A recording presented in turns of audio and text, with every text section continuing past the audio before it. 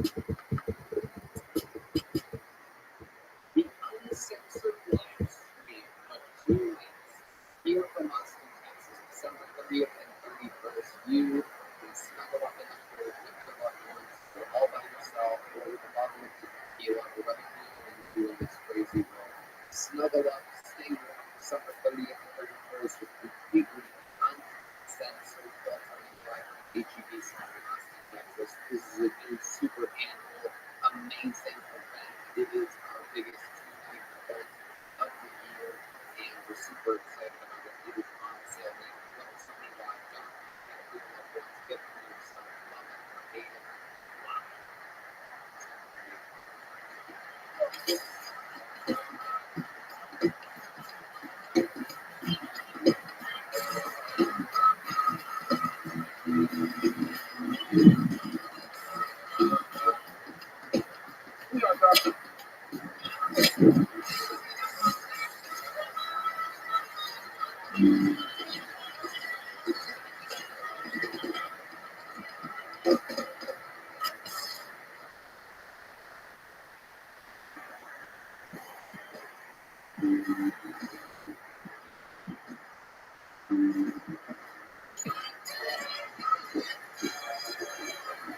Hey, this is Rabbi coming live from the Coffee Mothership here in Austin, Texas. For a brand new episode of Camp Dining, get everybody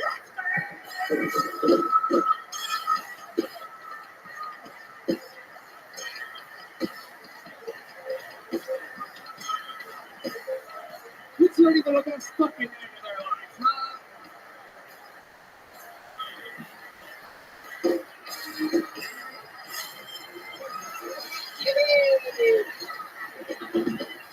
Big connection with the line right there, ladies and gentlemen. Keep it over the best state band in all the land. That's the Kill Tony band. The great Michael Gonzalez on the drums. Fernando Castillo, Raul Vallejo, and Carlos Sosa on the horns. Muling on the electric guitar, John Dees on the keys, and the great and powerful D. Agnes on the bass guitar. Having fun in here tonight. Feels electric. Before we get started, here's a little bit more.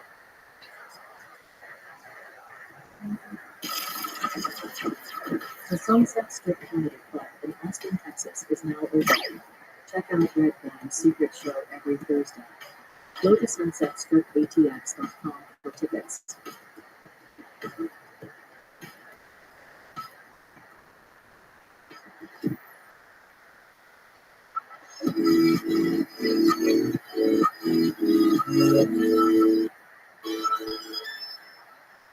Are you guys ready to start tonight's episode? Well, here we go. This is going to be fun. Ladies and gentlemen, this is starting. One of my favorite human beings on the funniest people I know. Ladies and gentlemen, make some noise for the great, the powerful. This is RFK Jr.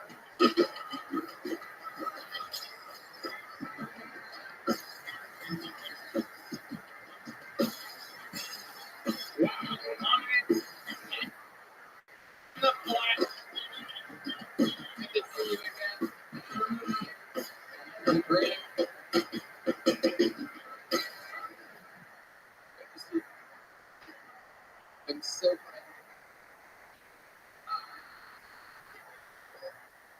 I should probably say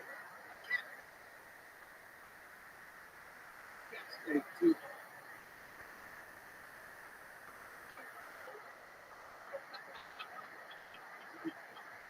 I'll be here for most of it. Very excited to have you. Actually been on this show before. Or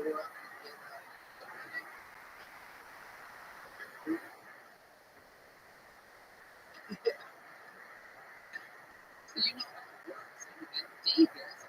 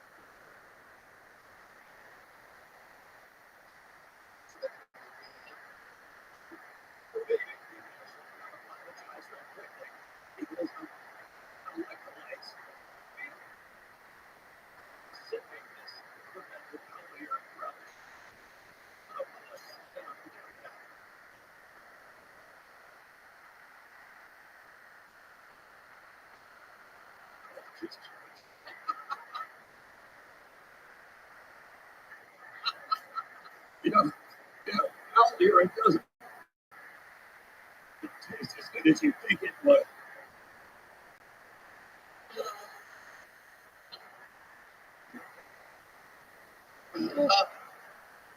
This is going to be epic. And it's going to start with an unbelievable match. This is a very, very special episode. Every once in a while, you know, I like to do things a little different. I like to keep the fans on their toes and, you know, mix it up. So while we wrangle your first bucket full of the night, I would like to present to you your first comic of the night. He is a regular. He is a Hall of Famer. He is the record holder for all-time appearances on the show, all-time interviews on the show. Some people call him the Tyrant of Temecula, the Vermont Vascular Vagrant, the Vanilla Gorilla, the Memphis Strangler. This is the Big Red Machine. A brand new minute from the one and only William Montgomery.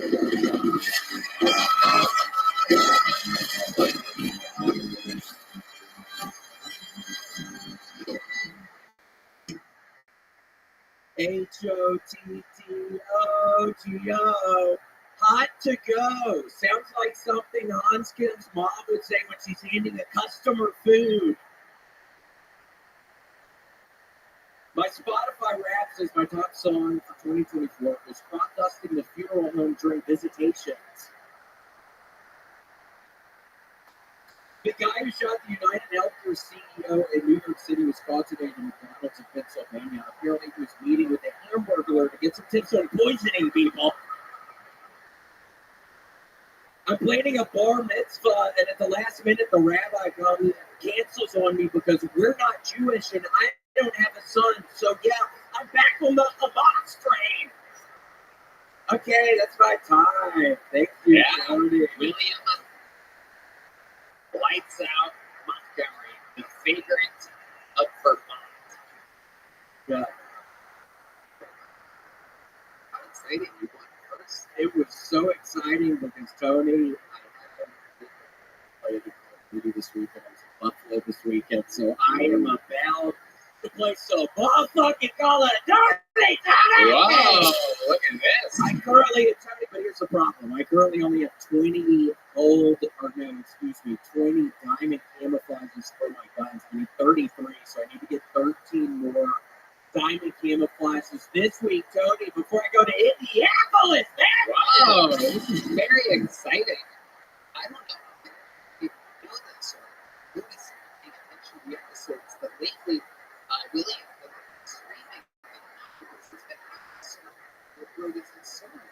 No, it hurts like a motherfucker. But I was so excited about Call of Duty tonight. I'm not even kidding. I'm about to play for 10 hours. I'm about to pop a little Adderall, drink some espressos. Really? I don't know. I mean, it is kind of late. It will be kind of late, but I might tomorrow. I probably will when I wake up tomorrow.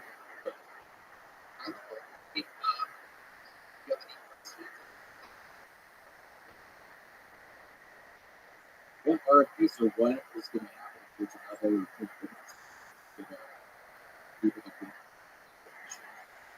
can Well, I'll tell you what I'm going to force you to do because I can see by your sunken eyes you don't have enough iron in your blood.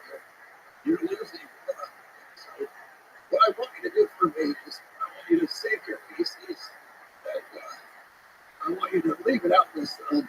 And then I want you to just sprinkle out your open in the morning. You'll thank me. You'll thank me for it. Trust me. And it's so weird you say that because when I was in Buffalo this weekend, I ate a whole bunch of the egg rolls with pizza inside, and I had really bad shits today. I have to get on my all-brand pasta. I have to do something, Tony. It's really bad. Doo-doo. Twice today, and it's always bad to doo-doo. When you get up off the toilet and you get in the shower to put it off.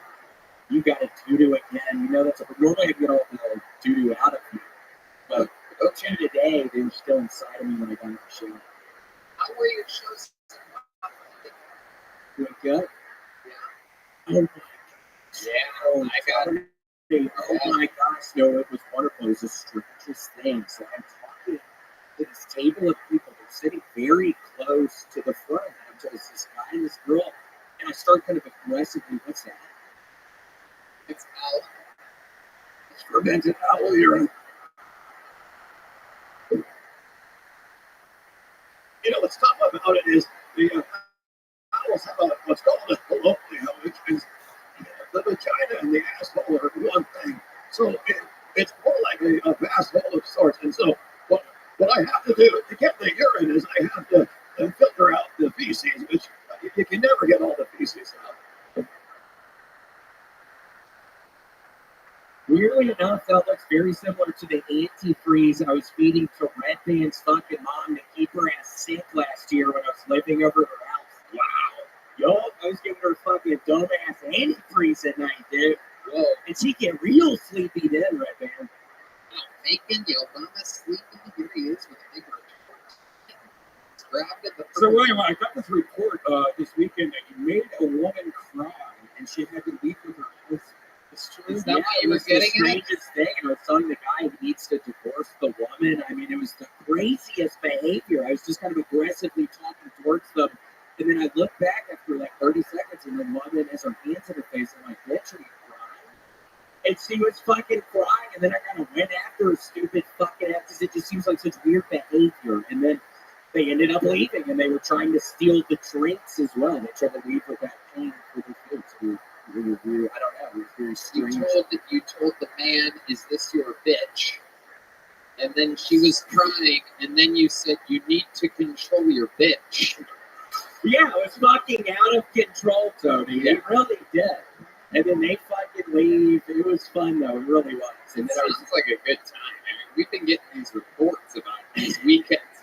This is 2 weekends in a row. I know. If somebody's crying or there's a big disaster with somebody in the crowd, I know.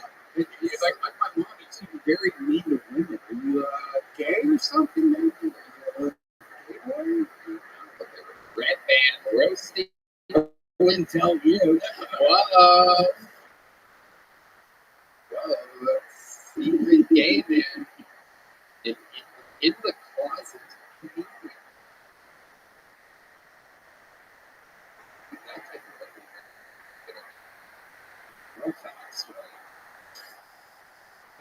Well, anything else we should know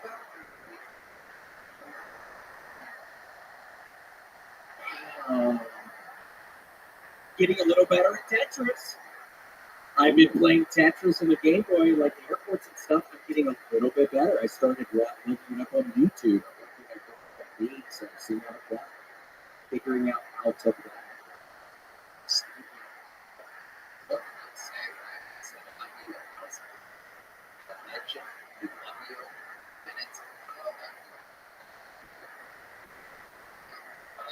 Show Red Band today. No, that's kind of weird. It's kind of weird. That's a new angle coming from Red Band.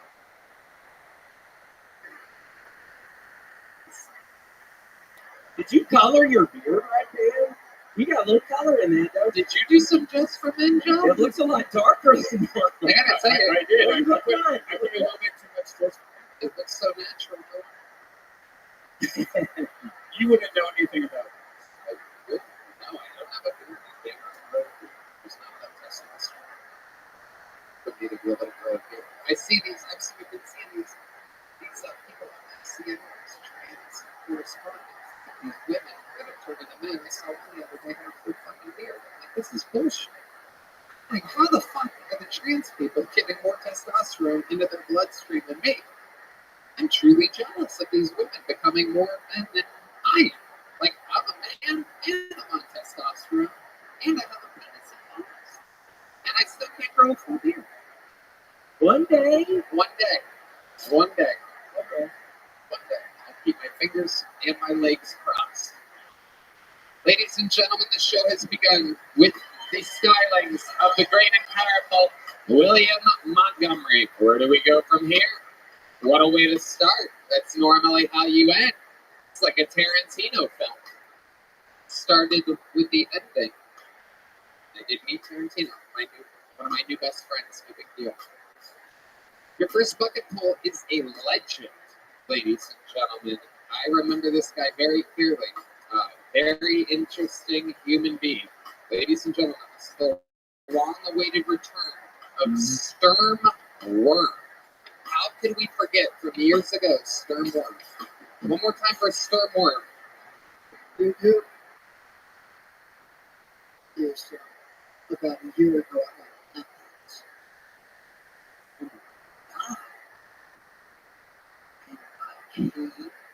and a couple of days later, I downloaded the Grinder. Within an hour, I was getting head in a parking lot. 10 other messages from dudes within a 1 mile radius begging me to suck my dick. You know, it's always looked like the gays are having more fun. After extensive research, I've come to the conclusion that theory is correct. I mean, my life is so gay, I might as well be fucking doing this. Pretty sure I'm not a homosexual, but I can't keep going along with this farce. Done this stalemate time with all of y'all for being the straightest motherfucker that's ever lived. Fighting off the gay is exhausting. To tie a ribbon on it from this point forward. There it is. Sturm Worm, everybody. Just basically kind of just talking about being gay. No real definitive jokes throughout the entire thing. Just kind of. Is that true? Is that real? It's all true. It's all true. See, I really did. You got a lap dance from a guy, and you're like, I kind of like this. I was like, yeah, I got no familiar with this. I did a Tinder thing, I did a Grindr thing, you know. Like, it was as lame as every hookup I've ever had with a girl. Like, it was. So this is all new. This is your first gay stuff that's ever happened. Yeah. This is like 2.5 years ago at this point. This is 6 months after I was on the podcast. Yeah. You're on years ago. Yeah. It's different though, right? If you have facial hair, you have your stuff. No, same look. Same look? I got a podcast now, though. Nobody cares about that. Trust me, it's the illest Look, you're podcast. making people leave, Sturmworm. Please do not promote your podcast. Stop. Relax.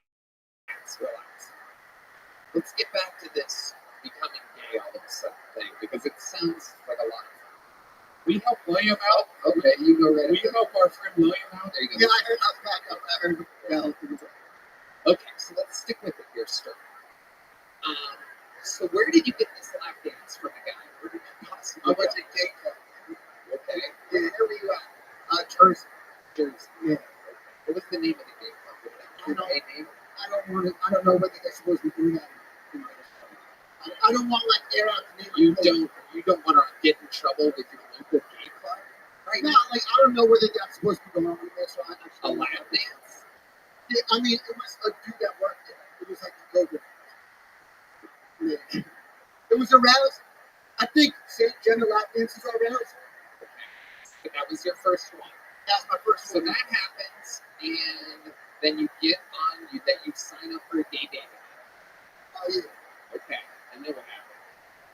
Like I said, instantly, like I don't have a picture up. Instantly, I'm getting a million messages saying, "I'll suck your dick right now." Did you take these people? I took one to work on. It was. Go ahead. No, it was like I didn't even get hard. It was the same problem when I tried to hook up with chicks back in the day. It's just when you're under pressure, it's just tough to get around. Like back in the day when Kill Tony was at the comedy store, there was a male dude who used to always say that they don't comprehend sex. That's not a real thing for guys. If you're turned on, you come unless you purposely go. But they weren't not coming. They just weren't getting turned on. You're like a rapper that doesn't rhyme. I could rhyme though. No. Nobody wants that.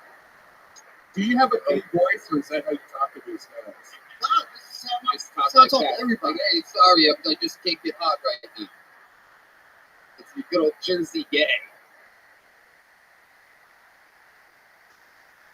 So where did this attempted blowjob happen? The one that you couldn't get hard for? You go to his place? You It go was to a parking. parking? Yeah. Man, you just nothing in I appropriate wasn't- places. Have you ever done anything gay where gay stuff should happen? The bedroom?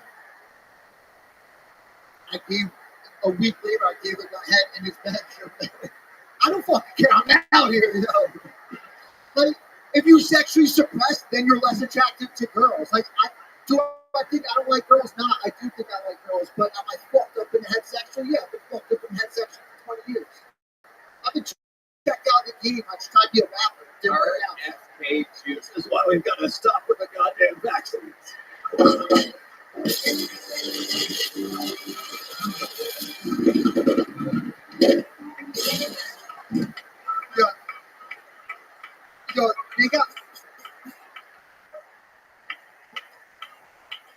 Yo, they got my log out there. Right now. Hey, Tony, could I plug something real quickly? I just want to tell everybody my Christmas album, RFK's Rockin' Christmas, is dropping tomorrow at 9:30. I sing all the classics. Guys, hold on, I want to Go ahead, RFK. Yeah. chestnuts roasting on an open fire. Jack Frost nipping at your nose, a son of a bitch. They told me,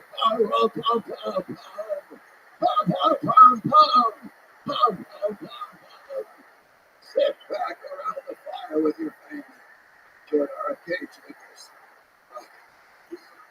Where can people find this? Where can people find RFK Junior's Silent night. Holy night. I'm probably out of Walmart's. So, Sterner, you were going to say something. Two things. I got a water back there. I got it. Behind you for big. You need water, Yeah, right? yeah, I'm out there. Okay. Yes. Okay. And then the other thing, thanks. And then the other thing is, I have an OnlyFans, free OnlyFans. I started like 2 years ago. What are you doing on this OnlyFans? Who wants to sign up for an OnlyFans where the dude can't even get hard? No, like, I show videos how I could actually get hard when I'm not professional, and I show videos when it's all shriveled up. I jerk off it. I jerk off it. Okay, Sterner, this is out of control. Have you written any comedy in the years that we haven't seen you? I've been working so hard on my podcast that I have been doing comedy, but I have a zillion comedy things. Like I have 15 premiums. You have a zillion of them, and you came out tonight just talking about whatever the fuck that was. Yeah, I mean, to me, I think that shit's funny. I know it's not like joke funny, but like to me, like It's not like ha-ha funny. I think it is, but I mean, I guess I have no sense of humor. I have a podcast episode called I Have No Sense of Humor. But I don't know. Okay. All right, Sterner. Well, it's been a while since you've been on this show. You know, this cool company called Ghost Patch Custom. GhostPatchCustom.com sent us these. It's hard to describe, but it's like an iron missile that says iPhone. And I'm going to throw this. You're going to catch it? Catch it with your hands. There you go. There he goes, ladies and gentlemen. And it has begun. No chance I go back. No chance I go back. There he goes. I can't split the verse. One verse we can go off. Now, Sternworm, everybody. There he goes. Sternworm. Did you have one in mind or something? Did you plan for that? I mean, what's up? Did you prepare to rap or something? Yeah, of course I did. I'm a rapper. I mean, That's what you did years ago? Yeah, you know what rap? It's been years. Just let Sternworm. me have. It's so good. Okay, here he is. Give him a little beat. Sternworm's gonna rap real quick. A 1, a 2, a 1, 2, 3, 4. To the sunshine, brighter is the pain. I started writing rhymes so that I can share my pain. No matter where you're from, man, shit can get real. I was told the sky is blue. I see it more as teal. Stuck in a slump, can't seem to find a groove. Catch me out here chasing dreams, trying to make moves. Getting fucked by life every day, being screwed. I gotta leave, cause so far all I done is lose. Lately, All right, Sternworm. There you go. Sternworm, everybody. Jesus Christ. Oh my God. Made everybody's placid.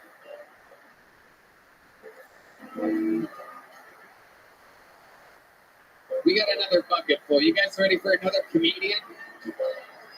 60 seconds uninterrupted going to Sam Henderson, everybody. This looks like a new name, Sam Henderson.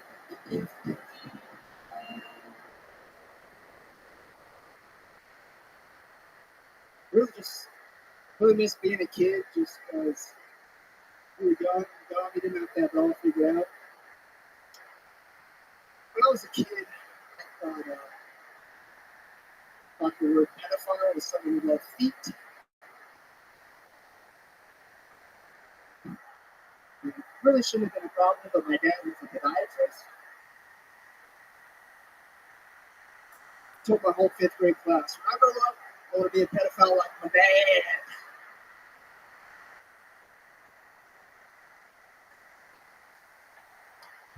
You guys like that? I saw a pretty interesting stat online the other day. I don't know if you guys know this. Apparently, conservative men consume the most trans porn.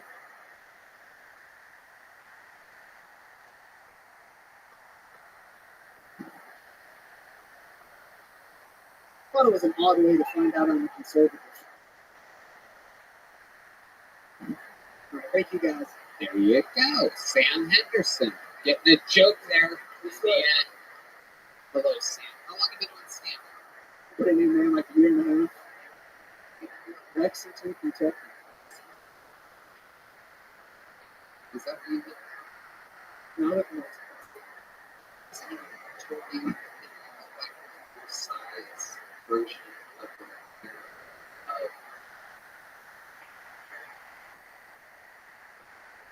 Munchkin?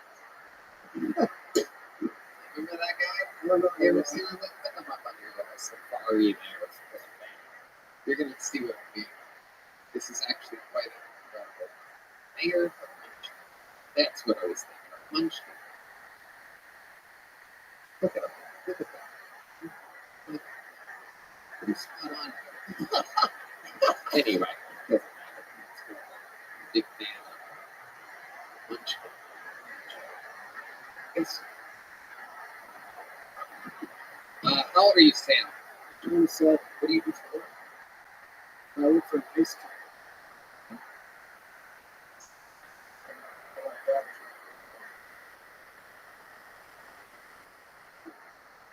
17 degrees.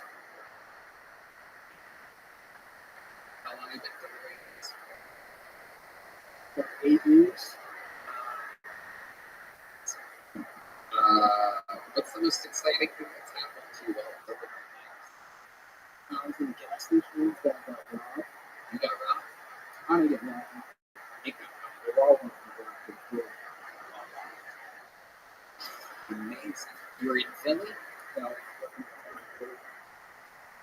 Delivering this? Yeah, we have like a bunch of cards. What happened? What were you doing? Just put ice in my icebox. Just Try fucking to on my stop bed. the robbery, you open the bag, put it at the doors, and they slip and fall. It seemed like I've been watching all the Home Alones recently, and I'm thinking about right. You didn't contribute at all. No, I sat down like a little bitch. There you go. So what type of childhood did you have? I grew up in Jacksonville, Florida. I was a pastor's kid growing up. Pastor's kid growing up. Pretty easy childhood. That's good. Standard. So, What's the most exciting thing about your life? the most exciting thing about my life, I speak Spanish. Wow. I'm not That's a doing that big good. deal in Lexington, Kentucky. Might be the only person in Kentucky that speaks Spanish. That's absolutely incredible. Just a little example. Your Spanish, when you say something that the band players, horn players have been So, gringo, pero estoy aprendiendo español. with some of those. No creo que soy fluente, pero creo que soy conversacional. Pero yo sé que tú no eres un maricón. Oh, you son of a bitch. You son of a bitch. To no bueno at la comidica. that, you piece of shit. Sam, what's your love life like?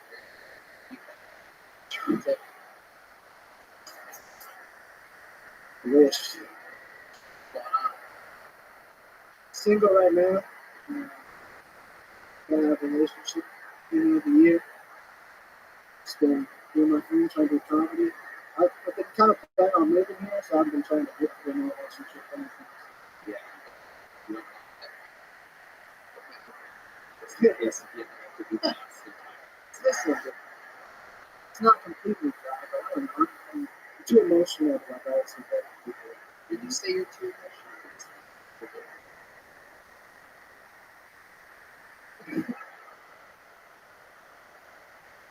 It's just like after I finish immediately, I just feel disgusted. You know, I'm like, and maybe that like the girls aren't hot enough, and maybe that, but it's really, I don't know. I'm like, don't touch me. I want to leave right now. Like, Do you have any tricks that get away or that get away from you? So you settle down right after sex too. no, dude, I'm not meaning that. I just sit there and just stay there. And, Just feel disgusting. yeah. Usually it's better like it's at their house. Like, you can't just do that. I feel you. Fuck. But I know Cheryl wants to make love and have a panic attack. I worry I can't finish, you know. I was nervous after about 6 months. It's really hard to finish, you know. My things in your life, you know. You take to the bedroom and take, for example, me, right? You know, I've been having some fantasies about this one on the front row, and I feel horrible about it. But I can take that with me over the finish line. So try that, my friend. It's a little health advice. Great love you. RFK Jr. giving you some really good advice there. Sam, we could do one of these little joke books. Congratulations. You made it on Kill Tony. There he goes. Sam Hendrickson, everybody. This is fun. You having fun, RFK? No way. Yeah. I'm sorry, Tony. I have to apologize because I, you know, doing my events, secrets, keep it sick, and I want to apologize to this woman for sexualizing her like that. The whole time he was talking, I was having a fantasy, and it's just not right. I apologize. She was laying on the bed in my mind, full of not clothes at all, and I was above her, and I just Louis C.K. all over her, and I just want to say I'm sorry. Yeah. It's beautiful. Beautiful. The new Director of Health. Is that the title? Director of Health. Unfortunately, the fantasy didn't stop there, Tony. I then brought her into a tub to clean off my mess, and I was massaging her breasts, of course, and I began to get aroused again. I thought, God damn it, RFK, this is someone's daughter, God damn it. I couldn't help myself. I apologize to you. Yes. Wow. Oh, she says you're forgiven. Well, you may not when you hear about the rest of my fantasy. You see, no, please, just let me finish, and please don't laugh. I'm trying to make amends here, and secrets do keep us sick. Then what happened was, in my fantasy, of course, she had asked me to tuck my genitalia down under myself so I looked like a lady in the front. And then she said that I looked like a pretty girl, which, of course, brought a tear to my eye because it was something I always wanted to hear. And then, of course, she came from behind me and kicked me in the nutsack, and I ejaculated immediately. But anyway, I'll be right back. I have to change. I'll be right back. RFK Jr., ladies and gentlemen, says he has to go change. That's very interesting. Gotta love it.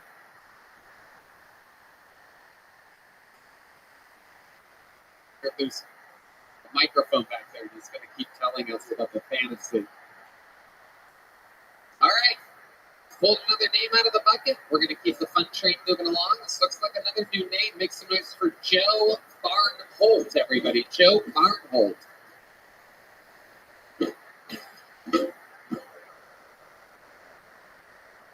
Somebody outside told me I look like I play in a music cover band. So that's cool. You guys, I got married. Oh, thank you so much. I appreciate that. Then I got divorced. Hey, there's always a little bigger cheer for that one. Statistically, that makes a lot of sense. So, don't cry for me, though. I got the house in Tahoe with the divorce. And by that, I live in Shelby. My ex and I are actually still good friends. Turns out she's a lesbian. I'm not saying that like an addicted man, but she's actually a lesbian. People ask me, Joe, was it an indication? I never told you she's a lesbian. Aside from the fact that I'm a giant piss and she made me alive.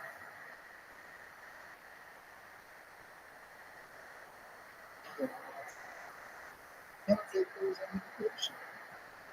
And if it's unrelated, though, did you guys know that scissors really hurt your balls? Like a lot. You guys, I told that joke in Birmingham, Alabama, and a guy yelled out, "You're doing it wrong!" Way more progressive down there than I was giving him credit. Thank you guys. My name is Joe Barnhole. Joe Appreciate it. Barnhole. Wait a minute. Hi, Joe. Hey, how's it going?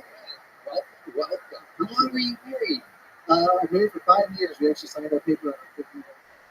You were surprised?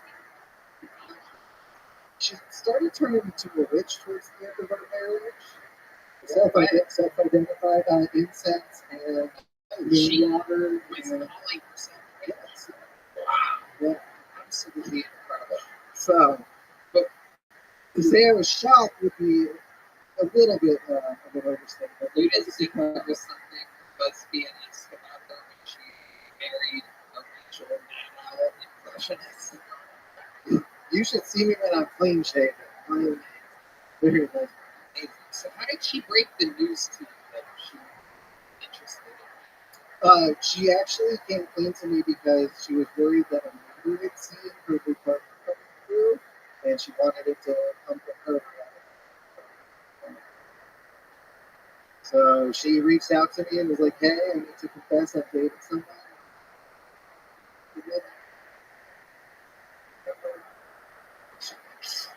Did you try to work it out? Did you pitch that? No, we were kind of at the friend zone at that point in time. Our marriage had become developed into friendship. So no, No kids. No. and she's so Yeah. did that bother you at all? Witch sound effect. Great sound effects.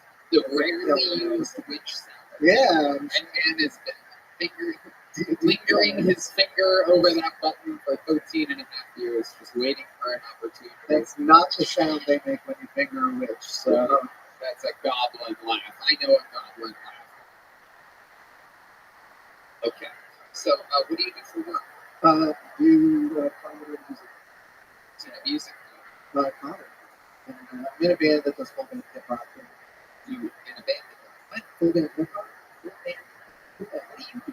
I play guitar. Do rhythm and a little bit of A little bit of vocals? Comedy? Hip hop? no, so my comedy songs are all over the place. Okay. So, can we hear some of your fucking sample songs? Are you going to tell the band what to do? Sure, yeah. They're actual Yeah, professional absolutely. musicians. So, if you just tell them. So it's the style. It's just starts on G, the 1, the 4, the 5, and then go from Wow, you're turning us all into lesbians right here. This is so incredible. It's a slow song. Yeah, if you got a guitar, I could play it for a week. Yeah. Oh, we do have the guest guitar. It's the lovely Heidi Yeah, I literally. with the guitar. Put it on him. Gotta put it on. That's Colt. Colt, that's like you. Colt, come up here, stand next to this guy. Take your hoodie and your hat off real quick. We're gonna do a little experiment and see who's what. Yeah, give me some of that Colt music. Look at that, everybody. Look at this. Just stand up there next to him like you guys are conjoined twins. I just want you to stand there with him. No, leave the hat off, Colt. Leave the hat on. Very good. There you go. Yeah, it's perfect. here. G to the 1 to the 2 to the 5th, and here we go. Hey, family. Here we go. We're going to go. I love you, Santa. You're on the way. It's almost Christmas, and you're dancing a sleigh. Put me on the nice special good little boy. We could be naughty if you bring me toys. Oh, Santa, come fill me with joy.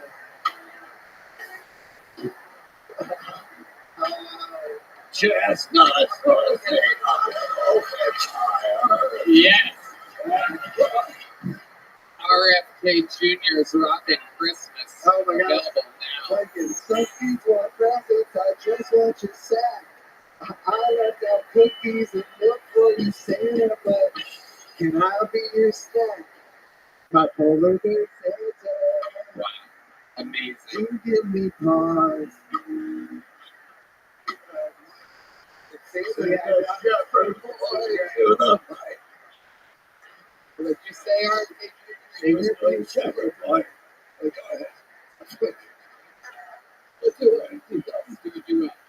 My voice blends well with other voices, so let's try this. There's Santa. You're a polar bear. Go ahead. I'll follow the changes. I'll try.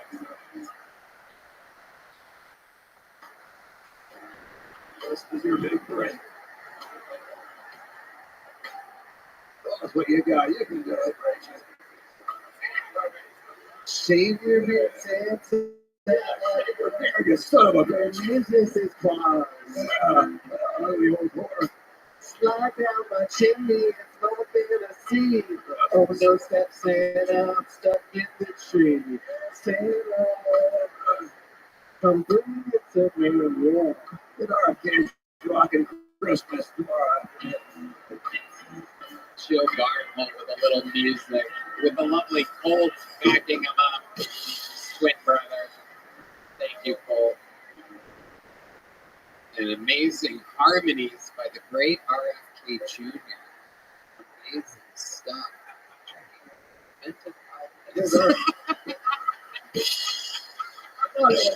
I forgot. I thought it was Mountain Dew.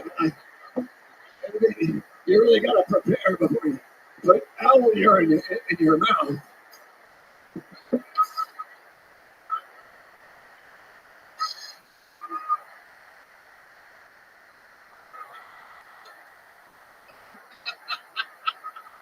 So, just a heads up, RFK Jr. is promoting KyleDunnigan.com. He's on tour.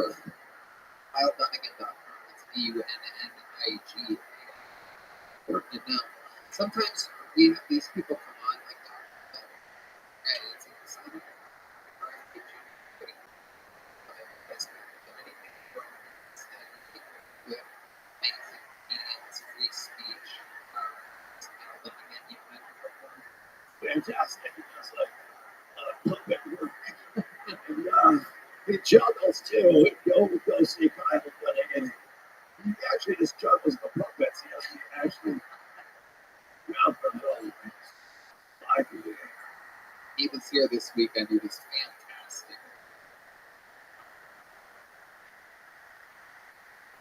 Joe, what is the most interesting, craziest thing that's ever happened? My band has played Red Rocks. Okay, So, that's like your biggest accomplishment. How did you guys sell tickets for that? Are you guys famous? well, we're pretty well known in the Denver music scene, and we got the opportunity to play before we do maybe on the Rocks for the show. What is the movie? Top Gun Maverick, so open for Tom Cruise. Sweet. People open for this.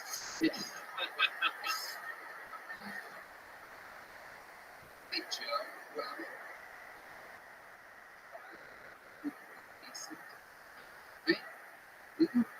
right? Here's the big joke bug. Take one of these. There he goes, Joe Barnholt. Yeah. Let's get one more bucket full up here. Let's get a regular. All right, ladies and gentlemen, this looks like another new name. Exciting stuff. 60 seconds uninterrupted for Simon Perkovich. Simon Perkovich. How you feeling, guys? Are you feeling, guys? No Chinese. Anyway, I am 11 months sober from marijuana. Yeah, look at that. Nobody's happy for me anymore. People are like, boo. That's only because you hear the good stuff. You never talk about the negatives. Like, you notice that it makes you stop dreaming? You notice this? Of course not. You're toasting right now. Big dreamer right here. Guys, I'm from Colorado. What if, like Rothschild State isn't dreaming? What if Martin Luther King Jr. was from Colorado? He would have never had that dream, dude. He would be peeing in different bathrooms. The marches, it would have never happened. Would he ever hit the doobie and think, guys, let's go on a hunger strike? All right, everyone, shut up. No, seriously, shut up. Hey, Simon Perkovich, ladies and gentlemen. Hi, Simon. Welcome. Hi, How long have you been stand-up? I've been dabbling for 3 years. I've been doing it for like, And that's in Colorado? yeah, tell you that. Yes. Okay. What do you do for I was a bartender, and I'm trying to be a farmer. Yeah, I wish. No, you can do that where I'm from. You can't do that here. Unless you're doing that weird Delta East stuff, right? No, but I like organic stuff, like work on a mushroom farm. Sounds very healthy. You a healthy guy. I try to be healthy. It's kind of tough when you're in a new city and you're not connected to farm stuff. Mostly, Yeah, that's a guilty pleasure. That's something you need to guilty pleasure. I love donuts. Donuts that way. Kind of uncomfortable. Well, so I live in a van, and I gotta find a place. Nobody laughed. You can't just be like, hey, stop, let's not today, but like everyone was just Streaming. I wish that. But no, like I gotta find a place to piss in the morning. So I'm walking on it, and it's always Voodoo Donuts. I'm trying, to eat healthy, like you said. But I feel guilty just going and asking to use the bathroom, so you need 3 or 4 donuts daily. Yeah, RFK Jr. would be about 3 or 4 daily donuts. well, depends what kind you're talking. What sort of donut you're talking about. It's a good question. Are there certain donuts? Yeah, there's definitely a delicious spicy donut. I mean, those are actually quite healthy. By the way, here I have some kangaroo meat if you want to take a bite off that. You actually have kangaroo meat. Kangaroo meat is really high vitamin Q. Interesting. Something about RFK Jr. I don't even laugh. I go directly to cracking the fuck up.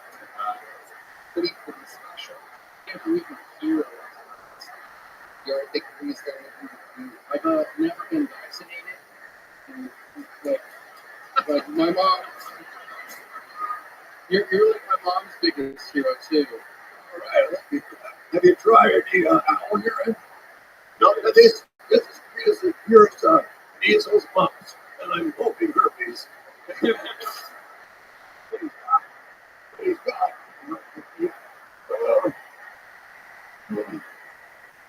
Take away the itch.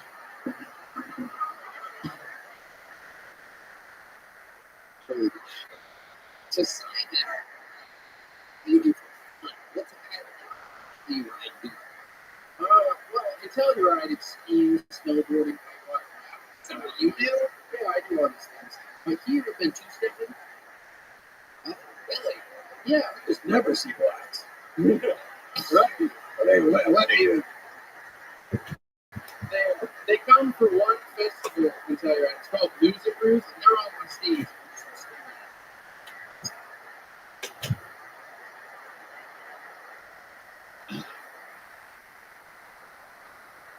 Wow. Blues and Brews? Yeah, like you. Oh, I expected it to be BRUISA because they beat up people. Okay. I want to see this two-step. How many do you think we should see of two-step? 1, 2, 1, 2, 3, 4.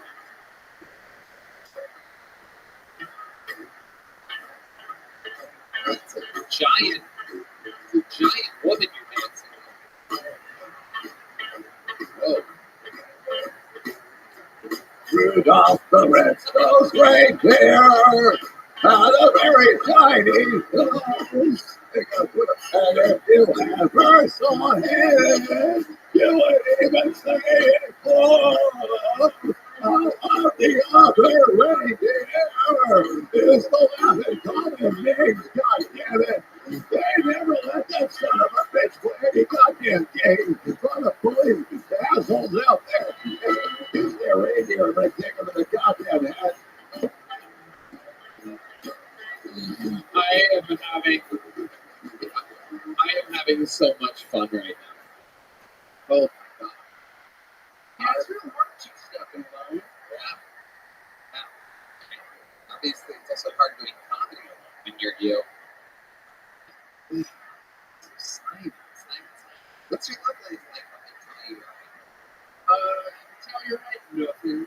Here, I had a girlfriend, and so wait, you moved here? yeah, So this is not really good. like a month ago, You gotta go here on it. yeah, I show you these things real quick. That could They're not great. I two-step right out of my life, and yeah, actually, I was gonna call her to do it. Say, hey, did she tell you why no, Did you tell her why? yeah, it's basically how I am. Too attached to people. Can you give an example of how you got too attached to this woman and how soon after you guys started hanging out you became? Oh, instantly. So But I was trying to play it off. Yes, Well, I rush into these things because, like, it's kind of a trick to get them. Like, if someone cares about you, it's really easy to care about yourself. But then, like, when that person leaves, like, I'm supposed to still care about myself? I fucking don't. But, like, you know, I don't mean to take care of yourself. I mean, like, clean my room. Because someone will come see it. hey, you look at a man. It is a bit lonely, but my room is Why'd you say yo ooh like that? Like it's your fucking van. You're saying it like there's room in it. you call it your room? You didn't say I need to clean my van, you call it a room? That's my living room. But and it's a bus. It's clean.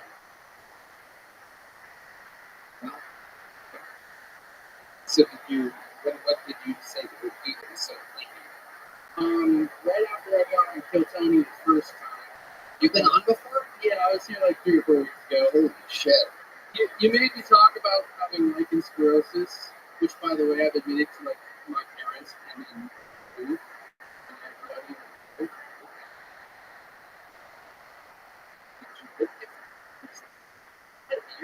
Okay. There's a little bit.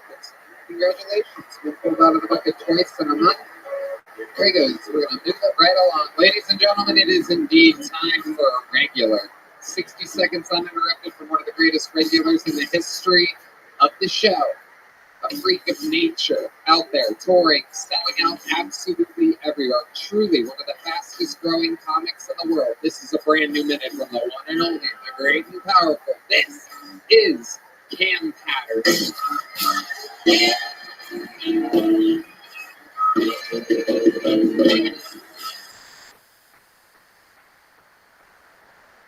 So I'm still trying to do like the acting thing and whatnot. And I had audition for a role a couple weeks ago, and it was for a drug dealer, so right on time, right? So I thought I had it in the bag, and then I got there, and there was a lady with a camera in the gate for me, right? We was reading my lines and shit, and Houston, is my girlfriend. That's crazy, right? So I'm saying my lines are good. I'm like, hey, they took up drugs, and then his line is, oh my gosh, I love you so much. And every time he said that, I laughed. That's funny, right? Like, what the fuck? And you be like, you gotta be serious. I'm like, no problem. I laughed again. And I'm gonna tell you something. I should get that role, man. That was fucking great acting, dog. He had no idea I was homophobic. You know what I'm saying?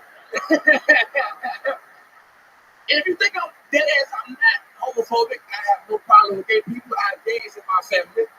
I don't talk to them, but they in my family, I tell you that much. Every time, there you go. There it is, exactly a minute. RFK Jr. Tony, I haven't looked to my right yet. Is it a black guy? Oh my God. That would be so racist. Like, well, you thought it was? I just want to you do with the health shit? You do the health shit? The health shit. Hell yeah, it's good. And it's his official title. The health shit. Hell yeah. That's wrong, dude. Put another hand for the great man Patterson coming out. Getting some of the biggest pops of the night. Big pops of laughter. It was fun, man. Oh, yeah. Hell yeah. You really, I don't think Yeah, doing out well. Yeah. I was already in the late group shit. You know what I'm saying? So yeah. But it was funny. I'm not gonna get the part off, but it was funny. I got a joke out there. yeah, you did. See? And you still like it. Hopefully. Is it for the thing? Yeah, it's pretty good. Yeah.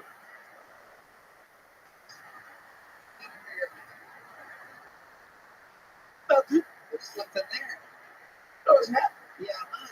There's something. Is that it?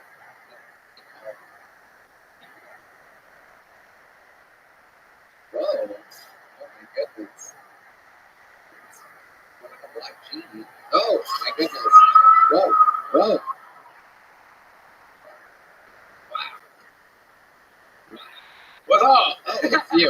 It's you. I got really scared for a second.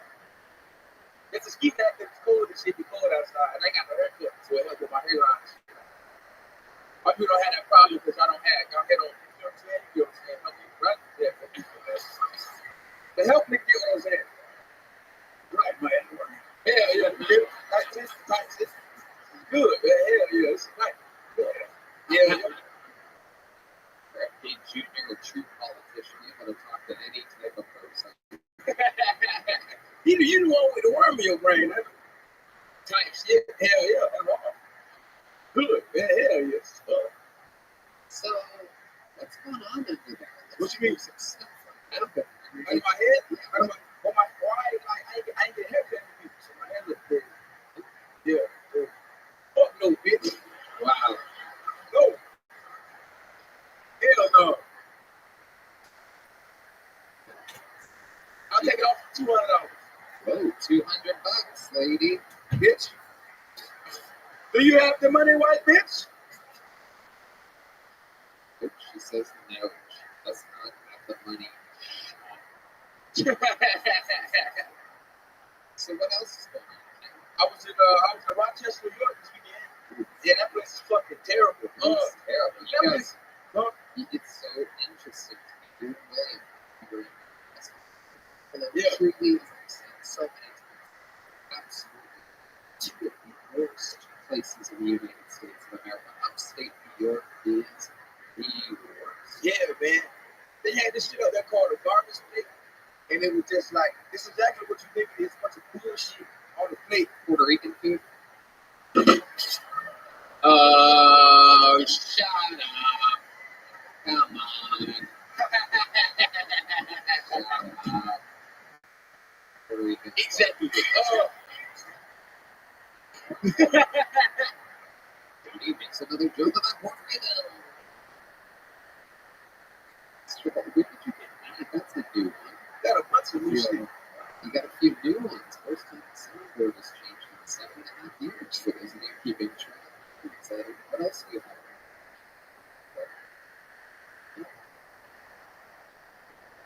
No, time to get money open.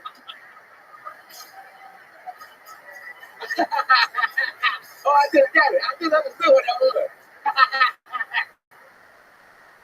That's funny. So, Where you get glasses from? You always had glasses. I'm sorry, that's right. I'm sorry to get technical to a journalist. I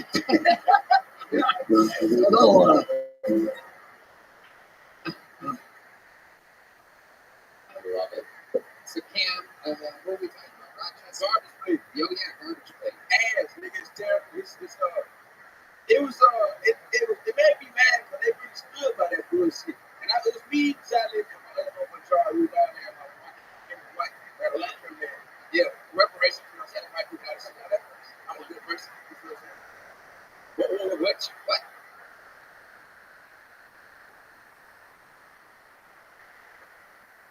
Oh, I'm sorry. So I got a white cameraman, right? And we opened our food up, and it was the daughter place, and my cameraman was with. Y'all want to be slaves so bad. That's how terrible the food was. It was like slave food. It was terrible. It was god awful. Maybe a flip or a killer food. People was cool though. Food was god awful, dog. Freezing cold up there. It was cold as shit. It was cool. I like the cold now, man. I'm a real tropical person. You know what I'm saying? Y'all around the world and shit, I can see it snow and shit. I just see snow and I go, that's snow, listen, I keep it. So, I've been around the world. I think good for you, Tony. I appreciate that. But yeah. All around the world, always writing, always working, a non-stop fucking Thank God I'm so good.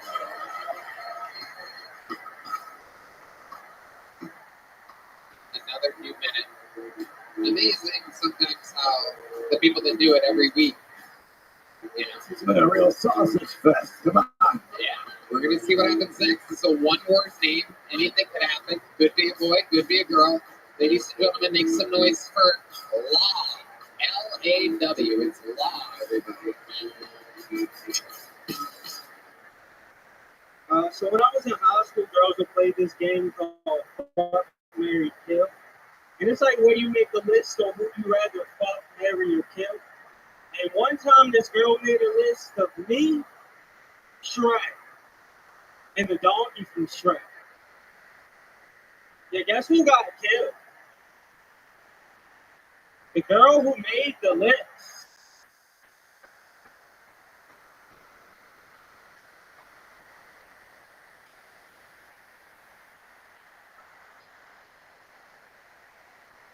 Yeah, so my cousin just came out his name on Facebook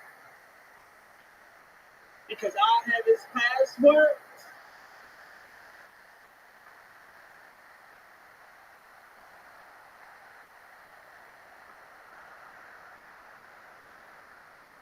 One time my girlfriend and I were having sex, and she kept saying, "Is it in yet?" And as a man, that's not something you want to hear. When you're fisting your girlfriend.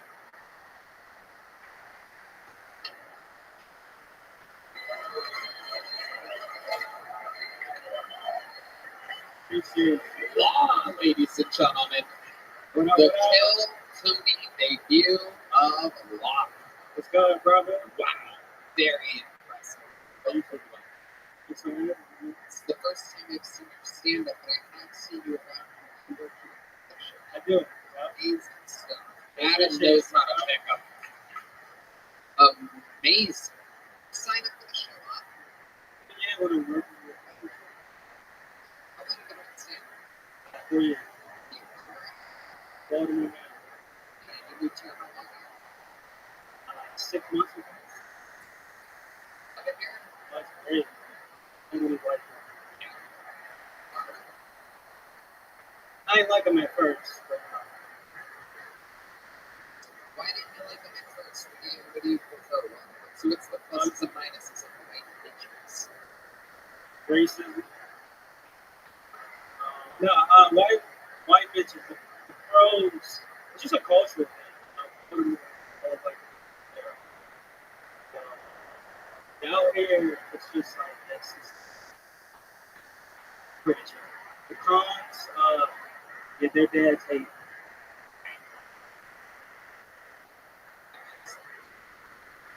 Yeah, so I'm a lovable guy. Appreciate it. Yeah, I can see.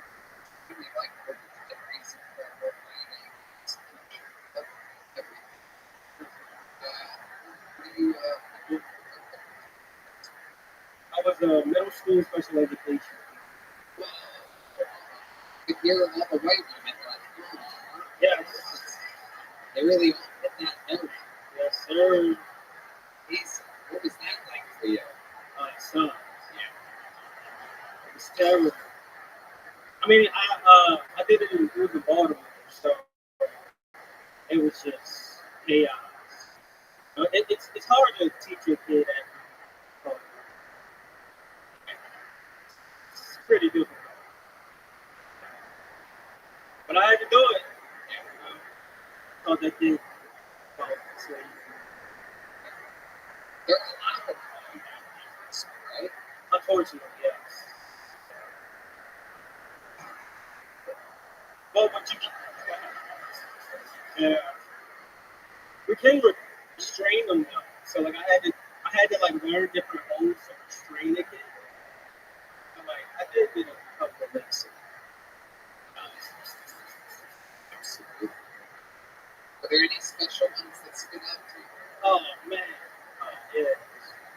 I mean I'm not gonna say his name. His name was Wayne. And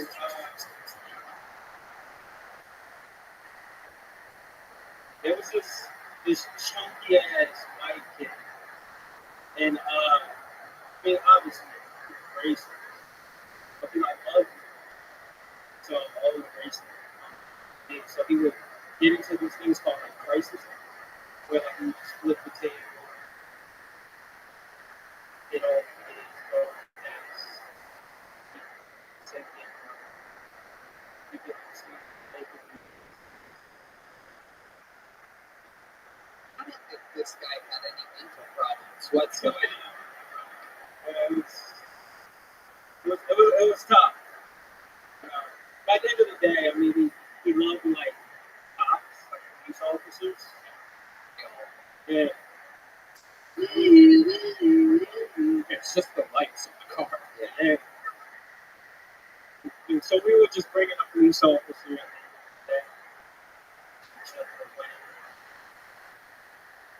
the day. You left it with the police officer. Oh yeah. They could teach the cops and stuff. They could teach him. You know, I'm getting a little. What did you say his name was? his name, Your name. Law. At least I probably shouldn't tell this story, but I was in today about 8 clicks. I was like, I was helping this girl across the border. Name was Paul. Anyway, she stepped on a landmine and it flew her into pieces. And it was like a chicken. It kept walking. 2 separate beings. And she came to me to help. Pushed her together, but it was too late. But anyways, it was a funny set.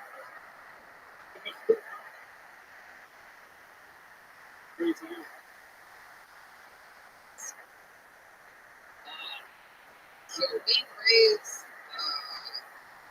in Baltimore.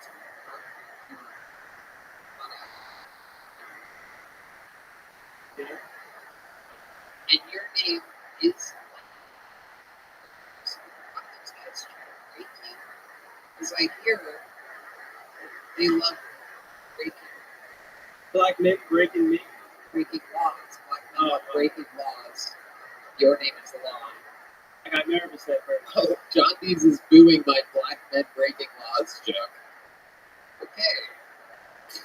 It's like I'll have to run for office next year. I thought it was smart. Never met a black man before. Okay. Oh yeah. Yeah. Do you have any hobbies?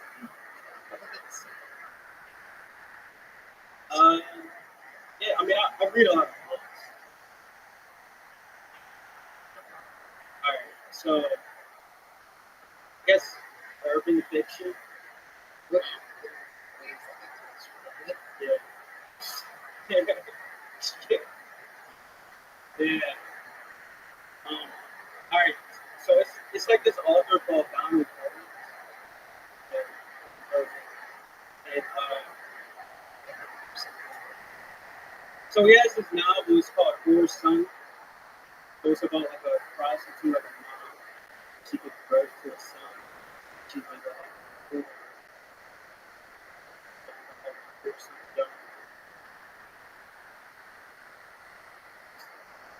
this is a real book. Like so pretty much he just becomes like a pimp.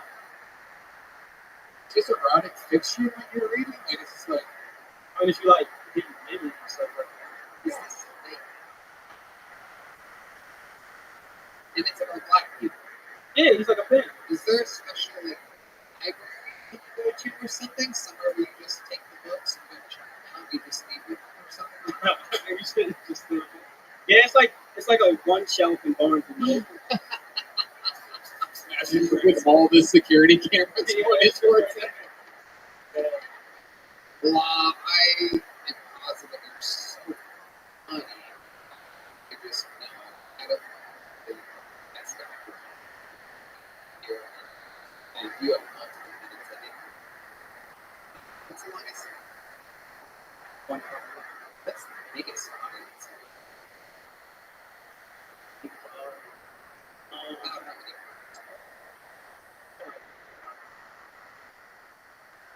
Would you like to do HEB Center in Arena? Sold out already. It'll be the new biggest audience you've performed in front of by absolutely thousands and thousands of people. Look at me on the Secret Show Thursday if you can. I'm in there. And of course, you're getting a big joke book. That's it, the total package. He's performing in an arena. Appreciate it. Wow, ladies and gentlemen. Be on the lookout for this guy. That's funny. That guy's funny. All right, moving back to the button. Everybody, you guys still having fun out there? Shit. One of Kid Rock's ex-girlfriends is going to the bathroom. She goes, all right, another one-word name, back to back. Make some noise for Taja or Taija. Taja.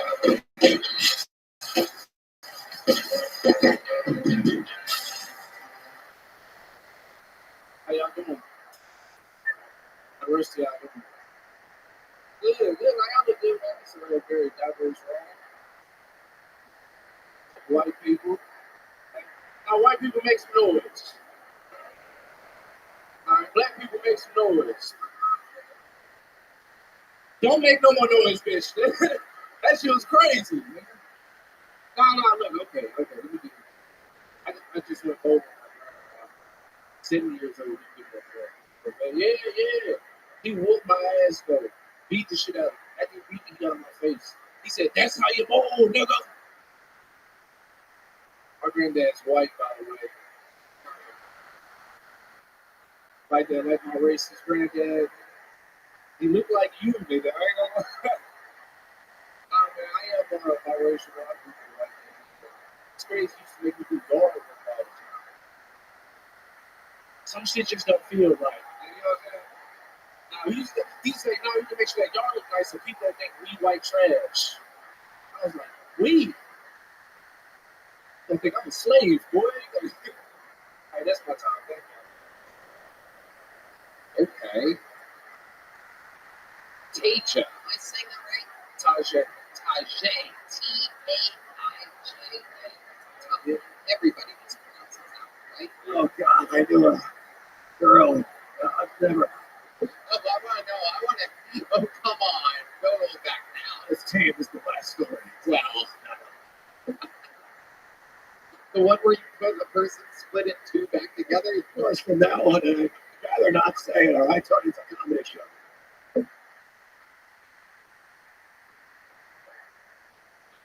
Tajay. Nice. So you're half white. What's the other half? Black is here. Just straight up black. Straight black. Ethiopian? Nah, nigga, just like, yeah. Do you get that a lot? Nah, I get a lot of like miscellaneous shit though, like Miscellaneous. yeah, Miscellaneous? miscellaneous. I'm saying that right? Now you are. Yeah, I'm saying it right. You fixed it. You said miscellaneous twice. Miscellaneous. Yeah. Okay, yeah. We did. You did. Okay, so just regular black. That's white. Blonde's black. Are they still together? Yeah. Why not? My mama crazy. She's a crazy bitch, but she crazy. I love her, but she crazy. I love it. Tell me more. She got multiple sclerosis. You know what that is? Yeah, I think she's lying though. That's the thing. I don't think she's being for real. Cause she likes to smoke. So when she got it, she got a weed card or your license or whatever. Yeah, I do think she's lying. My dad's reasonably crazy. He got 3 baby mamas. Whoa. Yeah. I said baby mamas, so they all black. They're all black. He smoked black and mouse. Is a white guy? Yeah, really white. He kind of looked like Rabbi, just a little bit. Whoa. I swear to God, y'all think I'm full of shit, nigga. No cap on God. What's his name? Like Roger or something? Is he a white Harley. Harley? Like yeah, what's it? Oh, what is that? Yes, What's he do? yeah, real. Really? He sells real estate Yeah. and he's got 3 black baby mamas.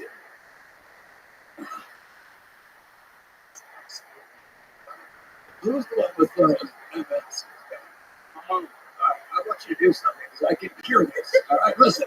No, I want you to cure this. It looks like a lifesaver. It's not. This is dehydrated fat condiments. It's good. No, that's all you need to do. Just give us gold in the morning. Real good. Yeah. So, what do you do for a living? I'm an electrician. I ain't working. Yeah, I know how to do that shit. You know, Where'd you learn that? school, Trade school. trade school, yeah. What do you do for fun? There's some hobbies other than standing around. No, yeah. I've been eating a lot of pussy with my shoes on. Okay, that makes sense. You look Yeah. like Brittany Yeah. Griner, so Yeah. that makes sense. Eating pussy with your shoes on is the reason why you leave your shoes on. Because if it tastes bad, I can walk right out of that motherfucker. I ain't bullshit, nigga. And if it smells bad, it's definitely not your feet. Yeah. I guess, yeah. Indeed, sometimes the taste of pussy is so terrible that I cannot even take the time to put my shoes on. I must have them on already. I'm just like the invitation. Tajay, yeah. Tajay. Tajay, Right? Like, okay, how many times have you eaten pussy in which you leave your shoes on to immediately evacuate the premises in a timely, unbelievably timely manner? And how many licks does it take before you realize it's too many, or it's too not good enough for you? It happens pretty fast, because like, you can know as soon as you pull the pants down, that shit would just hit you. Oh. You know? Yeah, like I ain't been eating bad pussy before, nigga. Yeah, but that seems like it happens a lot for you to leave I mean, your not shoes a lot. on. Have you ever taken everything off except for your shoes? No, that'd be really cool. That's super black. I don't want to do that shit. That is super black. Black people in Orleans leave their socks and sometimes their shoes. Their shoes. You ever watch porn with blacks right there? Yeah, I mean, There you go. Let's see if you can look like he's super straight. Can't even have guys in that. It's just women on women on women with moms and women. What? What's behind? I don't know if you can even guess what happens in a porno with women. Okay. I do have a girlfriend. You do have a girlfriend? Then you take your shoes off. No, I hope it's good. That's what I'm saying. Yeah. Okay, how long have you been with this girl? 5 years. What did she do? She actually is in school to be a gynecologist. Yeah. Did she ever teach you any of the cool things that she wants? Totally unnecessary profession. Okay.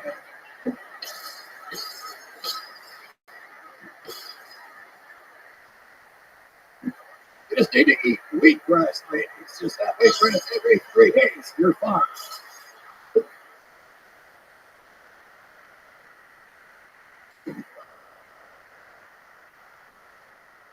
Wheatgrass would make gynecologists completely obsolete. I don't want tobacco. It's for your mother. It's for your mother's multiple sclerosis. Wheatgrass. Tajay, do you have any special skills? Yeah, I play a little bit. Really? Yeah, it's my first time. Really? It comes out. When's the last time you played guitar? Did you play guitar? 2 weeks ago, I played guitar. You like play guitar? I want to see this guy play guitar. Heidi, can we get the guitar out here?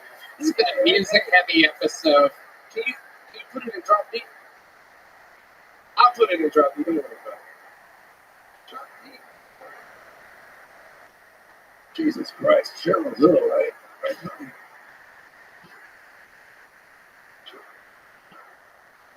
I mean, it's on a haircut. How does it not get a bigger? You guys have any black friends out there? Can I get a haircut? Like, why would he need a haircut? Why would he possibly hold a haircut? Take a little away. Hold us up this way. Take a look. An amazing rendition of Jingle Bells from First R.I.P. black nigga to play guitar. First black nigga to see that play guitar. We go. We've had black guitar players on Madison Square. You are the first half-black.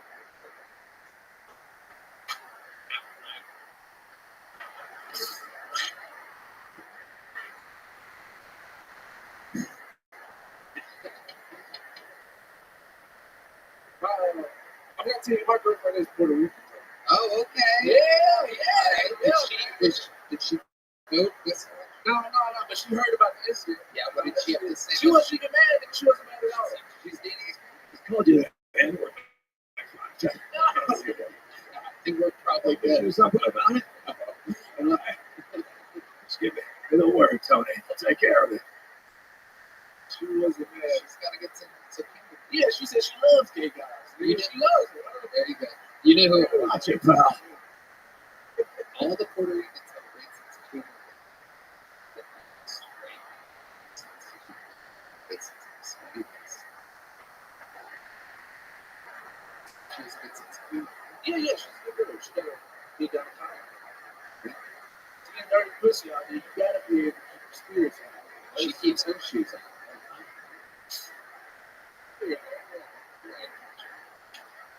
Very fun stuff. It took me 30 seconds to start the first joke. I forgot the very first thing, but keep signing up. We want you to do it again.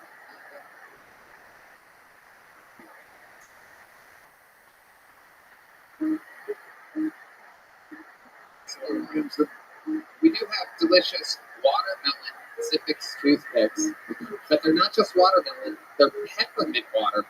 It's a mix. A perfect nicotine toothpick for a half-white, half-black comedian. Peppermint watermelon Zippix nicotine toothpicks plus a little joke book. There he goes. Ladies and gentlemen, the Kill Tony debut of Tajay. Peppermint watermelon. You can't even make it up. Brought to you by Zippix. Zip more, smoke less. All right, another name from the bucket. Make some noise for Rick Schnoyer. Rick Schnoyer, everybody. Rick Schnoyer. Oh my God, wait a second. Hold on, Rick. Hold on a second. There is chaos amongst us. Ladies and gentlemen, Kill Tony Legend. Let the bodies hit the floor. One of the biggest legends in the history of the show. We haven't seen him since Skate Fest. This is Ari Shaffir, everybody. Oh my God. Oh, that's arriving. More evil than ever. Holy shit. Holy shit. Holy shit. Shut the fuck up! I was back for a while. It's just the ethnic comic after ethnic comic. Whoever the fuck you are, probably another one. Single goddamn Joe on the show, Tony. It's been 16 months since that fateful day on October 2nd, when they still haven't brought hostages home. You guys aren't even goddamn thing about it. We're looking at RFK Jr. right now. Robbie. I'm glad to see you. Yeah, it's good to see you too. What do you think about fentanyl, buddy? I'm not really worried about it. Oh,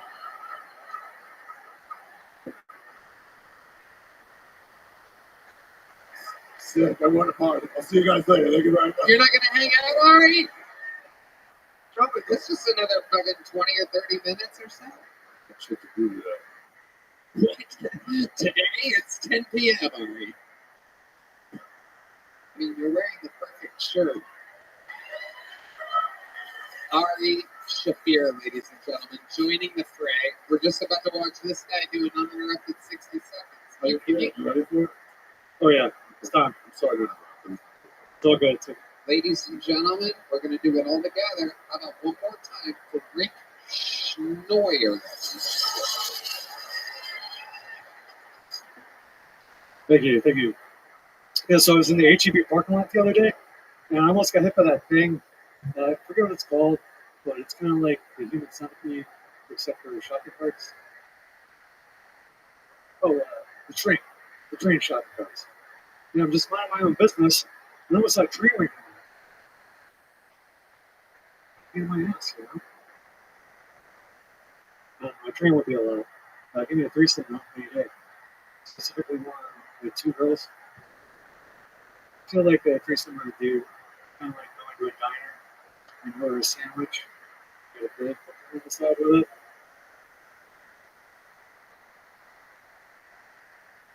It's like I didn't ask for the pickle. I don't really want the pickle there.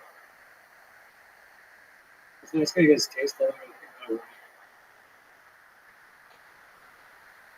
All right, thanks everybody. Rick Schnoyer. Hello, Rick. Welcome. How did you lead with HEB? Yeah, we know where we are, right? What do you mean? Ari Shaffir?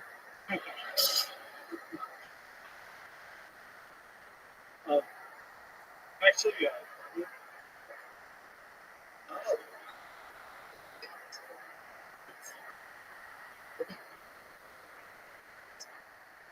How long have you been seeing it?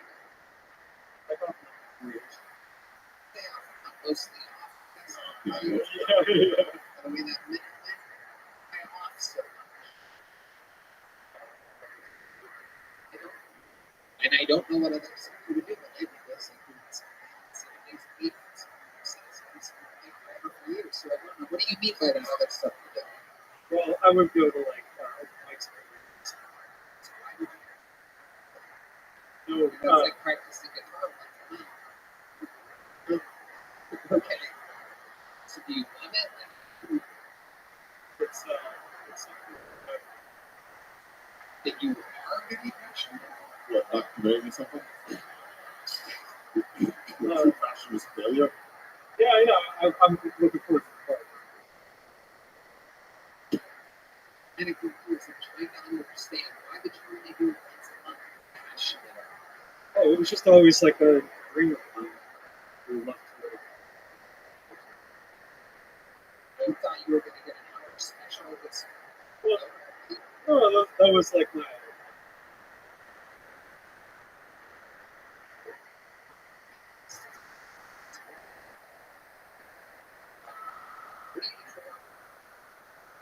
actually. You want to do comedy? You don't want to do an interview? Fucking No, I'll incredible. talk to you about anything else. What's your work?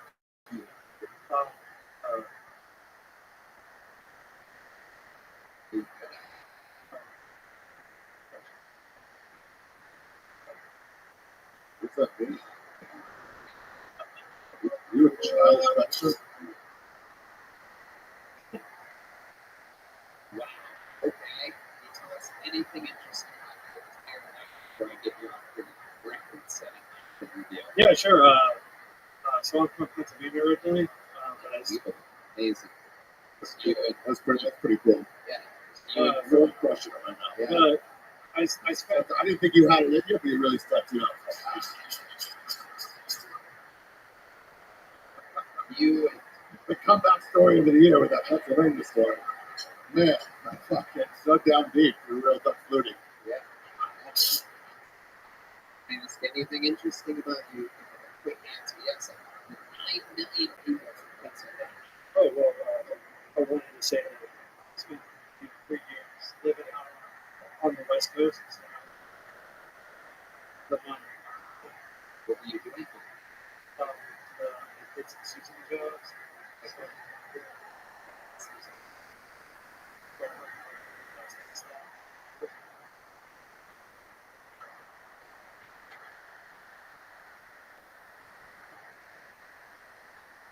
What did you do in the National Forest? just like Amazing. I gotta tell you, you might be truly the most boring fucking human being since ever signed up for the show. Absolutely incredible. I wish you the best of luck with your work in biology. Well, you do work in biology. Do you have any questions for RFKG? Great. Many things. oh,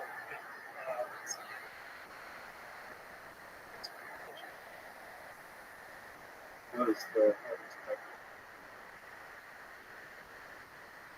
I understand a goddamn story. oh Around. I would like to introduce you all to my cricket. These are very good pets. And anyway, they have the most protein per pound of any. This is a little Marilyn Monroe. If you stroke her enough, she's worse. I'm not hurting her. She's got her here. She's all right. She's all right.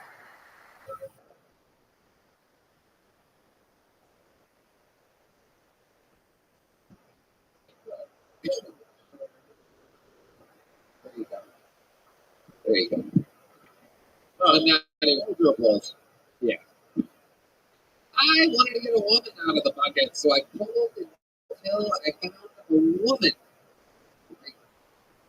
Who knew this is a sausage fest? I totally agree. Here we go. Some female energy coming our way.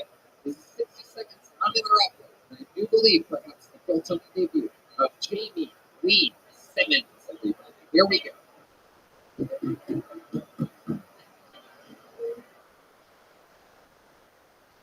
What's up? You know me? I feel like I look like Ariel and she for like 5 years instead of 4 years. Thanks, guys. Despite how I look, no, I love my dad so much we share a book better with our I hear some irritation. I see it's really much to that. Okay. No, that's crazy. Perverts, all of you. No, it's easy. I stay in the master bedroom. My dad stays on the man's side. Yeah, I'll let that sink. Oh, you guys thought I had red hair and a dad? Come on. No, I have an OnlyFans. R.I.P. He's proud.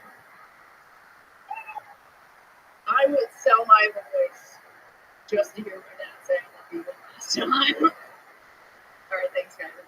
Jamie Lee Simmons. Welcome, welcome, Jamie. Thanks for having me. How long you been on stand-up? 2.5 years.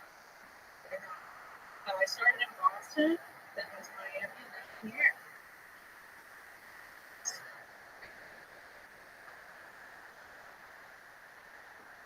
Podcast, right? Yes, I have a podcast. Full time. 2 girls, 1 boy. Yeah.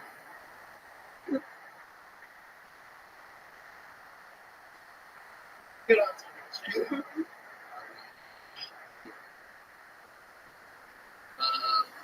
Love it, Jamie. How's Austin been treating you? I love it here. It's great. What do you love about Austin? I love the music. I love how it's several videos. It's good. Love the videos. Going great. Yeah, men are actually responding back.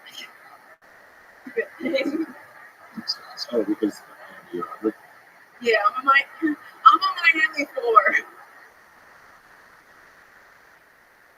He's not wrong. He's not wrong. I'm the one they don't let in the club. That is so hard. It's okay. He'll hit on me after the show. It's fine. That is true. He definitely will. Or he'll look at my OnlyFans. I don't know. It's really fancy. Nope. The topless comic. You do comedy topless? That's how I started. Yeah, I would do like topless open mic comedies together. And somehow I made a lot of money doing it. So here we are, living the dream. It's amazing. My dad is proud. It's so cool to think guys would send you stand-up. Did anybody not do that? No, I didn't ask. I love it. Jamie, what do you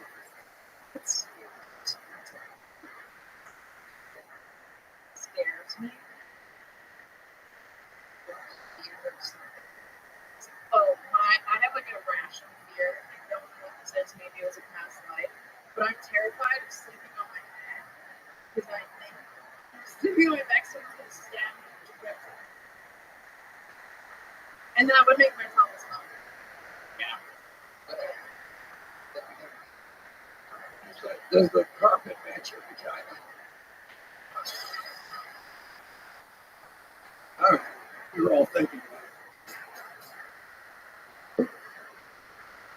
I don't think that's exactly how the saying goes. He's trying. Jamie, what did make you go with that color hair?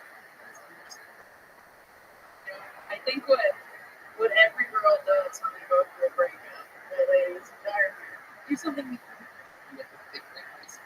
No, this was like. Oh, I went through a breakup that night and started going this. I was feeling a lot of it. No.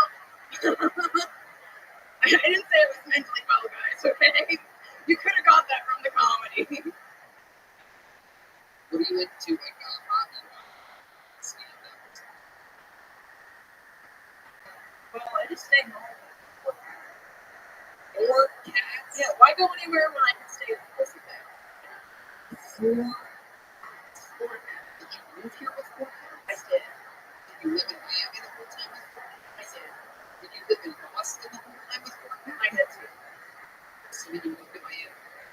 Yeah, great job.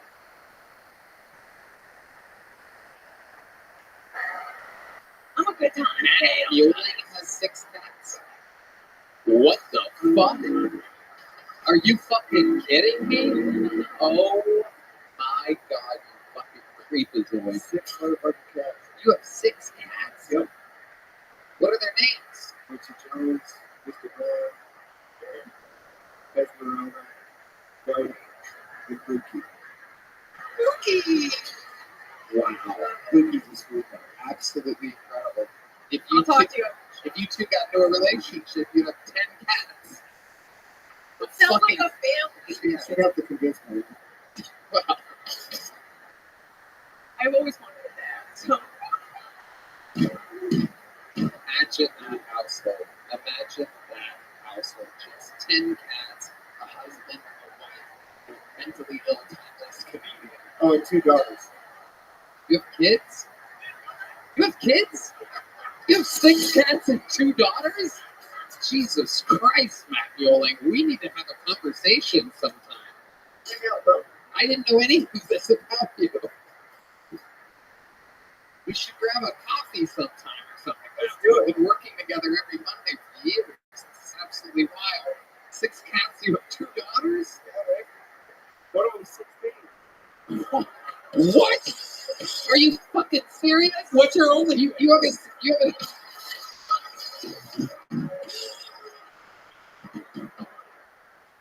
Where's your sound? Hey man, where's your victory sound? There it is.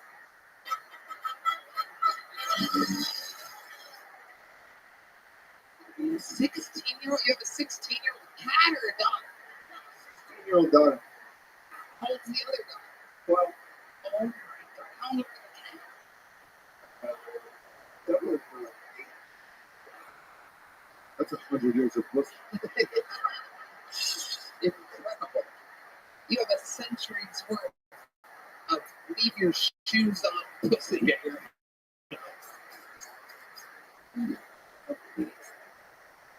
Jeannie Lee Simmons. So you've been sexually active all your life. not really. I need those. What's the most fun thing? STD ones. Yeah. How you tell her? What do you saw the day? Yeah, I go, you want to fight? Get tested. It's really easy. And if they're like into you, I'll get tested. And then they what? Like a week later. Jesus Christ! I really need to fucking come. Oh my god! I'm freaking out. Oh no! Jesus. Yeah. Herpes free at the bottom of this glass.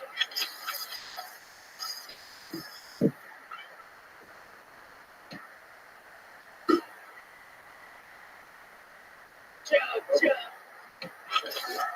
Jesus. Yeah. Herpes free at the bottom of this glass.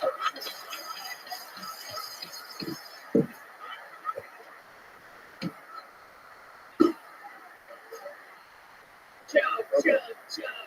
RFK Jr. might be one of the greatest guests in the history of the show. Oh, he chugged it. Oh my God, he's ready. USA! USA! Oh my. This is. Actually, I was in the past. I don't know what to do about it.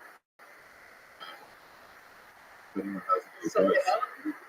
You have an allergy to peanuts, and you also have peanuts. This is quite a this will never work. So sometimes guys, like, they go to test it, like, a week or whatever, they hit you up. But somebody I've been like going at. So you check the papers. Yes. And then you have unprotected sex. I mean, that would be crazy to make a more common at that point, right? Yeah. Okay. But you're good for all of these. So let me ask you this. Show you the papers. Then you have sex with them, right? And then after that, you'll basically have sex with them anytime you want, right? Or do you have to retest between for every? Well, I'm like, yeah, hopefully I'm fucking some of the girls. And they're like, yeah, yes. That's the right thing to do. Why is that Or hard? you still trust guys after time for cats? Yeah, interesting. You know, there's a you can download a template online for like you just fill in your name and there's like,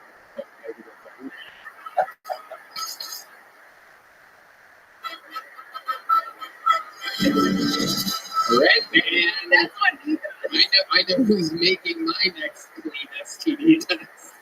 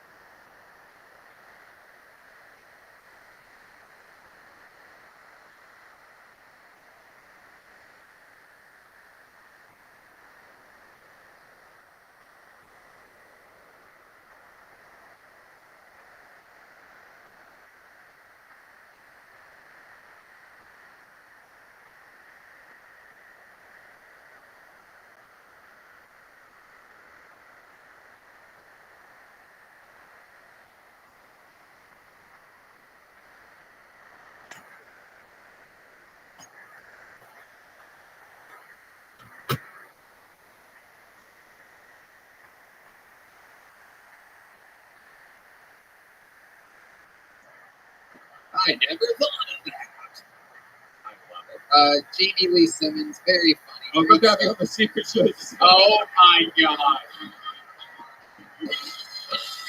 There you go. Here's the big joke about the great Jamie Lee Simmons has made her kill Tony. Let's get one more bucket full up here. And then we're going to put a big ribbon on this thing. Make some noise. 1 minute uninterrupted for Andrew Renaud, everybody. Andrew Renaud. Here we go.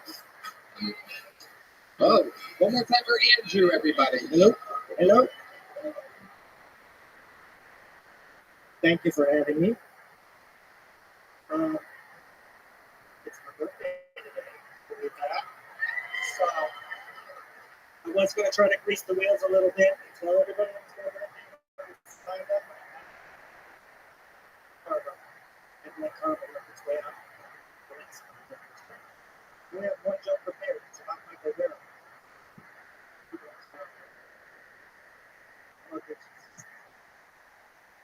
So it'll be about a year since Michael passed. So I should just remember something up. It's supposed to be assisted season. So I would do it. We would do it. Right? Just a joke that I'm doing. It's like all these performances. I want to press into vinyl. You want to have that experience. You just listen to it really recently. It's super loud drum. I want to tell us jokes at a regular cadence. Just play it 7 years. Okay, well, in honor of Michael Lair, that was a long moment of silence. It should have been. There's no way this one's going to go well. It's okay. How are you, Andrew? This is your first time doing stand-up? Yes. How old are you? 51 today. 51 today. Happy birthday, my friend. Hold on. We're pretty much the same age. You're about shit. Yeah, what's been going on? What have you been doing these 51 years? I did a full career in the Navy. Okay. That's where this comes from. So a lot of time in submarines. That took ships. You're like old, baby. I am old, baby. You had the hat on. You look like a Curious George Andy. It is hot here, so. It is.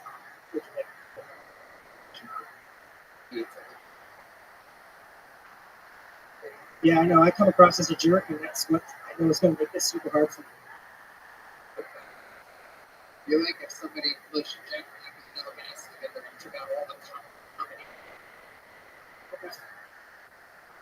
What's the funniest thing you think you've ever done? Funniest thing. Like, it's a super long story, so do we. Let's save it. Here's a big joke book just because it's your birthday. Congratulations. There he goes. Andrew Renaud. I love that you paid tribute to Michael Lair. That's cool. The first ever member of the Coatoni Hall of Fame, the late, great Michael Lair. We love him. Always will. One of my best friends. There he goes. Michael Renaud, everybody. And now, with that said, it's time to get back to comedy, ladies and gentlemen. And with a show that started with William Montgomery, I think there's only one way to end an episode like this. Ladies and gentlemen, I'm glad that there is one of the members of the new presidential administration on this panel. Because this young man, RFK, this young man is a guy who I'm really hoping we can speed up the citizenship process for. We need this guy to become an American. But right now, he is simply an Estonian assassin. Ladies and gentlemen, this is a new minute from the great Ari Nati.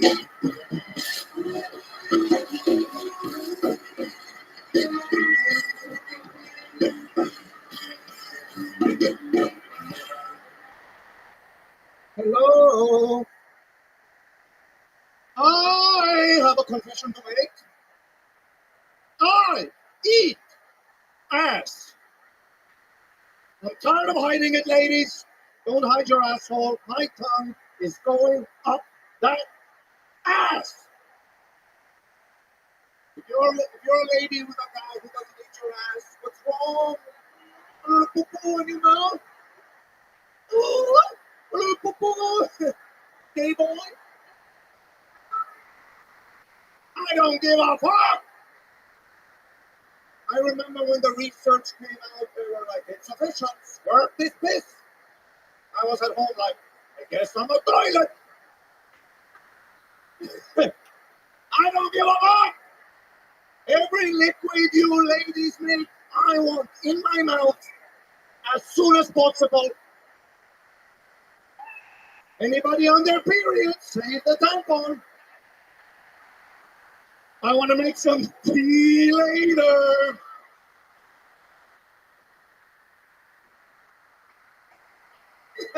Thank you. All right, Matty has done it again. Add it to the compilation, ladies and gentlemen. Absolutely incredible. You have done it again. Every liquid. How about tears? Tears again. Everything. When I die, it's my will. When I die, mummify me in panties.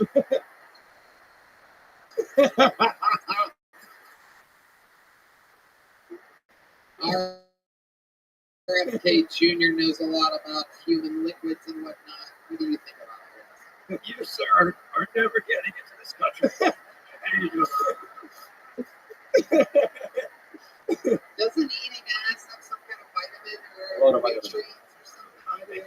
You do a pretty good point there. Something like the way he's eating ass, I can tell by how he's doing it all wrong. I noticed you've been squeezing your cricket while saying all this. Marilyn Monroe? You named it Marilyn Monroe? Look at that. Look at your ears, jackass. Little Marilyn Monroe. And when you stroke her, she's worse. That's why I called her Marilyn Monroe. My father.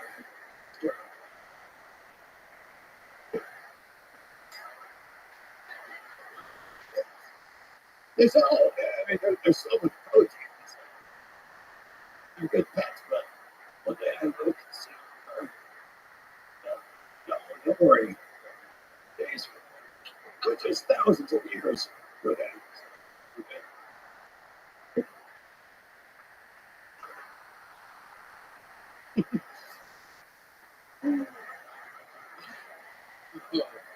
Ari, how's life been? What are you Listen, chilling. I did a race show. I was so nervous before. I really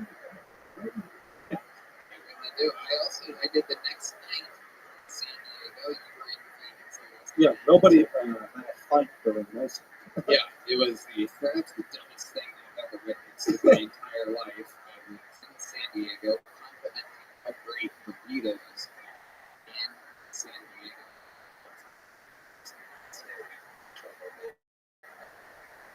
I talk about how great burritos are in San Francisco. At the same time, I also say that the Mexican food overall is kind of this. When they start booing, I go, I've lived there for 40 years, and I live here in California for 20 years. I know what I'm talking about. They just keep booing basically. That's what I call it.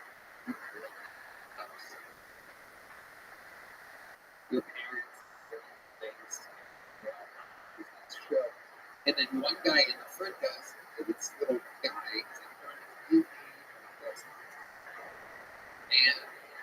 we wanted to meet him, and I wanted to hear what he had to say, and so he was actually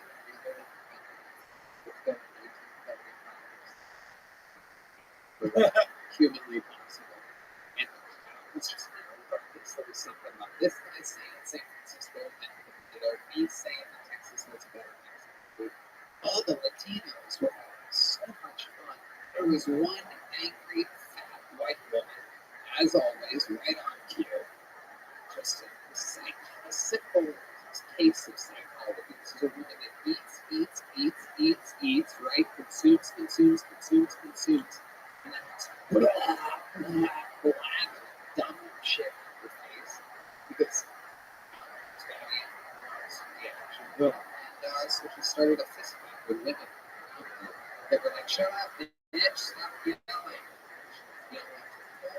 She went for a choke, but I did it. Yeah, that makes absolute sense.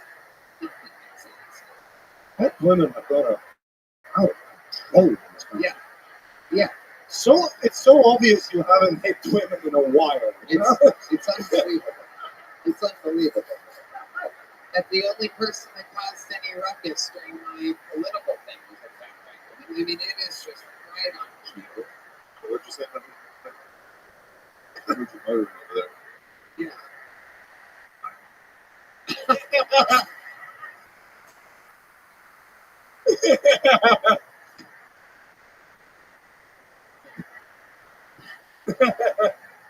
Anything else going on, Ari? Also, that video, she grabbed the girl's foot, and the guy's foot. I think isn't that a reason to you grab my girl's throat? Oh, you fat piece of shit getting head. Girl that was being grabbed was also really chill. She was super chill, and if you notice, the guy next to her, who's the girl whose neck is getting grabbed, is in a black thing and pointing at the lady like that, which leads me to believe that this girl, who literally matched the exact, it's like they were grabbing each other's jugulars, I think that she had training of some kind, and the boyfriend's just like, you don't want to fucking do this, fat, stupid bitch. And like they were literally enjoying themselves. Absolutely great.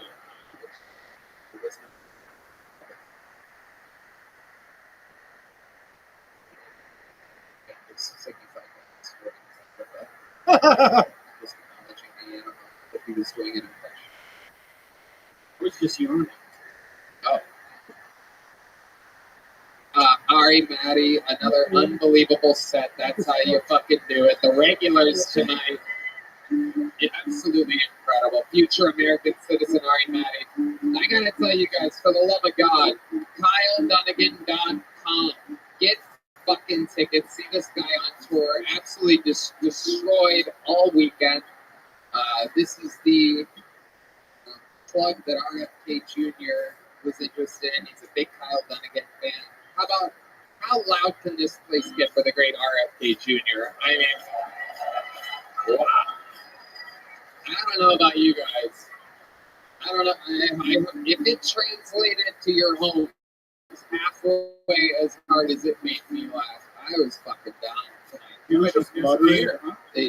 I would venture to say without a doubt he's in the running for guest of the year. Ari Shaffir. He was just muttering in character the whole time off, right? What's going on? That's all. It's a show or something.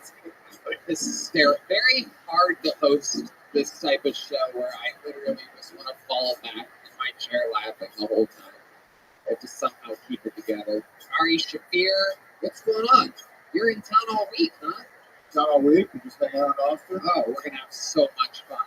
So it's a cool town. I just had some good hockey talks today. Yeah. Slide guitar. Yeah. So excited. We got this special coming out January 14th. Hell yeah, January 14th. What's it called? It's called America's Sweetheart because that's what I am. Oh my goodness, that's adorable.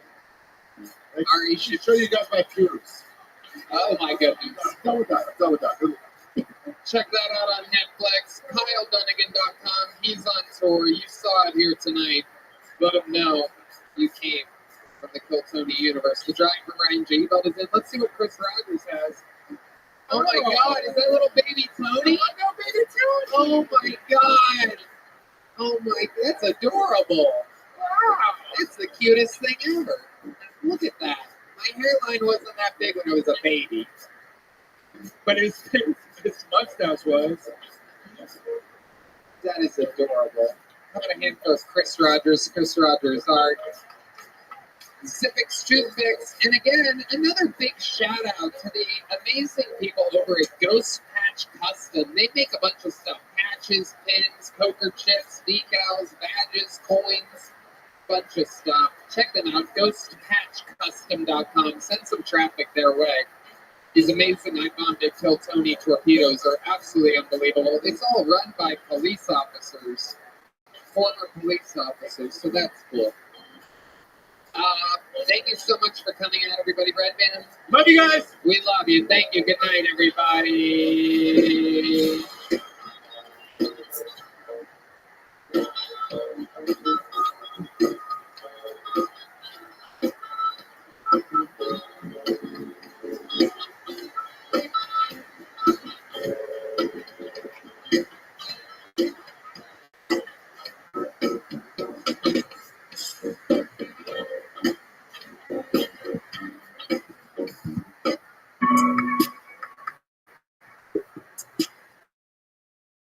The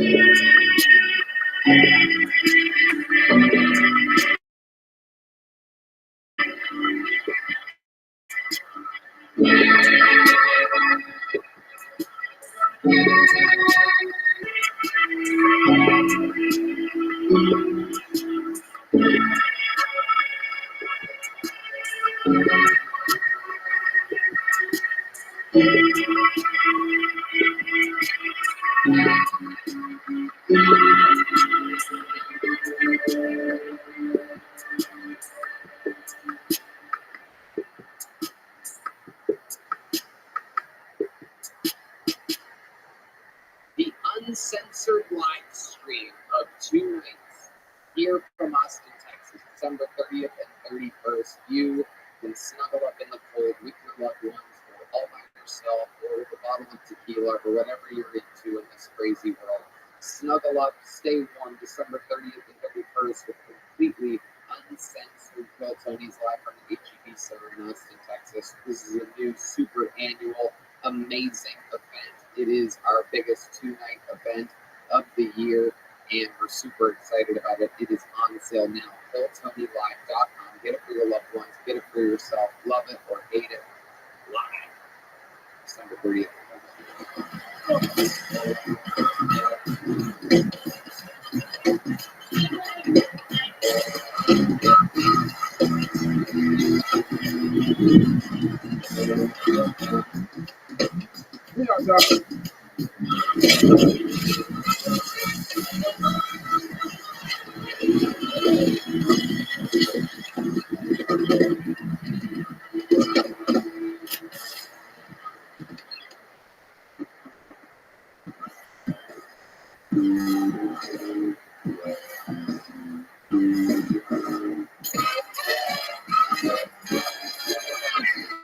Hey, this is Rabbi coming live from the Comedy Mothership here in Austin, Texas for grand opening. Get ready, get up for Tony. Let's go!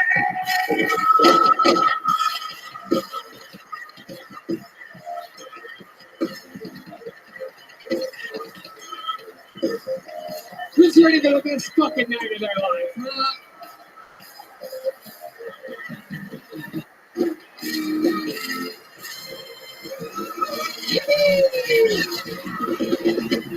Thanks so much for playing right here, ladies and gentlemen.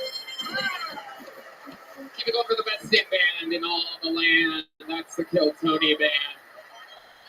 The great Michael Gonzalez on the drums. Fernando Castillo, Raul Vallejo, and Carlos Sosa on the horns. Matt Muling on the electric guitar, John Dees on the keys, and the great and powerful D Madness on the bass guitar, everybody. Having fun in here tonight. Feels electric. Before we get started, here's a little bit more amazing sponsors. The Sunset Strip Comedy Club in Austin, Texas is now open. Check out Red Band's secret show every Thursday. Go to sunsetstripatx.com for tickets.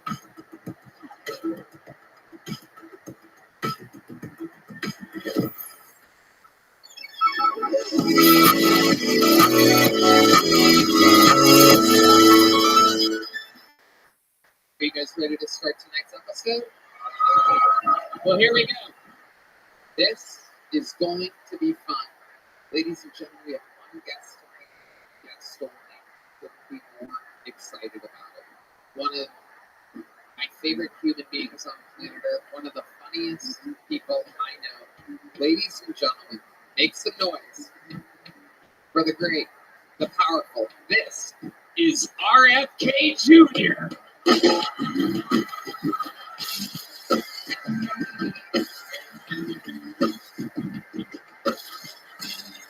Wow, live in the flesh. Good to see you again. The great. Good to see you. I'm so glad you're here, RFK Jr. Favorite people. I should probably say that I can't stay too long. German shepherds almost through my grill. I'll be here for most of the show.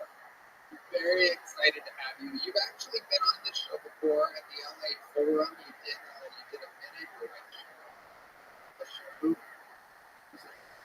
Yeah. So you know how it works. And indeed, there is a bucket.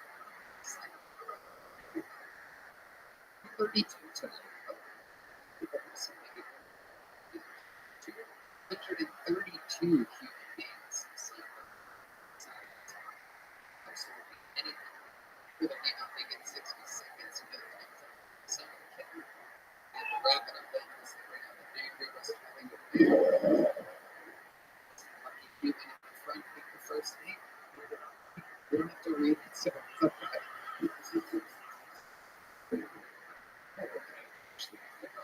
before we're going to wrangle that person from across the street, they're all at the bar, and because there were so many possibly over here, so they're going to go get him from across the street. While they're waiting, maybe I should apologize real quickly because I'm low on electrolytes. I'm going to be sipping this fermented aloe urine throughout the show. I want to apologize now for doing that.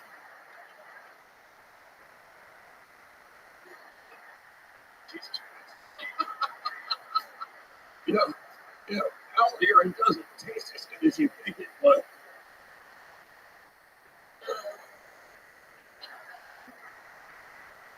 Oh, this is going to be epic. And it's going to start with an unbelievable bang.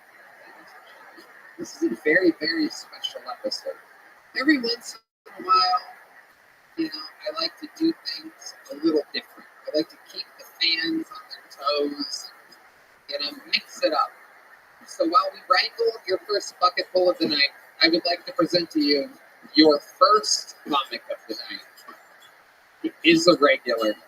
He is a Hall of Famer. He is the record holder for all-time appearances on the show, all-time interviews on this show.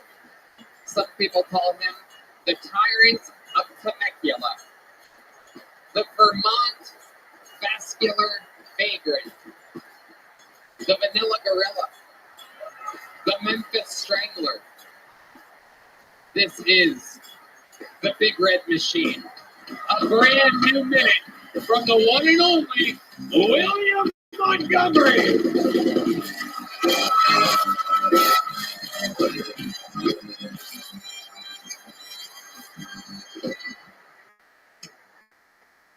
H-O-T-T-O-G-O. Hot to go. So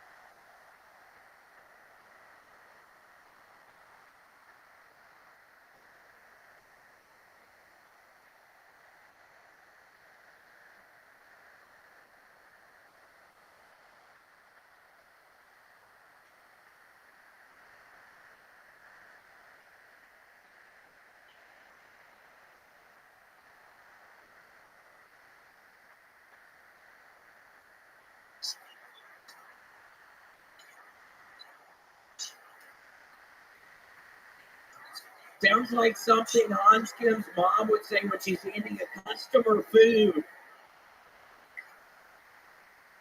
My Spotify Wrapped says my top song for 2024 was Crop Dusting the Funeral Home during visitations.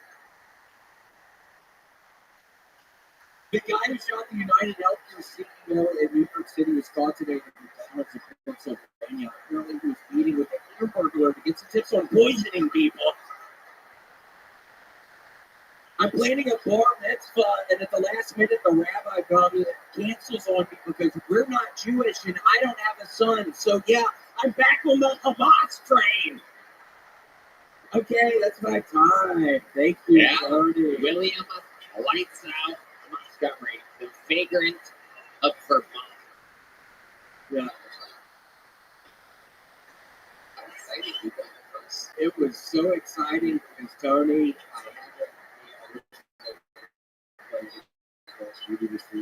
Buffalo this weekend, so I am about to play some motherfucking Call of Duty. Wow, look at this. I currently at Tony, but here's the problem. I currently only have 20 gold, or no, excuse me, 20 diamond camouflages for my guns. I'm 33, so I need to get 13 more diamond camouflages this week, Tony, before I go to Indianapolis. Wow, this is very exciting.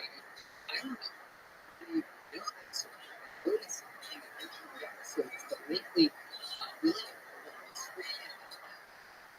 was it really concerned. No, it hurts like a motherfucker.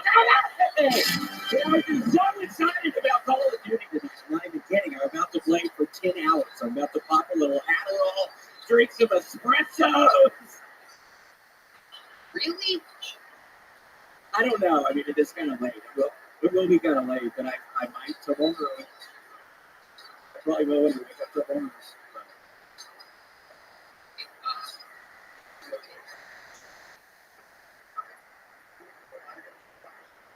Yeah, all right. So what is going to happen?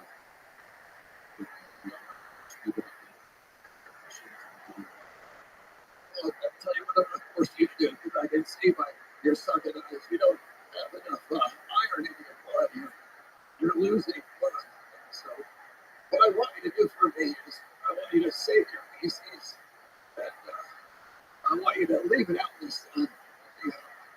And I want you to just sprinkle it on your open and you'll thank me. You'll thank me for it. Trust me. And it's so weird you say that because when I was at Buffalo this weekend, I ate a whole bunch of egg rolls with pizza inside, and I had really bad shits today. I'm going to have to get on my all-brand buns. I'm going to have to do something, Tony. It's really bad. Like doo-doo. Twice today, and it's always bad to doo-doo, and then you get up off the toilet and you get in the shower to clean up. You got to doo-doo again. You know, normally I can get all the doo-doo out of it. But today, they were still inside of me. How were your shirts? Good. Yeah. Oh my gosh, no, it was wonderful. It was the strangest thing. So I'm talking to this table of people who are sitting very close to the front, and just this guy and this girl, and I start kind of aggressively, what's that? It's owl. It's fermented owl urine. You know what's tough about it is the owls have what's called a colloquium, which is the vagina and the asshole are one thing. So it's more likely a asshole of sorts. And so what I have to do to get the urine is I have to filter out the feces, which you can never get all the feces out.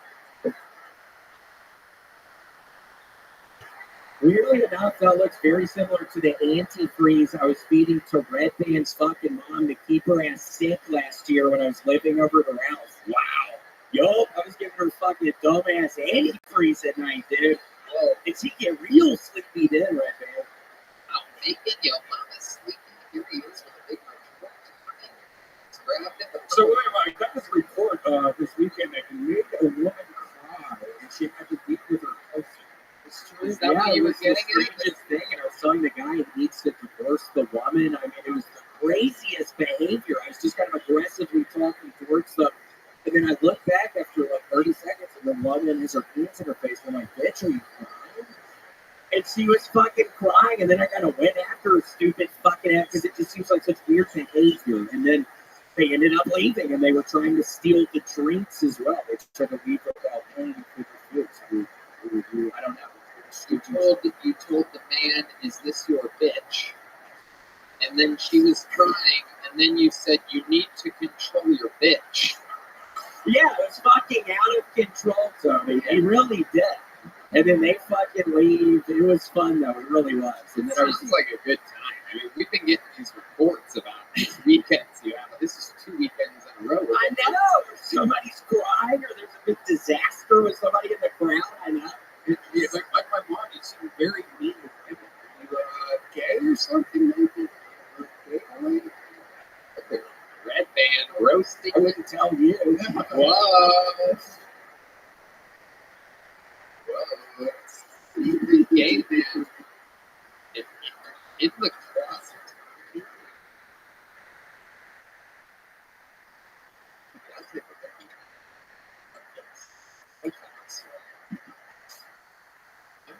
Well, anything else we should know about on the crazy weekend?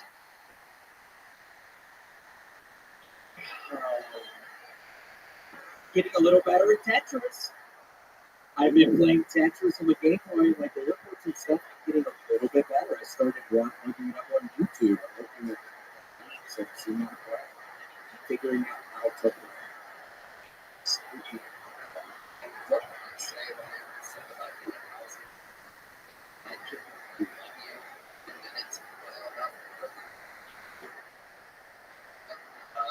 The show, Red Band, is your gay? Yeah, I know. That's kind of weird. That is kind of weird. That's a new angle. It's a new angle for the Red Band.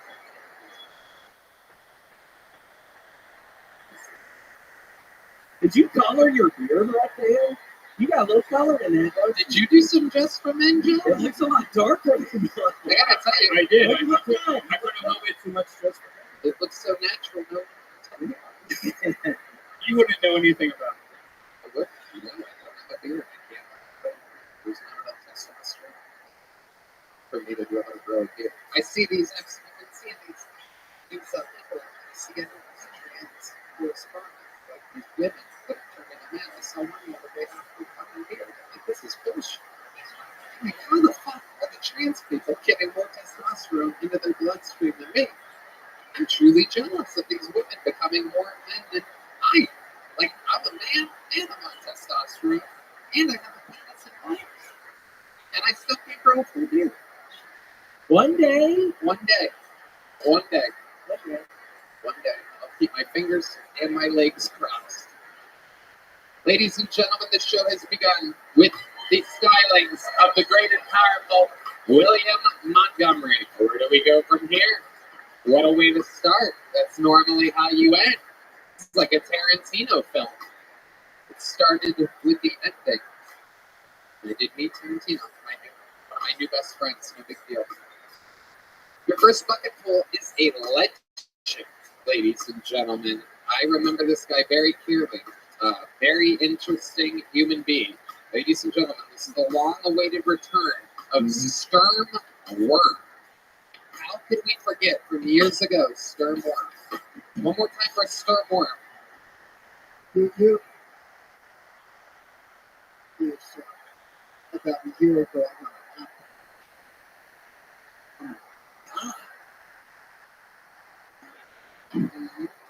and a couple of days later, I downloaded the Grindr app. Within an hour, I was getting head in a parking lot. 10 other messages from dudes within a 1 mile radius begging me to suck my dick. You know, it's always looked like the gays are having more fun. After extensive research, I've come to the conclusion that theory is correct. I mean, my life is so gay, I might as well be fucking dudes. Pretty sure I'm not a homosexual, but I can't keep going along with this farce. Got this stalemate tie, but all in all for being the straightest motherfucker that's ever lived. Fighting off the gay is exhausting. To tie a ribbon on it for this point forward. There it is. Sturm worm, everybody. Just basically, and it was talking about being gay. No real definitive jokes throughout the entire thing. Just kind of the classic. Is that true? Is that real? It's all true. It's all true. Yeah. So you really did. You got a podcast from a guy, and you're like, I kind of like this. I was like, yeah, I got a few more of this. And then I did the Tinder thing, I did the Grindr thing, and like it was as lame as every hookup I've ever had with the girl. Like it was. So this is all new. This is your first gay stuff that's ever happened. Yeah. This is like 2.5 years ago at this point. This is 6 months after I was on the podcast now. You're like years ago. It's different. Right? You have facial hair. You have loose hair. See, Same up. I got a podcast now, though. Nobody cares about that. Trust me, it's the illest Look, podcast. you're making people leave. Start work. Please do not promote your podcast. Stop. Relax. Let's get back to this becoming gay all of a sudden thing because it sounds like a lot of fun. We help William out. Okay, you go right. We help our friend William out. There you go. Yeah, I heard the bell. Okay, so let's stick with your story. So where did you get this lap dance from a guy? Where did you possibly? I went to Cape Town. Okay. Yeah. Where were you at? Jersey. Jersey. Yeah. What was the name of the gay club? You know, Gay name? I don't know whether they're supposed to do that. I don't want to like air out the name. You don't want to get in trouble with your local gay club? Right now, like I don't know whether that's supposed to be going on. That's why. A lap dance? Yeah, I mean, it was a dude that worked there. It was like the go-go. Yeah. It was arousing. I think same gender lap dances are arousing. Okay. That was your first one. That's my first So one. that happens, and then you get on. Then you sign up for a gay dating. Oh yeah. Okay. And then what happens? Like I said, instantly, like I even have a picture of. Instantly, I'm getting a million messages saying, "I'll suck your dick right now." I took one from up and all. It was. It was like I needed to get hard. It was the same problem when I was trying to hook up with chicks back in the day. It's just when you're under pressure, it's just tough to get aroused. Like back in the day when Kill Tony was at the comedy store, it was at the comedy store. There was a man dudes used to always say that they don't come during sex. That's not a real thing for guys. If you're turned on, you come unless you purposely go. But they weren't not coming. They just weren't getting turned on. You're like a rapper that doesn't rhyme. I could rhyme though. No. Nobody wants that. Do you have a gay voice, or is that how you talk to these guys? No, this is not You my. just talk So I like talk that. to everybody. Like, hey, sorry, I just can't get hard right now. It's the good old Jersey gay. So where did this attempted blowjob happen? The one that you couldn't get hard for? You go to his place? You go It was a park. parking lot. Yeah. Man, you just do gay stuff in Yeah, I inappropriate mean, I places. wasn't.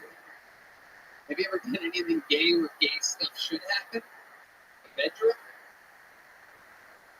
I gave a week later. I gave a guy head in his bedroom. I don't fucking care. I'm out here, yo. Like, if you sexually suppressed, then you're less attractive to girls. Like, I think I don't like girls? Nah, I do think I like girls, but am I fucked up in the head sexually? Yeah, I've been fucked up in the head sexually for 20 years. I've been checked out of the game. I just tried to be a rapper. It didn't work out. RFK This is why we've got to stop with the goddamn vaccines.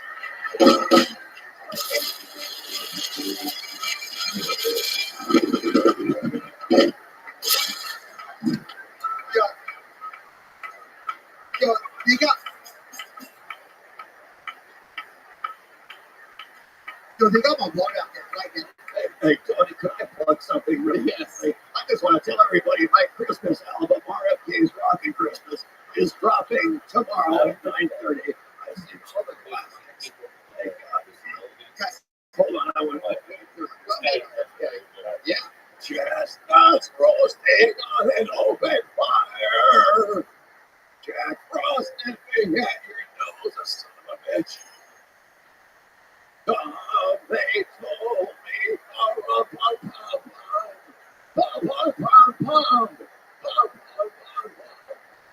hit back around the fire with your tongue. Doing our gay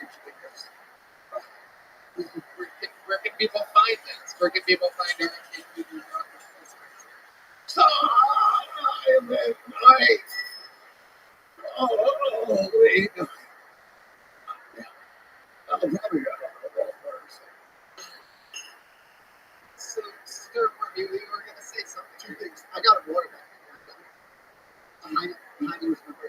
You need water back? Yeah, no. Okay, yes. Okay. Thanks. And then the other thing, thanks. And then the other thing is, I've been OnlyFans, free OnlyFans. I started like 2 years ago. What are you doing on this OnlyFans? Who wants to sign up for an OnlyFans where the dude keep giving it hard? No, I show videos how I could actually get hard when I'm not feeling pressure, and I show videos when it's all circled out. I jerk off it. Okay, Starboard, this is out of control. Have you written any comedy in the years that we haven't seen? I've been working so hard on my podcast that I haven't been doing comedy, but I have a zillion comedy. I have 15 minutes. You have a zillion of them, and you came out tonight just talking about whatever the fuck that was. Yeah, I mean, to me, I think that shit's funny. I know it's not like joke funny, but like to me, like it's not like haha funny.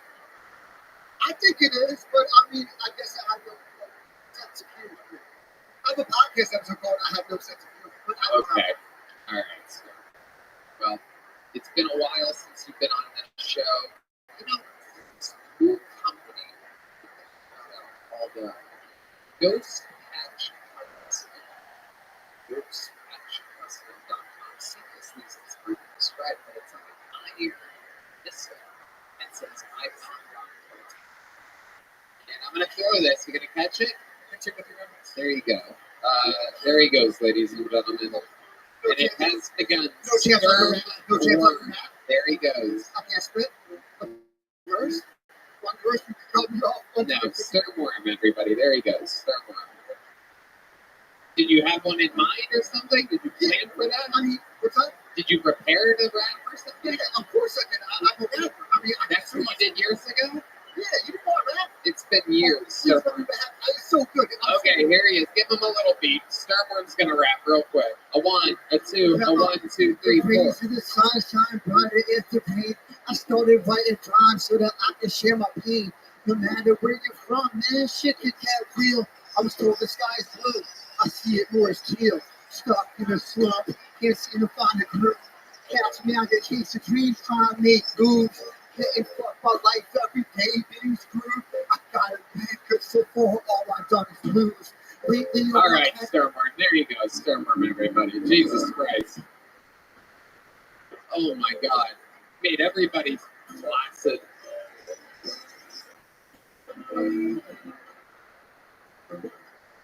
We got another bucket full. You guys ready for another comedian?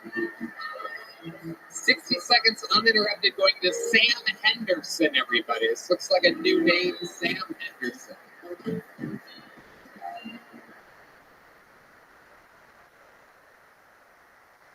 Really just being a kid, just because we didn't have to have it all figured out. When I was a kid, I thought the word pedophile was someone who loved feet. It really should have been a problem, but my dad was a podiatrist. Told my whole 5th grade class, I grow up, I want to be a pedophile like my dad.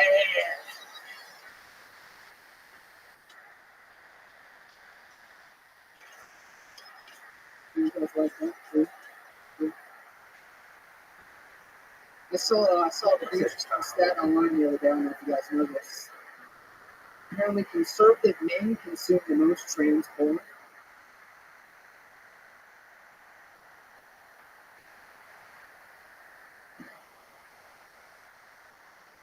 I thought it was an odd way to find out on the conservatives. All right, thank you guys. There you go. Sam Henderson. Getting the joke there at the end. Hello, Sam. How long have you been with Sam? Put it in there like a year and a half. Lexington, Kentucky. Is that where you live? No, I live in Lexington. You look like a true-size version of the mayor of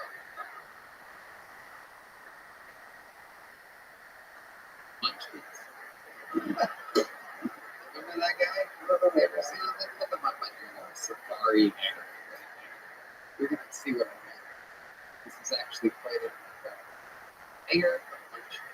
That's what I was thinking. Lunch. Look at him. Look at that. Like, pretty spot on. Anyway, doesn't matter. That's what big thing. Lunch. Yes. How old are you, Sam? 27. What do you do for work? I work for an ice truck.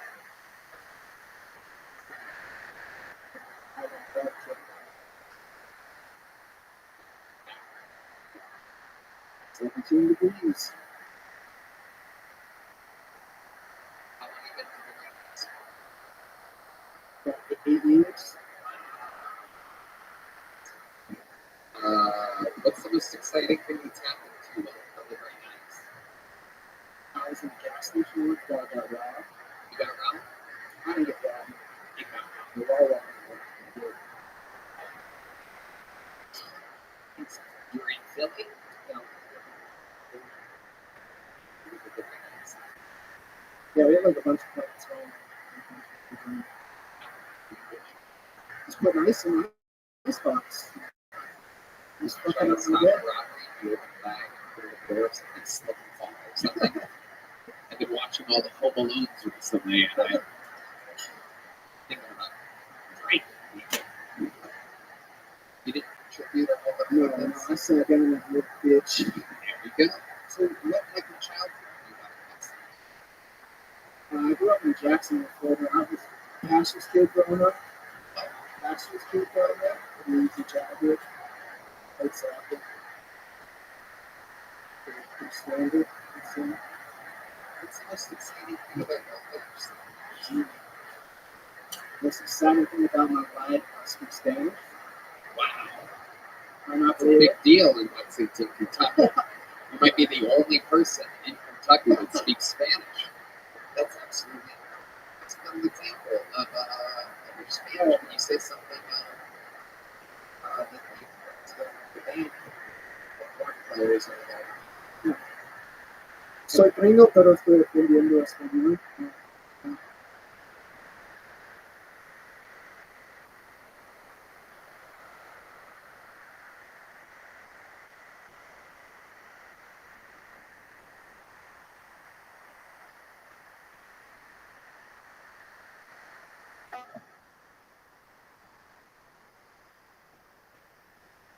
What's up, baby? I like it. You may not know this, but you do. And I've gone major years. I went.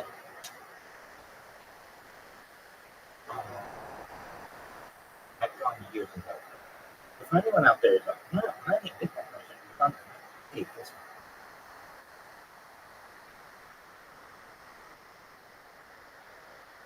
I do things. Yeah. Rabbi Moshe Feinstein thinks this way. I do things my way. He's not here right now. We're gonna have to revivify his ass. I'm here, baby. All right. So with that said, I don't know if this is or everything stopped. I was noticing I was singing the Cosby Show themes, and I noticed that I said one of the characters, I like your pants, white pants. Anyway, post up. Yes, my friend.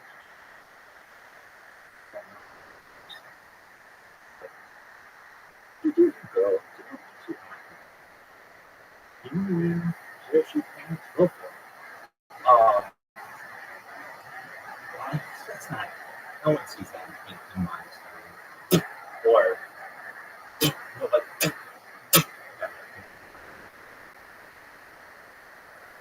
nobody's gonna.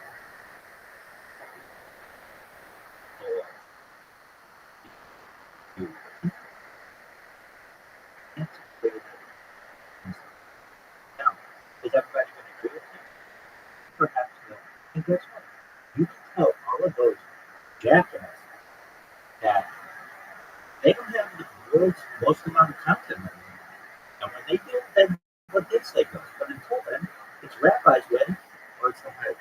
We're bringing about peace, we're bringing love to everybody, and you can tell them that times change, people change, great TV doesn't. That used to be the TV.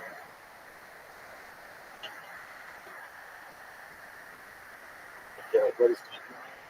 Well, there's the door, because we got a lot to teach you. All right, so the Cosby Show, if I didn't say it before, I'll say it again, is absolutely amazing. I love it. Are there any Cosby shows you don't like? Yeah, I do.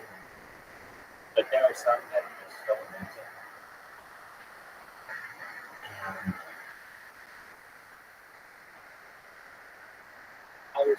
And I was looking on Instagram and it was like, have your favorite part of a black sitcom. I never saw it as that. And if it was a family show. I mean, and my parents had black friends, and my favorite friends of my parents.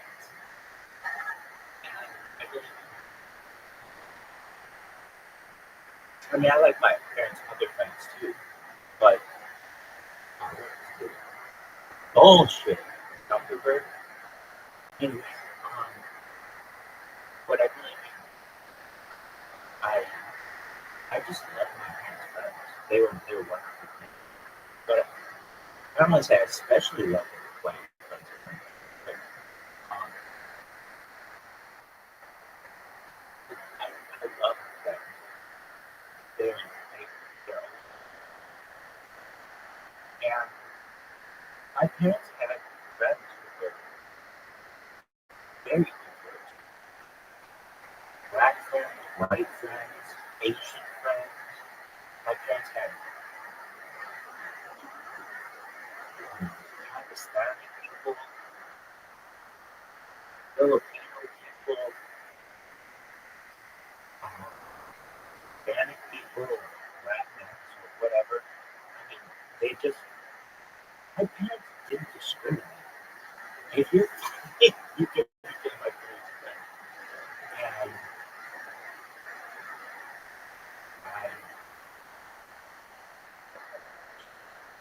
so when I see something labeled as a black show, that's fine. I mean, I get it. It's being cast. But I didn't ever see it. I thought it was a human show. That's really what it is. And you can disagree with me. I don't want to take anything away from any show. But to me, it was a family show.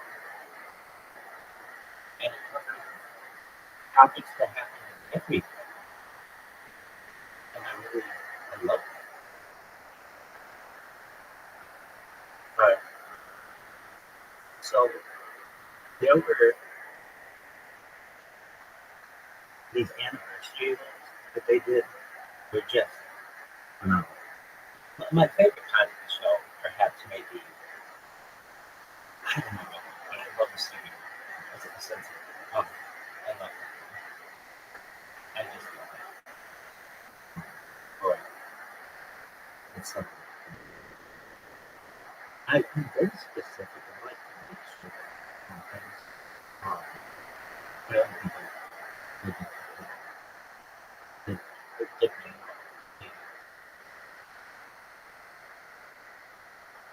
it's something. It's something. I touch it. I love it. I love Stevie. Parents love Stevie Wonder. Grandparents love Stevie Wonder. We like cool shit in our family. What do you want me to do? Alright.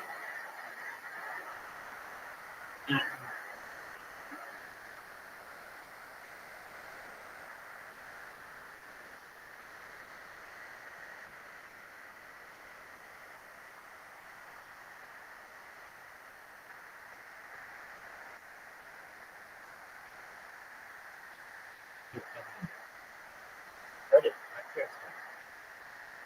It's still good. They have Jewish friends. They have black friends. Asian friends.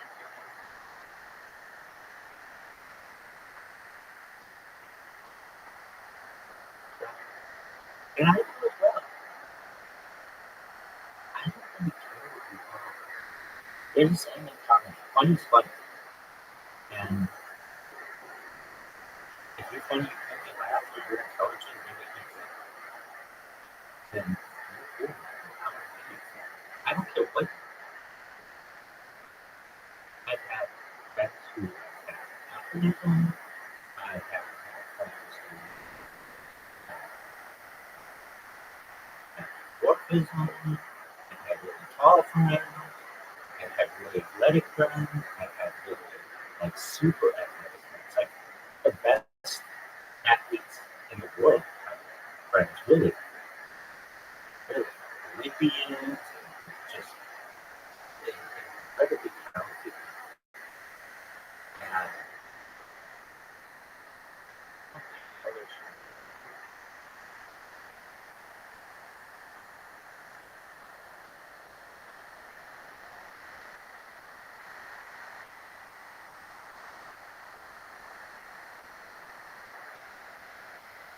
This is I love. Anything else you want to say? Um, Specifically, has insurance for people. Um, and I just really finish up on that. And if you're wondering, do you normally park yourself after this? No, these are normally things that I look at internal or I've gotten these things. No one talks to me, I don't hear commissions or anything like that. But I do.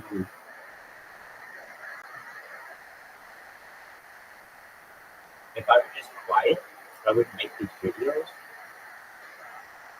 And it's good for you to hear what a healthy internal monologue is. And anything else you want to say about the type of stuff before you watch? I haven't watched.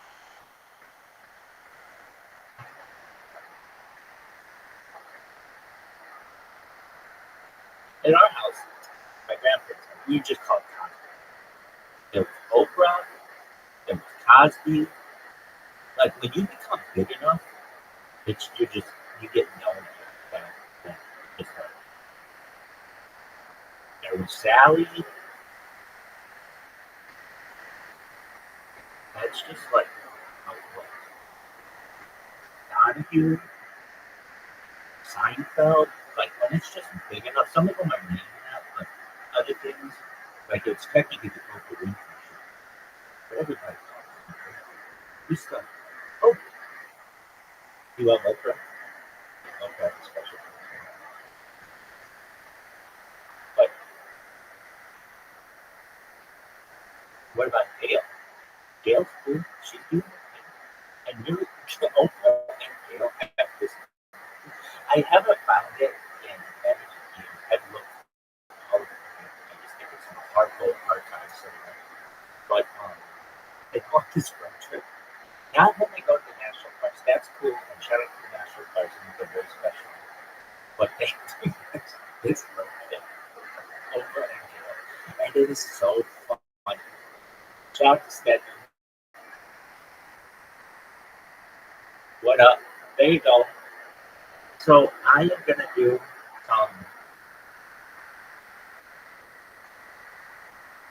I'm gonna show some of the best clips of comedy, and I just loved it. So they used to do this thing with the grandparents and anniversaries. And if you didn't know, I'm recording something right now. That's why I'm not paying as much attention as I normally do. So here is Night and Day. It's just amazing.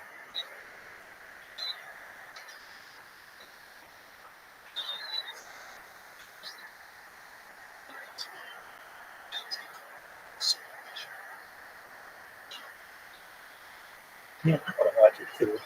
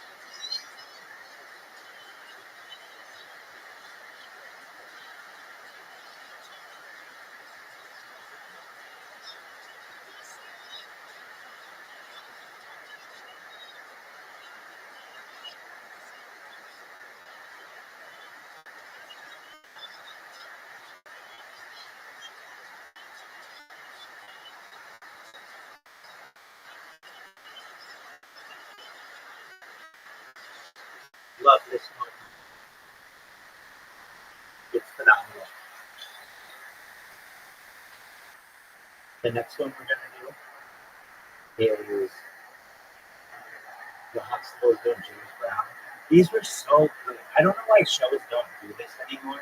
I think it's because of the licensing, but I've said it before, I'll say it again. It's in their best interest. These shows are going to be seen by generations to come. And to get your music into a show gives it a future. It gives it, people will not forget about it. And that's Ray Charles. No one's really talking about Ray Charles right now. But they are because I'm talking about it and because it lives on in other art. Here's James Brown. God, fuck.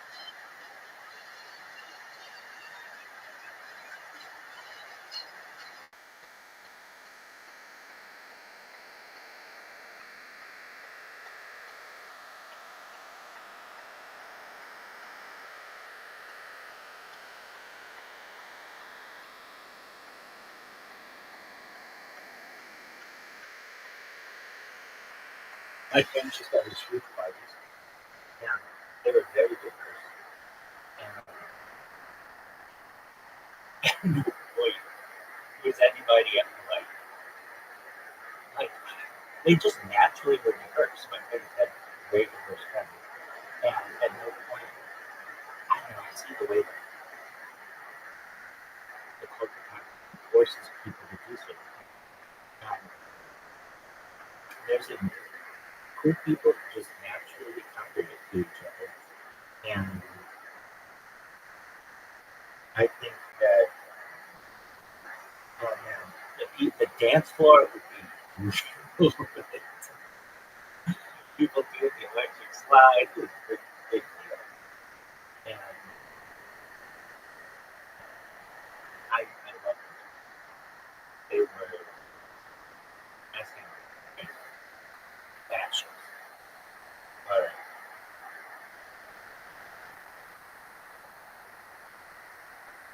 What else? Well, there's a touch of window, which we could watch the whole thing. But like, people don't understand that to be able to just record something like that is a gift. I mean, I remember the first time I saw someone who was able to do it like in a portable way, like Macaulay Culkin in like Home Alone 2 or something. And I got a Walkman one year from my parents around Carnival, and it was amazing. Like you could slow it down, you could change I have to say that one of the reasons why I'm so inspired to make all these videos and what I know that people do. Like, I mean, that's what I'm doing. Right. And so I say that because back in the day, you could just record something like so easily. And you didn't necessarily have to go to Stevie Wonder to be able to do it, but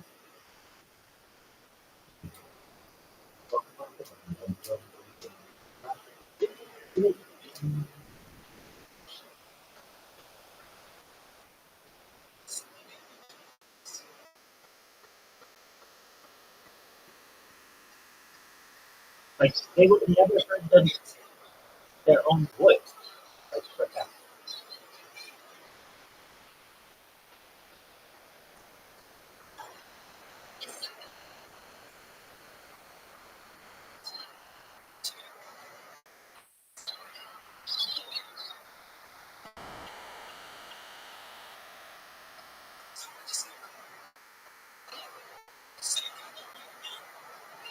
Stevie Wonder is fucking amazing.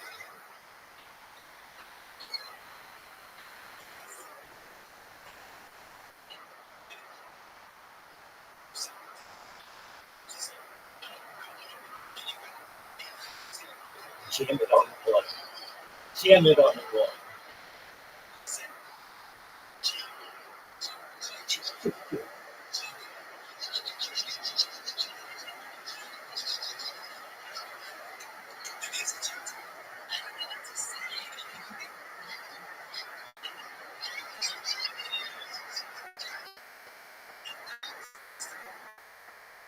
Now, let me just say this. People won't necessarily understand what I'm saying, but if you knew my Revenant's on the record, she looked like Claire Huxtable. Not like they had the same facial structure, or they could at times, not always. I mean, my Revenant's with Ashkenazi too, but they had the same facial structure in some ways. They had just a way with their eyes that whenever I see Felicia Rashad, I see.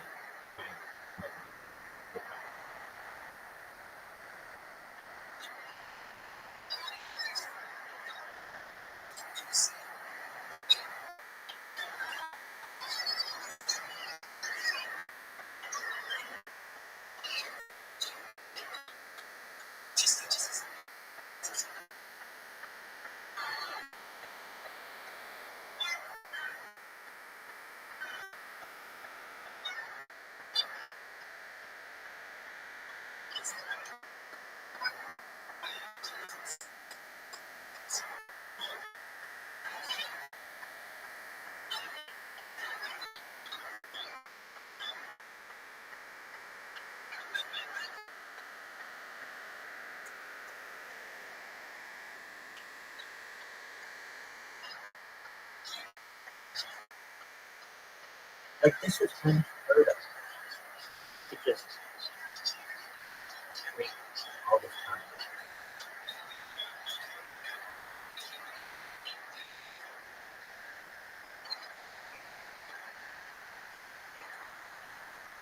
All right, so that's great, but they sing. They sing a wonderful song, and we're going to sing it as well. And it is. Oh.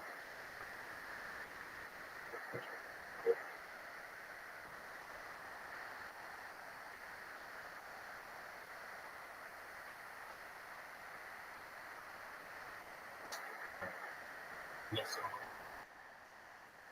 that's enough. To celebrate. It's hard because it can be hard to give away. The first of spring, a song to sing. In fact, it's just another ordinary day. April rain, April rain. just doing gets into Saturday within the month of June. But what's this? What it is something true. Get up of these 3 words that I must say to you. I just called to say I love you. I just called to say how much I care. I just called to say I love you, and I mean it from the bottom of my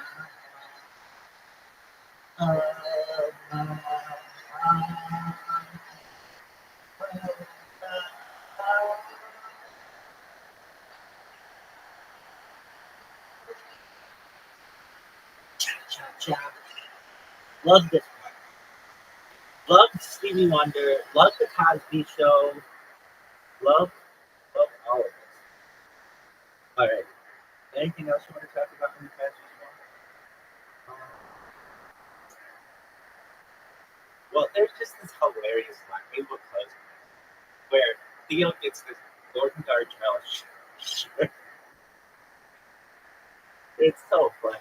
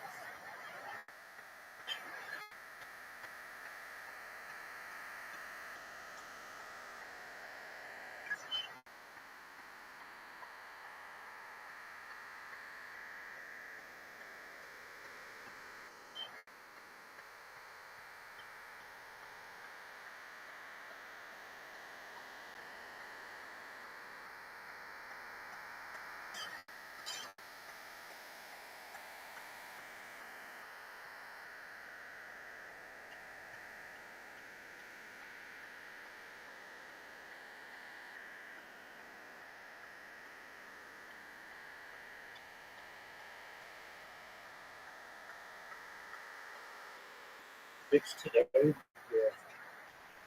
then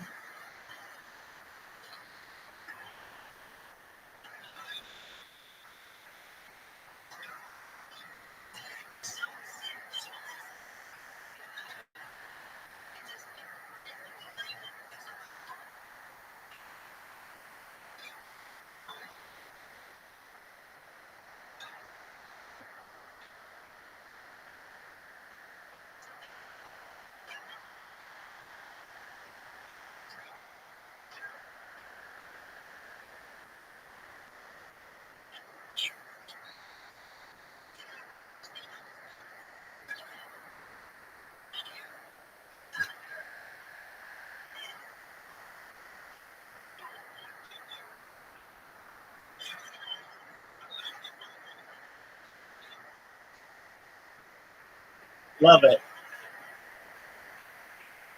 Love it. All right, friends. I don't know if this is going to record because you know how it is. I hope you know that times change, people change. Great TV.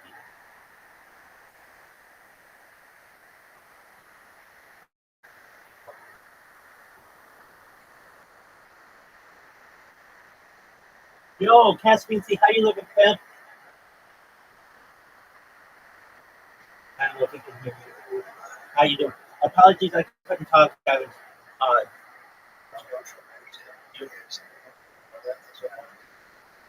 You're good. Absolutely. Did you ever watch the Cosby Show?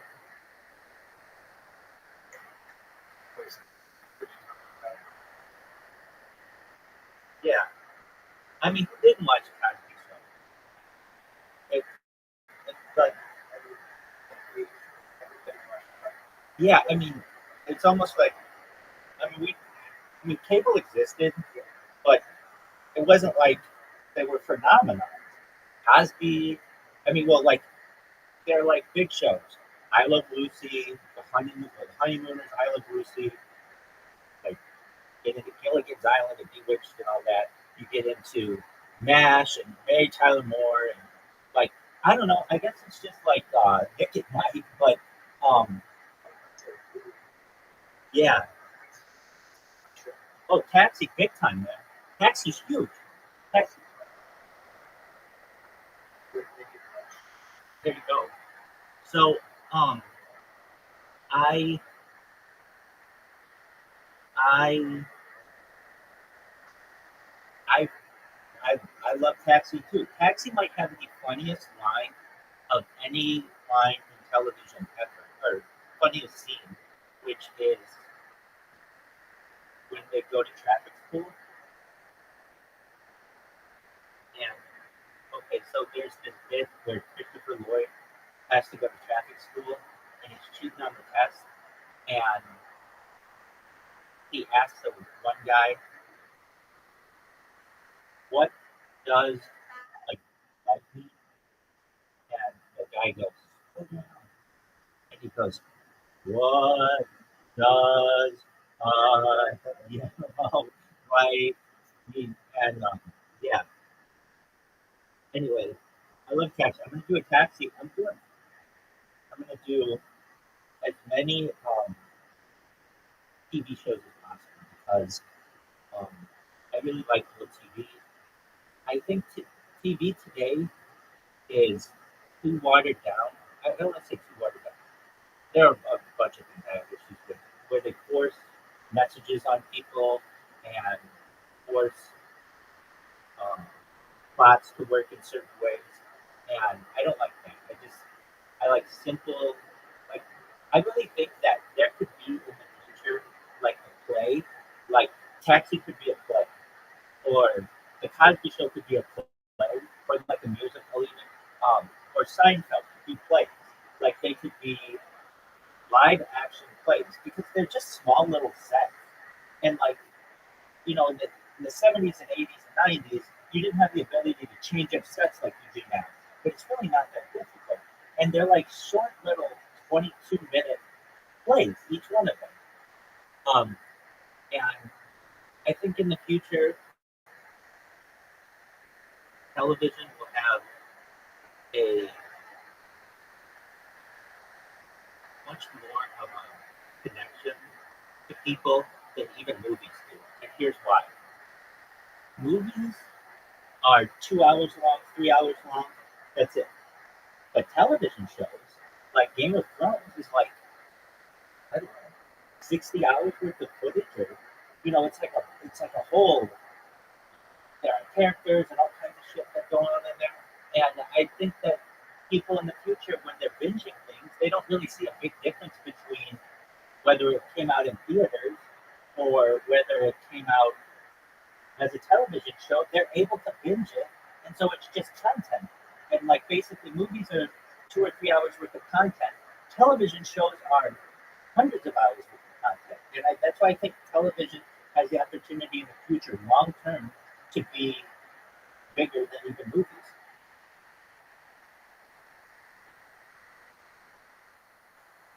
I think people under. Go ahead. I think people under. Well, it's like television has always taken a backseat to the movies, especially amongst actors. But I don't think it should. I think that it's about content that you can put out, and if you look at like a show like I'll just say, well, you like Taxi. So Taxi is if you want to be entertained,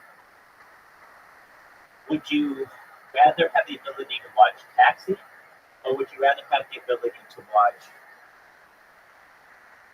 Sleepless in Seattle? If you had the ability to be entertained, you just didn't have anything to do for a day, would you rather be able to watch Taxi or Sleepless in Seattle, or I don't know, any movie, Casablanca, Citizen Kane, just one of them? Yes, exactly, but that's just not you. That's really anyone because there's so much more content.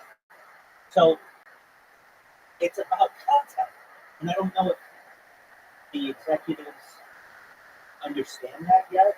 I mean, I know they do, and I know how it is. But it's like Netflix is kind of starting to figure that out, where hey, we can put out one movie, and everybody goes, "Oh, great! It's got a couple of actors who are really big in it," or we can put out a series that people really love, and they're going to sit on our platform for days, and then they might actually fall in love with it so much that they just always have it going. And that's where a show wants to be.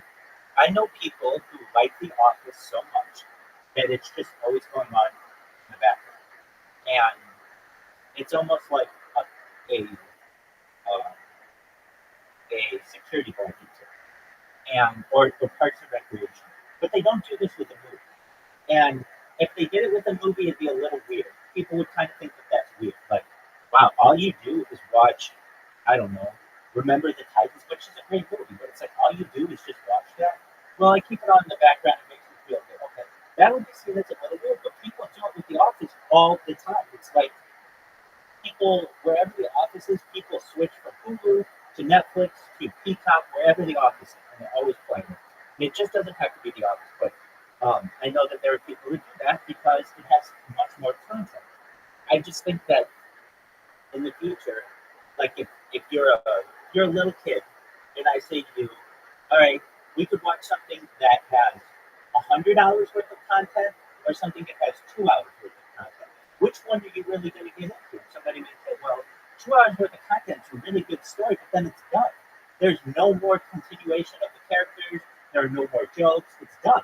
Maybe there are sequels. Okay, it's 10 hours then. That's the most you've got.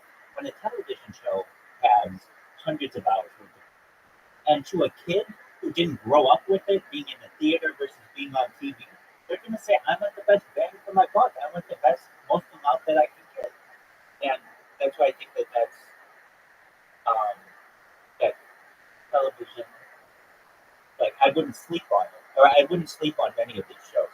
And then they become cultural phenomena, and they change the way that people speak, and the words that people use, and the references that people make. And I mean, I couldn't even tell you what a television show that's on, like I don't know, I know they have sitcoms. I guess like a few of them that I like always promoted to me, are like It's Sunny in Philadelphia. That's been going for like 17 seasons. That's what people want. And, and, exactly.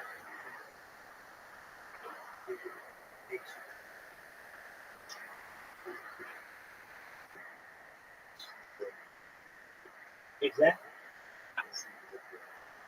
I have said this previously that if I ever went viral, which I know is going to happen, and the reason why I say that is more and more people keep talking about me in these random, like, do you know who KSI is? Okay, so I'm in that guy's stream and I'm picking up some stuff there. And Wall Street Bets, they're talking about, they even talk about my robot. They're asking their moderators to give them privileges so that they can kick me from the stream just to see me come right back. Like I've become like a game to them, which is phenomenal. Um, so when it comes to content, I have always thought this. If I ever had the ability, I would have, if someone said to me, Rabbi, we want you to have a show. I don't think this is going to happen because I'm not really into doing this. I don't want to be an actor. But if it were going to be something, but please do this. I would say the way that I would want to do it is to have a show that airs 52 times a year and doesn't have an ending. I probably would say that I want to just do the show so that you always know you're coming to something new every single week. I think it would move. It would move from regular TV show to potentially religious movement, where people, the show's been on the air for like 15 or 20 or 30 years. People would become so dedicated to that every single Sunday or Monday or whatever it is that they.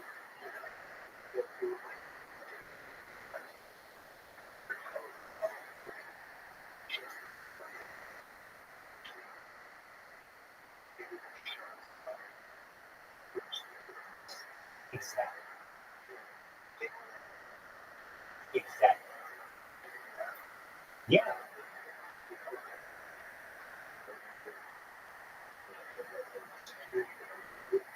Yeah. Exactly. Exactly. And like I'm not saying I'll even take myself out of it, but that would be my strategy. Is we have to do 52 of these a year. We can't do half the year like they're currently doing with like 22 episodes or something like that. No, no, no, no, no. We have to do one every single week and then just don't have an end to it. And I'm telling you, if you had like a show that does that is like 60 minutes. 60 minutes is like a religion to some people. I don't want to say like a religion. No one worships at the the the foot of yeah, exactly, of 60 minutes. But it has become an American tradition, especially for older people, that if it's Sunday, it's Sunday evening, it's 60 minutes. The, the longest running television series in American history is Meet the Press. If it's Sunday, it's Meet the Press. People become, it's all, I don't want to use the term religious because it brings incorrect connotations, but yeah, it becomes so routine to people that they become fanatical. And no television show that I know of has ever done that. And I think that that's a really a missing point.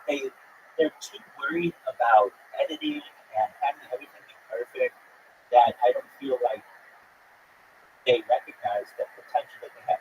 It's about consistency. The reason why Kill Tony is so big, I mean, it's had 10 years, but it's always on Monday night and it's always new. And so I know that, like, I don't have to worry about watching reruns. And that's the thing, too. People don't necessarily enjoy reruns, especially in the world of streaming. They want new content.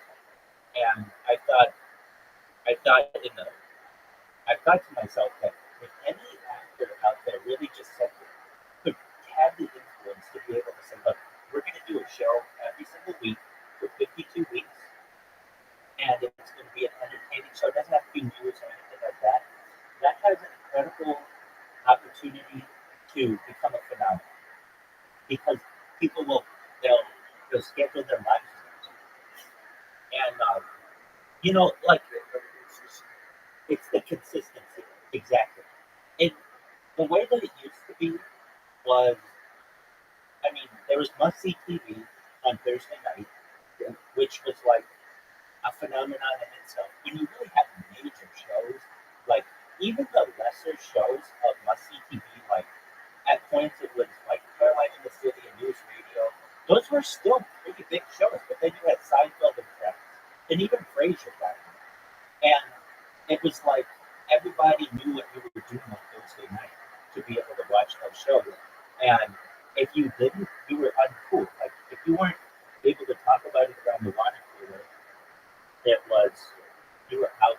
And there are no shows that really do that anymore. Where like if somebody came to me and they're like, "Hey, did you watch Habit Elementary?" I'm like, no, I mean that might be a really great show. I just don't. It hasn't resonated with me because I haven't seen any of that. And I know that it's a television show that's going to be like, well, there'll be 22 of them, and half of them will be reruns. And I don't want that. I want something that's new every single week. And, like I watched Kill Tony I've gotten into it this year. I never watched it before, but it's because of the consistency that I can bank on. It's going to be new content, and so because of that, I know that my Monday nights are, I don't want to say dedicated to, because it's not that. I don't like it that much. But if I don't have anything else going on, I know that I'm going to be able to get new content every single Monday from now until whenever. I can say that because they've done it for 10 years. So the fact that they built this consistency allows them some credibility in the future. And I just don't understand why no one has recognized that. No one wants to implement that. Like, okay, Saturday Night Live is a really good example. Saturday Night Live, in its own way, has become fanatic. Well, wait, not in the way that most people think. At times, it has become fanatical, where you like the '90s. Well, I mean, the '70s had some highlights of Saturday Night Live. Certainly, the '80s, most definitely. '90s, maybe it's just when I watched it, but it was huge. But it was like, then it had its down points or whatever. But that's a show that I feel like if you knew it was going to be a new Saturday Night Live every single Saturday, it would have much more appeal than the ones that they currently do, which is like, well, we're going to do 2 on and then 2 weeks off, and 2 on and then another week off. Like, okay, that's not appealing to me as a viewer, especially if it's during your season. But Saturday Night Live has become, it's like has 50 seasons. Once you get into that amount of consistency, you become like a staple of American culture. Maybe that's what I'm trying to say. Instead of saying like more fanatical, but do I watch it? No. Why? Because it's like it's become too political for me. But it resonates with different generations, and I think that a show like that, if done correctly, could really have mass appeal. And then the key about it is making it have global, because it's different. Have I told you my theory of humor and the highest form of humor? I may have it in it now. Okay, so if you want to have the most amount of, let me ask you just a quick idea. If I said, Minty, I want you to start a television show, but I want it to have mass appeal with the most amount of people globally, what would you make?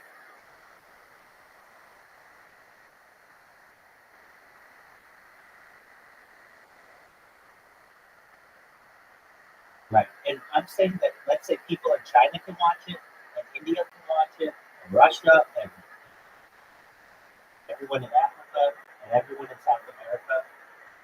If you want to make people laugh or entertain them the most in a mass appeal, how would you do it?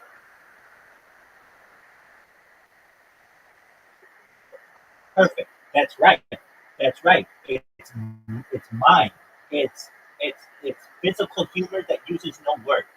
That is the funniest thing to the most amount of people. And exactly, it is. It's Mr. Bean.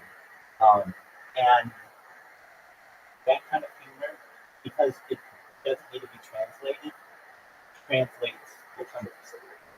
Exactly. And I'm not saying that I want to watch that every single week, but if you want to have mass appeal, children can watch that and understand what's going on. Just do a physical comedy. People in different globally can see that. So you're exactly right. Those kinds of things resonate with people. Okay, so aside from mine, which a lot of people don't think it's funny or don't take seriously in the comedy world, because it doesn't make people always laugh that much, but it has massive appeal. Okay, so then this is at least what I feel, and feel free to correct me or debate me on these. The next highest level of comedy is fun, is wordplay. So then if you have to get into someone's language, that's fine, and you can tell jokes or whatever. But the funniest jokes are the ones that have like double entendres. We've even gotten into triple entendres, quadruple entendres. Those that they have like different layers of humor resonate very well with audiences. And then from there, it is rhyme. Rhyme is very funny to people. Hickory dickory dock, all that shit. And then alliteration. So basically, like using the same letter, same sound to as punchlines. Those all resonate really well. There's almost like a hierarchy of humor that I've noticed that. And then there's not just yeah, that works too. Yeah, it's and if it's translatable, the scene, yeah, exactly. Like yeah, exactly. it's essential. Which is really funny.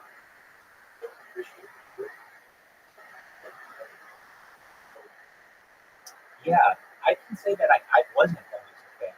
I found it lame and boring, but I recognized that I had this friend growing up, and they were his family's from the United Kingdom, and I go to his house, and they would show me Mr. Bean, and it was not very funny to me. But here's the thing: I was a little kid, and no one at school knew about. Like very few people knew about Mr. Bean because at that time it was still United Kingdom kind of a thing, and didn't have much appeal in the United States.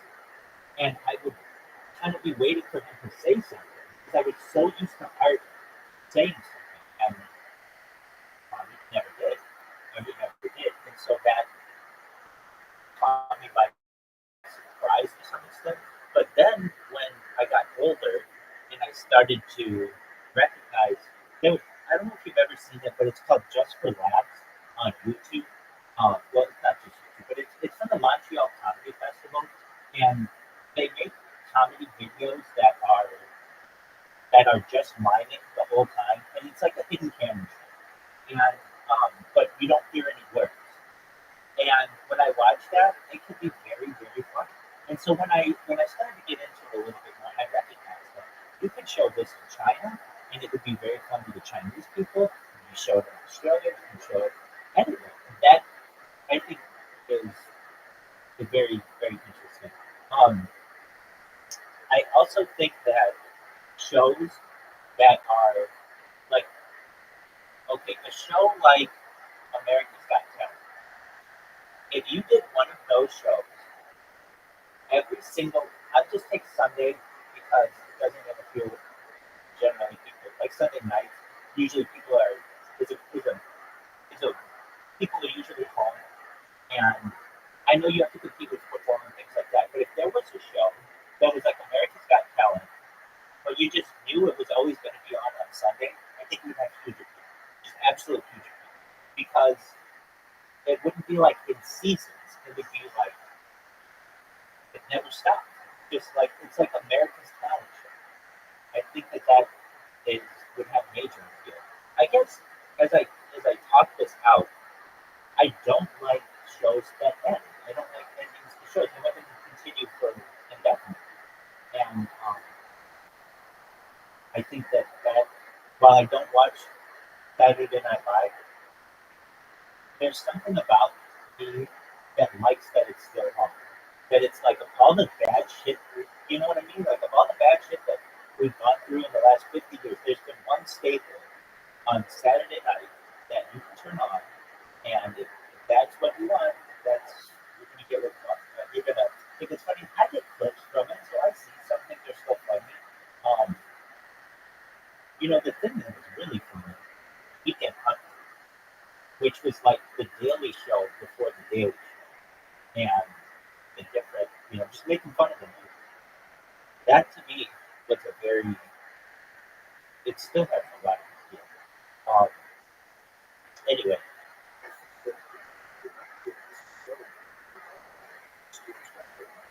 right. And, we had that discussion.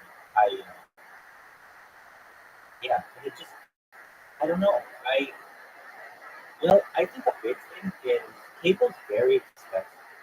And like, if you just, there is no way currently, and there hasn't been, to do like a la carte cable. Like, I don't have the money right now to be signing up for cable and all kinds of things, but in the past I have.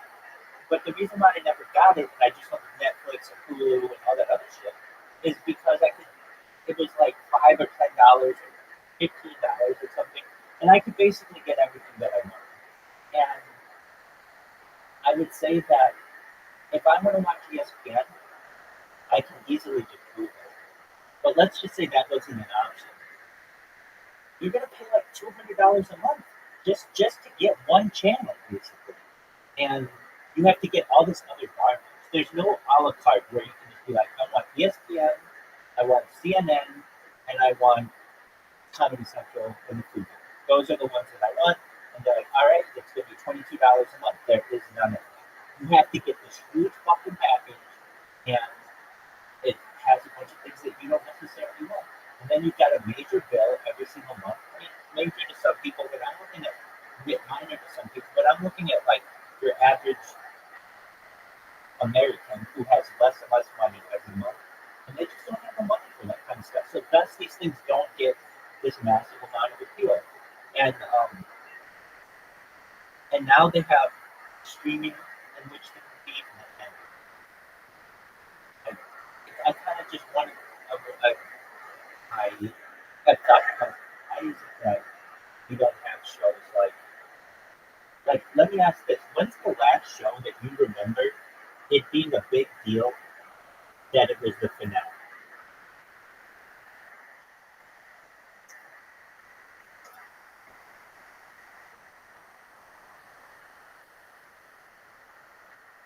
I don't know if you heard. When was the last show that you okay? What was the last show that you remember? It was a big deal for the finale.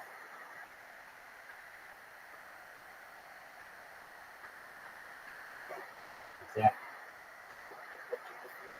Perfect. That would probably be, yeah. That's a great answer. Yeah, Game of Thrones, I would say probably was the last show, but even that was like 6 years ago or something. I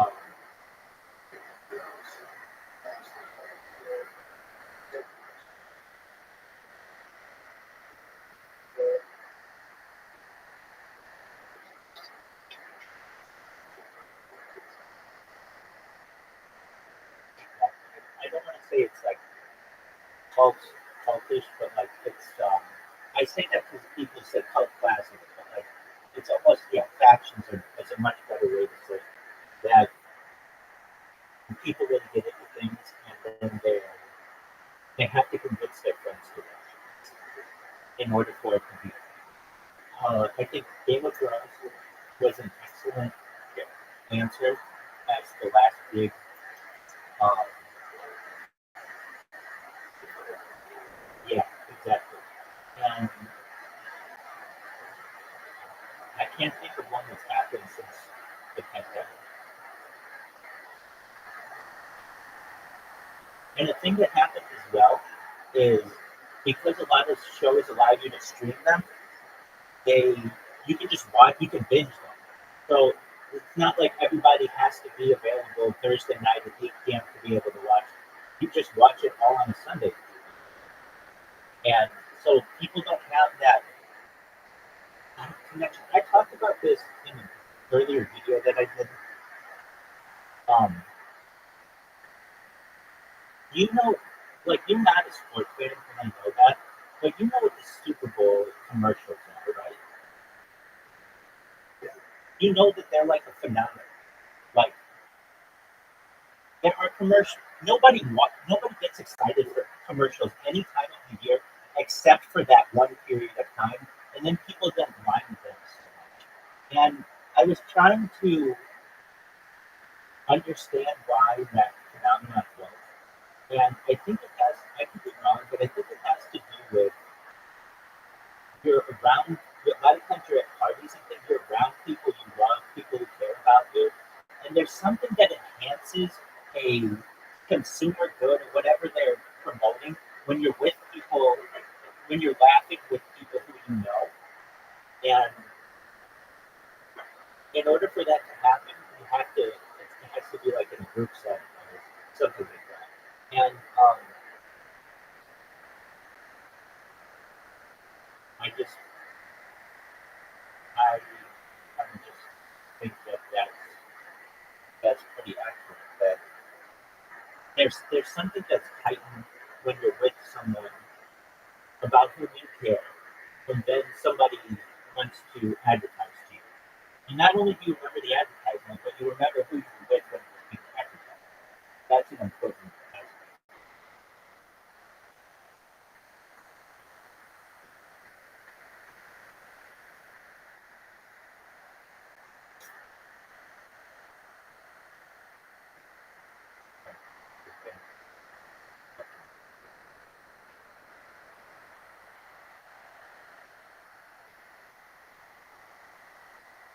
You know something that I find really interesting too? Well, just with inflation, when you watch an old show and how cheap everything is,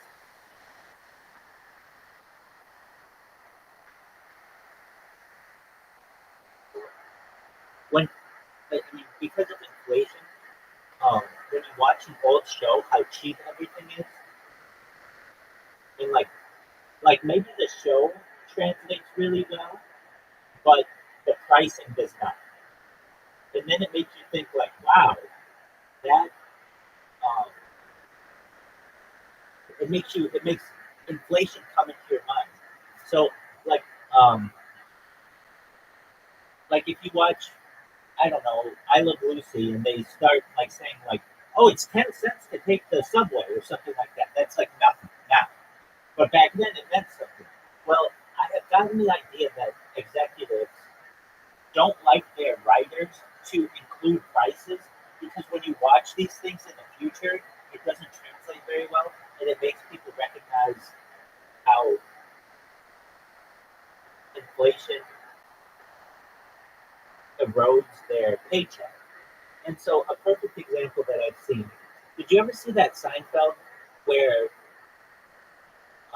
Jerry is with Vanya, and Vanya gives Jerry like an Armani suit or something, and in exchange, Jerry has to take him to dinner, and exactly, soup did he have crackers that mental thing? Well, notice they're able to talk about this interaction that they have without naming any prices. So yeah, and so that's kind of like how I think that executives want them to do it.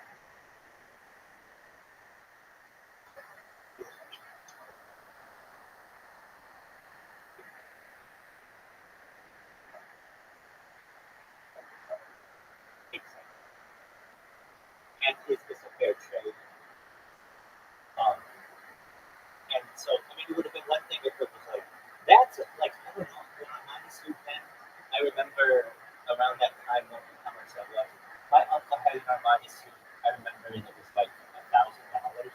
And that was like a long time ago, much more than that now. I can't live in Armani suit. But I remember it was like if they would have said, probably then it would be, I give you $1,000 suit, and here you want to pick me out for dinner, and that's like probably then that's probably like max it would be like $15 meal. It wouldn't translate that well for today's audiences. So instead of naming prices, they just name something that's equivalent to it because they know both will go up in price, and then it allows for the show to be more related.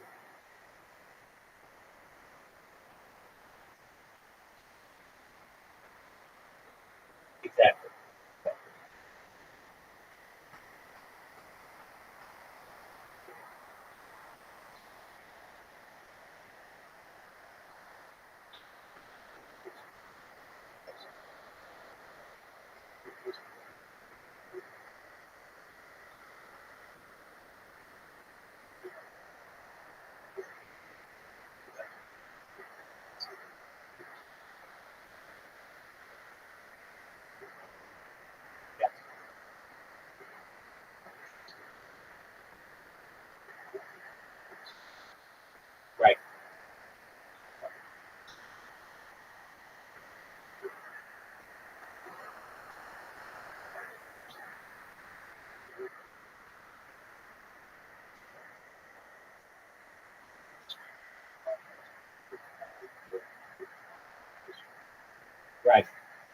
That's exactly right. I've been listening to this podcast every night recently on pirates, and since all of those are like historical events, they don't have to come and talk about the pandemic or 9/11 or something like that. It doesn't because immediately when you say something like that, it ages it. I even know like I noticed this a lot with the Joey Diaz's podcast. At least in the like I like when a show does that because I want to know everything that was going on in their lives at the time. So if they say it's June 22nd, I like when they say the year because then I can be like, oh, they wouldn't have known about this shit. But I understand that doesn't make it as time. So if you notice, and I noticed this with comedians as well, when comedians put out a like where they're going to be in the future cities, they don't put the year. It'll just be like I'll be in Denver, June 21st. I'll be in Miami, August 15th. But they don't talk about the years a lot, and I think that helps them to remain timeless in some ways. Like if you just look at if you just go to, I'm not saying to you, but if you just went to like a comedian's Instagram, they don't put the dates on, at least the year, because then if you're looking at their Instagram, you can be like, oh, this is from like 2018. This is old content. It immediately makes you think that it's old. Instead, if they just put the date and not the year, then you're like, oh, well, that could have been last year, and so it doesn't date them as much. I noticed that they do that a lot, and then they podcast them, like what you said. I'm glad somebody else knows that. I'm sure people do, because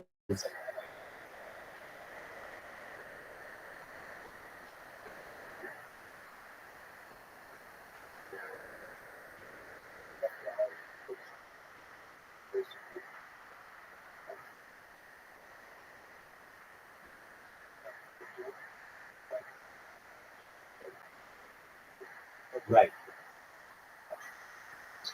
sure, right,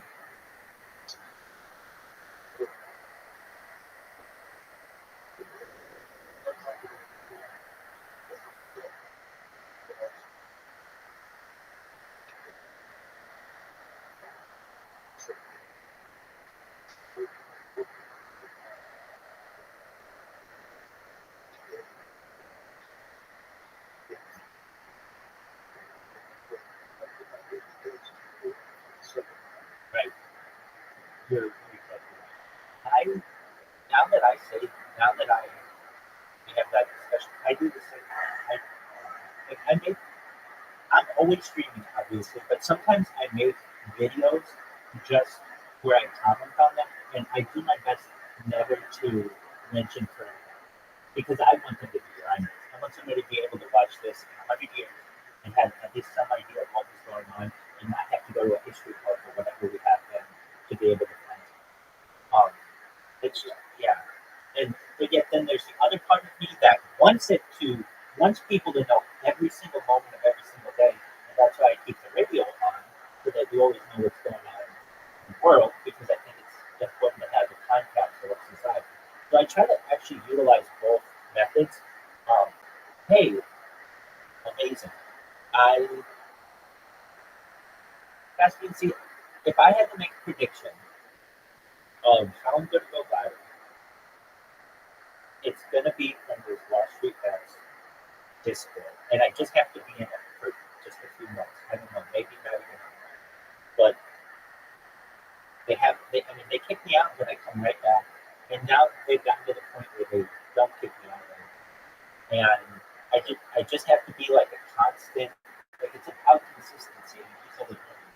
And all I do, I created a robot that brings me into when somebody kicks me out, it automatically brings me back. It automatically turns on my camera, and it automatically streams Blueberry.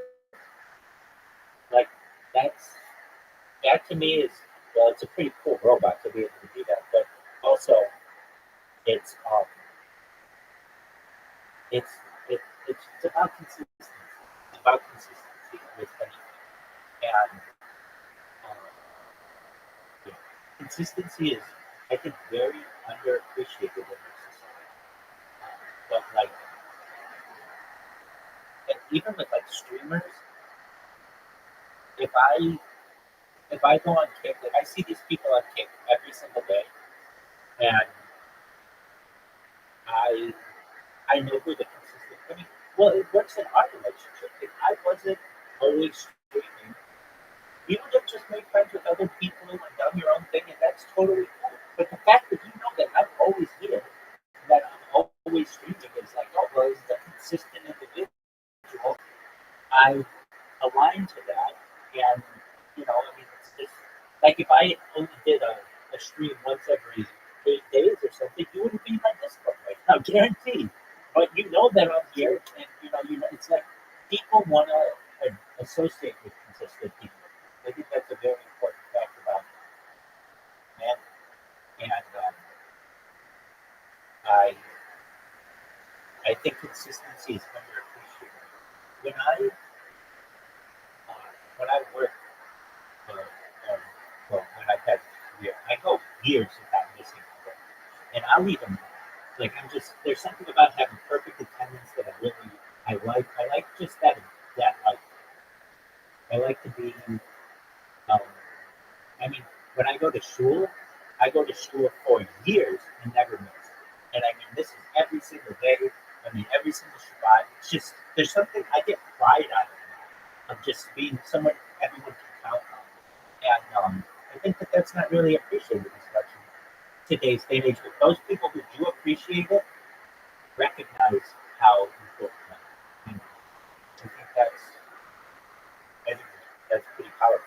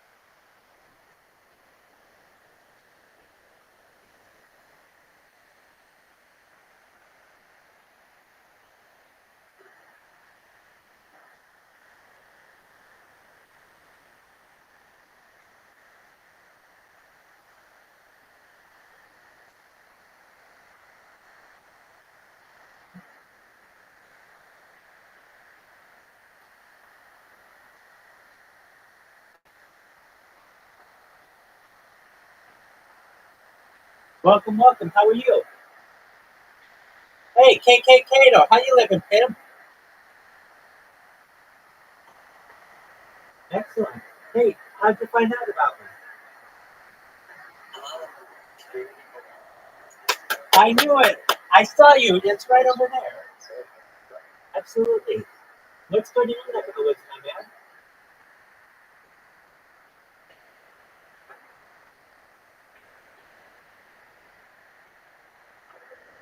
Excellent.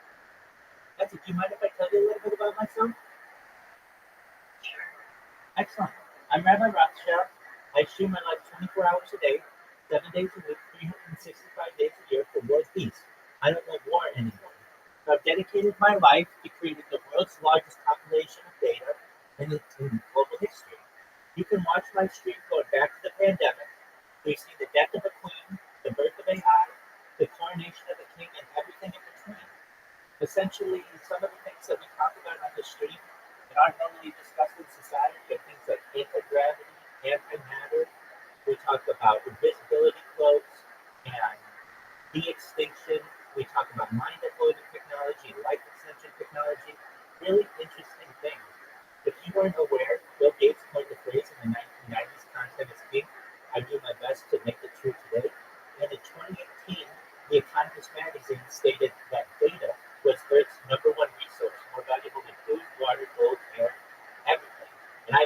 online than any person. So if this works out, one day I may become very influential, and if that happens, I'm going to make you take your ego, be able to quit your job, and live all your deepest, darkest, happiest fantasies. You'll be able to travel the world and start charities for people and just really do all the things that you want to do.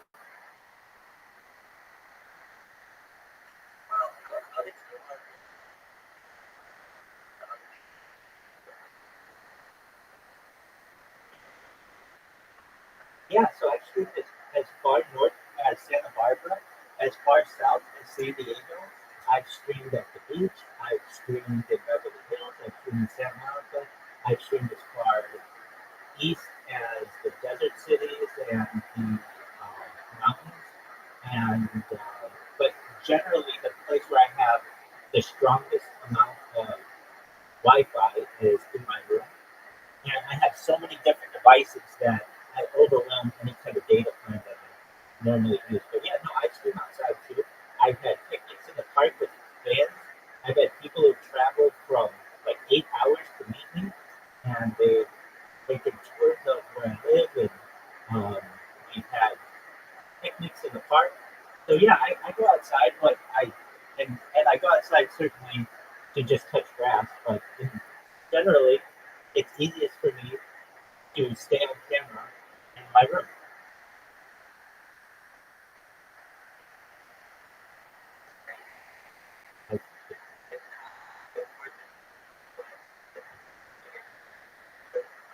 It is very expensive. So prior to dedicating my life to this, I am a certified project management professional. So I've had six-figure contracts with Fortune 500 companies. I've been able to use the savings from that. That's how I purchased all the equipment. And I really have been living as as much according to a budget as I can. Monthly budget for my rent is my rent is like $1,000 a month, and I know my food costs and everything. And whenever I need to make more money, I can manage projects for people. And so, like I did one this summer and made thousands of dollars over the course of just like 48 hours, just helping some people with a cryptocurrency project. And so I'm able to subsist on that.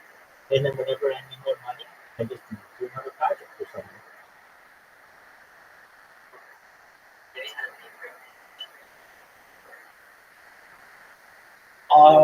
It has been 24/7, 365 for as consistent as possible.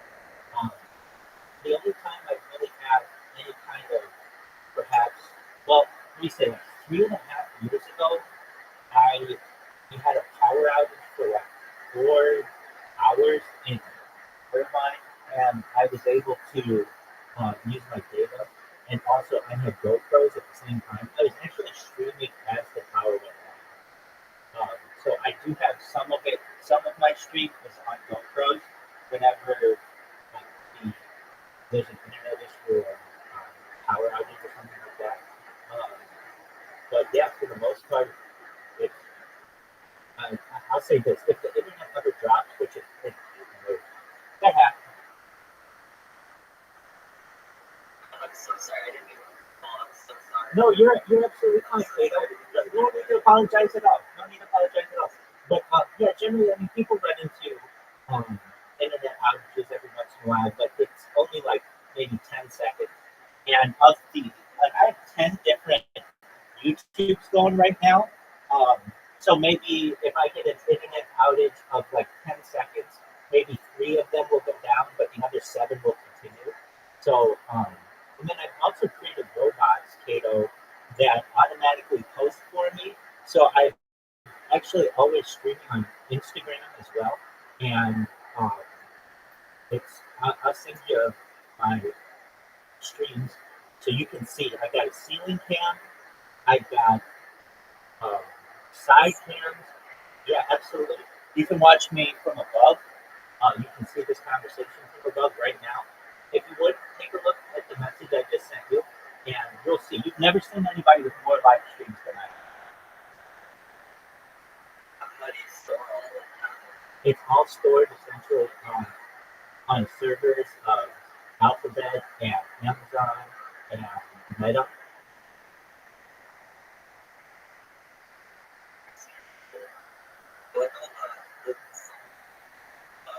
Oh, yeah, let me explain what that is. Hold on a second. I'm not a big Sonic the Hedgehog fan, so it's fine.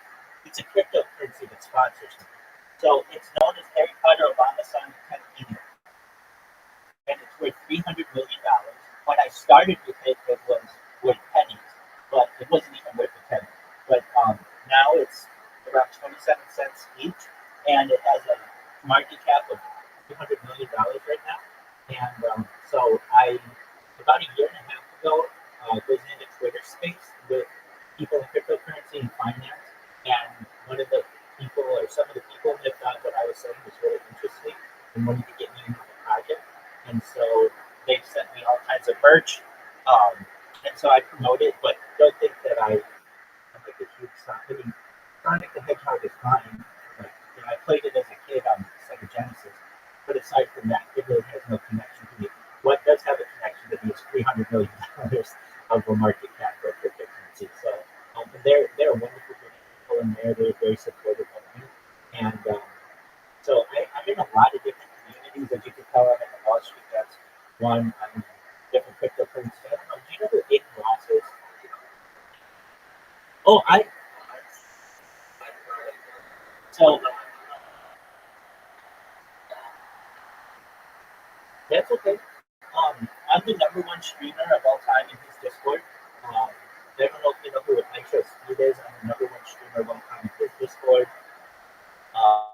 KSI, I'm the number one streamer of all time in his Discord. Like, basically, these are big time influencers. Exactly. And so they all know who I am.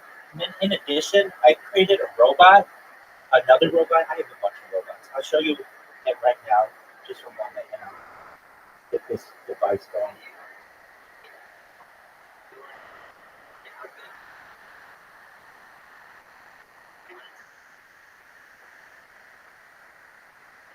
Yeah, so I've made a uh,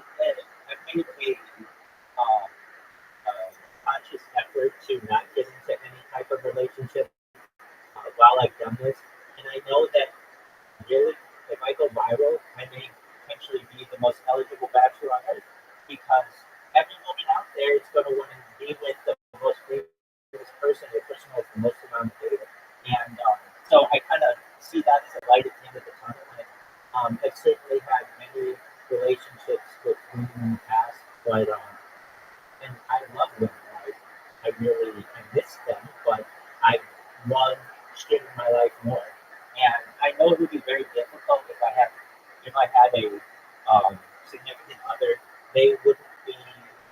Um, I mean, even if they were okay with me doing this, if we are going to have sex, we can't do that on camera on YouTube, or we're going to get banned. So there are some things that um, I wouldn't be able to do with them. But I know in the end that perhaps the benefits may outweigh some of the issues that I have to undergo, and I'm fine with that. Okay, just one moment. I'm going to show you this robot. And what this robot does is it automatically follows people. Well, it'll automatically create an account on Kick. Do you know what Kick is? Excellent. So everybody on Kick knows who I am. I mean, everybody, from Amaranth to Aiden Ross to you name it. Like, I'm infamous on this platform. And what it will do is it will automatically press the follow button, and it will create a clip of them, which puts my Discord in there. And then it will spam them. And so what you will see is it is spamming this person. Yeah, super annoying. But I do it for world. Well, you know what? Here's the funny thing is I wear them down to the point where they do like me, and they do allow me to spam them. And the thing is, they get paid based on how much people are chatting in their chat. And so my spam actually makes them money. So it's not that bad for them. And they know that I do it so consistently that it's extra money in their pocket. I don't know if you know, you probably don't know who the owner of Kick is, but his name is Eddie Craven. And he and I are friends on Discord. And so I've been able to make really, I streamed for 2 years and no one knew who I was. I created these robots and essentially overnight the entire platform. So it's been very smart of me to be able to do this. And with every day, I gain momentum. And really, it's about world peace. I want a platform to be able to discuss world peace because I talk about things that are very important to society. Ending world hunger, we can use agricultural drones, floating greenhouses, saltwater greenhouses, hydroponics, vertical farming, cloud seeding. Those are 6 ideas that Those are 6 ideas that could change the world, especially in the developing world. I would help end world thirst through the use of smart straws and digging of wells and desalination plants where we pump seawater onto land to make it drinkable. These are all things that I think can be used specifically in the developing world to help people and raise the quality of life for everyone. These are important things. This is why I've dedicated my life to this.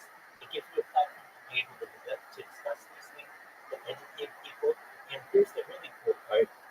When I go viral, which could happen any day, any month, when it happens, I am going to be essentially uncanceled. I have 100 different YouTube accounts. I have 200 different Instagram accounts. I have 300 different Twitch accounts. I have over 1,000 TikTok accounts. I have over 2,000 Twitter accounts. And I have over 10,000 people. So basically, even if they take me down on one stream, I'm still live on another 9 streams at a given time.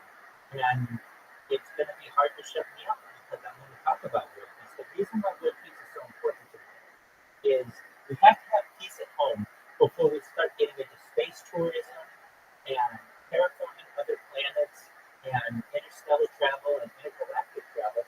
And you may be like a rabbi, you're already coming close to middle age. How are you going to be able to live to see all of these things? Well, when we get into life extension technology, we talk about things like stem cells, and nootropics, and things like cryonics, cryogenic ambrosia therapy, where we use the platelets of younger people for the benefit of older people. And that might get me to age 90, age 100, 110, 120. But eventually my body's going to break down just like yours. And that's where the next type of technology comes into play. And that's mind uploading technology, where we scan my brain and your brain into a computer like a CAT scan or an MRI, knowing where every atom is in your central nervous system and your peripheral nervous system. All that data is stored for later download as an android, an avatar, a cyborg, a cybernetic being, a clone of yourself, a robot, an ethereal being, whatever you want. But basically, I'm saying that people here on Earth today may be able to experience a digital immortality. That's a very exciting premise.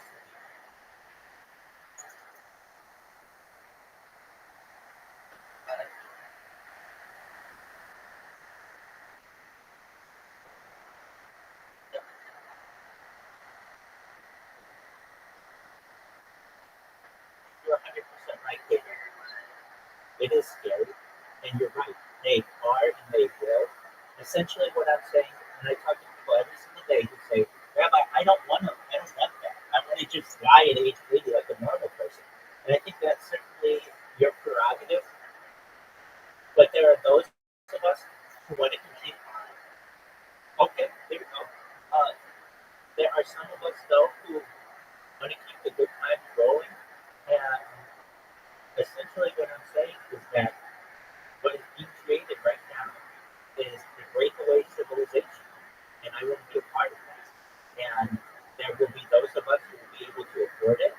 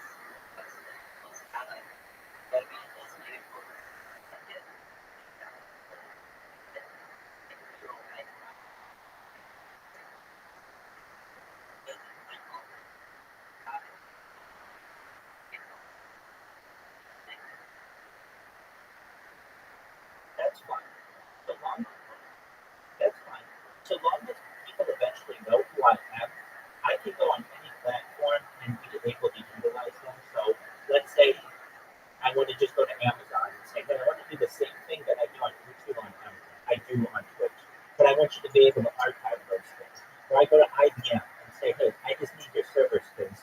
In exchange for being able to store my likeness on your server, I will essentially be hosted by you, and I will sponsor you. That is an incredible opportunity for one of these large mega corporations. Yes, they have content that is they have, like, let's just say Alphabet has content that is an incredible amount of it, but generally this isn't the kind of content they have. They don't have one person's life content. They have very highly edited videos that are quick clips, and it's not long form content like mine. So what I have to give to the world is long form content. It's in that. Have you ever seen the movie The Truman Show?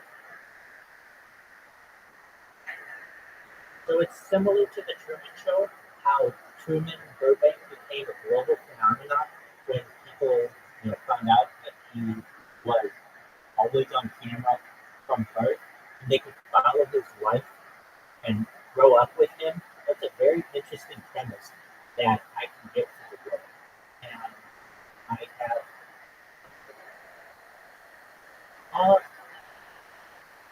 I have a lot of that on camera as well. My parents did a very good job, at least with my home videos, to ensure that at least many of the events in my life were archived.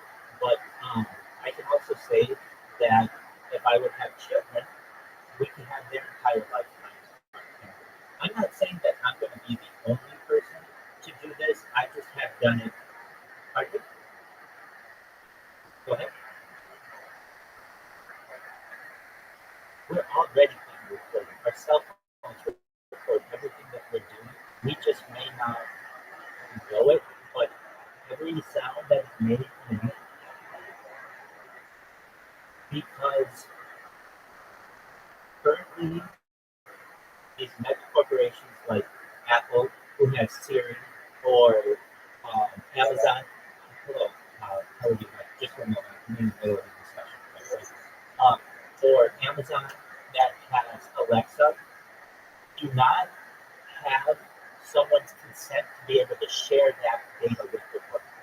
The fact that you can go to any given day of the last 3.5 years and know exactly what is going on in my life and in the news is a very exciting premise to people. Now, even though these mega corporations have that data, it's not shareable with other people. And mine is. That's what makes mine different.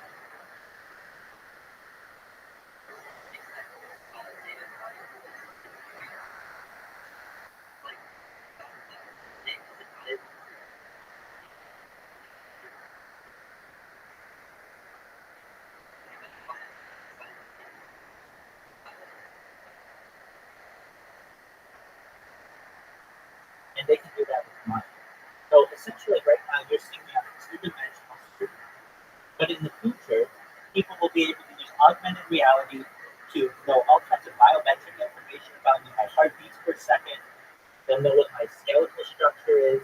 You'll be able to remove different layers of my clothing or change my clothing, change my skin tone.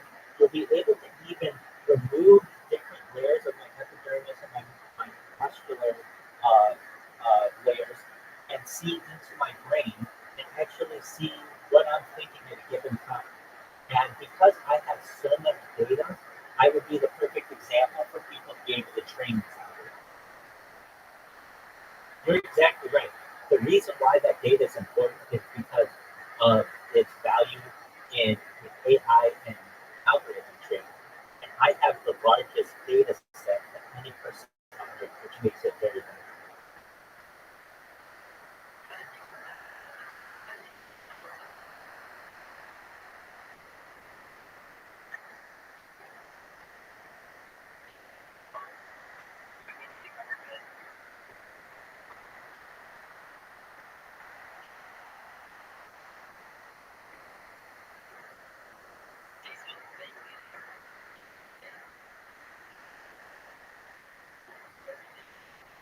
Most certainly. Captain, can you turn that down? You're good. Yeah, that's definitely an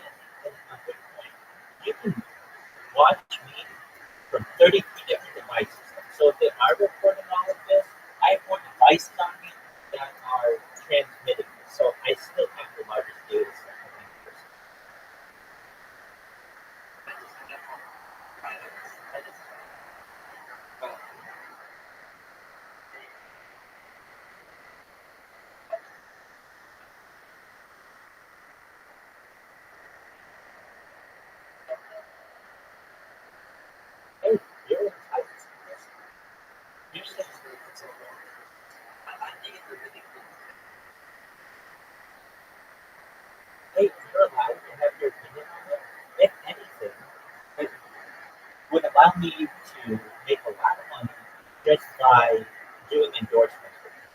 Somebody knows that someone's always streaming and they have an audience that will watch them, then I can wear anybody's shirt. I can look like a NASCAR driver with the amount of endorsements that I can get. And people will just want to associate their brand with you because there'll be a lot of eyeballs watching you. Nevertheless, the fact that I have all this data in the past that can perhaps be monetized, it's the fact that I am always consistently on the internet is back up. Gives my stream of value in itself.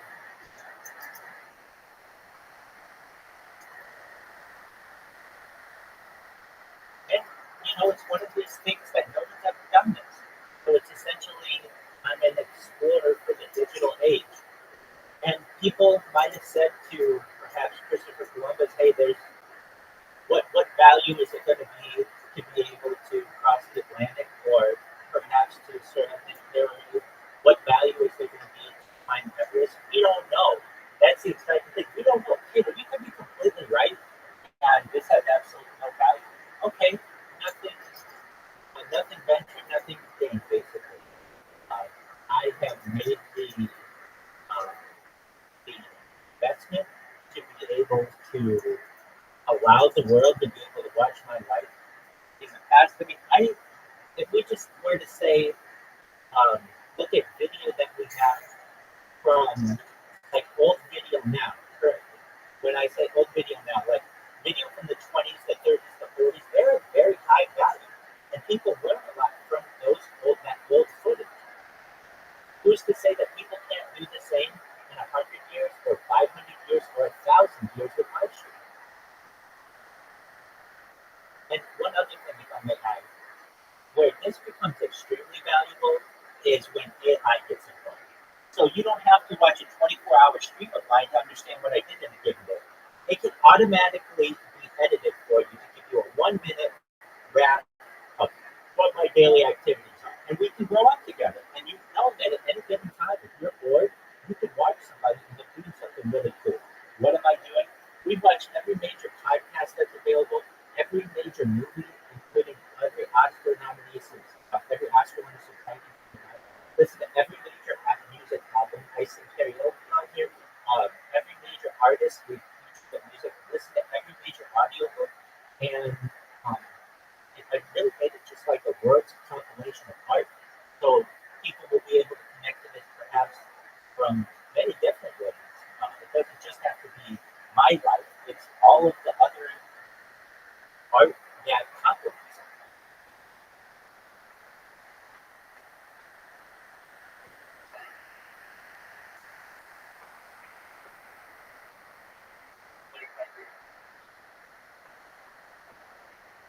I want them to. I'll be a very famous person about it. And I never want to charge for this. It's a gift to the world. I want people to be able to learn from it and utilize it in their own way.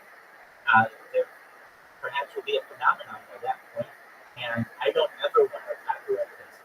If I ever am going to make money, I'll be able to do it through endorsements much easier than I will be by just the YouTube algorithm.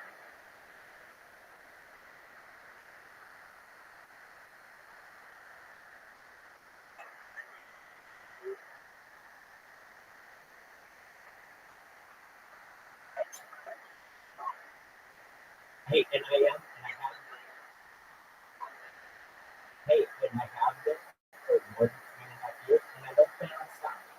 So essentially, people will be able to watch my life going back to 2021, and when we were in the pandemic, and even before then, I had footage from GoPros and things, long-term stored footage, and lots of it. I have an entire bag of just SD cards, and I have terabytes. I have over 10 terabytes of stored footage. So essentially, the way that I see this is like home movies. There are people who we learn a lot from their home movies and what life was like and what society was like and what people's interests were. And in the same way, people will perhaps be able to do that from this. Now, like we said earlier, if this never amounts to anything, okay, nothing ventured, nothing gained. But imagine if it does turn out to be something. It has the opportunity to have a lot more, has the opportunity to change the world. I mean, you should understand as well, Cato, some of the things that we talk about in this room are not normally discussed in society. And they're very important for the future of the world. Like what? Like things like a launch loop, a proposed transportation system that uses wrong loop structure to launch vehicles into orbit through magnetic acceleration. Light craft, a spacecraft propelled by laser beams directed at light absorbing surface, creating a thrust through energy absorption. Lunar Creek, a building material made from lunar regolith, envisioned for constructing habitats in like areas. A lunar space elevator, a structure extending from the moon surface into space, facilitating transport to orbit without traditional rocket launches. A magnetic sail, a spacecraft propulsion method that uses a large magnetic field to interact with solar winds or magnetic fields. I mean, I have a huge list of these things that we talk about with people and that I've been interviewed about. These are all really good ideas, and no one's talking about them. People talk about right now, it's just about raising people and getting laid and all this other stuff. And that's cool. And I talk about that kind of stuff too. But when we're talking about things like cold fusion and computatoriums and electrogravitics and faster than light communication, people are going to say, this is what I want to watch. This is really interesting. Tell me about faster than light communication. It's communication methods that would allow for information travel, transfer faster than the speed of light.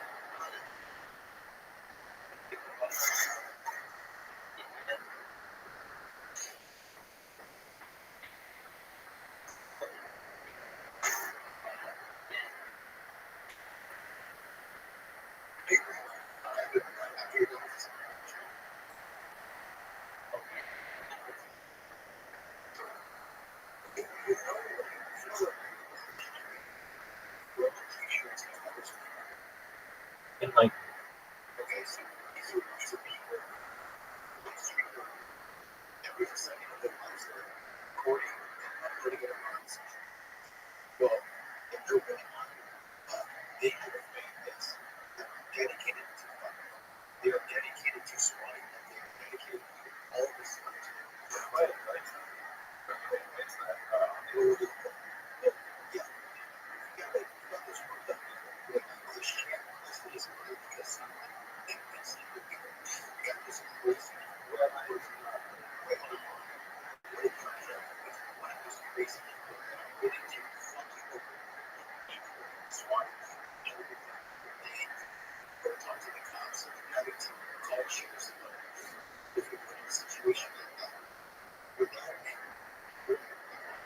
oh, it would just be another day in my life.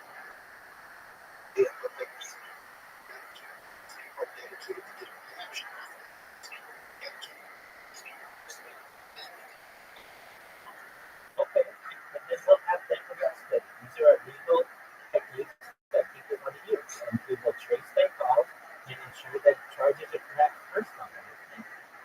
I guess the difference is like these people, they don't have the resources to do that. They just have the internet and just be that effect. Yes, you have the resources to do that. I guess. Yeah, so let's say someone wants to swap. Okay, well, essentially the Orange County Sheriff or Irvine Police will either take it seriously or not, and they will they get these kinds of calls every single day, not just to me, but to other people in the area.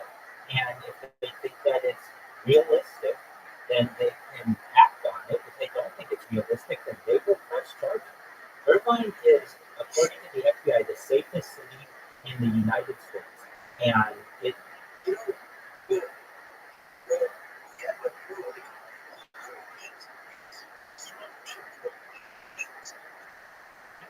I understand. People know who I am. People know who I am. The mayor of Irvine knows who I am. And it's not like they're just going to start coming in guns blazing. They are certainly aware that I'm on the internet, and all they would have to do is say, just go to my stream and see if any of it is legitimate. And if it's not, then they press charges against the people. And if necessary, they can contact the authorities in other countries to be able to report these.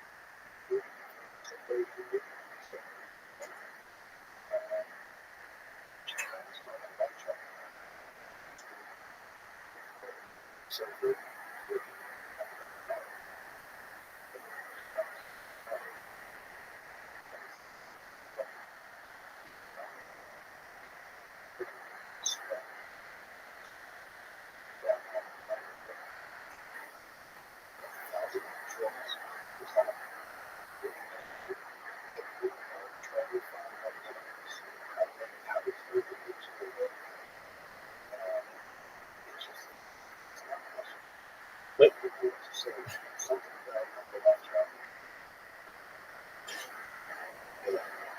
what?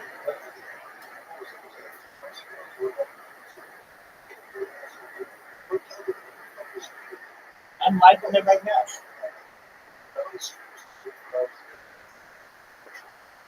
It's nice.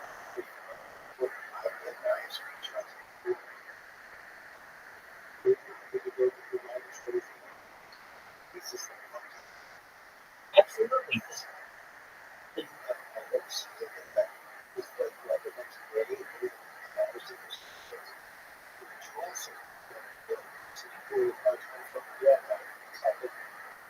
That's absolutely.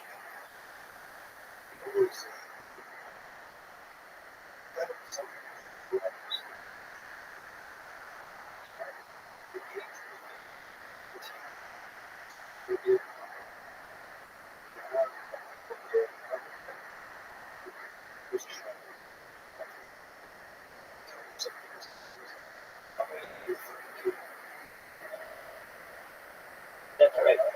I, yes.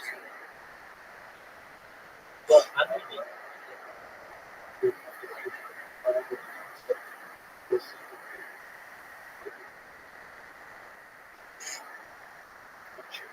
Yeah, I mean, I'm just, um, I know that if something like that happened, I'm already the most famous person on it. And the reason why I say that is because that'll give me a lot of attention. A lot of people will know who I am, what I do, and so I must invite them. And I also know that the authorities where I live are not stupid. They just don't come in with a SWAT vehicle and start shooting up the place. If you know where I live, the authorities are very careful about that because the people are very high net worth individuals who don't like their neighborhood to be known as anything but the safest community in the United States, which it is. So, if anything, the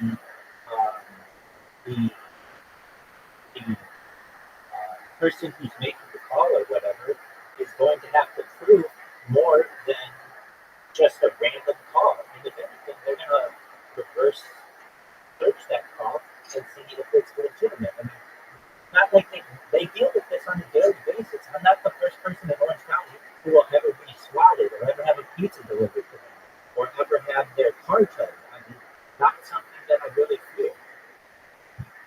In fact, I almost invite it because if it happens, then it's going to give me a lot of publicity. There, in my opinion, is no bad publicity so long as they spell your name.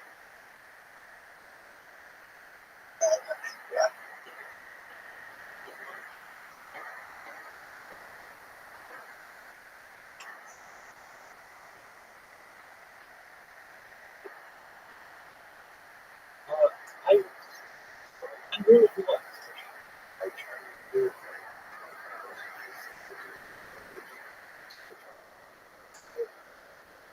Yeah, I'm really who I am. I really am who I am.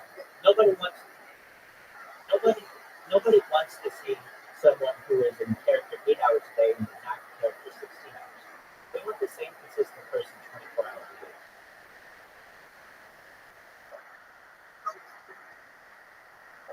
I do.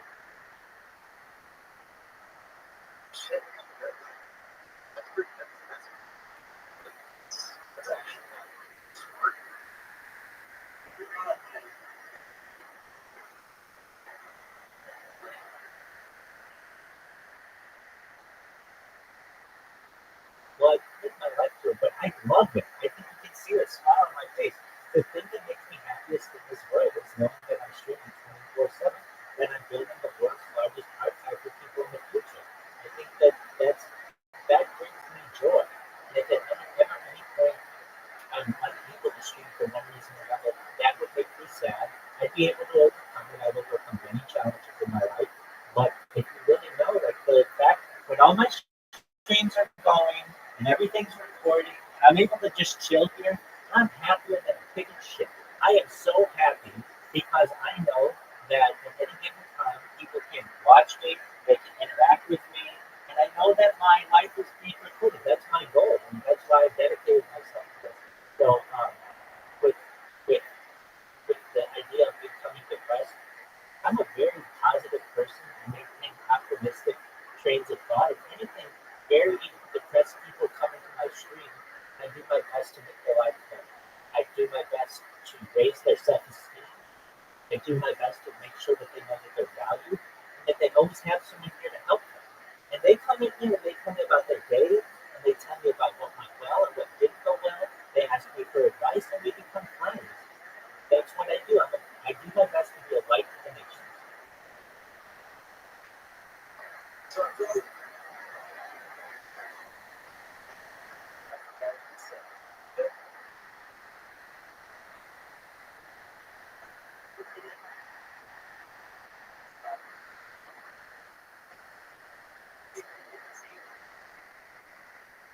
That's a great question, Peter.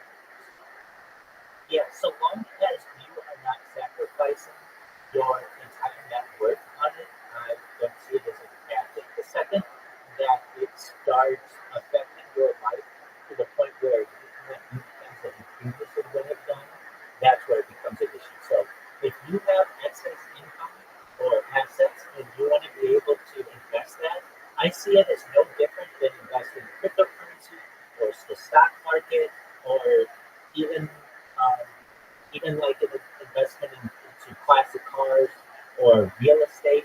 It's just a bet, but really at the end of the day, it's a bet. It may not be a Wall Street bet, it might be a real estate bet, but you're just taking the risk. But I think those are healthy risks to take. The reason why people acquire mass amounts of assets is because they're taking risks.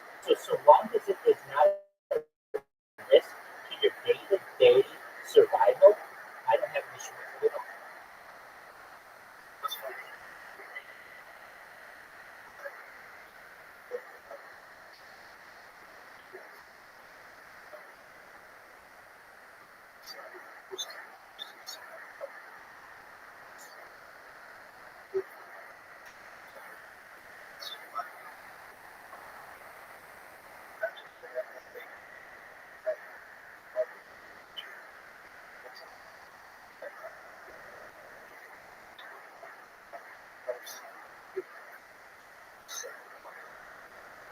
Right. Right.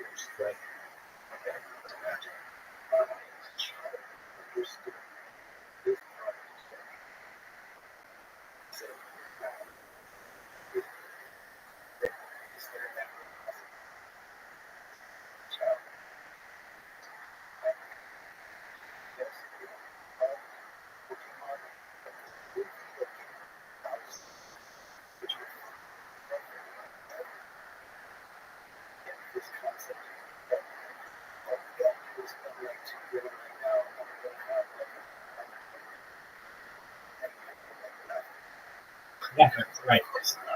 Right.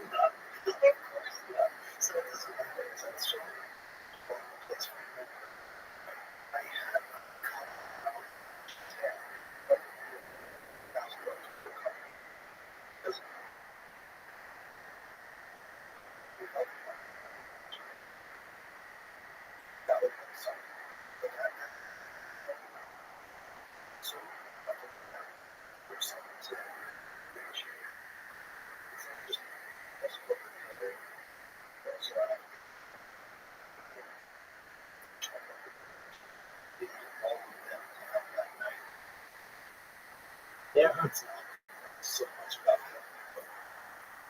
there are people who will, if it's about public, you know what tulips manual was? Tulips at one time had more value than gold. If you look at beanie babies at one time were extremely, extremely valuable. Uh, there are members of my that's true.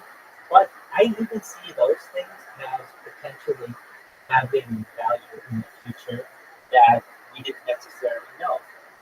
For instance, if like when you buy, I kind of have this theory. If a child wants let's say an action figure, you should buy them two if you can. You should buy them one to play with, one to keep in the box, and just wait and store it. And in 20 years, it will be Pokemon Red, and it will be worth a lot. And they'll have a huge collection. If you just do those things in just some small little, uh, small, use this advice with whatever you're buying. If you really like it will have huge amounts of value perhaps in the future. Like NFTs. Many times people, like for instance, these NFTs, these are known as photos. And when I started with these guys, they were worth pennies. A few months ago, they were worth $800. They're worth like $8,000 now. And they will eventually perhaps be worth more. They may be worth less. Who knows? But when it comes to an NFT, a lot of people are part of cryptocurrencies or other projects that hit the right. And I'm someone who doesn't necessarily think that that's the end of the story for a cryptocurrency or an NFT. I think the longer that you hold an asset, cryptocurrency and NFT, the more valuable it will become. And you get to a point where something becomes an NFT. And maybe nobody cares about the NFT, but they care that the NFT was from 2019. And there weren't that many NFTs in 2019, or from 2024. In the year 2060, an NFT from 2024, they have a lot of value. Just like a lamp from 1960 has much more value because of the age of it. Things get into a period where they become an antique, then they become an artifact. When something becomes an artifact, that's when it has extreme amounts of value, where people display it in museums and things like that. So I'm someone who, if you have a cryptocurrency that's rugged on you, I wouldn't sell it. You never know. I mean, it might have been worth $100 at one point, and now it's worth nothing. Okay, that's fine. No one says that can't be worth $1,000 or $10,000 in 10 or 20 years just because of the age of it. So I think that with time, most everything gains value. I don't know very many things that haven't gained value over time. They just go through waves. A perfect example of this is a CRT television, those big box televisions that everybody threw out in the mid 2000s because everybody got flat screen TVs. Those CRT televisions now have a huge amount of value on the secondary market. Why? Because they become rarer and rarer, and with time, they gain value to the point where now you can they become like museum pieces.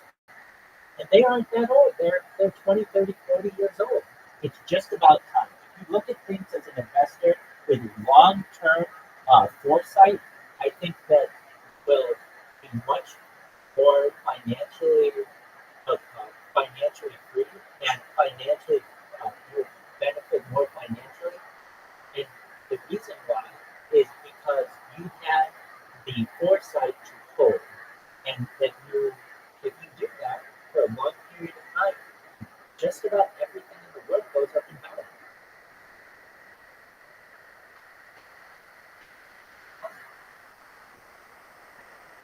That's exactly right too.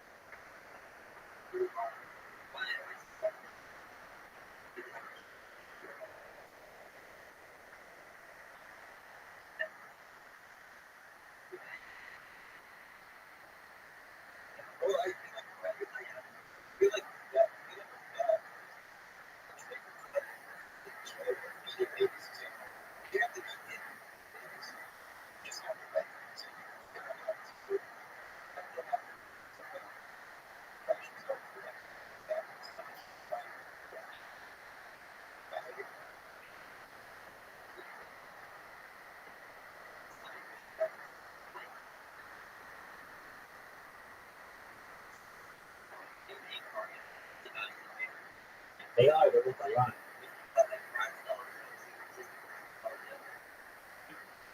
hold on a second. You haven't given Brad Stiles enough time. If you give Brad Stiles 50 years, Brad Stiles may be more valuable than Barbie.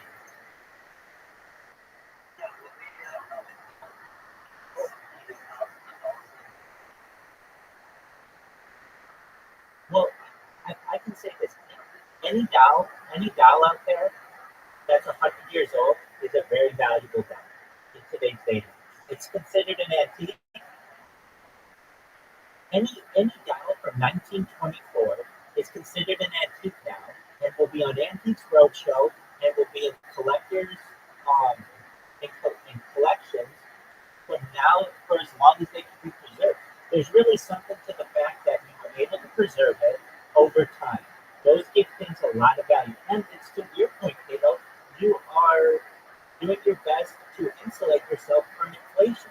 The Federal Reserve note has lost 99.9% of its value since its inception in 1913. That means a $100 bill in 1913, or I'm sorry, a $1 bill in 1913 is worth a $100 bill today. You have to, you have to, you have to insulate yourself from inflation, and one of the ways that you're able to do it is by purchasing different types of assets and different asset classes, and just being as diversified as you can. I'm not saying that buying toys is the best way to do that, or baseball cards, or anything like that, but given enough time, all of these things go up in value.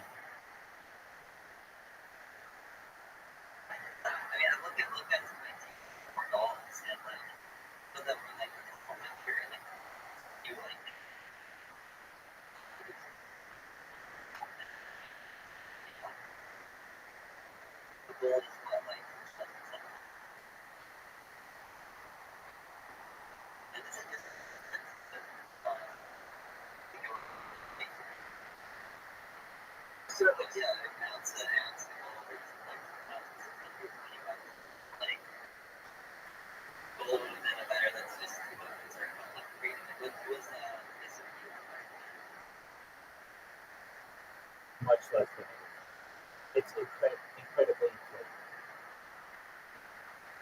Well, if you want a little inside baseball on this one, if you're looking at minerals, I could be wrong on this, but give this 1,000 years and I'll get them right. Silver will overtake gold. The reason why is silver is more valuable in computers than gold is, and silver has a higher melting point than gold.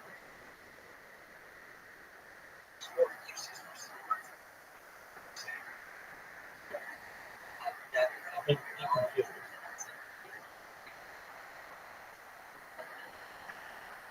Okay, but that Dow wasn't valid.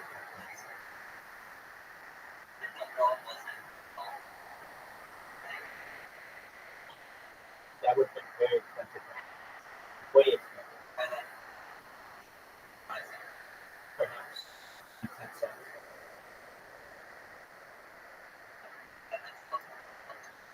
Which,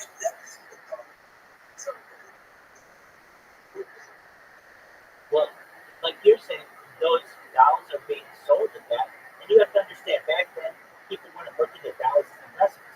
They were looking at them to be able to enjoy from their children.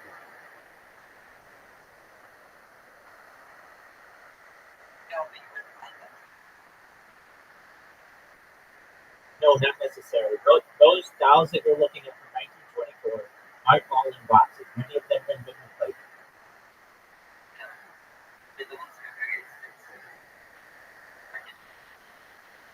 Okay, but you can still do.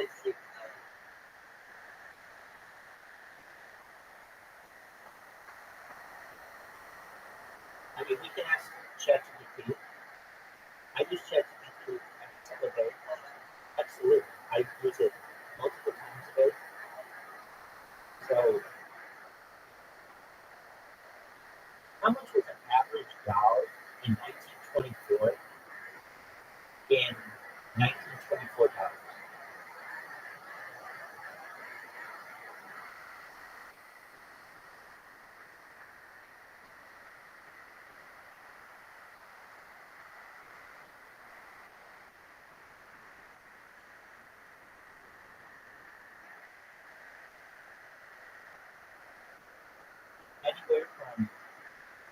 cents to $3, so nothing really really high.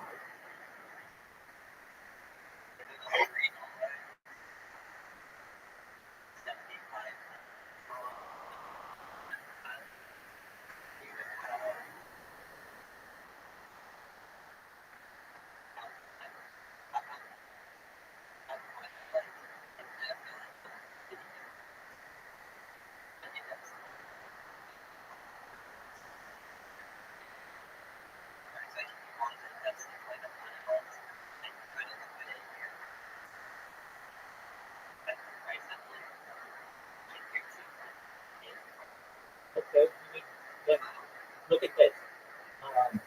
That's just a random dollar. Let's go with something that had value then, perhaps it has value now. A Honus Wagner baseball card. So let me look this up. How much was a Honus Wagner baseball card? The one where he was anti-tobacco and he was with the tobacco company.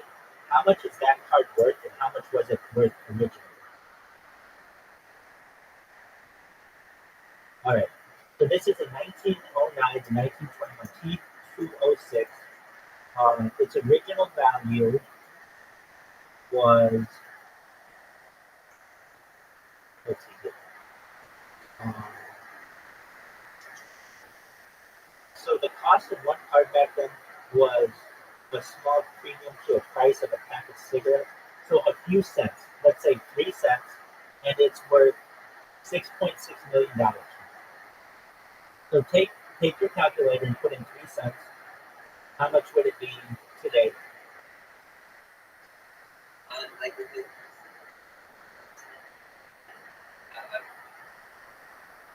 That's okay. I mean, it'd be like a few $1,000s now. But if it's in the right investment, it's worth. All right, but it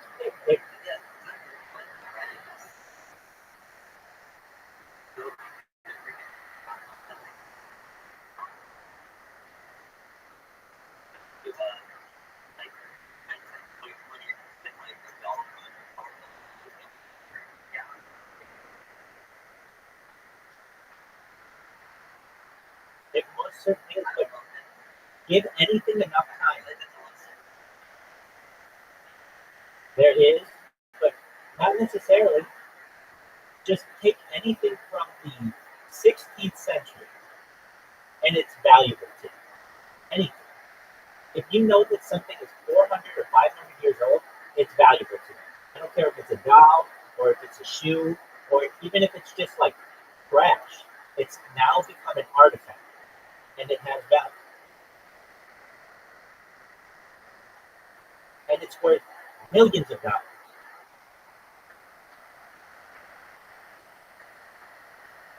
Name something from the 16th century that is not extremely valuable today.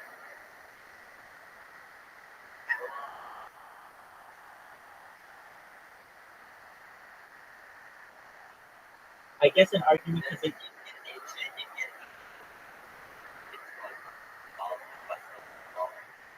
Okay.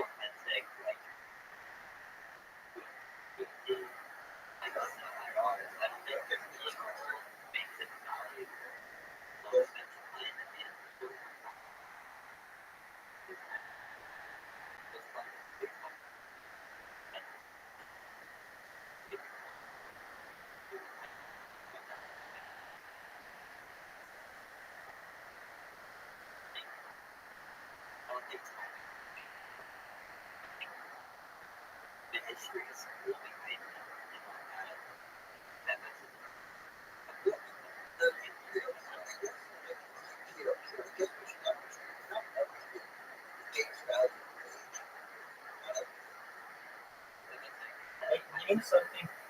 Name something. Name something that does not. A brush, like an ancient Roman brush, is going to be in a museum. You're not going to be able to buy that. It's so valuable that it'll be in a museum. That's it.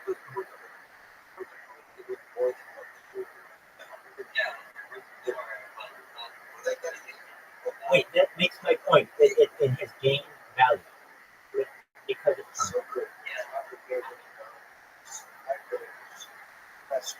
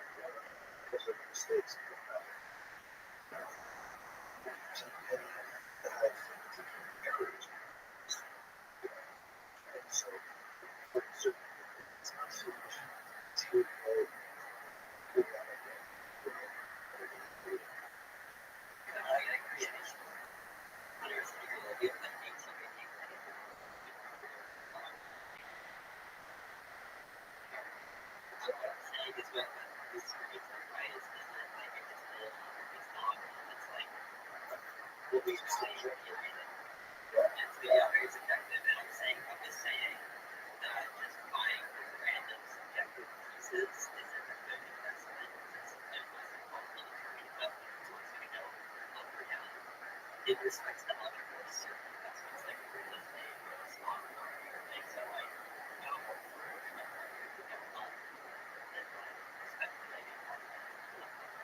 Taylor, I agree with you 100%. You were asking me, what should I invest, Rabbi? I would say the FANG stocks, Facebook, Apple, Amazon, Netflix, Google, those are great ratios. Yeah, exactly. So I'm going to tell you to invest in that. When it comes to more than anything, real estate, because you can't produce more of it. And so that has incredible value. But I am saying as well that given enough time, even things that you consider garbage today, an old Coke bottle will gain, or like a can of Coke can gain a lot of value over the course of a century.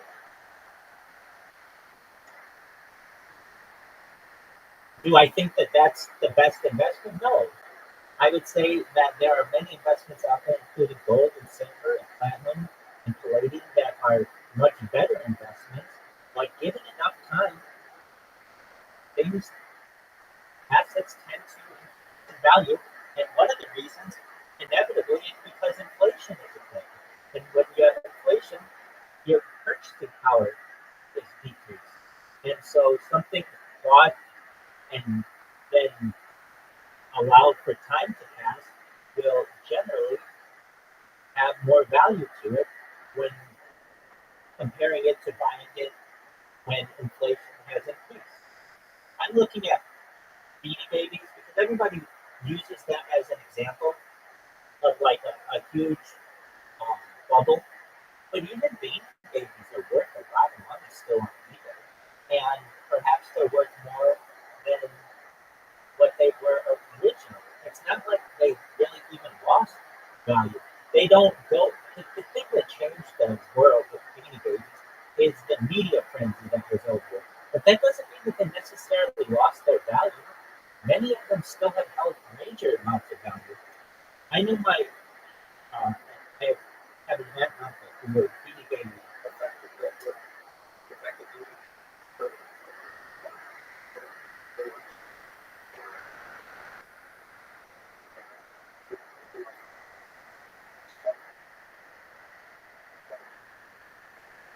Right.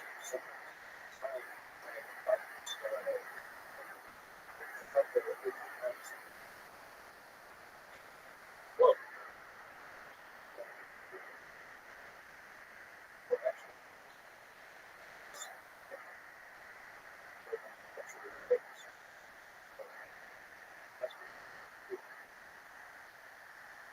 even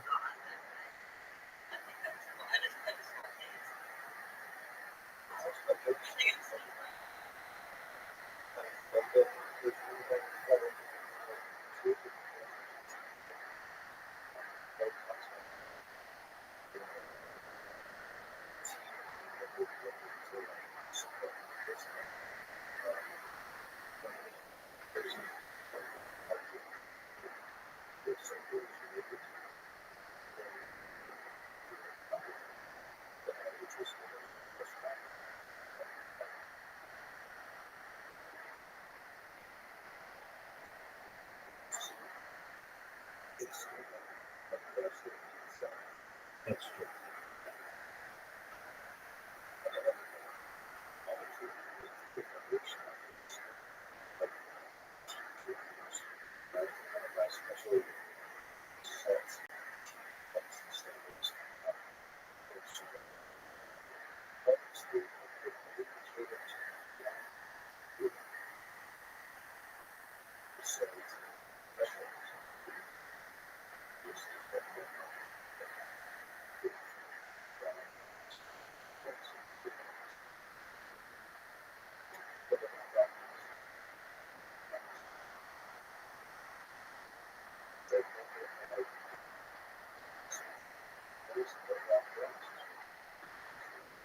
Well, I can tell you,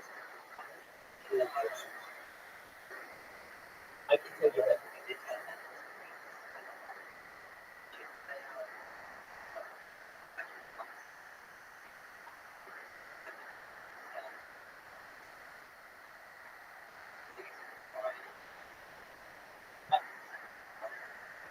my man, I've been using that for a decade, more than that. I like Compton made fluoride free. Yeah, 2 decades. Hydrogen peroxide washers. I trust nano hydrons. I like hydrons. And this is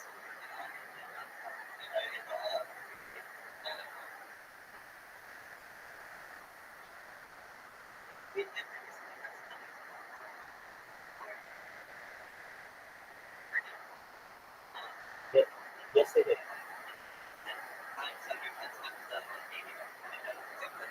Absolutely. Cato, you're not. I've been convinced of this for many years. I've used water filtration systems to be able to remove hard metals and toxins out of my water supply. I've used constantly fluoride-free toothpaste for decades. I do my best to avoid fluoride in my life. So I'm in agreement with you on that. I'm very well aware of the Harvard study. I know that New Zealand has done studies as well, and they have fluoride, and then they've removed it, and they have no difference in their um, IQ levels. So I can tell you that that's a large study, a large mass of people that did not see negative health effects, but they did see improved cognitive testing, which I think that is very important. Um, I don't think that we should have fluoride in our food or in our water supply, and I'm an advocate for defluorinization of society. If you really know what it is, it's an industrial toxin. I feel it should be a choice. There's never like well, we just been dental.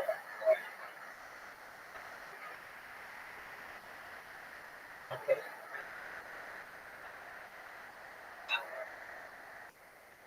all right. Well, insulin doesn't have cavities, and I have lived with this fluoride-free lifestyle as best I can for as long as I can, and I don't think that fluoride is beneficial. But if you like it, you're more than willing to have it. I don't think that because you like it, I don't think because you like it or someone else likes it, I don't think because you like it or someone else likes it, that means that it has to be put in my water. If you like it, then you use whatever toothpaste that you want. Agreed. Agreed. It's the aluminum industry, specifically Alcoa. I'm in agreement. Well, Cato, I want you to know that I really appreciate you. I want you to be here talking, but just in case I don't have the opportunity to tell you, I really appreciate your inquisitiveness and your kindness, and I'm showing that you're a very nice person. And I want you to know that I'm always here for you if there's anything that you need. I'm here to support you in your endeavors, and I've sent you a friend request. So if you like, I hope that we can be friends. And if there's anything that you need from me, you let me know, okay?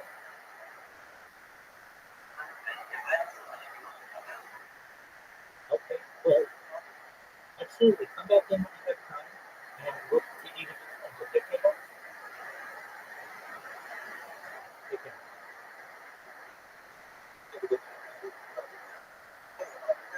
You're welcome. Yeah, 100%.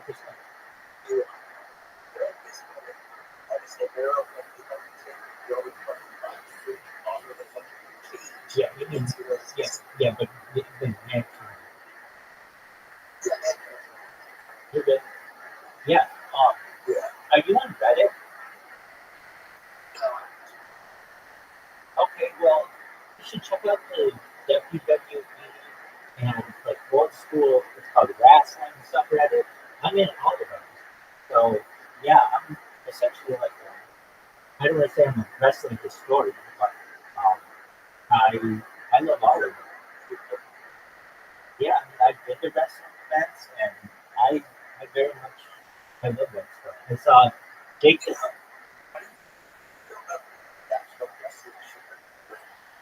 Well, they've been doing that for as long as people have had backyards.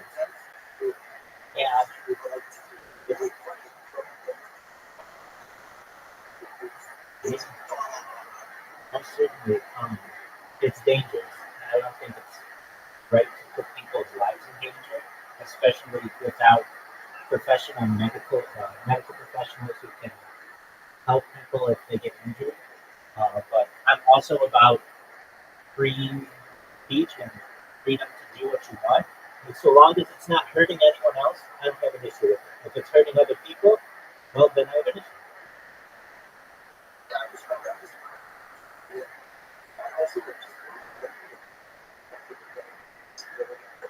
Absolutely, it's very cool.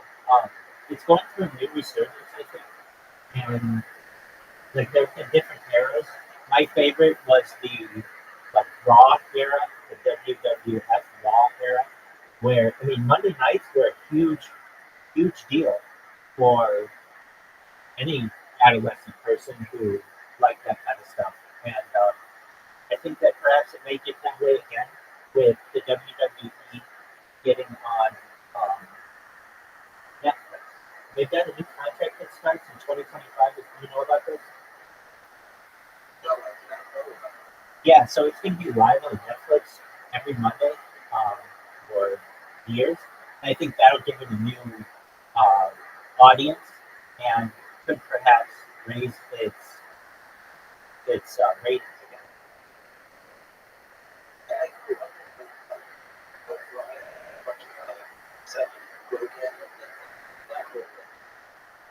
Very well.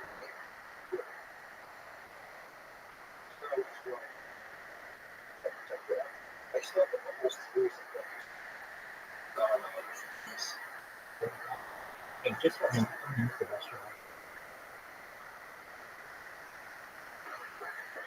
Entonces, no creo que soy fluente, pero creo que soy conversacional. Pero yo sé que es un maricón. Oh, you son of a bitch. You son of a bitch. Tu no bueno en la comida. You piece of shit. Sam, what's your love life like?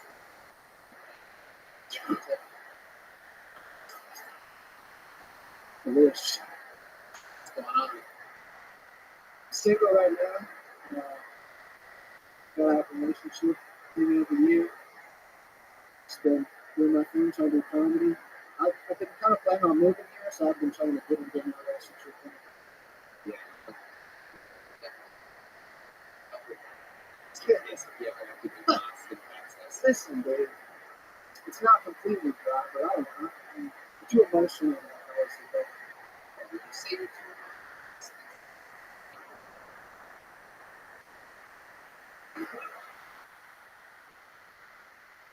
It's just like after I finish immediately, I just feel disgusting. You know, I'm like, Maybe like the girls aren't hot enough, and maybe that. But it's really, I don't know. I'm like, don't touch me. I want to leave right now. Like, Do you have any tricks to get away from you? Is there anything you said or done any proceeds to no, dude, I'm not meaning it. I just sit there and stare. you just feel disgusting? Yeah. All right. Usually, it's So who's your favorite wrestler of all time?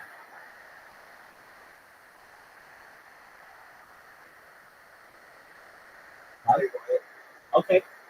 Who's your favorite wrestler today?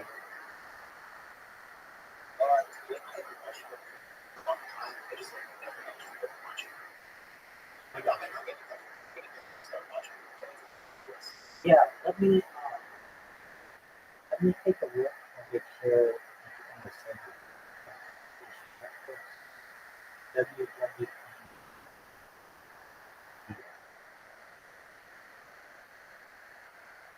Yeah, WWE Raw is coming live to Netflix on January 6th. Beginning January 2025, Netflix will be the exclusive home of WWE's flagship weekly wrestling program.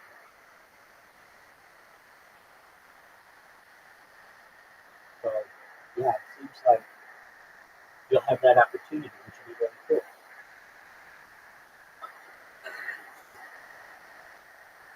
It's a 10-year deal.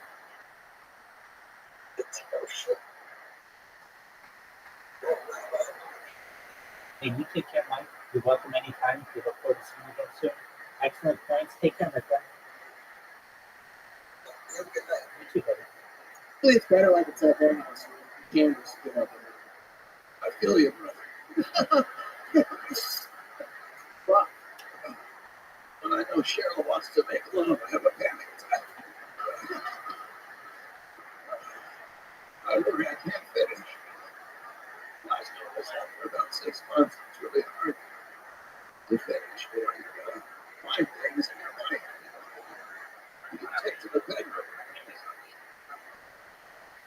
Take, for example, me right now. I'm having some fantasies about this one before, bro. I feel horrible about it, but I can take that with me. Hope you finish my work. So try that, my friend. It's a little health advice. RFK Jr. giving you some really good advice there. Sam, I'm going to give you one of these little joke books. Congratulations. You made it on Kill Tony. There he goes. Sam Henderson, everybody. This is fun. You having fun, RFK? Yeah. Sorry, Tony. I have to apologize because we might have secrets keep us sick. I don't apologize to this woman for sexualizing her like that. The whole time he was talking, I was having a fantasy. And it's just not right. I apologize. I was laying on the bed in my mind, full of not clothed at all. And I was above her, and I just Louis C.K. all over her, and I just want to say I'm sorry to you. It's beautiful. Beautiful. The new Director of Health. Is that the title? Director of Health. Unfortunately, the fantasy didn't stop there, Tony. I then brought her into a tub to clean off my mess, and I was massaging her breast, of course, and I began to get aroused again. I thought, God damn it, RFK, this is someone's daughter, God damn it. I couldn't help myself. I apologize to you, miss. Oh, she says you're forgiven. Well, you may not when you hear about the rest of my fantasy. You see, no, please, just let me finish and please don't laugh. I'm trying to make amends here, and secrets do keep us sick. Like what happened was, in my fantasy, of course, she had asked me to tuck my genitalia down under myself so I looked like a lady in the front. And then she said that I looked like a pretty girl, which, of course, brought a tear to my eye because it was something I always wanted to hear. And then, of course, she came from behind me and kicked me in the nutsack, and I ejaculated immediately. But, by the way, I'll be right back. I have to change. I'll be right back. RFK Jr., ladies and gentlemen. Says he has to go change. That's very interesting. Gotta love it.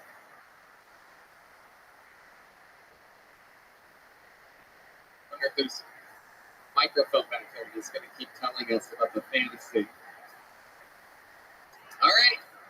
Pulled another name out of the bucket. We're going to keep the fun train moving along. This looks like another new name. Make some noise for Joe Barnholt, everybody. Joe Barnholt.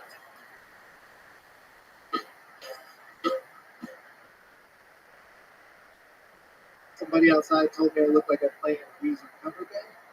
So that's cool. You guys, I got married. So much, I appreciate that. Then I got divorced. Hey, it's always a little bigger cheer for that one. Statistically, that makes a lot of sense. So, okay, for me, though, I got the house in Tahoe for divorce. By that, I mean, I think sure. My ex and I are actually still good friends. She's a lesbian. I'm not saying it like a vindictive man, but she's actually a lesbian. People ask me, Joe, was there any indication? You know, she's a lesbian. Like the fact that I'm a job person, she would be alive.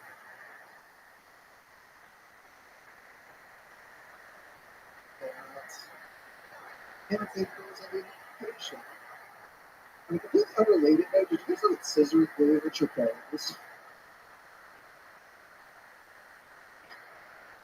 Like a lot.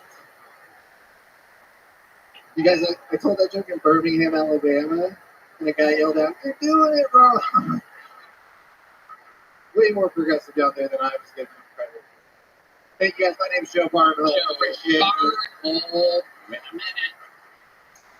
Hi, Joe. Hey, how's it going? Welcome. How long were you married? I'm married for 5 years. We actually signed a paper. You surprised me. She started turning to a witch towards the end of our marriage.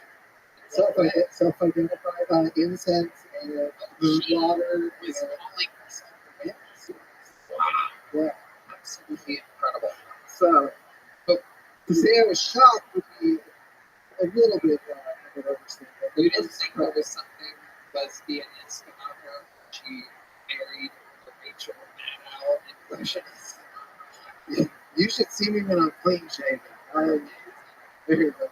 Amazing. So how did she break the news to you that she was interested in you? She actually came clean to me because she was worried that a baby had seen her new partner coming through, and she wanted it to come from her. So she reached out to me and was like, "Hey, I need to confess I've dated someone."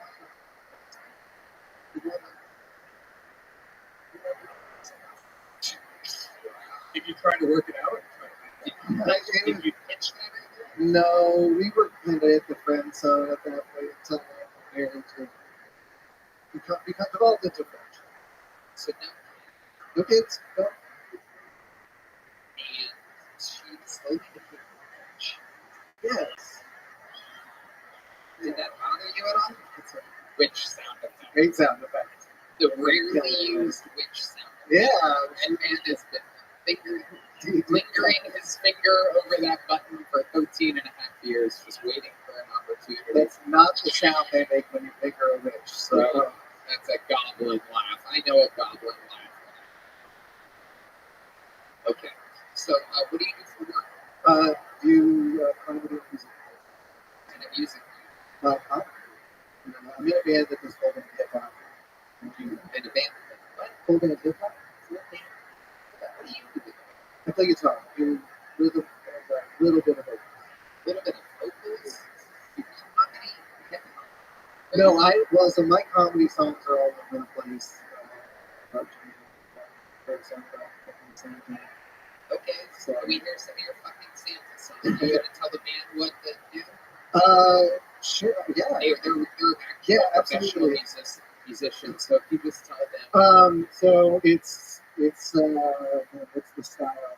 It's just starts on G, the 1, the 4, the 5, and then you go from God, you're turning us all into lesbians right now. This is so incredible. It's a slow song. Yeah, if you got a guitar, I could play it for you. Yeah.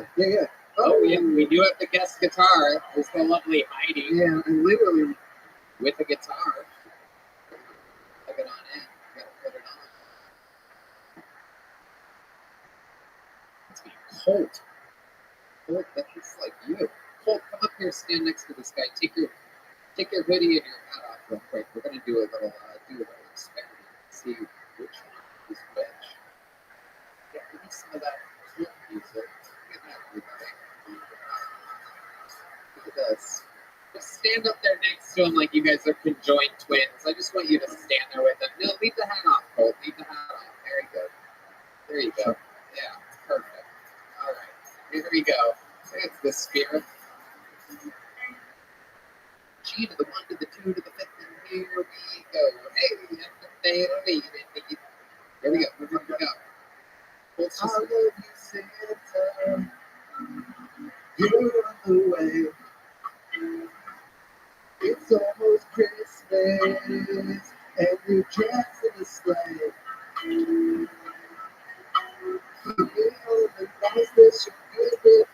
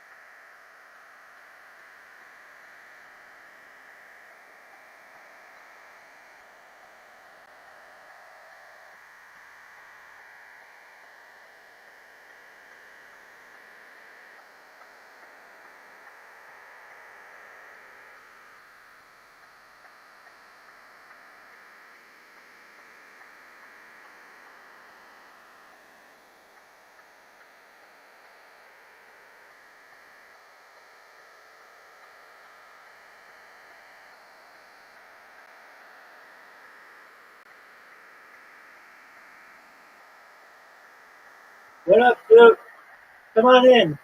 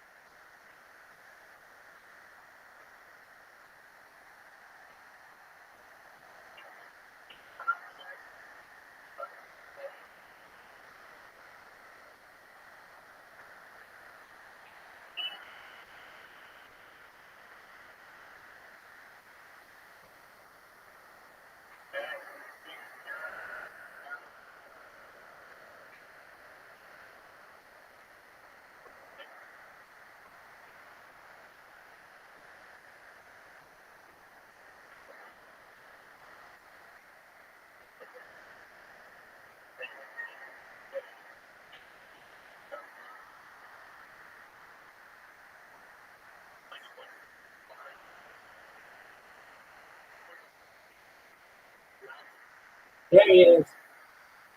How you doing, big dog? What did you say?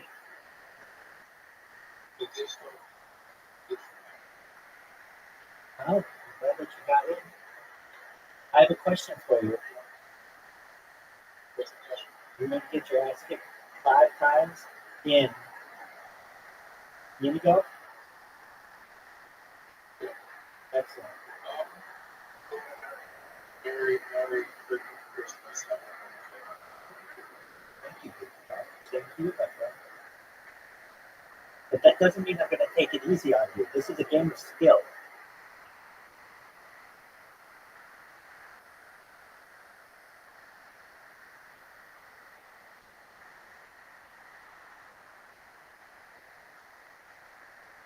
Get it.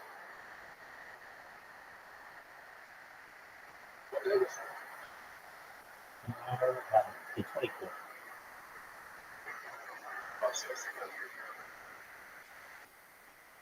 Oh, wow. That was fun, dude.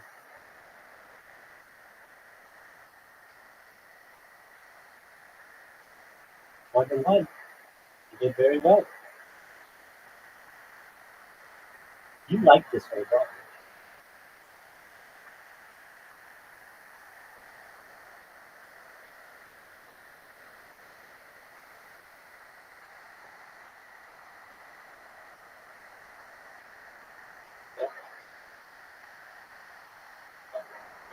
That is a good shot. That is a good shot.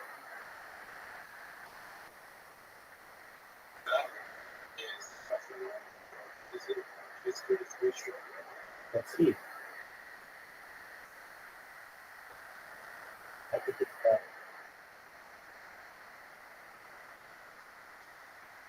Oh, stop. No, no, no, it's a I just think it was less efficient.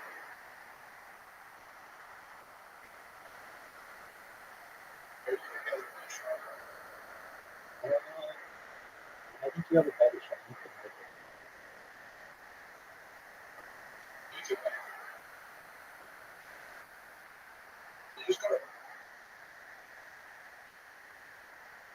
sort of, Do it. that's it. I think you go for the hole. Oh! You take the lead. What a great shot, dude. 10 out of 10.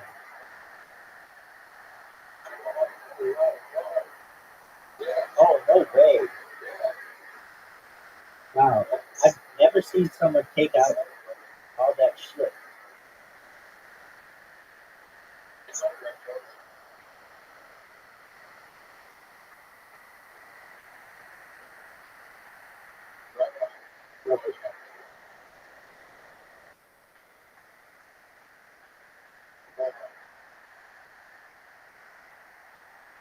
I could take a big risk.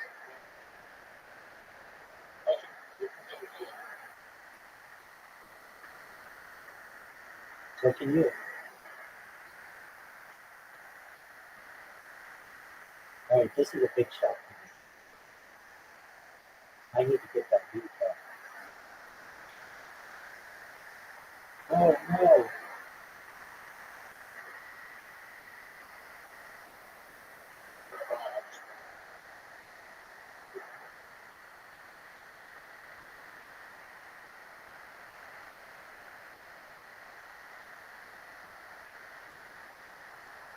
All right, let's see what you got. The whole thing. Wow, that's a very good shot.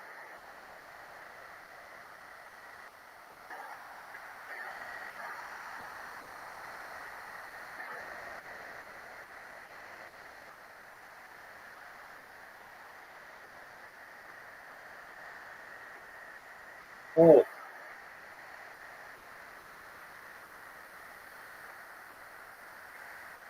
oh man.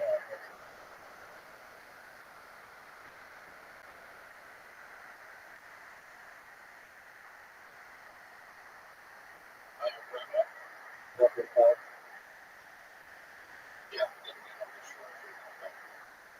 I was thinking.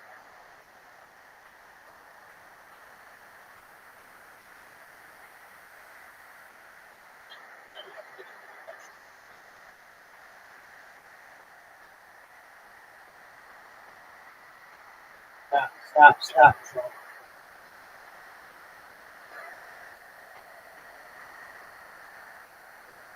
Wow.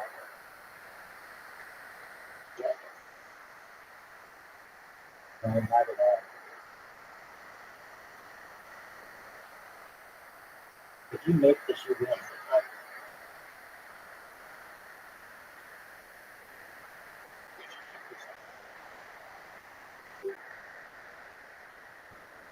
You're guaranteed to win. Excellent.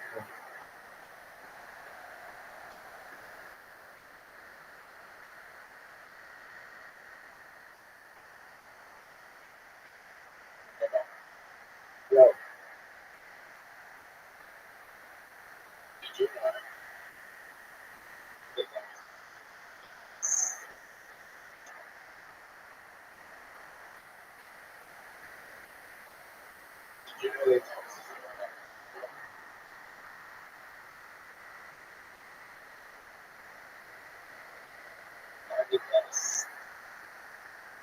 that's a cool.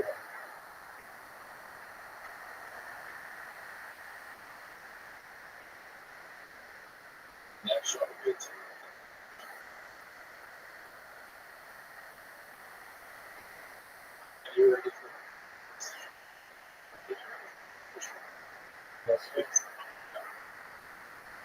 Oh, what a great shot. What a great shot, dude.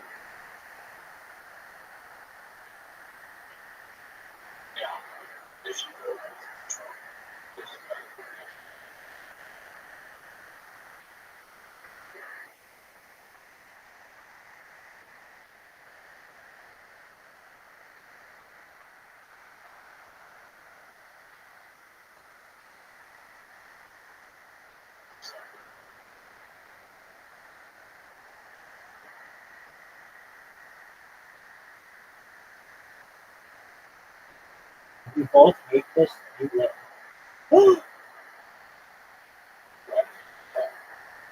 10 hit the ball.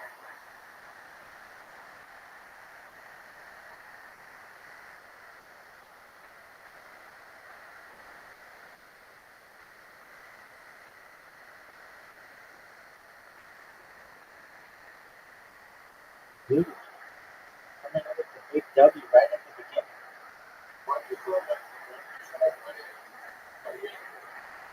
I didn't.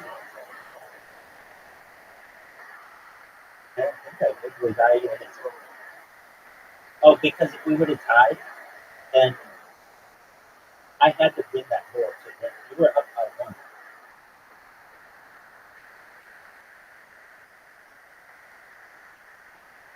Trash.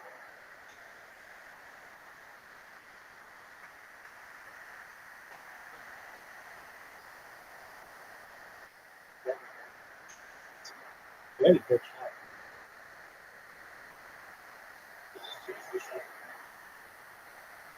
Yeah.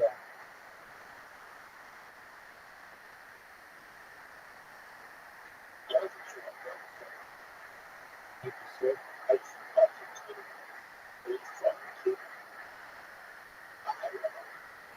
Hey, man. Go easy on me, man. Winless thus far. Oh, you got me, dude. Not at all. I have to go through all the fucking sand. You can't get it there with enough speed to avoid the water. This is water. Beautiful.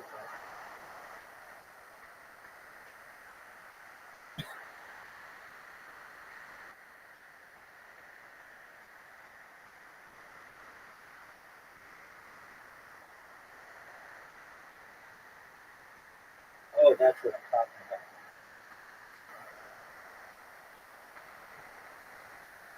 I hate this one. I find it extremely difficult. I haven't had any misses in a while. Okay. No. But every once in a while, I have to fuck up.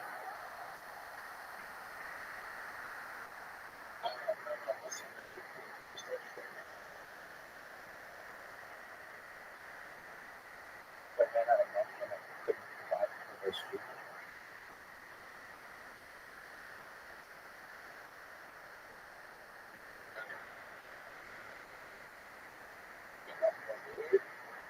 I mean, it happened in the past and I just went more money.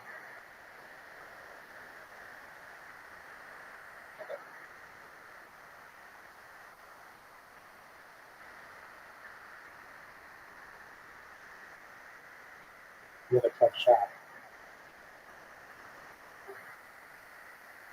How are you, Aaron?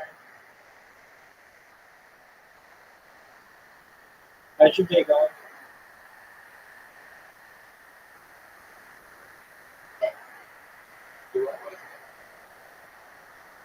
Some do.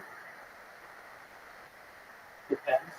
Depends on your congregation. It depends on your cultural background.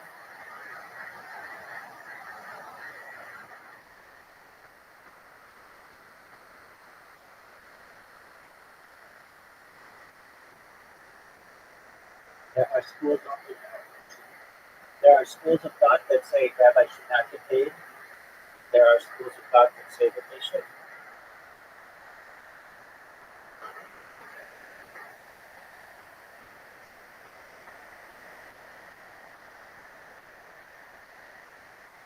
Oh man, you fucked yourself.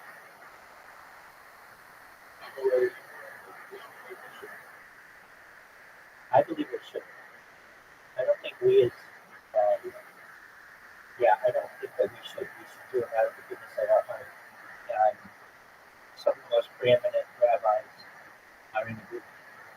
They're generally more antiquated thoughts, but many of my colleagues have secondary occupations. I mean, I'm a certified project management professional. I have colleagues who are lawyers. I have colleagues who are authors. I hate this book.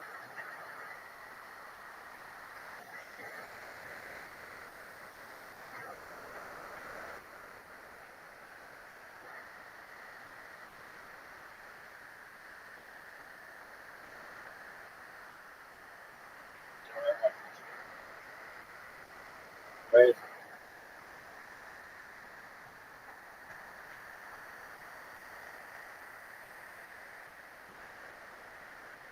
Oh, that would be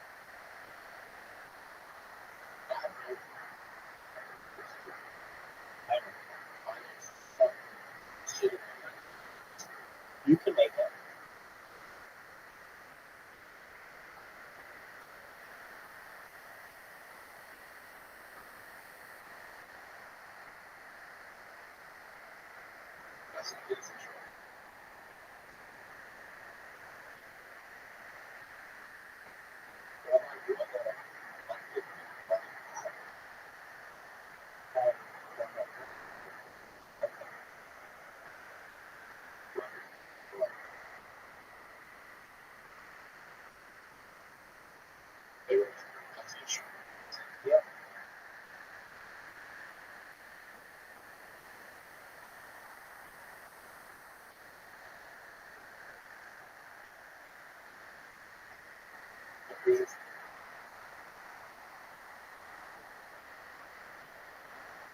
Oh, wow.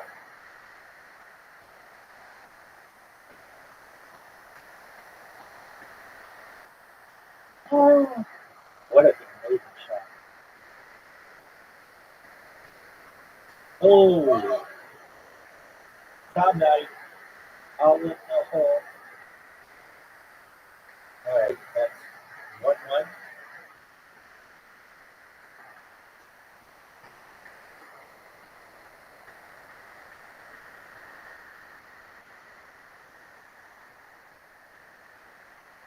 You want to play who it out? Okay.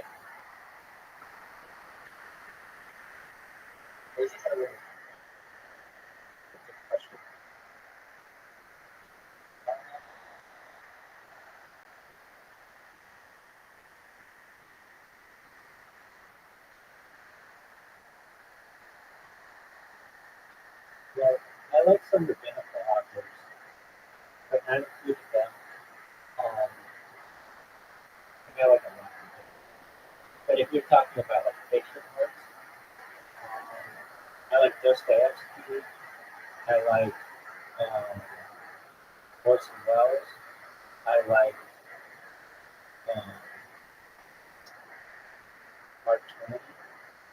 I like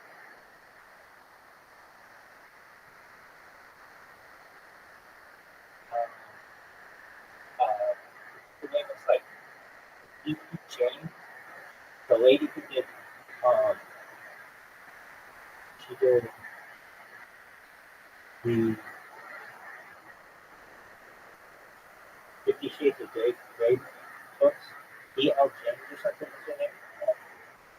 Did you ever read those?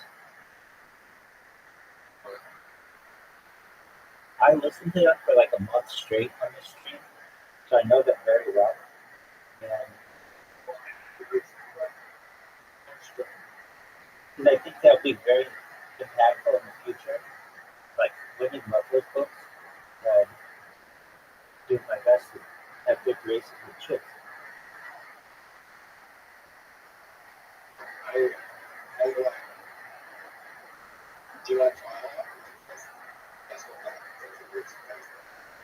No, I didn't read that one.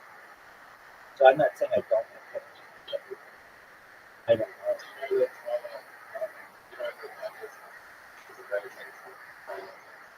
I can see that.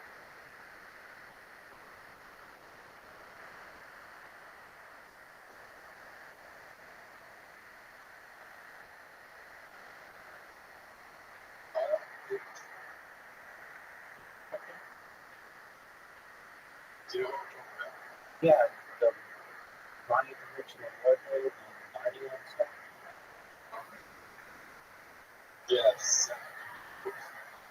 I like Tolkien as well.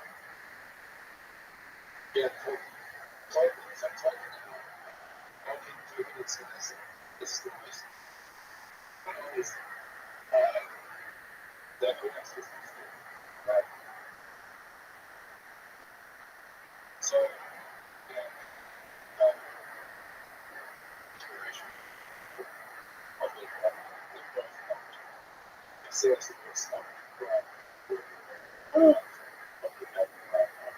Well, I just gave you the whole. Oh, wow, we both suck. You just gave the whole back to me. Wow, you just gave me the name.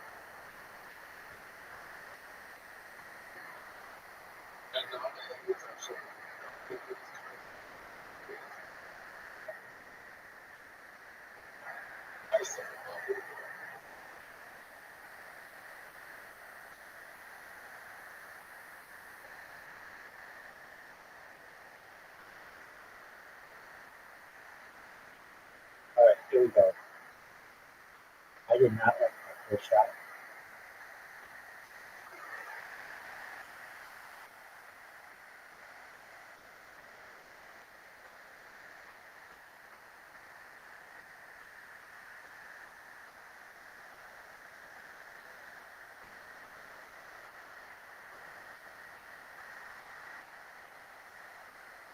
I just want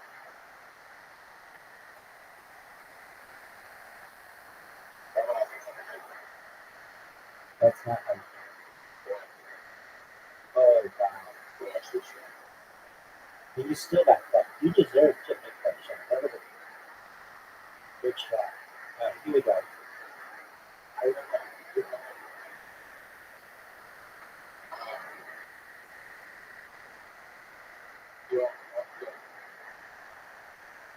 That's a good shot.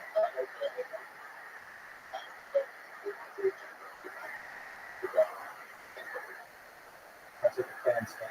You had a really good shot.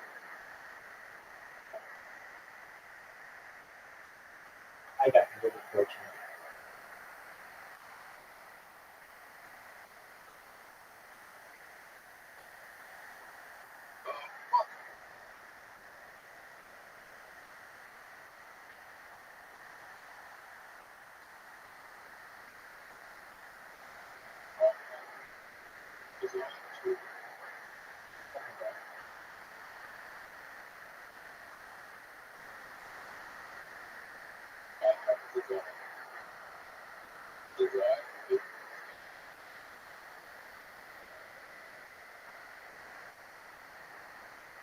Last time we played this on maybe.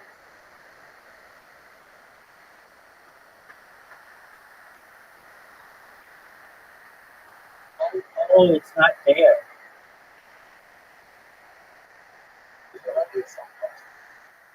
I think so.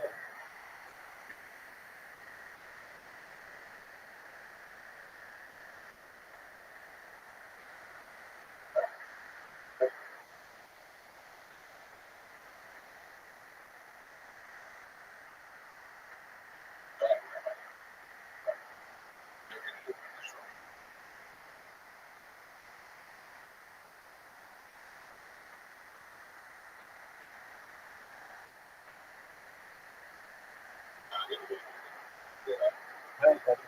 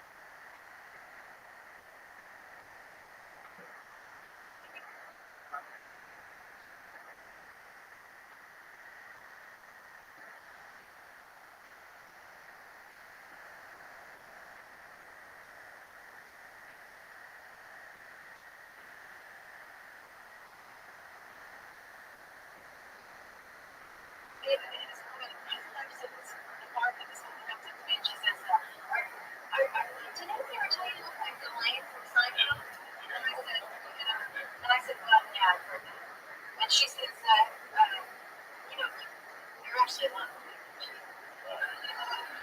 And I said, well, thank you very much.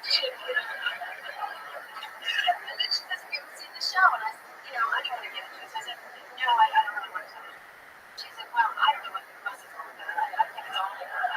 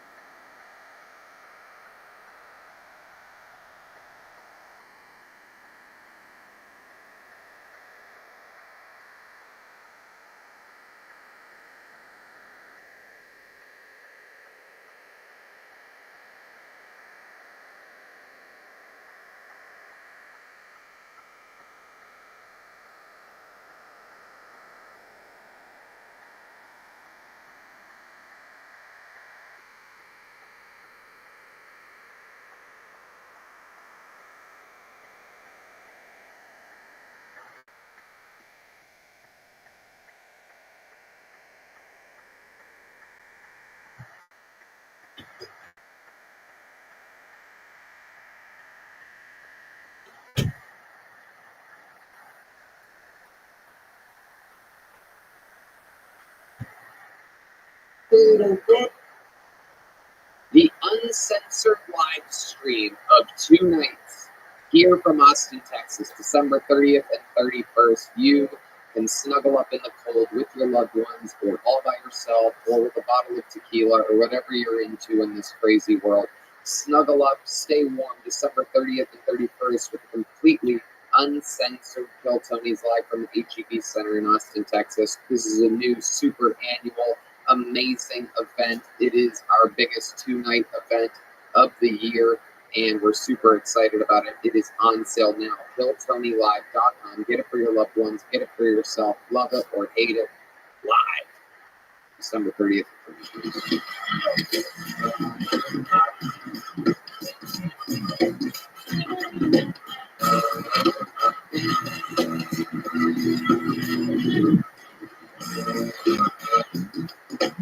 We are sorry.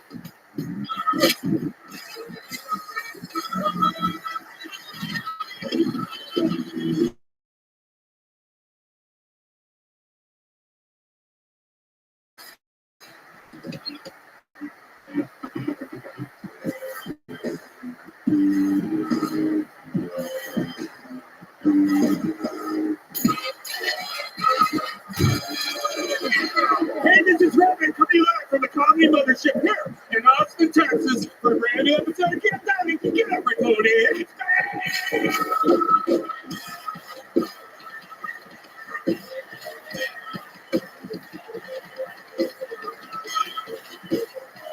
Who's ready for the best fucking night of their lives?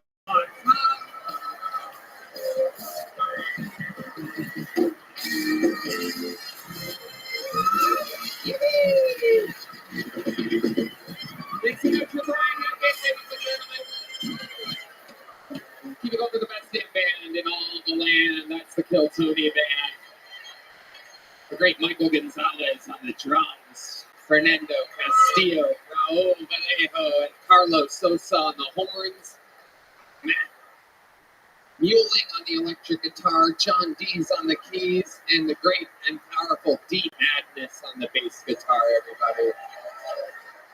Having fun in here tonight. Feels electric. Before we get started, here's a little bit more from the amazing sponsors that made it all possible. The Sunset Strip Comedy Club in Austin, Texas is now open. Check out Red Band's secret show every Thursday. Go to sunsetstripatx.com for tickets.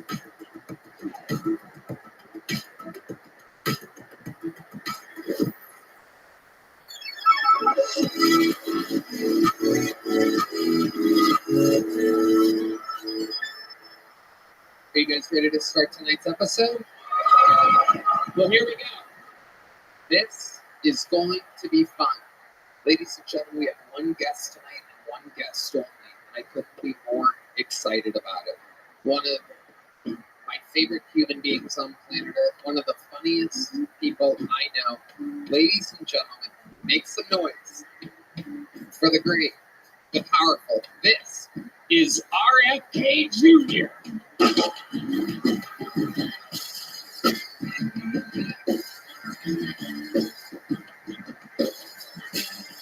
Wow, live in the flesh. Good to see you again.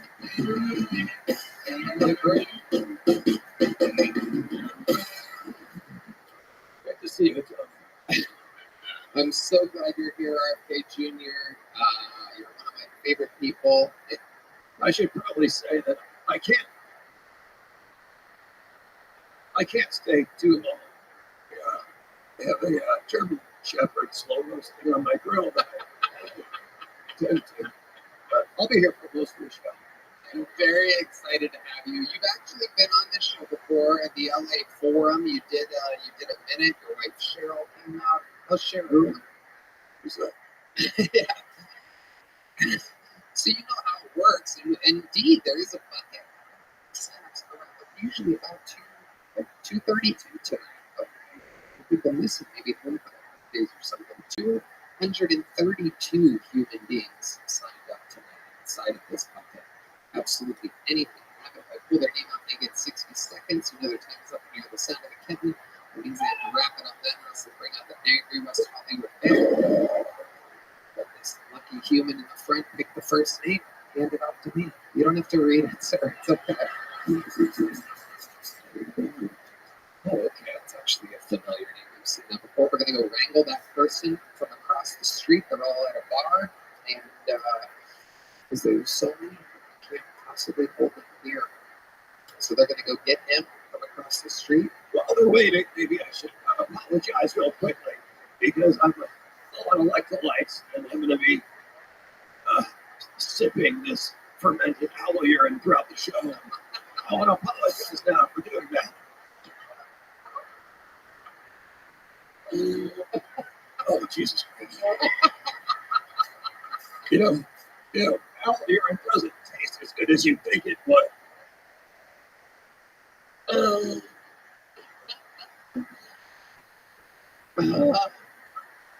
this is going to be epic.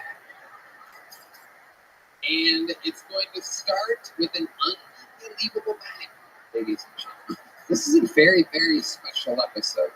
Every once in a while, I like to do things a little different. I like to keep the fans on their toes, mix it up. So while we wrangle your first bucketful of the night, I would like to present to you your first comic of the night.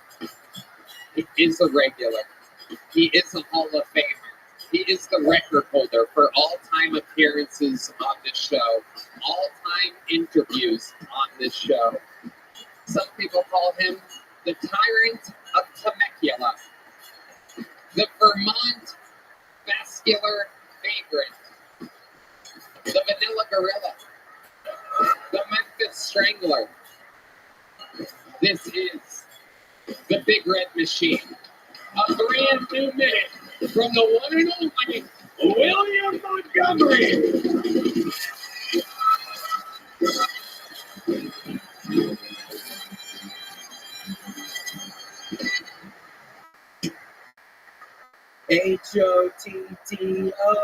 HOTTOGO. Hot to go. Sounds like something Hans Kim's mom would say when she's handing a customer food. My Spotify rap says my top song for 2024 was protesting the funeral home during visitations. The guy who shot the United Healthcare CEO in New York City was caught today at McDonald's in Pennsylvania. Apparently he was meeting with the Hamburglar to get some tips on poisoning people. I'm planning a bar mitzvah, and at the last minute, the rabbi comes and cancels on me because we're not Jewish and I don't have a son. So, yeah, I'm back on the Hamas train. Okay, that's my time. Thank you. Yeah, William Lights Out Montgomery, the vagrant of Vermont. Yeah.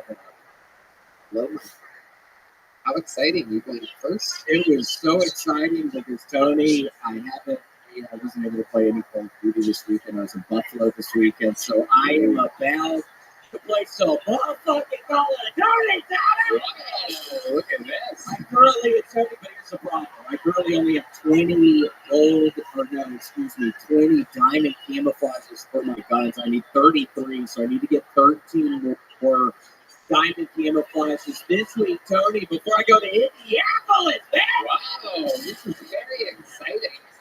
I don't know how many of you know this or have been noticing paying attention to the episodes, but lately William hasn't been streaming as much because he's been having a sore throat. Hopefully he's in sore levels. No, it hurts like a motherfucker. But I'm just so excited about Call of Duty today. I'm not even kidding. I'm about to play for 10 hours. I'm about to pop a little Adderall, drink some espresso. Really? I don't know. I mean, it is kind of late. It will be kind of late, but I might tomorrow. I probably will when I wake up tomorrow. Incredible. Great. If you have any questions, if you'd like to talk to the great RFK Jr., you're live in the flesh.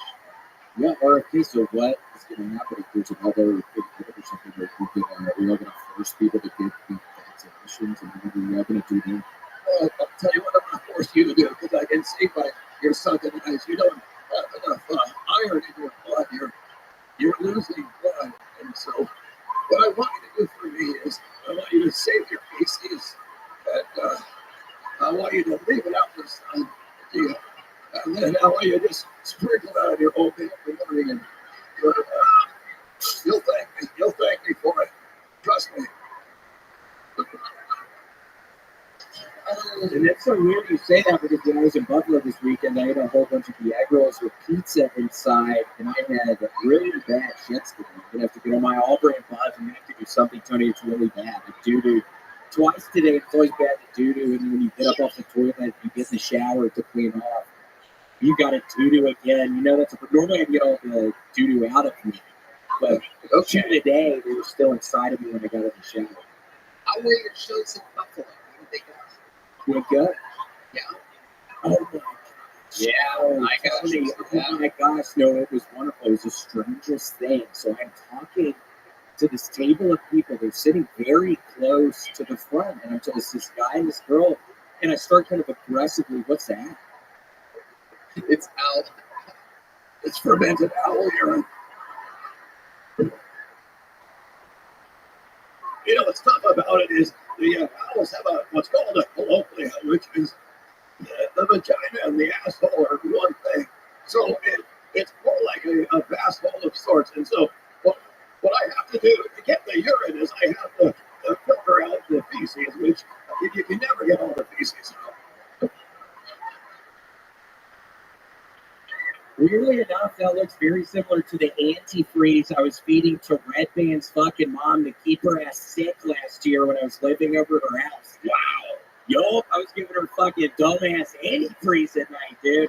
Whoa. And she get real sleepy then, Red Band. Wow. Take it, yo. Mama's sleepy. Here he is with a big retort coming. He's grabbed it. So wait, I got this report this weekend that you made a woman cry and she had to leave with her husband. Is this true? Is that what you were It was the getting at? strangest thing, and I was telling the guy he needs to divorce the woman. I mean, it was the craziest behavior. I was just kind of aggressively talking towards them, and then I looked back after like 30 seconds, and the woman has her hands in her face. I'm like, bitch, are you crying? And she was fucking crying, and then I kind of went after her stupid fucking ass, because it just seems like such.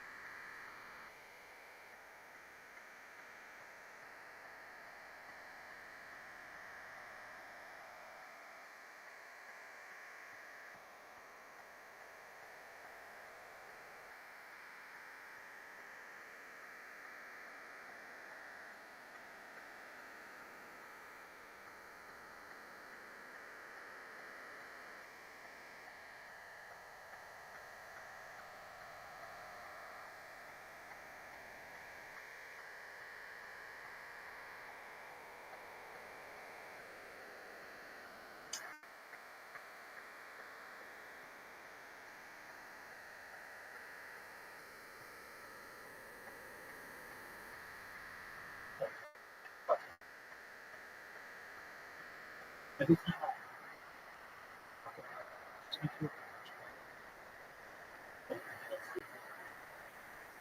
I know.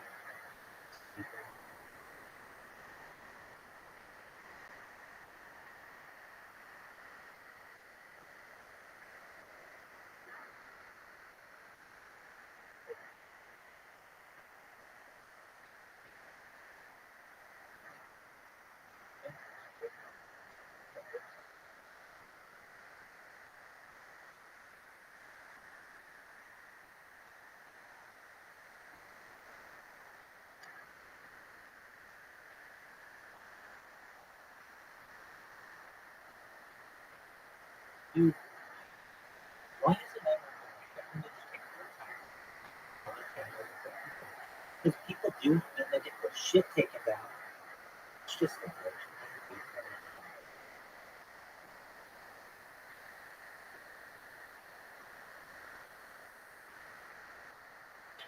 Peter isn't even famous, but he's so funny.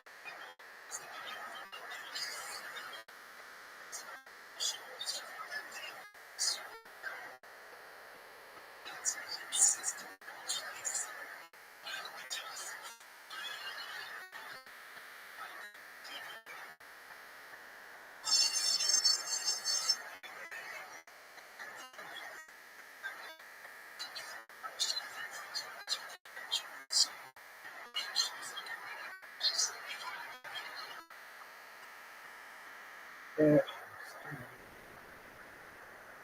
episodes. There's this one.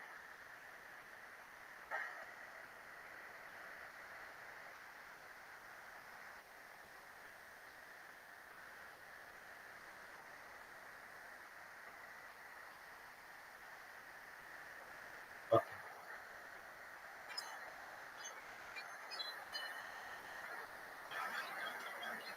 I did this one. That's it.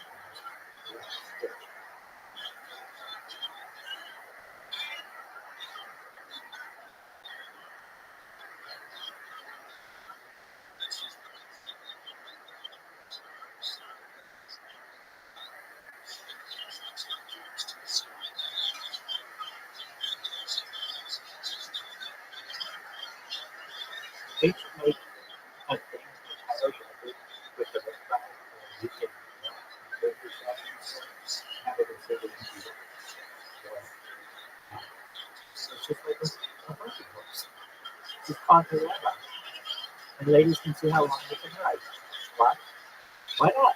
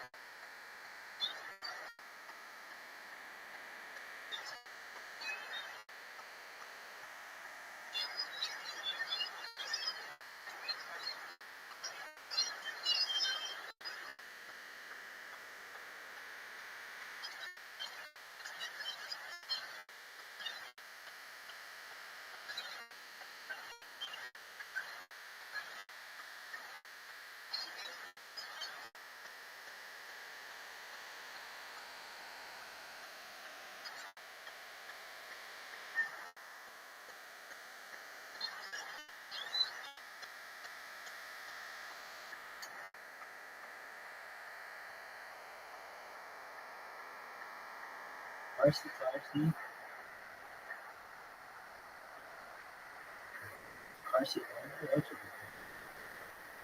Love this. First time I ever heard. I don't want to say the first time I ever heard it, but the first time I ever heard that word was here, and I like it. Now, perhaps I heard it.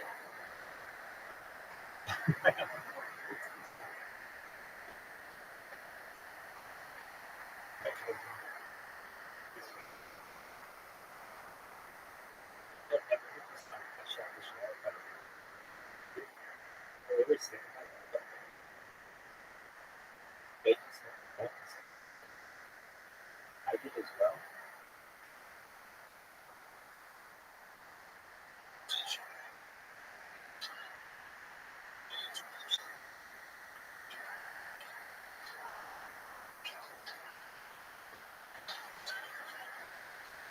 And I said, hey, yeah.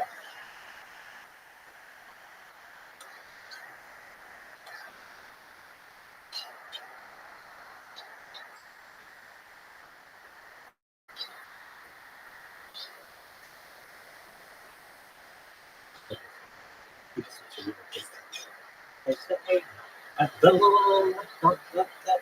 and I said, hey.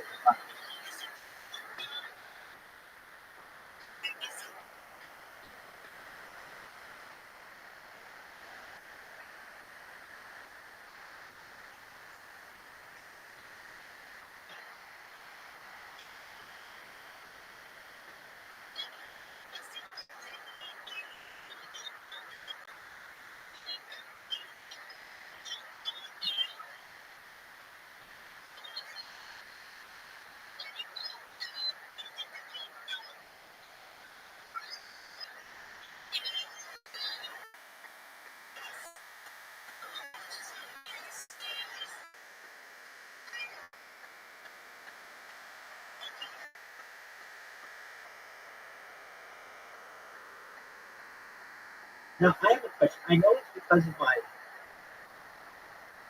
algorithm, but like, I just watched 2 Cosby Show things, Why wouldn't it show me more Cosby shows? Why is it telling about aliens and then all this Seinfeld shit? Like, I love Seinfeld. That's cool. Seinfeld's my jam. I'm not watching Seinfeld. Okay? You should know there are times where I watch Seinfeld a lot. I'm watching the Cosby Show. Why is it these things aren't picking up on me? In the past, kids, it would. It would just be like, well, we don't really know what you want. But, like, most people like the Cosby Show when they're watching Cosby Show. Oh, like,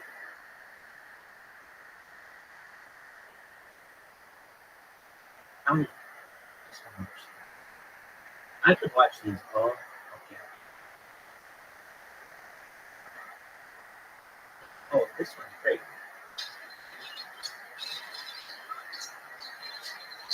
The locomotion is good.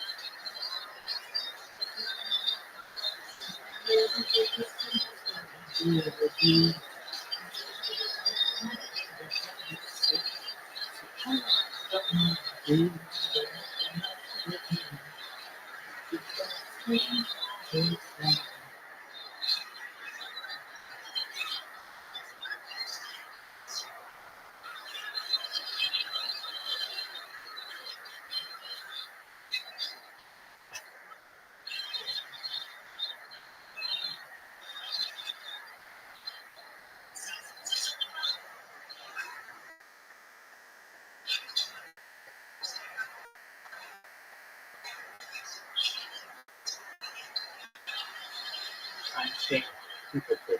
This would be considered modest. Today's day. I think, let me see what they look like. To some people.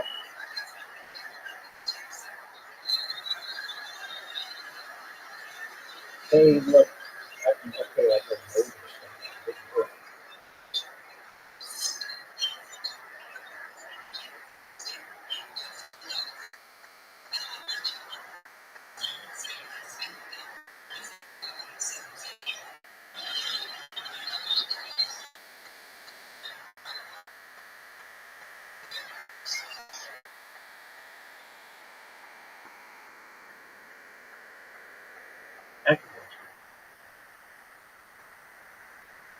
And it's like, Seinfeld still, I don't know. I mean, I'm sure Bill Cosby's got some kind of to. Like, look how nice the Seinfeld ones are. Screen door. I love this one. It's one of my favorite Seinfelds. But, like, if you just look in comparison,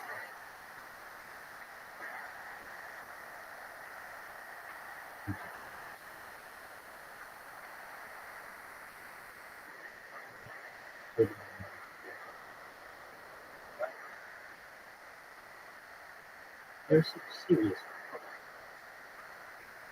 There's this one. Yeah, it's so funny. I like this kid.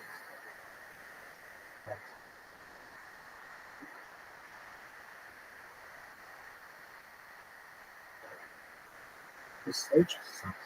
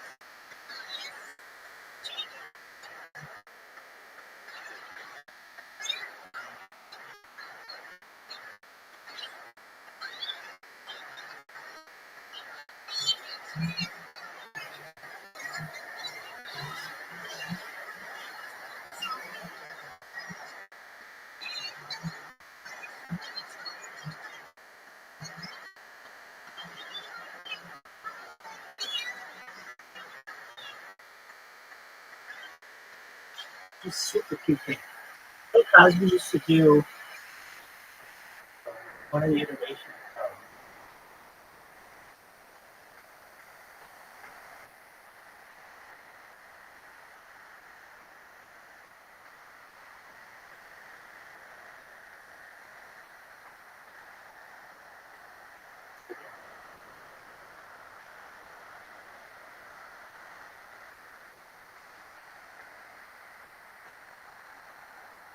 Yo, dog, what's that one show that had that guy named Al or something? And Bill Cosby did it. With it's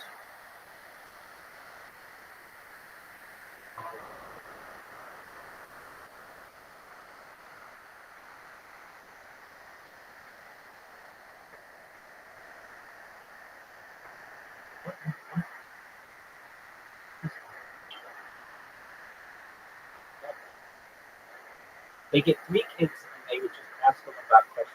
They would give embarrassing three kids. What's the show? You guys in house? Like last name is like a house.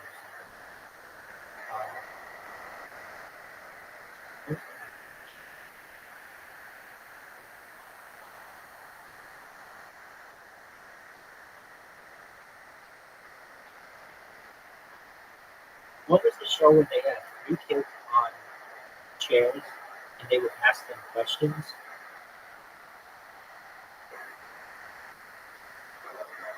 Living the dream, baby. Just for a moment. Kids say about something. I'm in the middle of recording. I'll be done in just a second. I love that show. And it was really good. Who did it? Art Empires? Who did it first? It was based on the 70th anniversary. Did Art Empire ever do that? Yes, Art Empire did a version of Kids City Dance. He originally hosted the show. And it was a popular segment of the dance.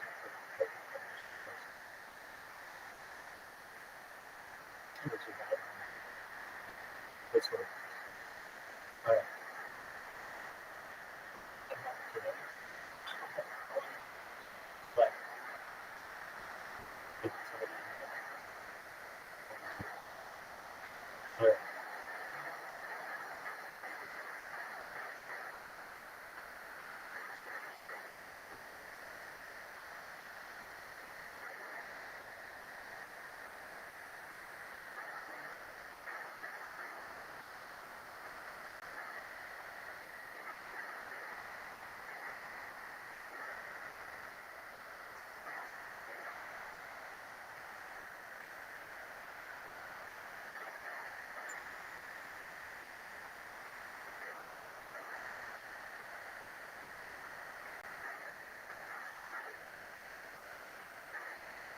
When I say that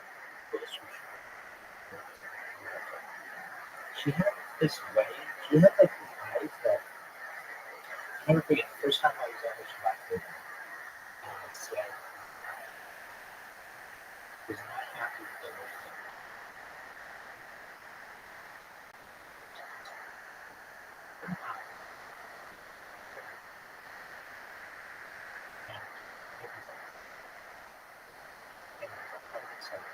as well as from her sister. And I'll never forget.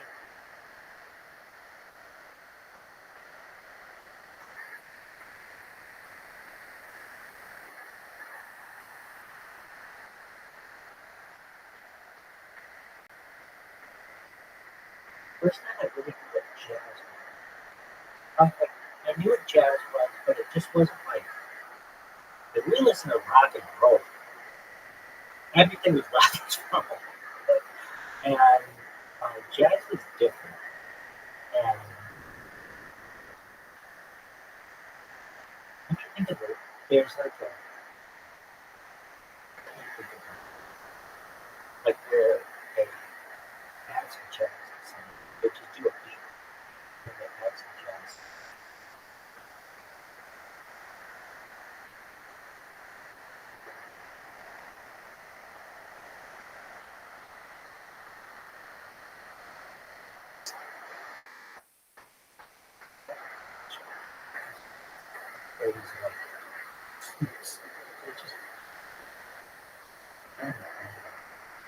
Oh yeah, can you sing the BB King?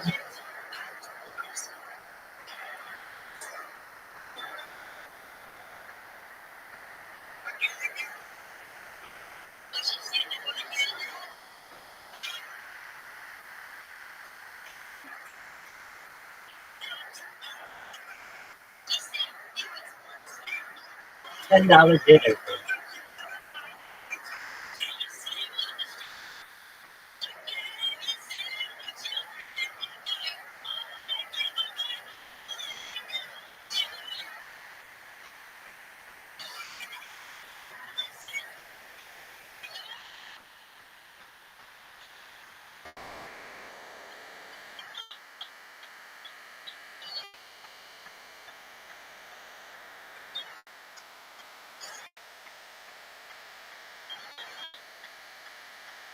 This is episode where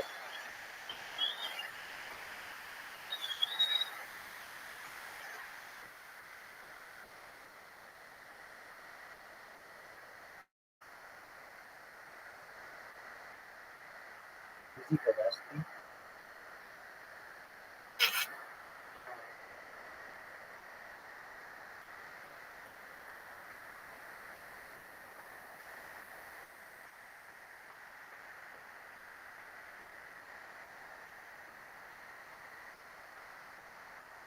Come on, how did they have this? I know that somebody has put it up on the internet, but for whatever reason, these algorithms are absolutely terrible. Yeah. Come on. How is it?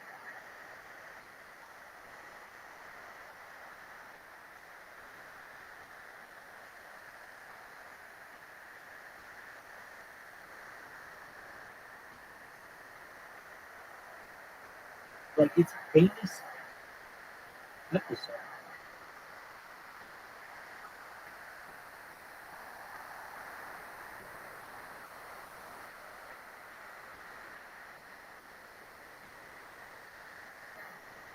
I'm just shocked that no one has clicked them.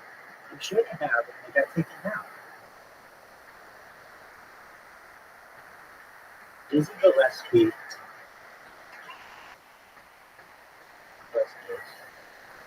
Dizzy Gillespie. Cheeks. If I type in Dizzy Gillespie cheeks, this should come up. Osby, Dizzy Gillespie cheeks should be number one. There's no doubt about it. Now I have to go to dog because Google sucks.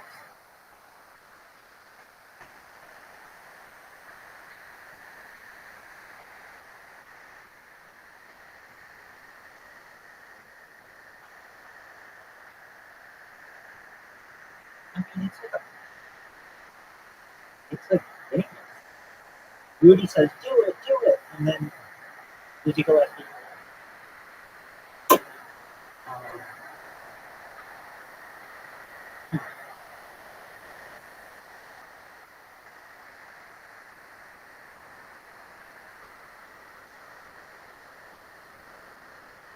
I get that it's played again. I get that it's played.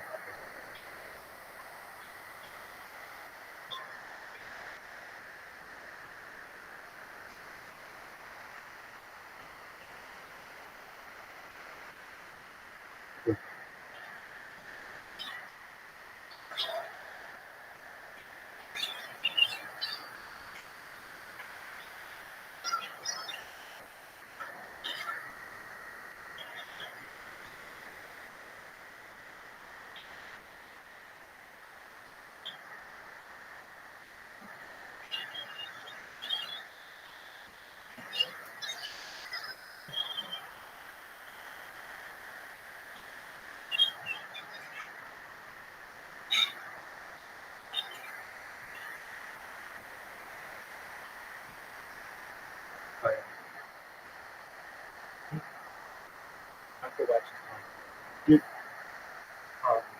when Rudy and Bud, my brother, Rudy and Bud and Candy, Rudy and Kenny acting like husband and wife. It's so funny. Why isn't there one? Every time Rudy and Kenny talk like adults, that should be a video. Now this one is so funny. Okay, there's the best of fun, but yeah, it should still be better.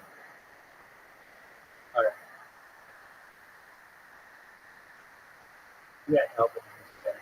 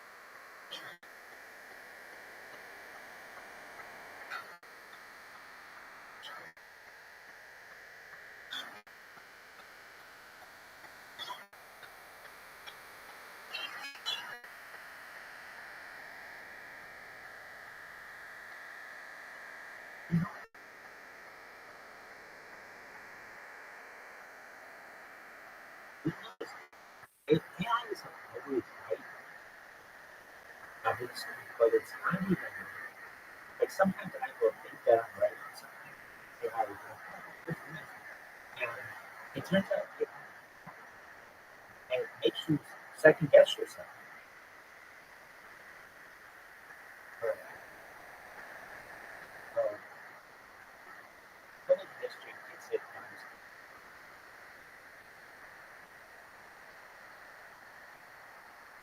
I think whatever's like, yeah, they said it was a and I don't.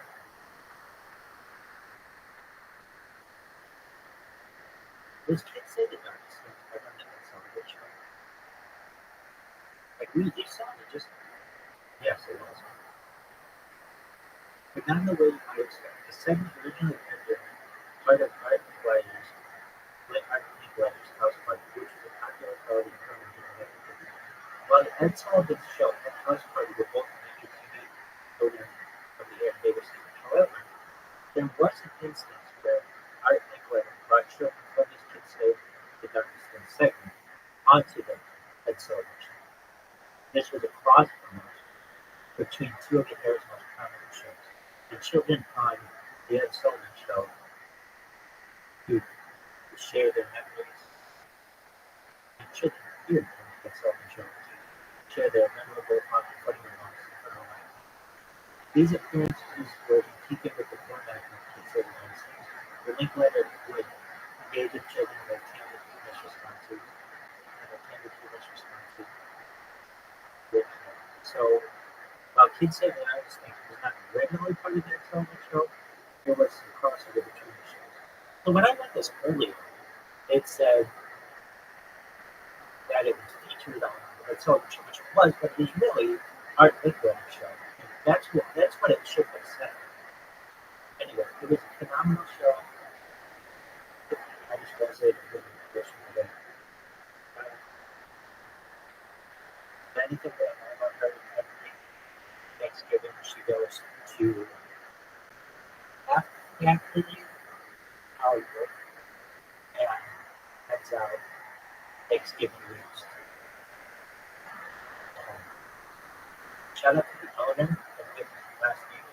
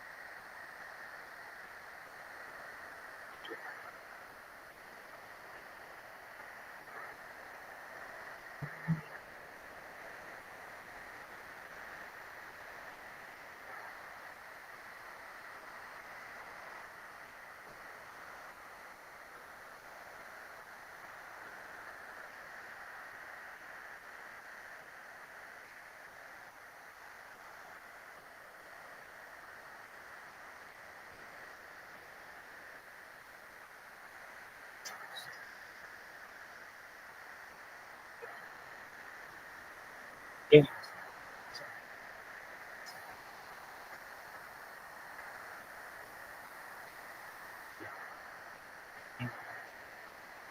I just think that's really nice. Alright, you finishing this up? Yeah.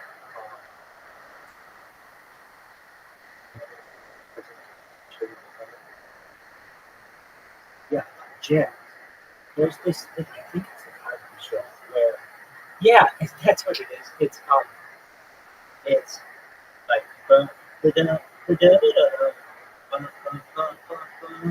hot goes. That's what it is. Cosby show, hot goes.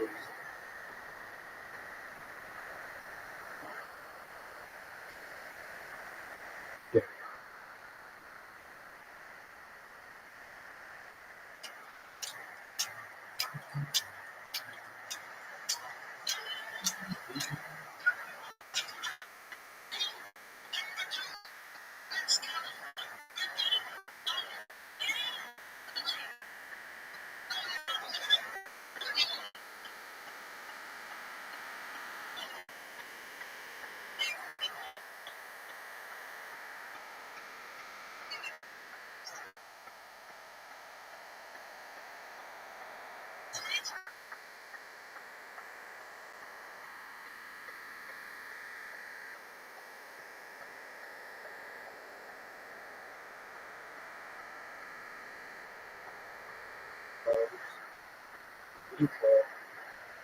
Cosby show.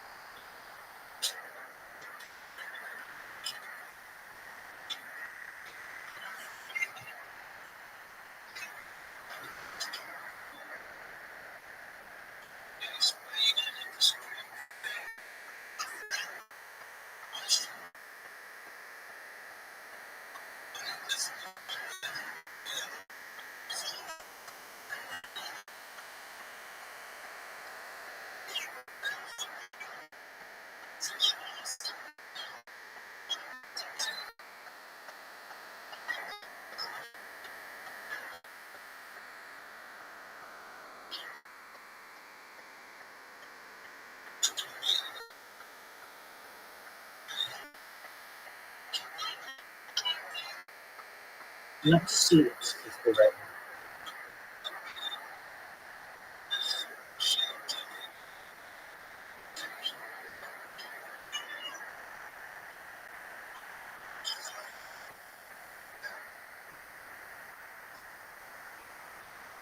this is me. Why? I should type in tacos and weasel, Cosby Show. This thing should come up right away.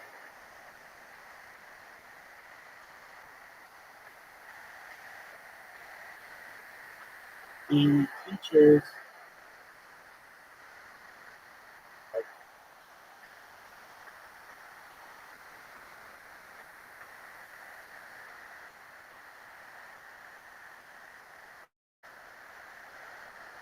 Jazz. And it's a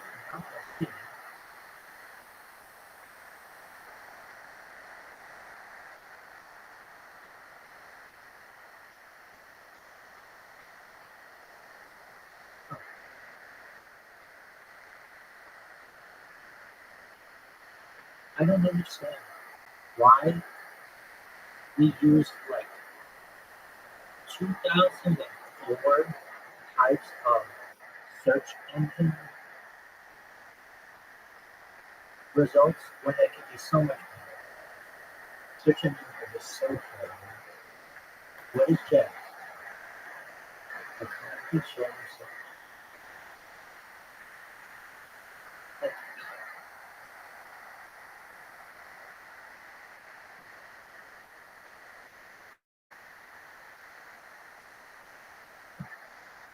There's the reason.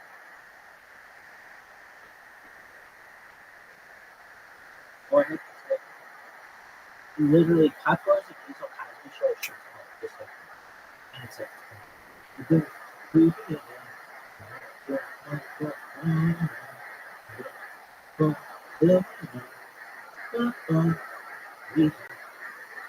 it's so funny.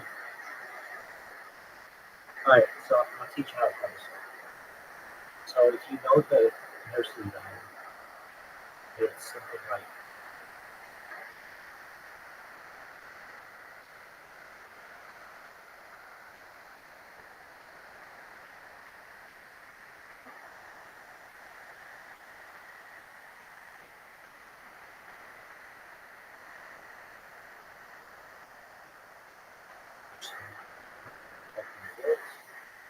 just doesn't show.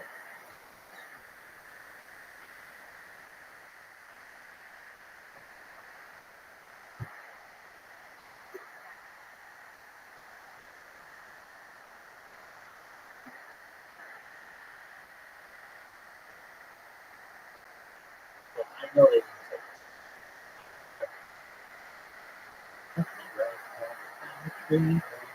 that's the way. Guaranteed, I would have been asking my parents, what's tuppenny rice and what's tray? I don't even know. They'll look that up. What's tuppenny rice? That's exactly just rice.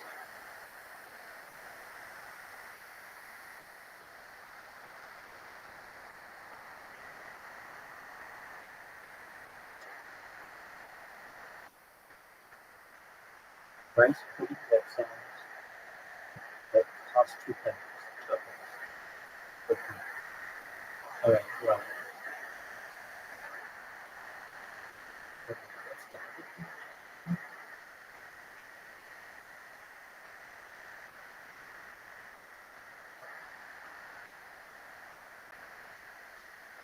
It's a churro is a type of thick sweet stuff made by fine sugar cane and sugar beets.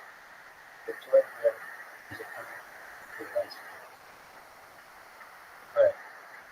They never said that. I think that they just they like comment or something. And it's like, how does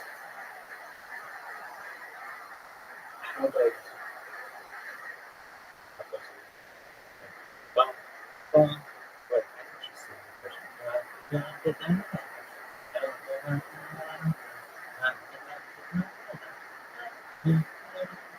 And then what Kyrie's character makes great responsibility. I thought it interesting that the first time I ever saw on television people with graduate degrees was on the Cosby Show before they asked what did he met after the Cosby. That was a good thing. you people with graduate degrees, my parents, um, graduate degrees, did not ever see that episode on television, so I would, that's not that kind of thing. And I guess I pay attention to the things. All right.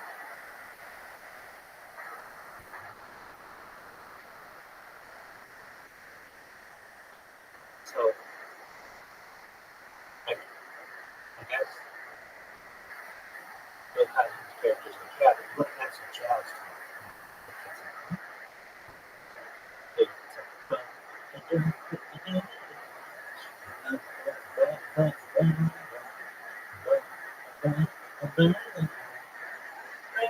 I can't believe it doesn't show up. I think there are different ways. Because I remember Olivia or somebody saying on the show, give me lyrics with normal lyrics.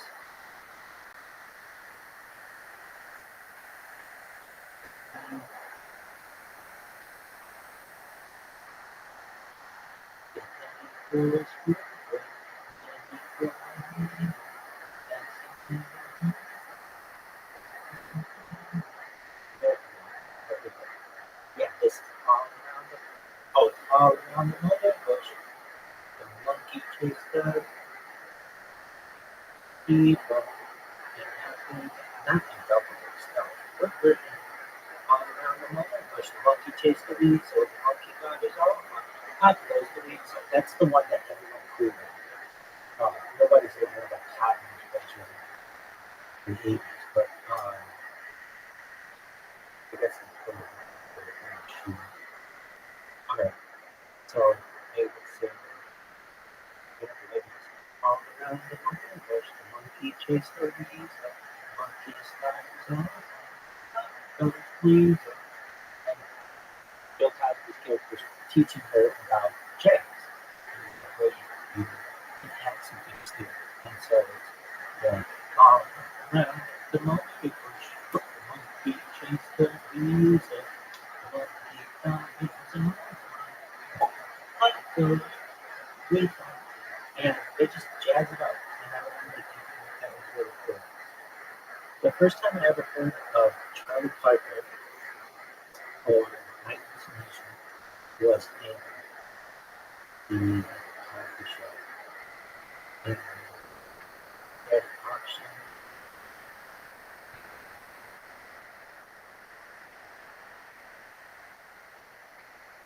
They were trying to get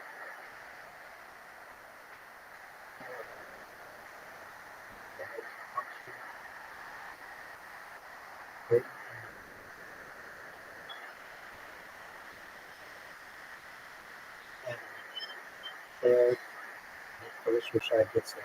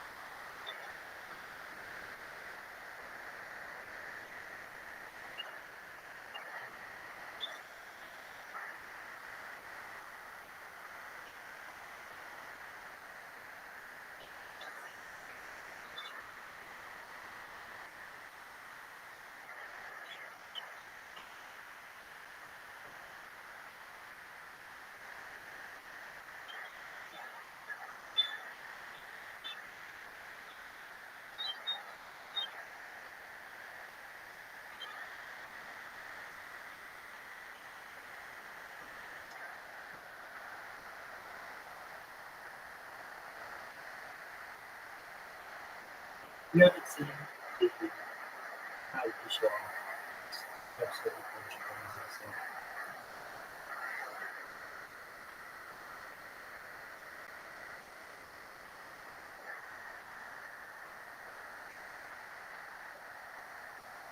They would not just look at television. They address inequality. They address racism.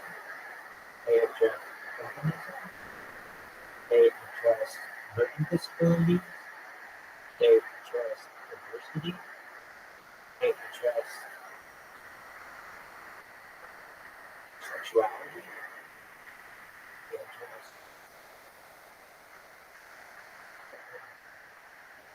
this is how a lot of these work out. When you look at a lot of these things, don't necessarily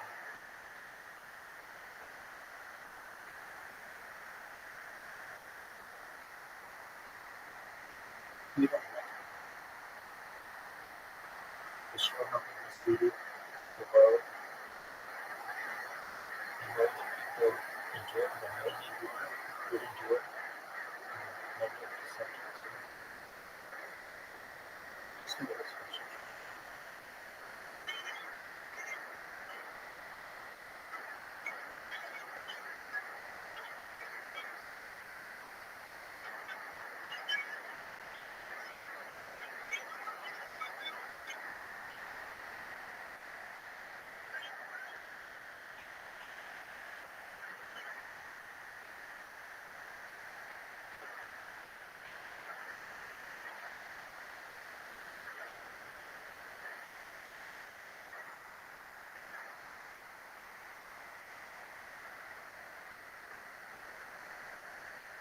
I don't know if this is job shifts. And I have tried this on 10 videos. For some reason, YouTube does not start video. This isn't just like an iPhone or an iOS phone or an Android phone or because I'm using Chrome or Brave or Dolphin or Amazon Silk or Vivaldi or Opera or Brave. It is just, it's on them. It's happened enough times that I recognize it.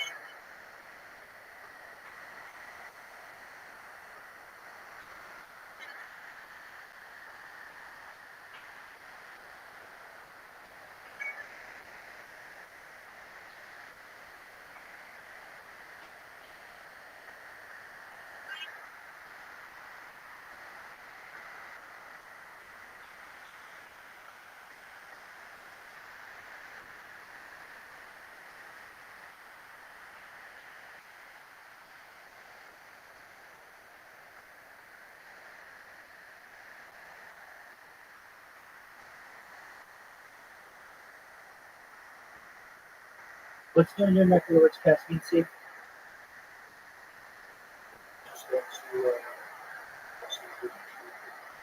Oh, how is that?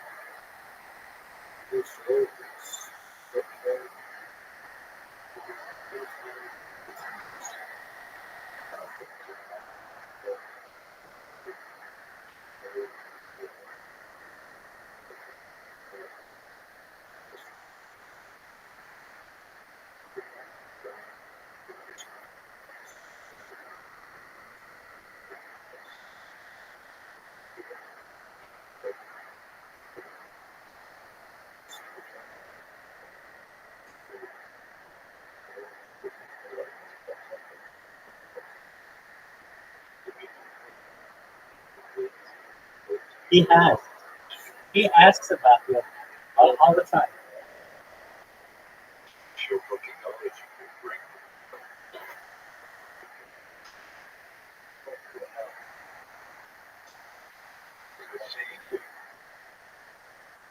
Are you going to play?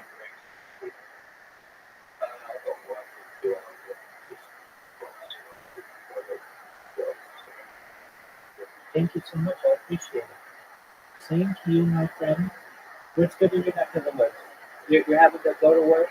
What job do you work in?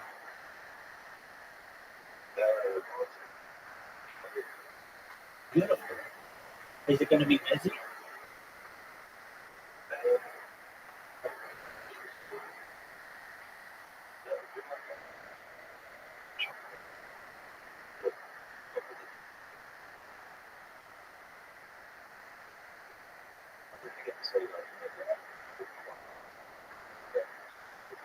Yeah, that's when it blows up, right?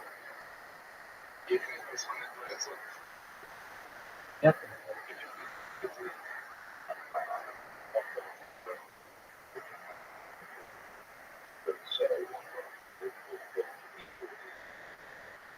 Yeah, isn't that like significantly understaffed?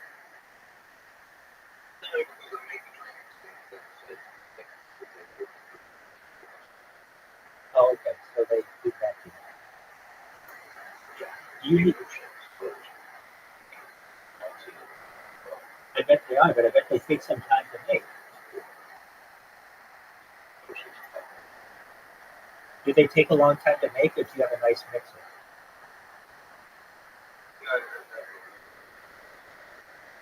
Okay.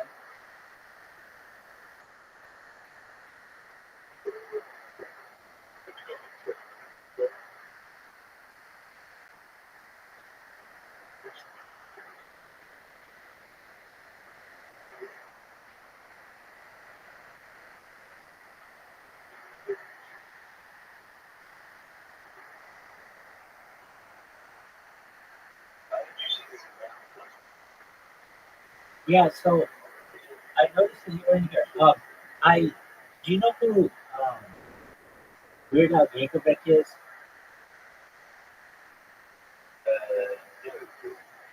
Sure. So he does parody songs, and so I was doing parody songs, like putting a Jewish spin on all the holiday classics.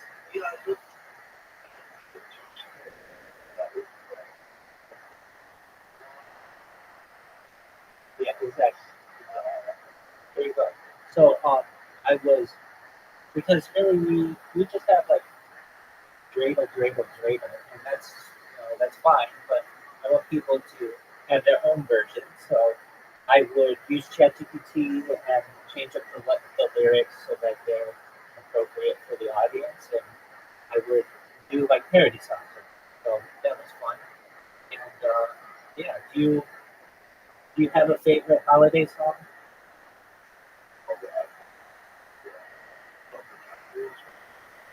I don't know what that is. That's Baptist.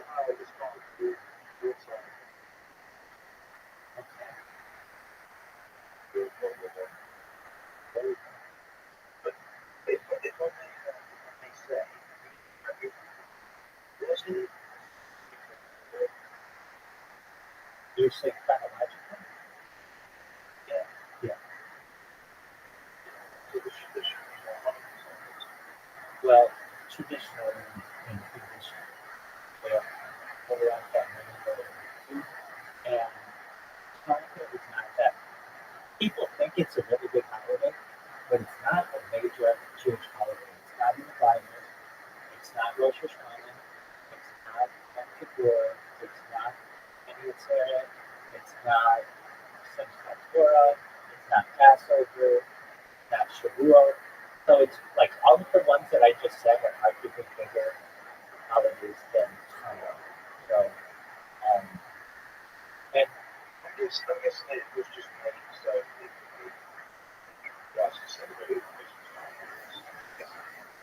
um, most that's very accurate. And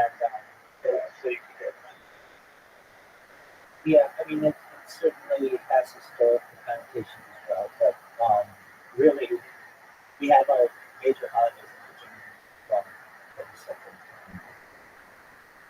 Yeah, I think that it's cool that people have their traditions, and especially this year, where like the first time in like 30 years, where the two holidays sync up on the same day. So that's pretty interesting. Oh, really? Yeah. That's right. So, The second thing we talked about, hey, don't be American. Like, Christmas morning, evening, Christmas Eve, Christmas Day. We just said, no, they remember all that. Every year, so we go, say, hey, thank you. Well, you're a very good friend of mine as well. And I want you to know that I hope you have a wonderful holiday season. I hope that the people at the bar are good spirits. And now you said the bar can hold 400, is that correct? these are restaurants, so I'm just the drink one person. And the restaurants, the drinks, I get restaurants where I have Oh, cool. So do people see your elk shoes? Maybe behind the bar if they're looking? no, sometimes when it's not busy, there's drinks on it, they do the high content sets on the same thing, so they do it for them. Okay. Do you have to be patient yourself?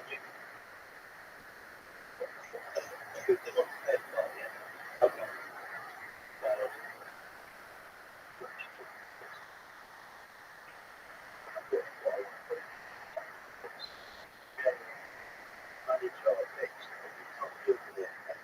Yeah.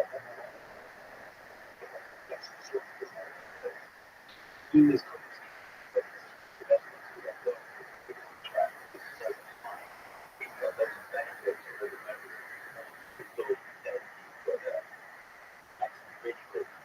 and do you make more on tips than you do on like your hourly? Yeah, I bet. So that's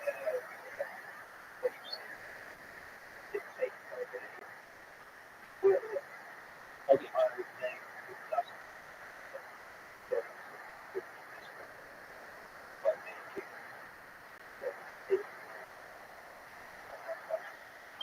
Okay.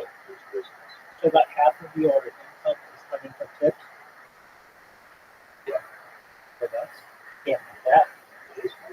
Now, at least in the United States, generally, it's illegal for an employer to take tips from an employee. Is it the same there?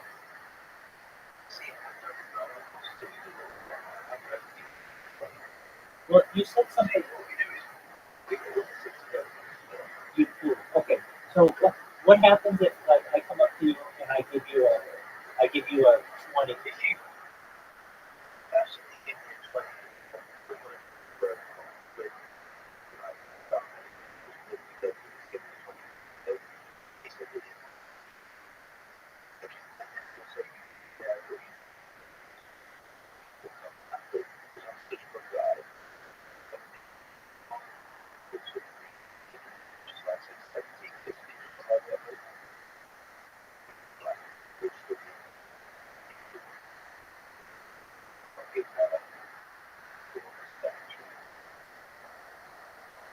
I got you. Now, but if you weren't like that, could you just take it and not get in trouble?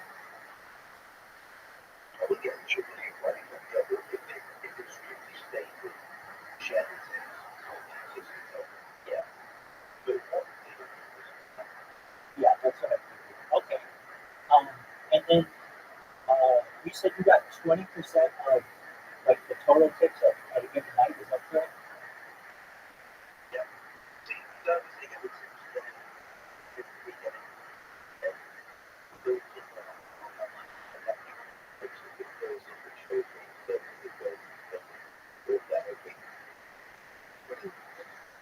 Yeah.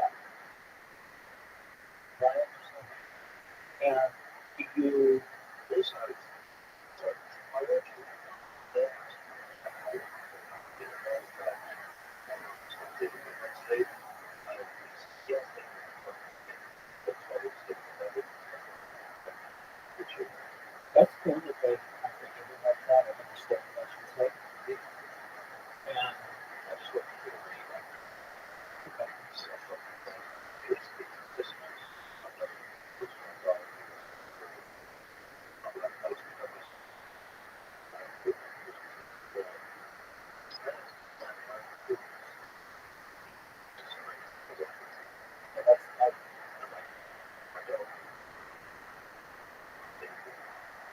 Now the bar that you work at, is it different than the one that you work the door at? Yes. Okay. And the like, are you expecting it to be a full house tonight? Hopefully, that'll be good money for us. Yeah, definitely. And is it families or is it like younger people? Oh, okay. Yeah. Great.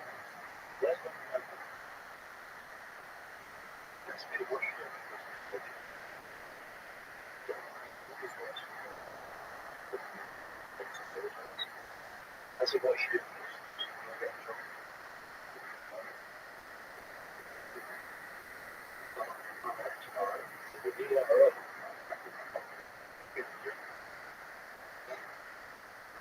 What's your drink of choice? What kind? Okay. Like the fighting? Or like Captain Morgan? Like Captain Morgan? Even the cheap sauce. This will make the thing just be named the name of the number. Right. Definitely.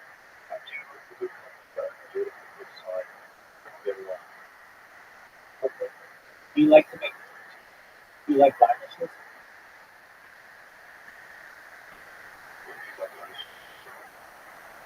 Yeah.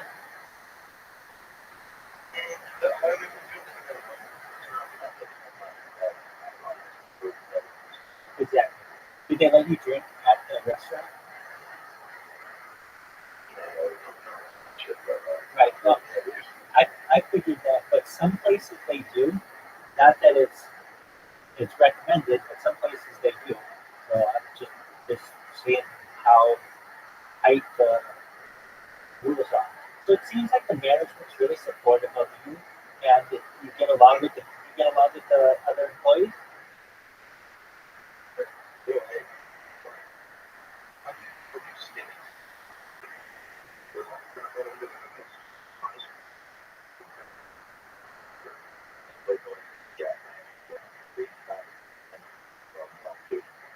Oh, so you're annoying as fuck. Yeah. Okay. Well, But I'm now ready to be an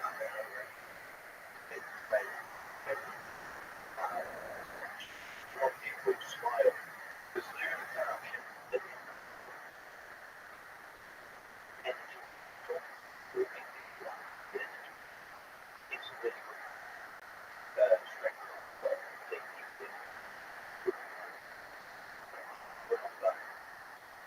I understand.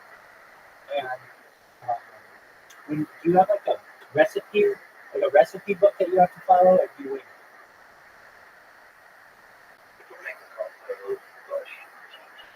Okay.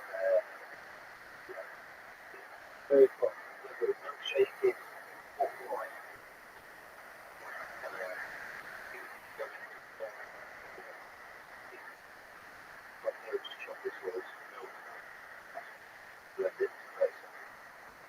Now, is it a blender that you use?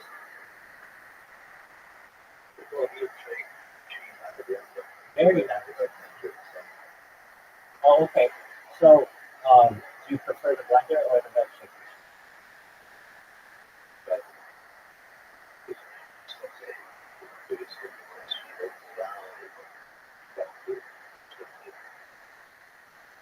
Does it just do one milkshake at a time? We can do one dairy.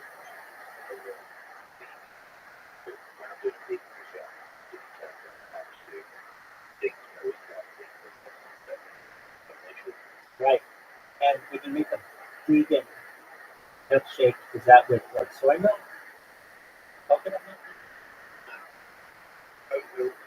Oh, okay. Do you get a lot of people who want vegan milkshake? Yeah. Okay, so do people know that it's available?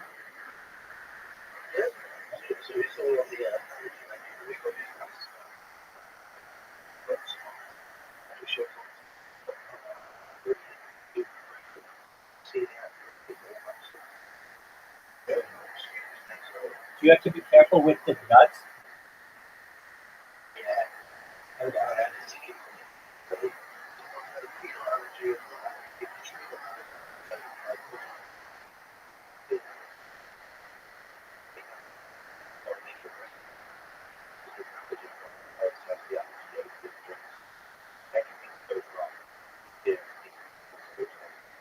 Right.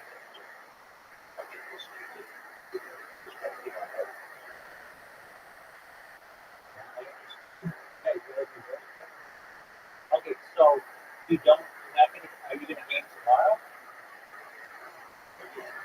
Excellent. So you have tomorrow off?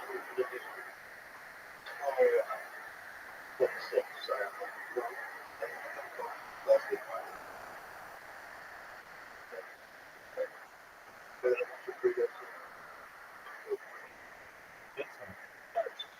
Dude, we gotta get you. There's this game that I already played it with some people tonight. Um, it's called, well, it's like, we have a couple games that we play. We play mini golf, and we also play, like miniature golf. And then we also play card games. Like Uno? You know what Uno is?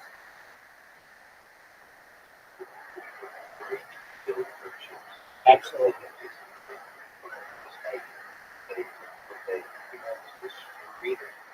You're 100% right. So, yeah, so this friend of mine from Australia, he, because I'm normally up all night regularly, and that's daytime in Australia, our schedules sync. And so he'll come in and he will we'll play like 5 or 10 games of golf, mini golf. And when that's done, we'll play Uno. And he's really gotten me into Uno. I haven't played Uno in probably 25 years or so. But he's gotten me really into it.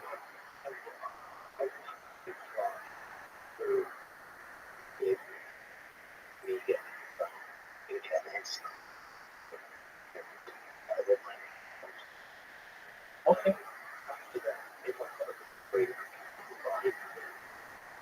Well, you don't have to buy it. Nothing that we play is any cost. It's all free. So we'll get you all of it. Yeah. It's got, so there's this one app that we use that's just called Play-Doh, like,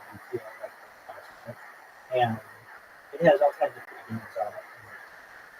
They're just fun. I mean, I would love to be like, hey, we're playing all these like super expensive, you know, games, but those are, you need gaming PCs for that. Not everybody's got that or time for that. And so these are just really easy games that you can play on your phone that are just so good.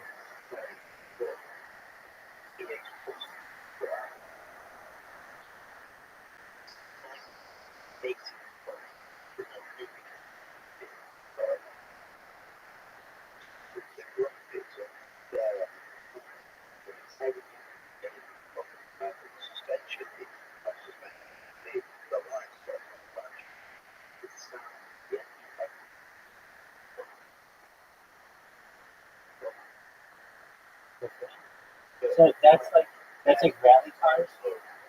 Those are like rally cars where there's like a cage. Is it all right? How much? What is that?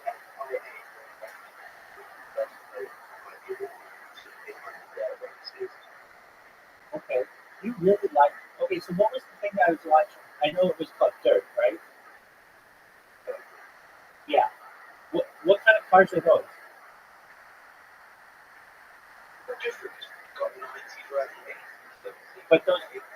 But those are rally cars too, right?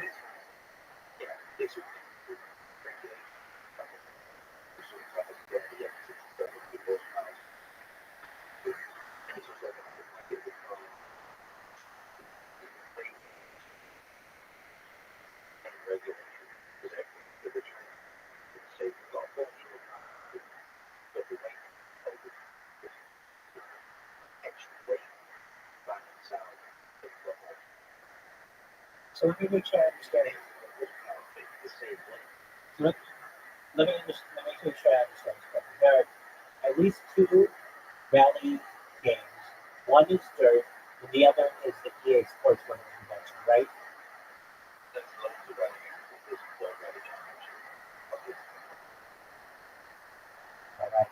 that's the next game you want to get.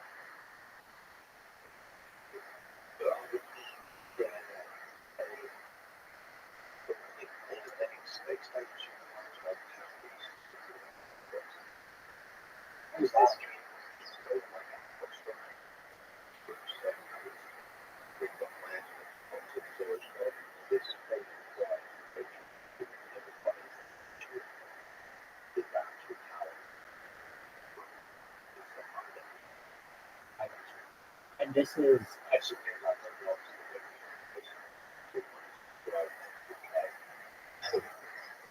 okay. And okay, after the EA Sports Rally game, what other games would you want?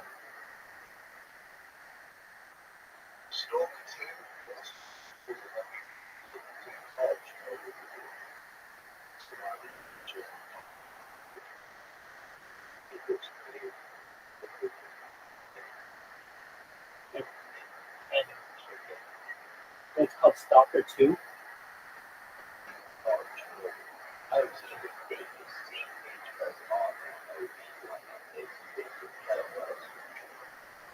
Okay, so oh, interesting. So does it have anything to do with nuclear fallout?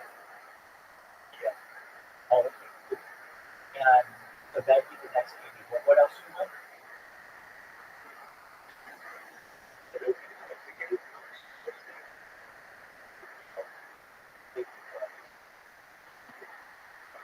Do you ever play? Do you ever play Grand Theft Auto?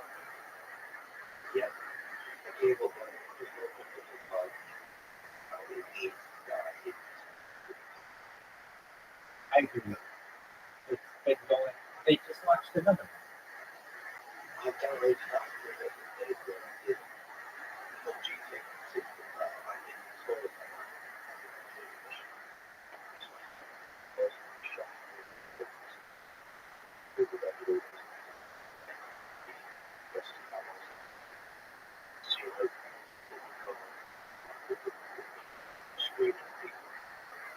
Yeah. When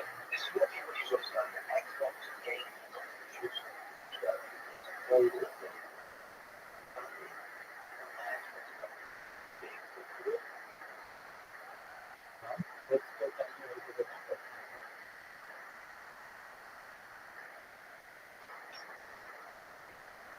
All right. Have you ever played Red Dead?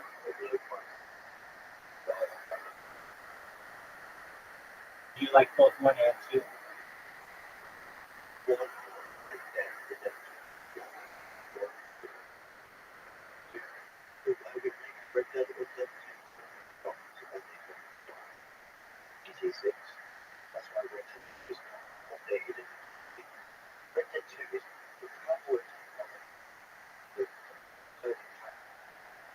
Right.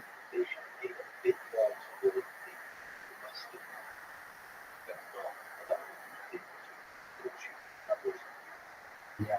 So yeah. So like in Grand Theft Auto, you can go into a city and just kill everybody there. In Red Dead Redemption, what happens if you do that? Okay, so it has like a. I have never. I know it's over that. So it's the same idea. Well, here's what I'm thinking. Like it's very easy for the police to come with a helicopter and get you, but in Red Dead Redemption, they don't have that ability. How do they ensure that they?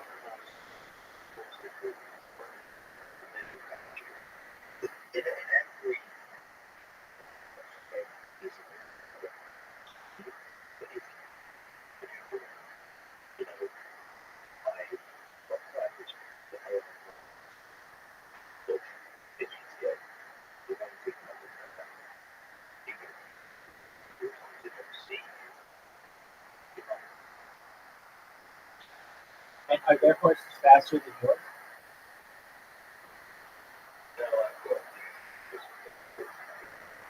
What color is it?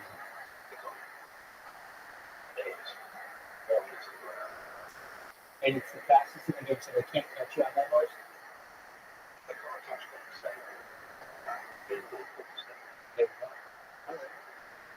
that works.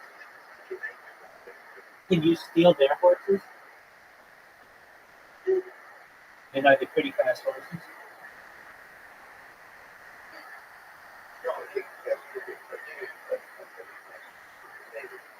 All right. And then the police, do they arrest you or do they just shoot you down?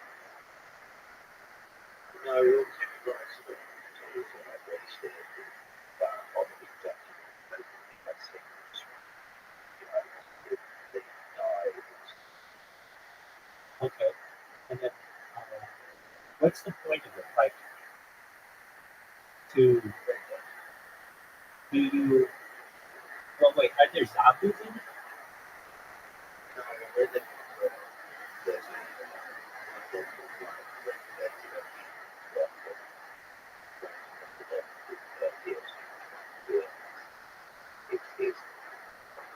Okay.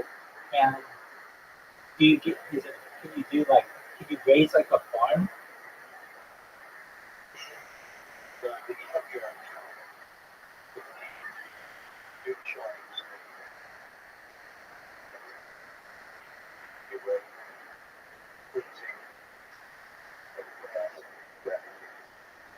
Okay. So you can hunt. You can hunt in the game. Okay. What do you hunt?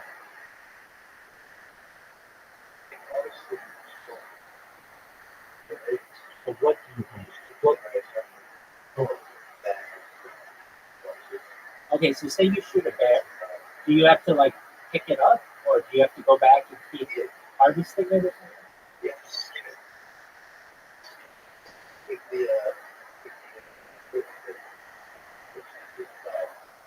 Okay. What about meat?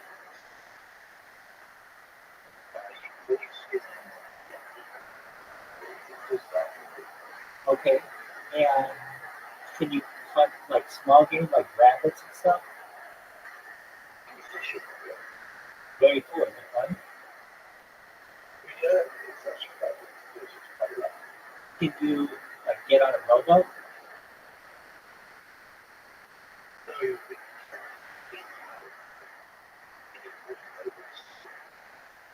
Oh, I've seen the map of it. It's massive, right?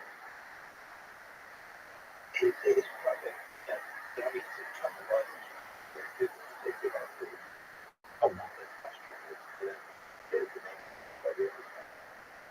Oh, what do you think fast travel?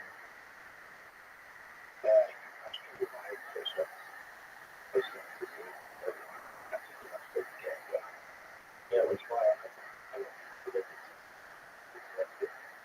Very cool. Can you fall in love with the game? Oh, no chance. Oh, that's a shame.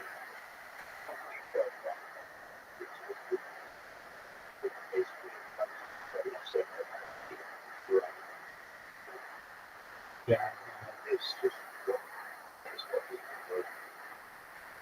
Well,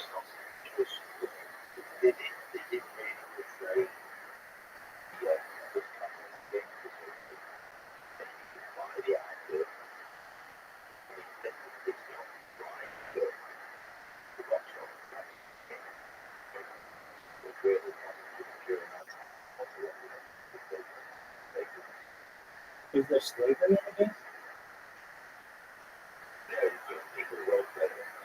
Oh, I got you. So there's an online version?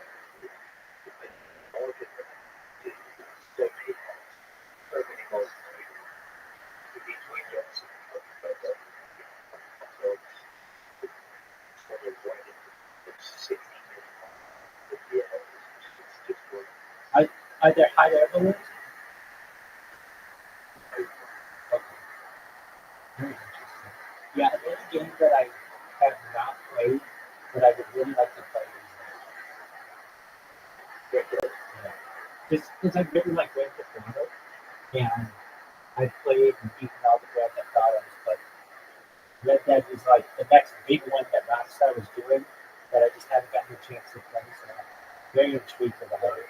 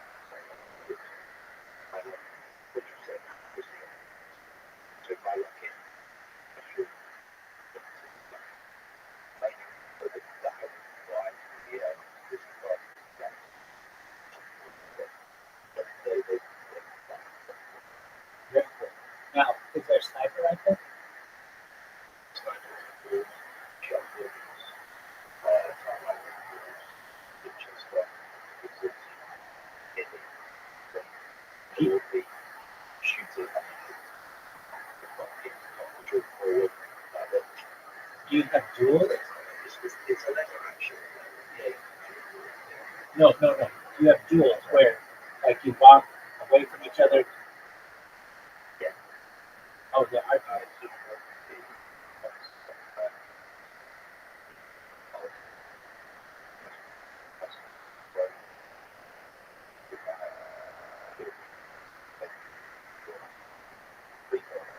What happens?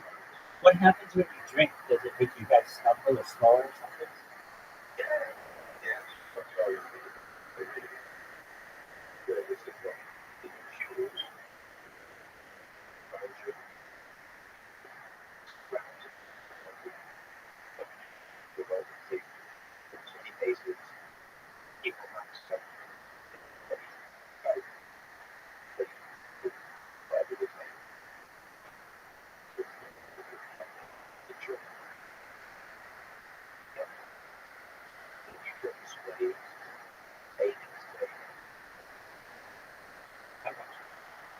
Are they moose in the game?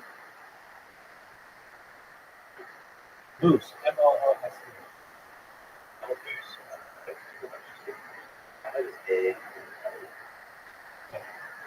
And bears. Like grizzly bears? There are crocodiles?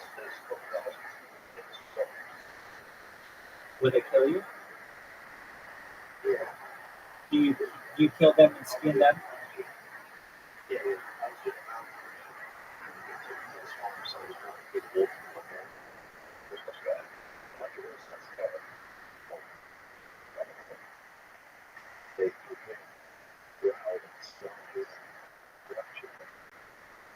Okay,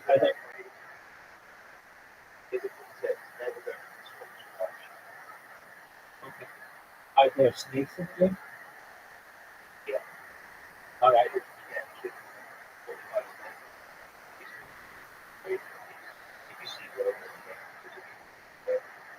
I've seen a lot of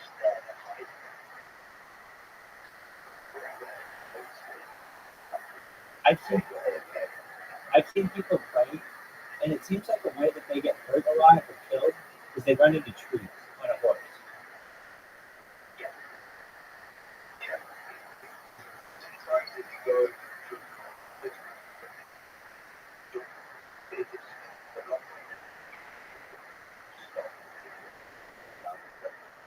Oh, wow, okay. And can you route bands?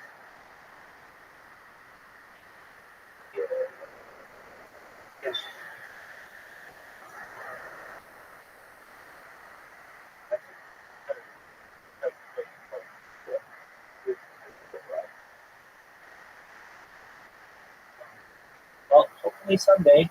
Hopefully that day's not too far. Because I'd like to play. I'd like to get the system and do all the things that I need to be able to play that game because it seems really cool. It's pretty historic. I don't want to say historically accurate, but like for the time, it's pretty historically accurate, right?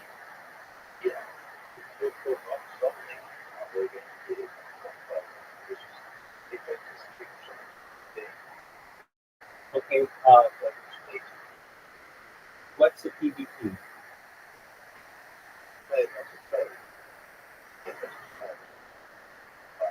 Okay, so this is the scenario mode pretty deep.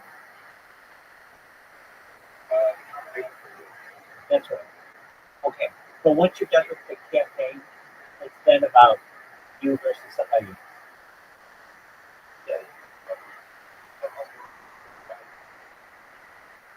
Okay. Okay. So like, well,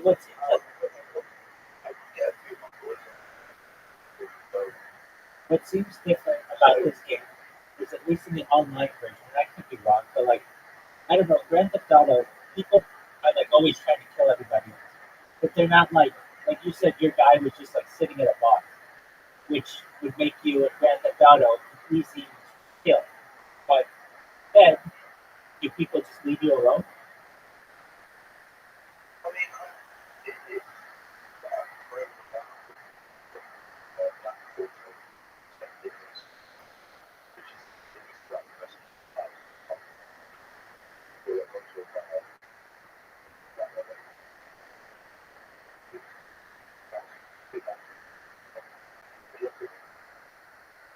And they didn't kill you?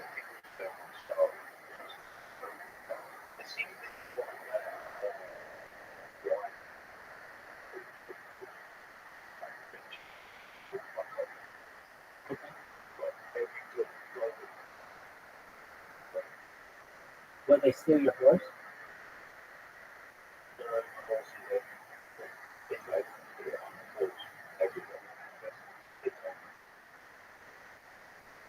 Okay, so there's a way to. So there's no way to like lock up your horse, basically. Yeah, you can get you to whatever. Okay, so once you hit you to a post, the other players can't steal it. Oh, okay, very cool. Yeah, no, that's. Can you climb trees?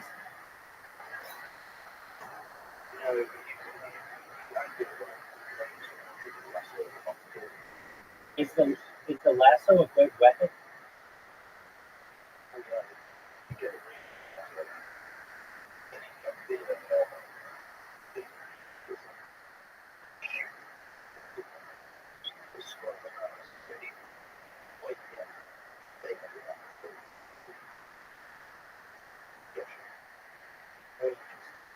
It sounds good.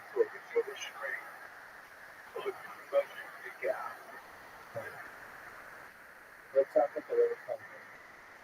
Well, I'm not gonna.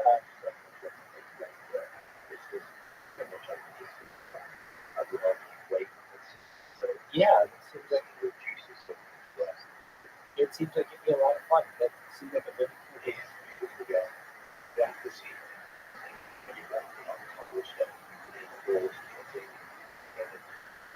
Yeah.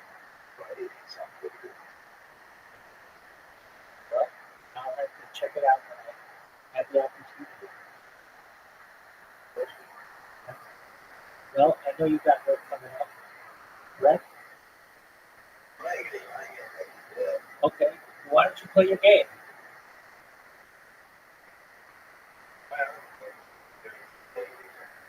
Okay, you do that, and we'll watch Kill Tony, and let me know if you do anything, okay? It's weird behavior, and then they ended up leaving, and they were trying to steal the drinks as well. They tried to leave without paying for their food, so it was really weird. I don't know. It was very strange. You told the man, "Is this your bitch?" And then she was crying, and then you said, "You need to control your bitch." I want to watch Yeah, it was fucking out of control, Tony. Yeah. He really did. And then they fucking leave. It was fun, though. It really was. And It then sounds like a good time. I mean, we've been getting these reports about these weekends you have. This is 2 weekends in a row. I know. Somebody's crying, or there's a big disaster with somebody in the crowd. I know. Like my mom, you seem very mean to women. Are you gay or something, maybe? Are you a gay boy? Look at Red Band roasting. I wouldn't tell you. Whoa. Secret gay man. An in the closet comedian.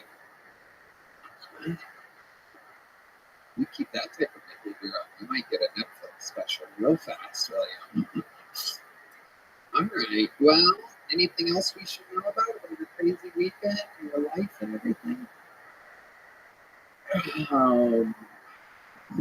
Getting a little better at Tetris. I've been playing Tetris on the Game Boy, like the airports and stuff. I'm getting a little bit better. I started looking it up on YouTube. I'm looking up different techniques and seeing how to play. I'm figuring out how to play. Absolutely incredible. I mean, what can I say that I haven't said about you 1,000 times before? You're a legend. We love you. The new minutes have piled up. You are the record holder. You are the backbone of the show. Red Band thinks you're gay. Yeah, I know. That's kind of weird. That is kind of weird. That's a new angle. It's a new angle coming from Red Band. Red Band has figured out that only gay is. Did you color your beard, Red Band? You got a little color in it, though. Did you do some Just for Men, Joe? It looks a lot darker than mine. I gotta tell you, I do. You look good. I put a little bit too much Just for Men. it looks so natural. No one can tell. Yeah. You wouldn't know anything about this. I would. No, I don't have a beard. I can't grow a beard. There's not enough testosterone in the world for me to be able to grow a beard. I see these. I've been seeing these people on like CNN, these trans correspondents, like these women that have turned into men. I saw one the other day had a full fucking beard. I'm like, this is bullshit. I'm like, how the fuck are the trans people getting more testosterone into their bloodstream than me? I'm truly jealous of these women becoming more men than I am. Like, I'm a man and I'm on testosterone, and I have a penis and balls. And I still can't grow a full beard. One day. One day. One day. One day. One day. I'll keep my fingers and my legs crossed. Ladies and gentlemen, the show has begun with the stylings of the great and powerful William Montgomery. Where do we go from here? What a way to start. That's normally how you end. It's like a Tarantino film. It started with the ending. And I did meet Tarantino, one of my new best friends. No big deal.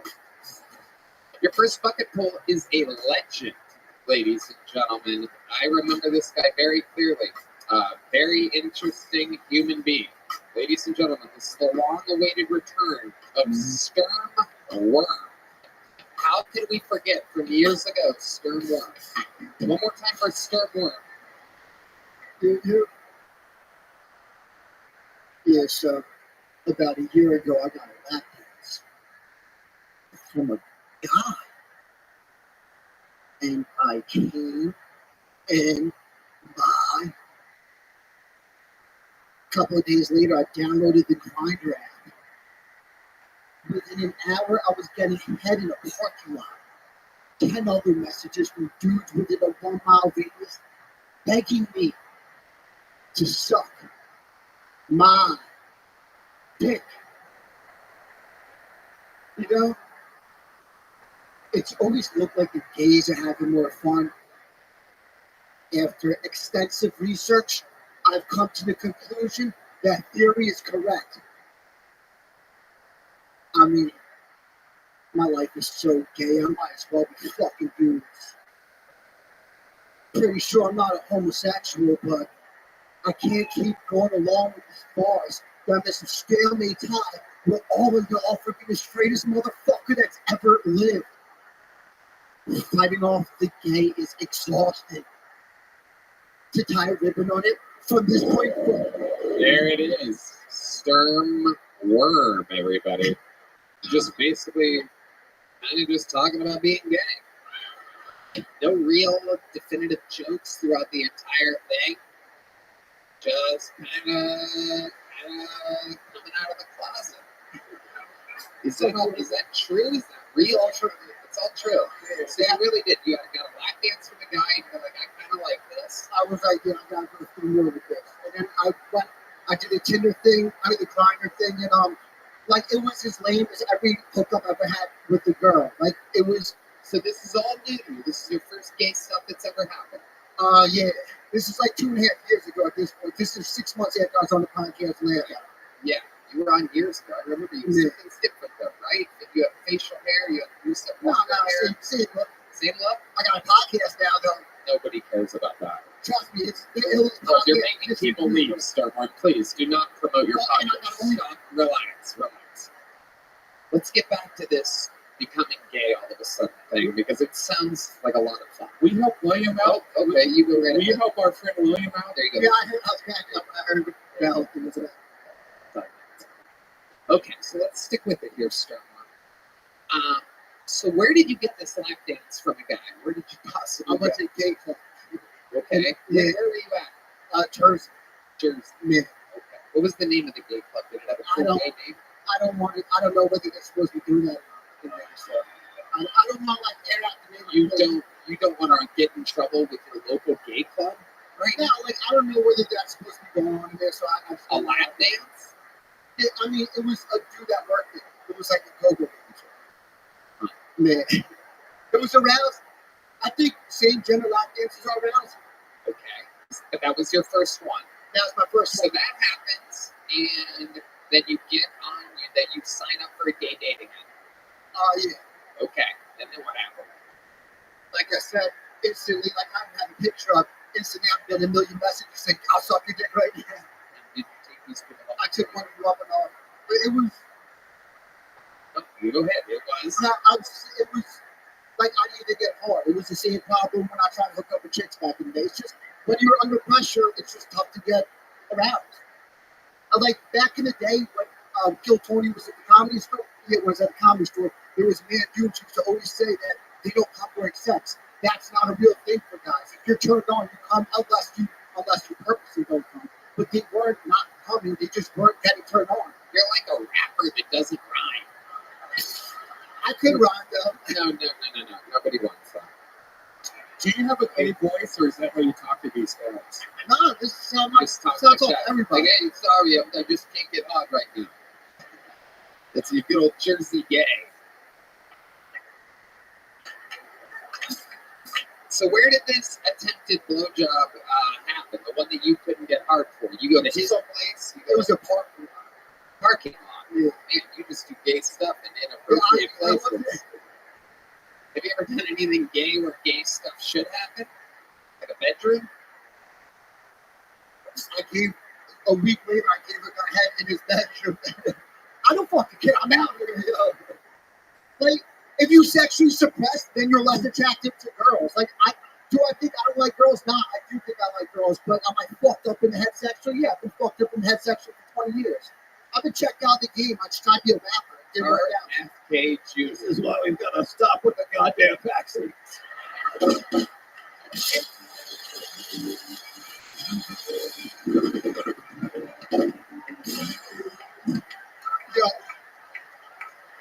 Yo, they got.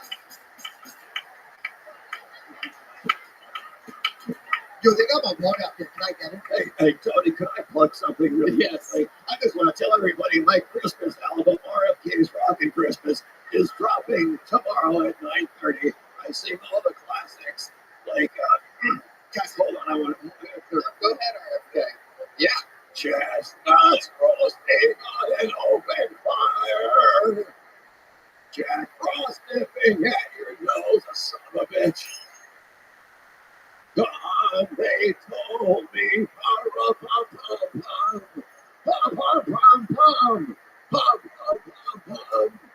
Sit back around the fire with your family and enjoy RFK Jr.'s Rockin' Christmas. Where can people find this? Where can people find RFK Jr.'s Rockin' Christmas? Silent night.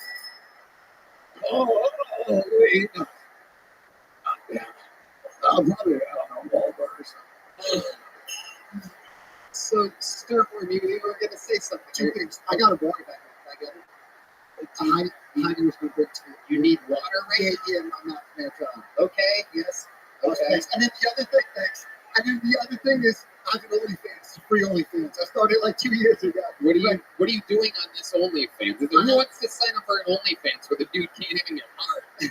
No, I show videos how I could actually get hard when I'm not feeling pressure, and I show videos when it's all shriveled up. I jerk off it.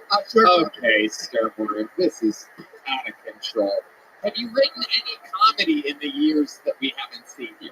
I've been working so hard on my podcast that I have been doing comedy, but I have a zillion comedy minutes. Like I have 15 fingers. You have a zillion of them, and you came out tonight just talking about whatever the fuck that was.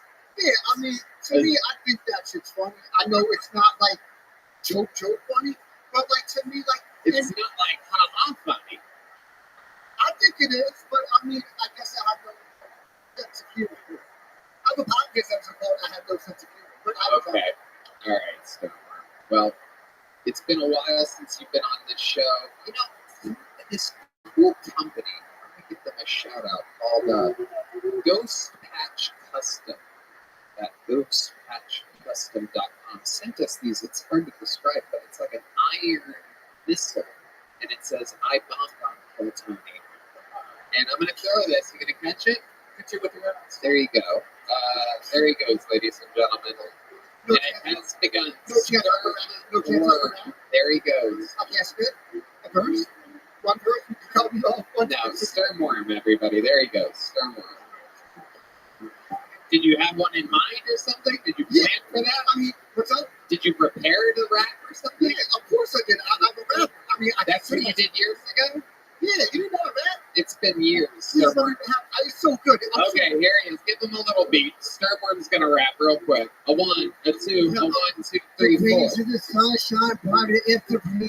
I started writing crime so that I could share my pain. No matter where you're from, man, shit can get real. I was told the sky is blue. I see it more as teal. Stuck in a slump, can't seem to find a groove. Catch me out here chasing dreams, trying to make moves. Getting fucked by life every day, being screwed. I gotta be, cause so far all I've done is lose. Lately, All right, Stormworm. There you go, Stormworm, everybody. Jesus Christ. Oh my God. Made everybody flaccid.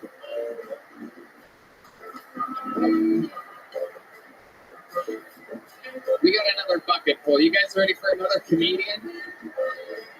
60 seconds uninterrupted going to Sam Henderson, everybody. This looks like a new name, Sam Henderson.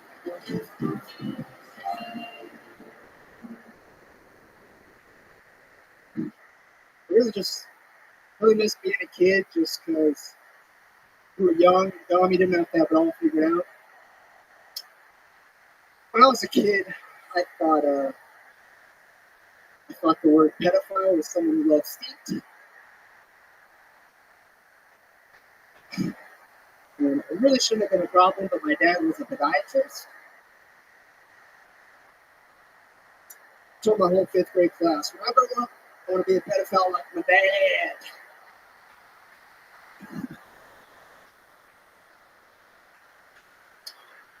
Do you guys like that? Cool.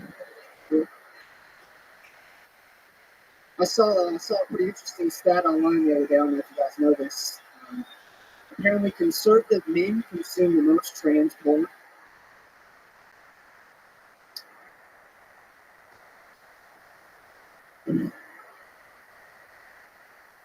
Thought it was an odd way to find out I'm a conservative. All right, thank you guys. There you go, Sam Henderson. Getting a joke there. Hello, Sam. How long have you been with Sam? I'm putting in there like a year and a half. Okay, where at? We've been doing Lexington, Kentucky. Lexington, Kentucky. Okay. Is that where you live now, or did you move here? No, I live in Lexington. Okay. Has anyone ever told you that you look like a full-size version of the mayor of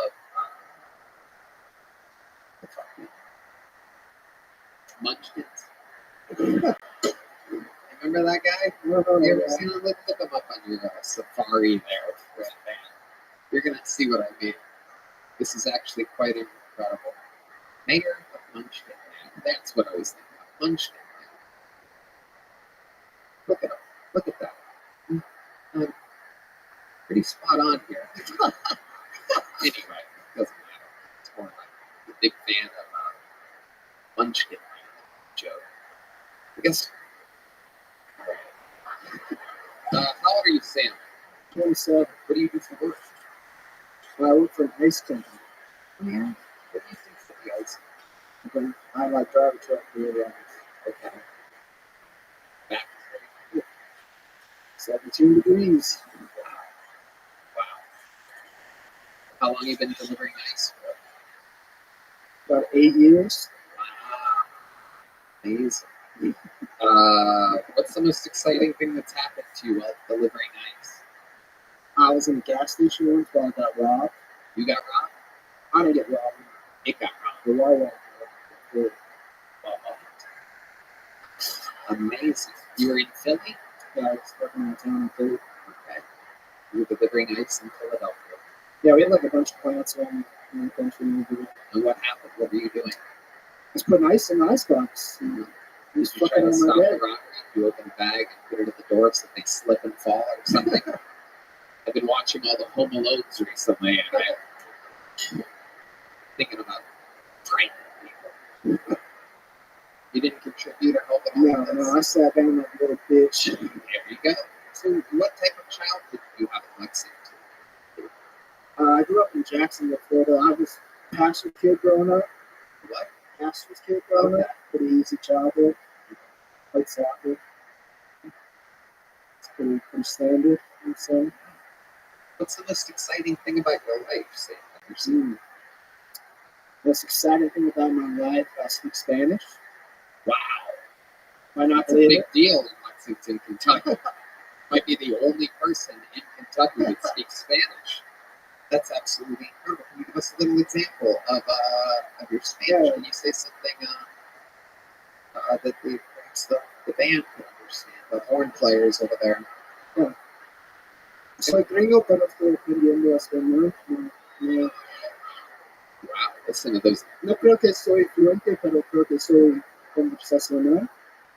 Pero yo sé que cuando soy maricón. Oh, you son of a bitch. You son of a bitch.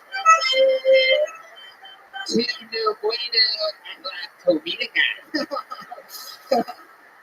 How about that, you piece of shit? I love it. Sam, what's your love life like? How can you bang it? What's your tip? I wish. What's going on? I'm single right now. Got out of a relationship beginning of the year. Just been doing my thing, trying to do comedy. I've been kind of planning on moving here, so I've been trying to get into a relationship or anything. So. Yeah, you definitely want to not hook up with anybody just in case you ever have to do constant access. Listen, dude, it's not completely dry, but I don't know. I'm too emotional to follow some stuff with people like that. Did you say you're too emotional? Give us an example of what you mean by that.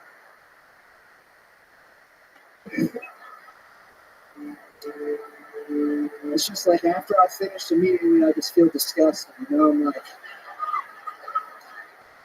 and maybe that like the girls aren't hot enough, and maybe that, but it's really I don't know. Like, don't touch me. I want to leave right now. Like, Do you have any tricks to get away or have them get away from you? Is there anything that you said or done right after sex to get rid of the person? no, dude, I'm not meaning that. I just sit there and despair. And, You just feel disgusting. yeah. Usually it's better like it's at their house. You can just get up and leave. I feel you, brother. Fuck. When I know Cheryl wants to make love, I have a panic attack. I worry I can't finish. Guys know this after about 6 months. It's really hard to finish. You've got to find things in your life that you can take to the bedroom and fantasize. Take, for example, me right now. I've been having some fantasies about this woman in the front row, and I feel horrible about it. But I can take that with me and hopefully finish later. So try that, my friend. There's a little health advice. Great. I love you. I love you. RFK Jr. giving you some really good advice there.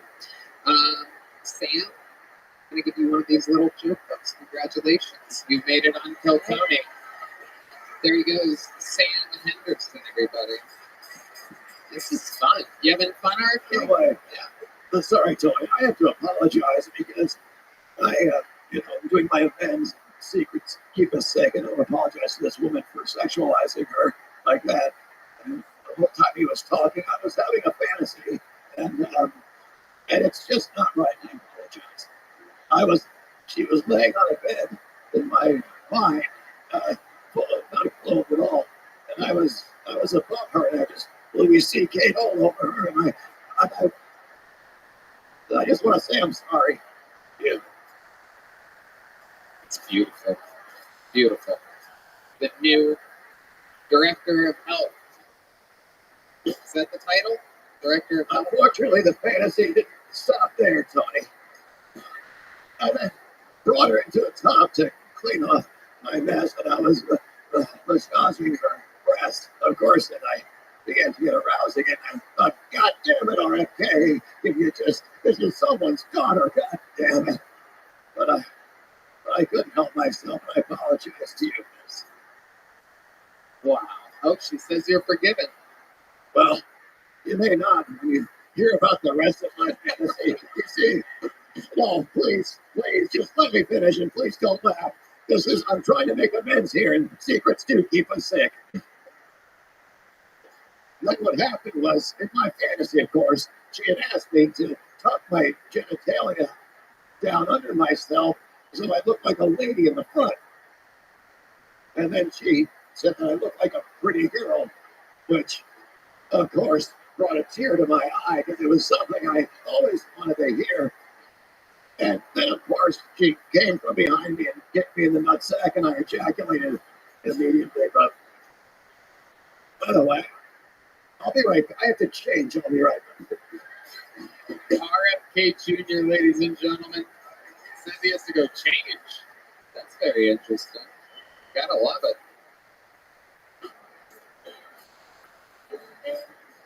I wonder if there's a microphone back there and he's going to keep telling us about the fantasy. All right. Pulled another name out of the bucket. We're going to keep the fun train moving along. This looks like another new name. Make some noise for Joe Barnholt, everybody. Joe Barnholt.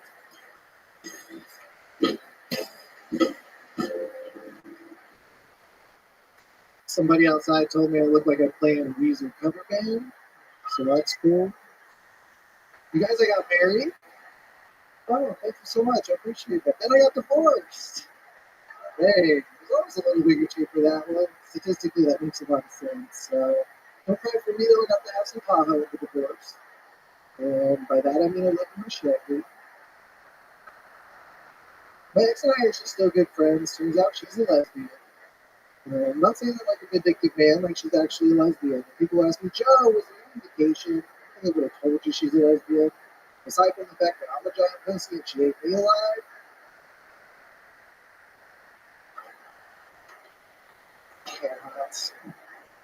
I don't think there was any indication.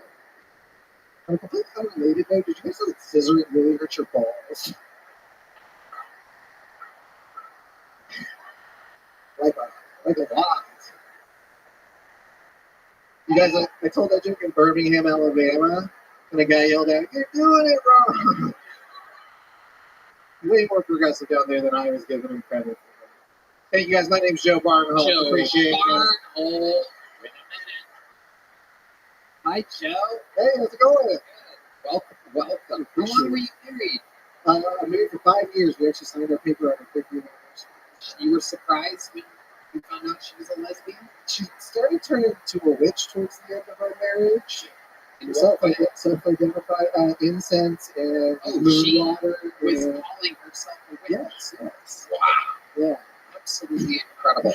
So, but to say I was shocked would be a little bit of an overstatement. But You didn't think there was something lesbian-esque about her when she married a Rachel Maddow impressionist?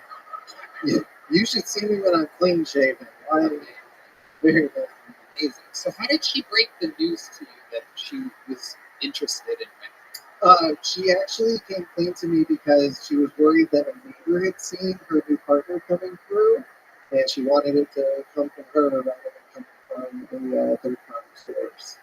So she reached out to me and was like, "Hey, I need to confess I'm dating someone." And I'm like, "Oh, that's cool. It's a woman." I'm like, "Oh, you never heard me say that's a Wow. Did you try to work it out? Try to have that? Did you pitch that idea? No, we were kind of at the friend zone at that point in time. Our marriage had developed into friendship. So no kids. No kids. No. And she slowly became a witch. Yes. Did that bother you at all? It's a witch sound effect. Great sound effect. The rarely used witch sound effect. Yeah.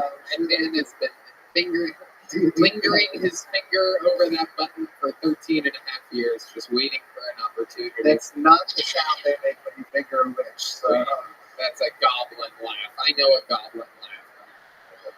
There we go. Okay. So what do you do for work? do comedy and music. What kind of music do you do? Comedy. And I'm in a band that does full band hip hop. You in a band that does what? Full band hip hop. Full band. Yeah. What do you do with that? I play guitar, do rhythm, and a little bit of vocals. A little bit of vocals? Yes. You comedy, hip hop. No, so my comedy songs are all over the place. I do a song about Jesus, a song about Easter, a song about fucking Santa. Okay, So can we hear some of your fucking Santa songs? Do you want to tell the band what to do? Sure, yeah. They're actual professional musicians, so if you just tell them. So it's the style. It's just starts on G, the 1, the 4, the 5. And then God, you're turning us all into lesbians right now. This is so incredible. It's a slow song. Yeah, if you got a guitar, I could play it for you. Yeah. Oh, we do have the guest guitar. There's the lovely Heidi. Yeah, and literally with a guitar. We're gonna plug it on in. You gotta put it on. It's incredible. Reminds me of Colt. Colt, this is like you. Colt, come up here, stand next to this guy. Take your hoodie and your hat off real quick. We're gonna do a little experiment. See which one is which. Yeah, give me some of that Colt music. Look at that, everybody. Look at this. Just stand up there next to him like you guys are conjoined twins. I just want you to stand there with him. No, leave the hat off, Colt. Leave the hat off. Very good. There you go. Yeah, it's perfect. All right.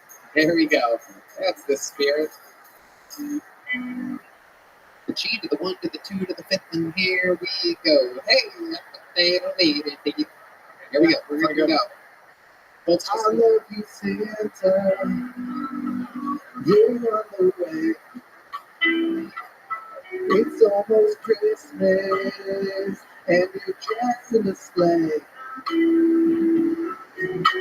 Put me on the nice list, you're a good little boy.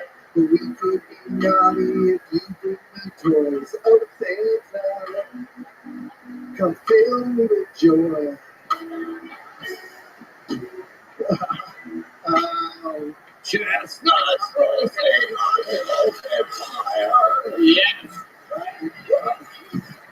RFK Jr.'s Rockin' Christmas. Oh my God. Available now. Fucking some kids want presents, I just want you sad.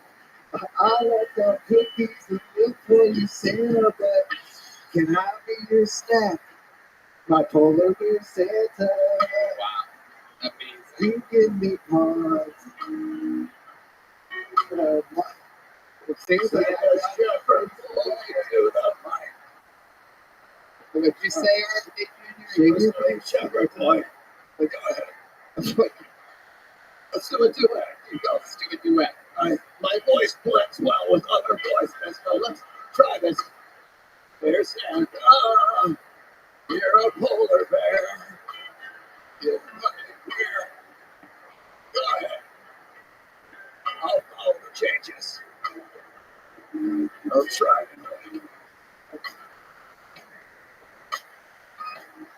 This is your big break. Do it. Show us what you got. You can do it, Rachel. shave your beard, Santa. You son of a bitch. This is Claus. Yeah. The old board. Slide down my chimney, it's my fantasy. Oh no, step Santa, I'm stuck in the tree. Santa, come bring it to me, yeah. Get RFK's Rockin' Christmas tomorrow. Joe Barnwell with a little music, with the lovely Colt backing him up. Squid brother. Thank you, Colt. And amazing harmonies by the great RFK Jr. Amazing stuff. Drinking fermented alpins.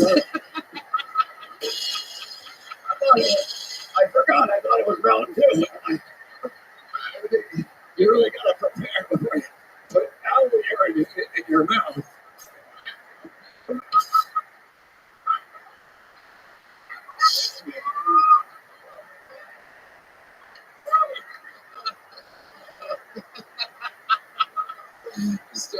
Just a heads up, RFK Jr. is promoting KyleDunnigan.com. He's on tour. KyleDunnigan.com. It's DUNNIGAN.com. Important to know. Sometimes we have these people come on, like Dr. Phil promotes Adam Ray. It's exciting to have RFK Jr. promoting Kyle Dunnigan. I love it. You guys can promote anything in the world, and instead you take care of good, amazing comedians, free speech. This Kyle Dunnigan, you've met him before. He's Fantastic. He does like a lot of puppet work. And he juggles too. Go see Kyle Dunnigan. He actually just juggles the puppets. He doesn't actually mouth them all. Just fly through the air. He was here this weekend. He was fantastic. KyleDunnigan.com for tour tickets. One of the funniest people I heard.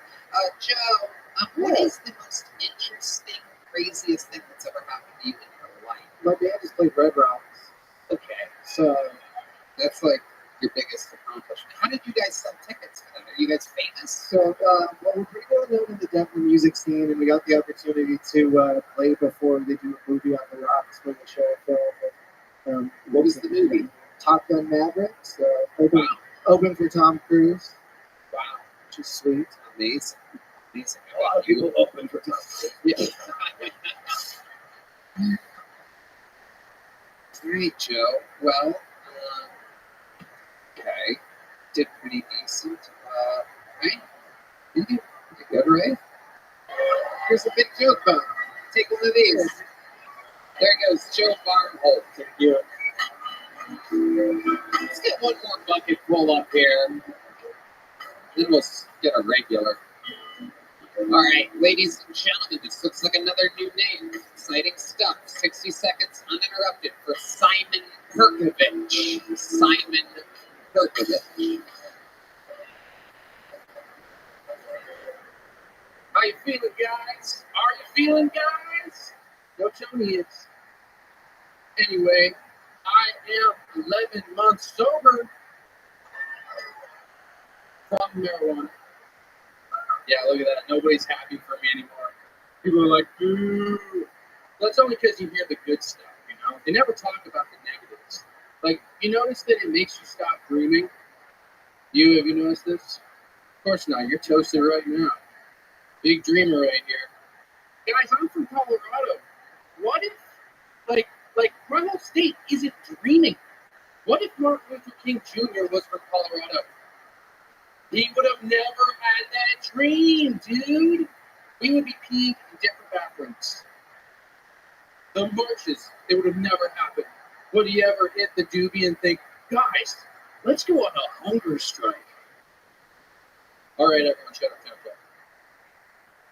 No, seriously, shut up. Okay, Simon Perkovich, ladies and gentlemen. Hi, Simon. Welcome. Hi. How long have you been doing stand-up? I've been dabbling for 3 years, but I'd say I've been doing it for like. Okay, and that's in Colorado? Yeah, Telluride. Nice. Okay, what do you do for a living? I was a bartender, and I'm trying to be a farmer. Marijuana? Yeah, I wish. No, you can do that where I'm from. You can't really do that here in New York, unless if you're doing that weird Delta 8 stuff, right? I don't really know the industry that well. I'll just buy it, smoke it. No, but I like organic stuff. Like I worked on a mushroom farm, apple farm, all kind of stuff. Okay, this sounds very healthy. Are you a healthy guy? I try to be healthy. It's kind of tough when you move to a new city and you're not connected to farm stuff. Mostly you do eat healthy. Yeah, I think so. What's a guilty pleasure for you? What's something that you eat that's healthy? Guilty pleasure. I love donuts. Like eating donuts down the way. Kind of been fucking me up lately. Yeah, how's it been fucking you up? Well, so I live in a van, and I gotta find a. But it's not finished up. Nobody laughed. You're right. You can't just be like, hey, stop, that's not funny. But like everyone was just completely silent. Just dreaming. I wish that. I know, like I gotta find a place to piss in the morning. So I'm walking down and it's always voodoo donuts. And like I'm trying, to eat healthier like you said, but I feel guilty just going in and asking to use the bathroom, so I gotta get at least 3 or 4. You eat 3 or 4 donuts daily. Yeah. RFK Jr., what do we think about 3 or 4 daily donuts? Well, depends what kind you're talking. What sort of donut are you talking about? That's a good question. Are there certain donuts? Oh, yeah, there's definitely a bunch of good. They make actually a delicious spicy donut. I mean, those are actually quite healthy. By the way, here I have some kangaroo meat. If you want to take a bite off that, You actually have kangaroo meat. kangaroo meat. It's really high in vitamin Q. If anybody's interested in trying. All right. Something about RFK Jr. I go directly to cracking the fuck up. It's pretty special. Can't believe my hero is on stage right now. You're a big news there. I've never been vaccinated, and like my mom. You're like my mom's biggest hero too. All right. Have you tried aloe urine? No, this is pure measles, mumps, and I'm hoping herpes. Please God. Please God. Oh. Take away the itch.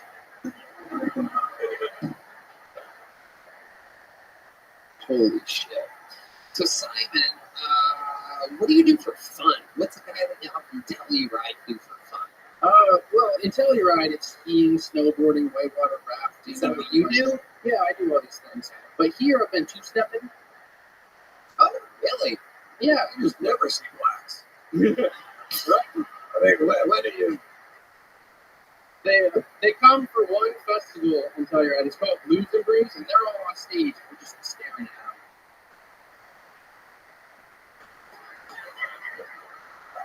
them. Wow. Blues and brews? Yeah, like beer. Oh, I expected it to be BRUISE because they beat up people. Okay. I want to see this two-step. How many do you think we should see of two-step? 1, 2, 1, 2, 3, 4.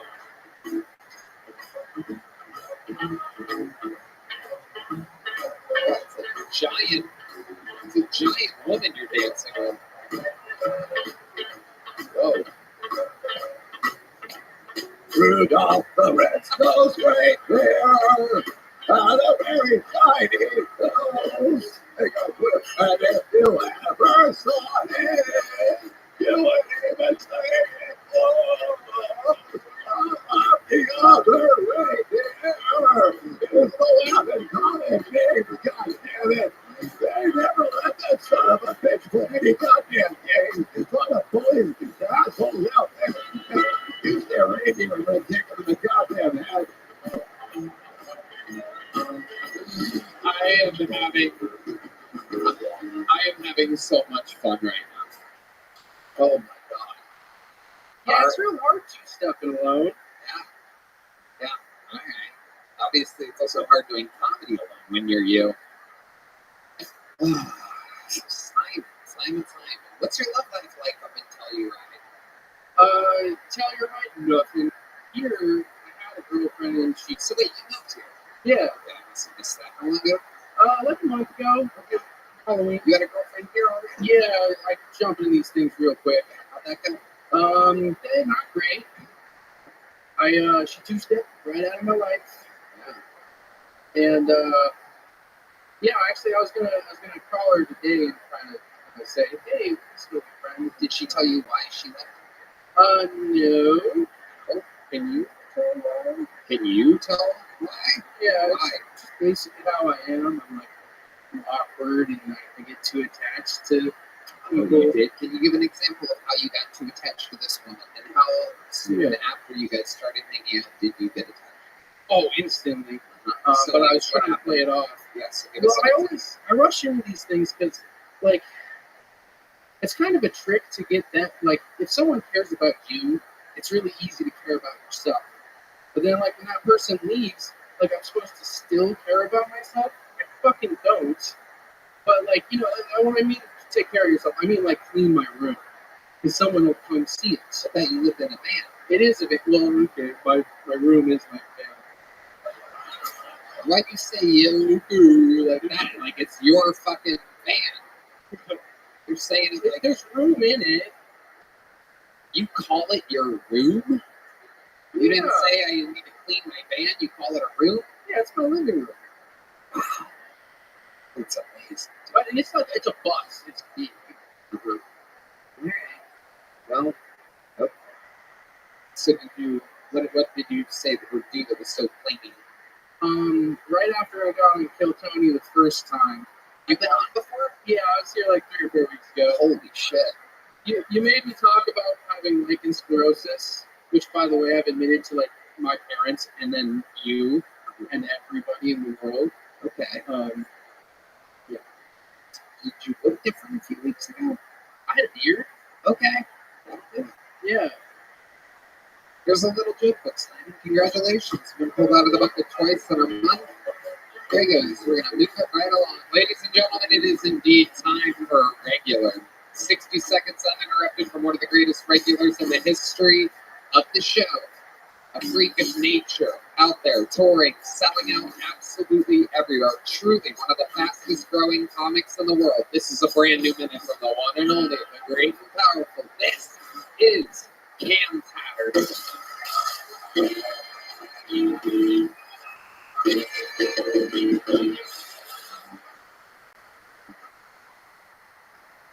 So I'm still trying to do like the acting thing or whatnot, and I had like an audition for a role a couple weeks ago, and it was for a drug dealer, so right on time, right? So I thought I had it in the bag, and then I got there, and there was a lady with a camera in the gate booth, right? Who was reading our lines and shit, and he was reading them like that, but he was reading the lines as my girlfriend. That's crazy, right? So I'm saying my lines and whatnot. I'm like, hey, bitch, here go the drugs, and then his line is, oh my gosh, I love you so much. And every time he said that, I laughed, and that's funny, right? Like, what the fuck? And you be like, you gotta be serious. I'm like, no problem. He's saying, yeah, I laughed again. And I'm gonna tell you something. I should get that role, man. And that was fucking great acting, dog. He had no idea I was homophobic. You know what I'm saying? And if you think I'm dead ass, I'm not homophobic. I have no problem with gay people. I have gays in my family. I don't talk to them, but they in my family, I'll tell you that much. Every time, there you go. There it is, exactly a minute. RFK Jr. Tony, I haven't looked to my right yet. Is it a black guy?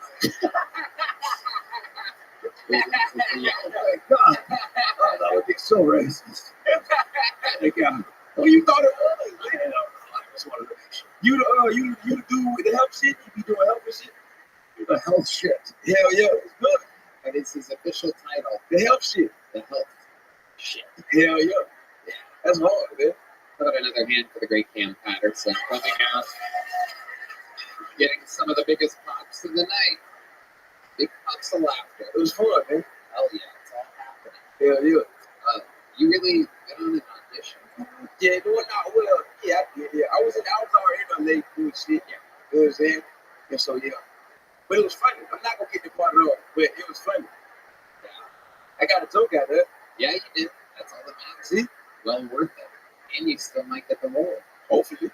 Was it for like a big thing? Yeah, it's pretty big. Yeah. Right. What's that under your hat? Nothing. There's something there. No, it's not. Yeah, not. There's a little something. Is that what we call a dimmer? Whoa.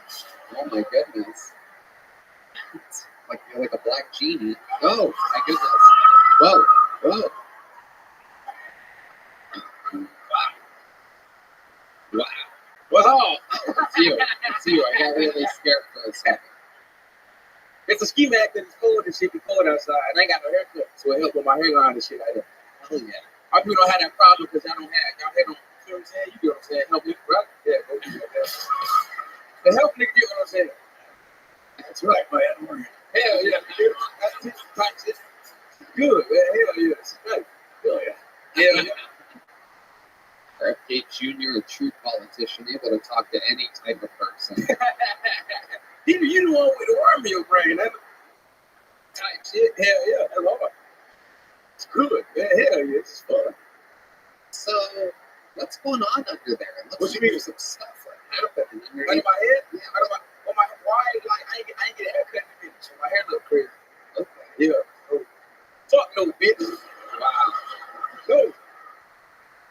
Hell no. Goodness. I'll take it off for $200. Oh, $200, lady. Bitch. Do you have the money, white bitch? Nope, she says no. She does not have the money. So what else is going on, Cam? I was in Rochester, New York this weekend. Ooh, Yeah, that place is fucking terrible. it's terrible. You that guys, place- it's so interesting to me. You and William, when you were in Rochester, he was in Buffalo. Yeah. Truly, as I've said so many times before, absolutely two of the worst places in the United States of America. Upstate New York is the worst. Yeah, man. They they had this shit up there called a garbage plate, and it was just like, it's exactly what you think it is. A bunch of bullshit on the plate. Puerto Rican food. Shut up. Come on. Puerto Rican. Exactly. Tony makes another joke about Puerto Rico. Extra. When did you get that? That's a new one. Got a bunch of new shit. Wow, you got a few new ones. First time the soundboard has changed in 7.5 years. For those of you keeping track, very exciting. What else do you have there that's new? Anything else good? No, nothing. Nothing you're proud of. Never heard of them. Don't want to hear of them. Oh, I just got it. I just understood what that was. That's funny. That is so fun. Where'd you get glasses from? He always had glasses. Oh, sorry, I was distracted. I was sending a dick pic to a journalist. I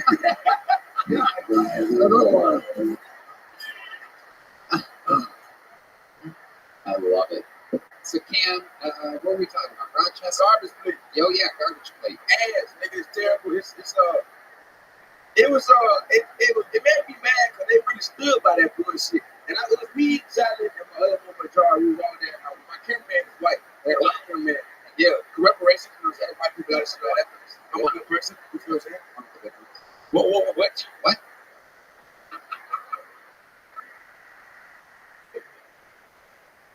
Oh, I'm sorry. So I had a white cameraman, right? And we opened our food up, and we go to the garbage place in front of us, and my cameraman just went, y'all want to be slaves so bad. That's how terrible the food was. It looked like slave food. It was terrible. It was god awful. Made me upset. I wanted to kill those people. Yeah. People was food though. The food was god awful. Freezing cold up there. It was cold as shit. Yeah. It was cool. I like the cold now, man. I'm a real tribal person. You know what I'm saying? Y'all around where the shot see snow and shit like that. It don't even phase me no more. I just see snow and I go, that's snow. What's it? I keep moving. But I've been around the world. And I think to you, Tony. I appreciate that, brother. Oh, yeah. Yeah. All around the world, always writing, always working, a non-stop fucking undeniable machine. Hell yeah. Ladies and gentlemen, the great powerful Cam Potter. So,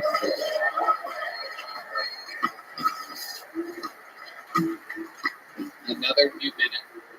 Amazing sometimes how the people that do it every week. Yeah, It's been a real sausage fest. Come on. yeah. We're gonna see what happens next. It's a one-word name. Anything can happen. Could be a boy, could be a girl. Ladies and gentlemen, make some noise for Law. L-A-W. It's Law, everybody. So when I was in high school, girls would play this game called Fuck, Marry, Kill. And it's like where you make a list on who do you rather fuck, marry, or kill. And one time this girl made a list of me, Shrek, and the donkey from Shrek. Yeah, guess who got killed? The girl who made the list.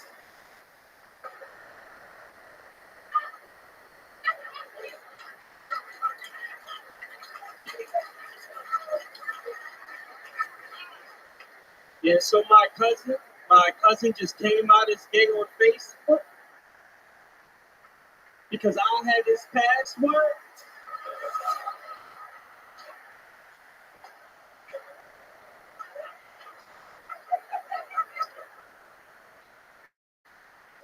Remember one time my girlfriend and I were having sex, and she kept saying, "Is it in yet?" And as a man, that's not something you want to hear when you're fisting your girlfriend.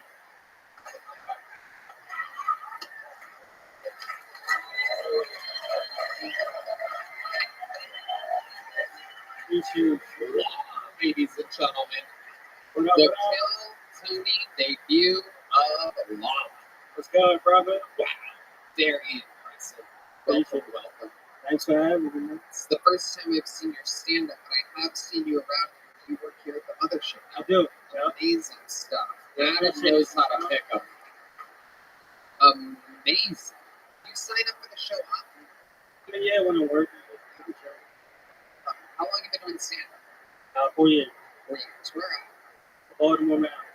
And you moved here how long ago? Like 6 months ago. 6 months. You love it here? Oh, it's great.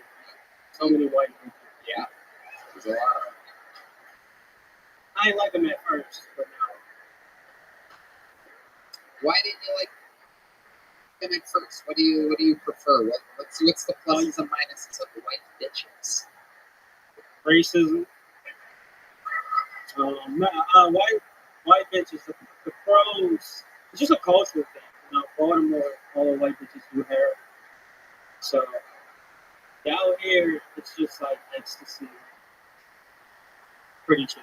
The cons, yeah, their dads hate.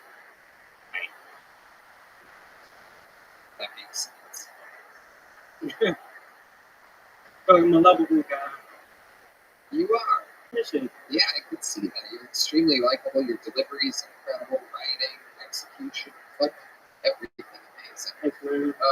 What do you been doing for work up until this point? I was a middle school special education teacher. Whoa. Yeah. You could hear all the white women going, aw. Yeah.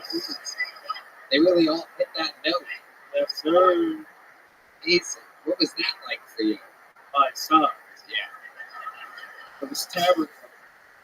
I mean, I did it it was in Baltimore, so it was just chaos. You know, it's hard to teach a kid after you call it your name. Right. It's pretty difficult. Yeah. But I had to do it. You know, I taught that kid about slavery. Yeah. They're allowed to call you that in that type of school, right? Unfortunately, yes. Would have been fun. Well, but you yeah. We can restrain them though. So like I had to like learn different oaths to restrain a kid. Yeah. So like I did get a couple of licks. Absolutely. Were there any special ones that stood out to you? Oh man. Oh yeah. I mean I'm not gonna say his name like that. His name was Wayne. And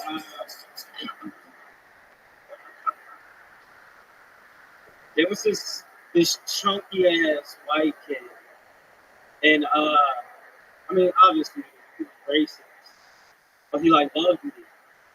So all of the racism would come towards me. So he would get into these things called like crisis, where like he would just flip the table and he'd hit all the kids, throw the desk, and then he'd say the N-word. And he'd be like, see, you're making me racist. I don't think this guy had any mental problems whatsoever. Yeah, it was tough. You know. By the end of the day, I mean he loved like cops, like police officers. Yeah. They all do. Yeah. It's just the lights on the car. Yeah. And so we would just bring in a police officer at the end of the day, and he would just be chilling away. And I get to leave. You left him with a police officer? Oh yeah. They teach the cops and stuff like this. Or they could teach him. You know, Tony, I hate to interrupt. I'm getting a little. What did you say your name was? His name? Your name. Law? I'm sorry. I probably shouldn't tell this story. But I was in Da Nang about 8 clicks out of Saigon, and I was helping this girl across the border. Her name was Law. I haven't thought about her in years. Anyway, she stepped on a landmine, and it blew her into 2 pieces. And it was like a chicken, but it kept walking. It's 2 separate beings. And she came to me like, help. I pushed her together, but it was too late. But anyway, it was a funny set. Great time. Wow. So Sure. being raised in Baltimore, you were around a lot of black men, right? Yeah. And your name is Law, L-A-W. So do a lot of those guys try to break you? Because I hear that they love breaking Black men breaking me. laws. Black men love breaking laws. Your name is Law. I got nervous at first. Oh, John Dees is booing my black men breaking laws joke. Okay. It's like I'll have to run for office next year. I thought it was smart. Never met a black guy named Law before, but all right. Welcome. Huh?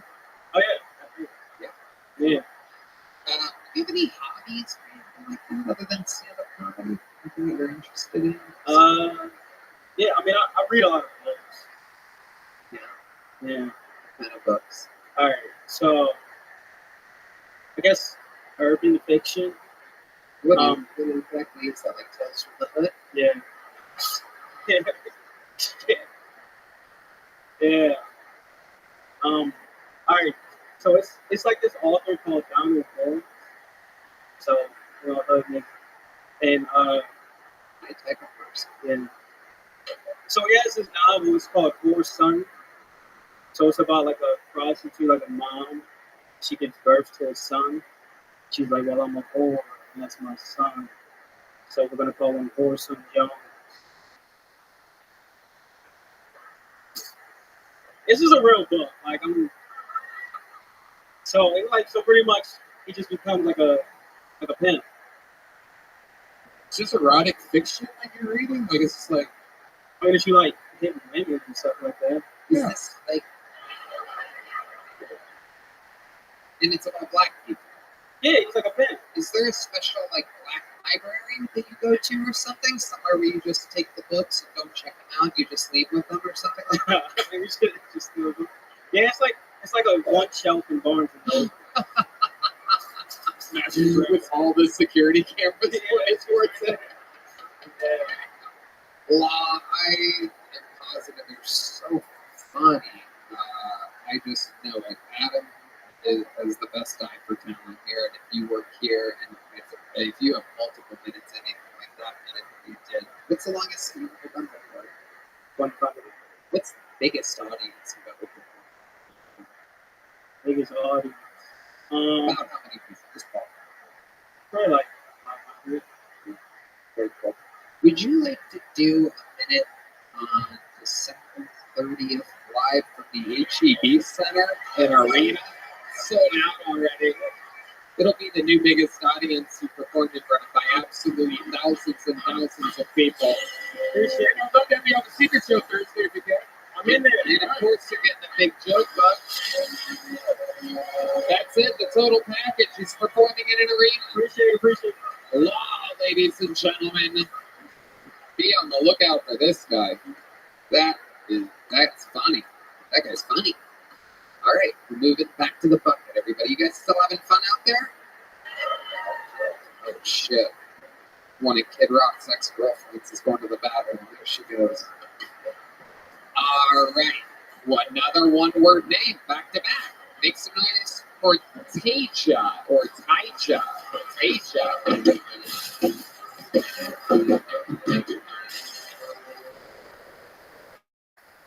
How y'all doing? How the rest of y'all doing? Good. I am good, man. It's a very diverse room of white people. Right? Now, white people make some noise. All right, black people make some noise. Don't make no more noise, bitch. That shit was crazy. Nah, look, okay. Let me get it. I just went over on my grandfather. 70 years old, he give it up. Yeah. He whooped my ass, though. Beat the shit out of me. After he beat me, he got in my face. He said, that's how you old, nigga. My granddad's white, by the way.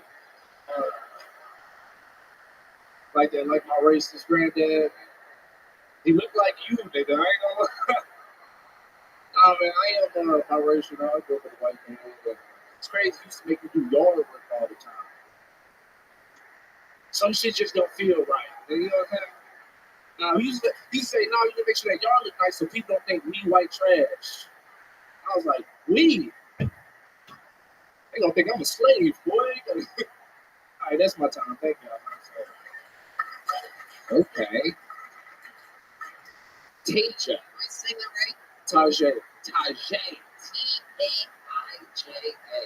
Tough Yeah. one. Everybody mispronounces that one, right? Oh God, I knew a girl and I've never. Oh, I want to know. Oh, come on. Don't hold back now. This tape is the last story. Well, the one where you put a person split in two back together. Worse than that one, and I'd rather not say it. All right, Tony, it's a comedy show.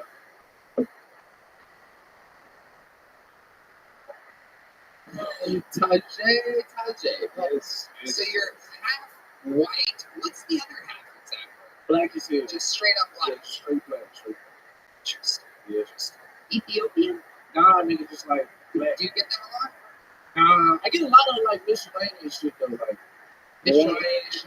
yeah, Good star. Miscellaneous? miscellaneous. I'm saying that right? Now you are. Yeah. I'm saying it right. You fixed it. You said miscellaneous twice. Miscellaneous. Yeah. Okay, yeah. We there. I like to read it. Okay, so just regular black and white. Dad's Yeah. white, mom's black. Are they still together? Yeah. Why not? My mama crazy, bro. She's a crazy bitch, but she crazy. I love her, but she crazy. I love it. Tell me more about your crazy black. She got multiple sclerosis. Y'all know what that is? Yeah, but I think she lying though. That's the thing. I don't think she banned for real because she likes to smoke. So when she got it, she got a weed card under a license or whatever.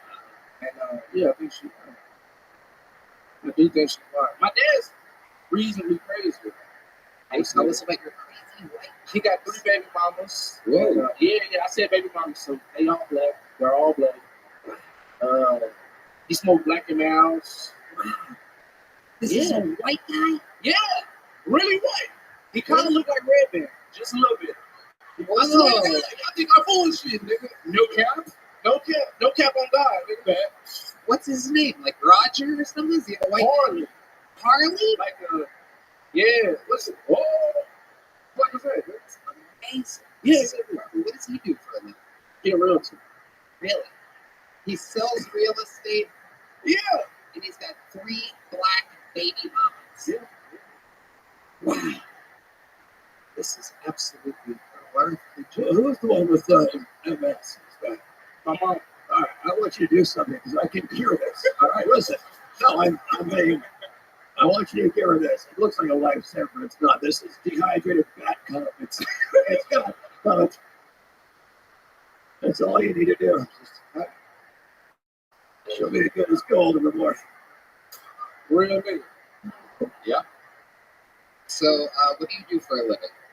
I'm an electrician, but I ain't working on it.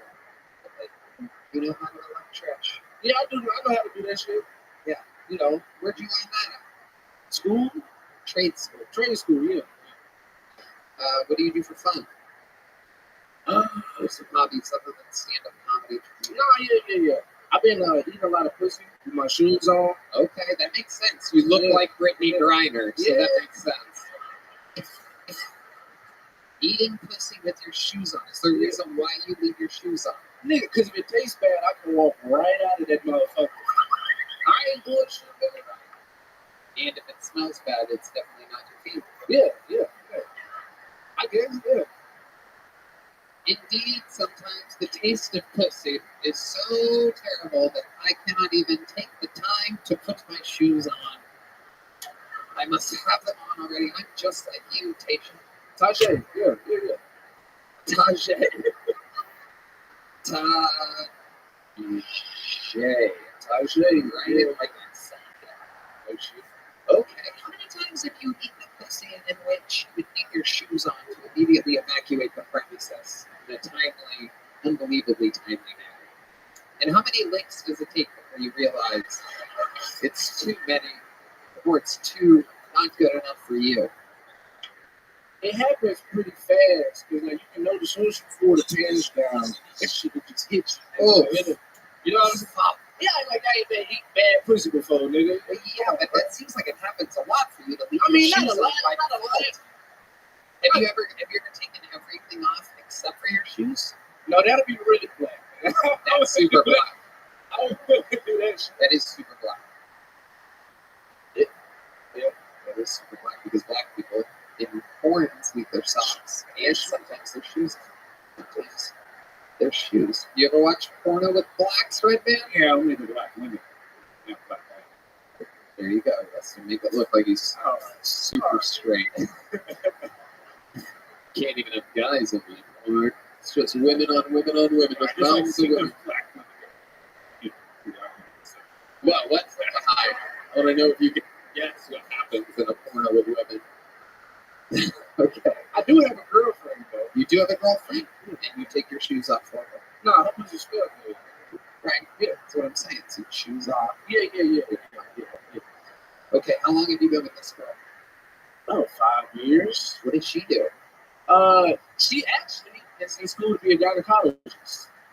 Oh, Yeah. Does she ever teach you any of the cool things that she learns? Nah, I don't think so. Totally unnecessary profession. Okay.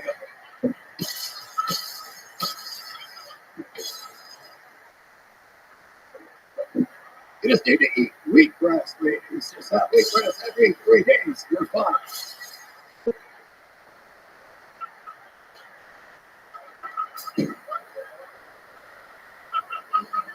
Wheatgrass would make gynecologists completely obsolete. You're bad cook. I don't want the bad comments. It's for your mother. It's for your mother's multiple sclerosis. You're a rabid wheatgrass. I love it. Tajay, you have any special skills or talents other than stand-up comedy you ever been good at? Yeah, I play a little bit of guitar, small bit. Really? Yeah, it's my wife's thing. Really? It comes out. When's the last time you played guitar? Do you own a guitar? 2 weeks ago, I owned guitars. You own 3 guitars? I want to see this guy play guitar. Heidi, can we get the guitar out here? This has been a music-heavy episode. Can you put it in drop D? I'll put it in drop D. Don't worry about it. Drop D. What the hell? Jesus Christ, Cheryl Hill, right? Drop D. Maybe needs a haircut. Like, give him a haircut. How does that not get a bigger? You guys have any black friends out there? Can I get a haircut? Nothing from these people. Like, why would he need a haircut? Why would he possibly ever want a haircut? Okay, go down. Okay. Take it away. Take over. An amazing rendition of Jingle Bells. From First our black nigga play guitar. First black nigga I can see that play guitar. We go. We've had black guitar players on before. Not a square bar. You are the first half black to play guitar. Half black.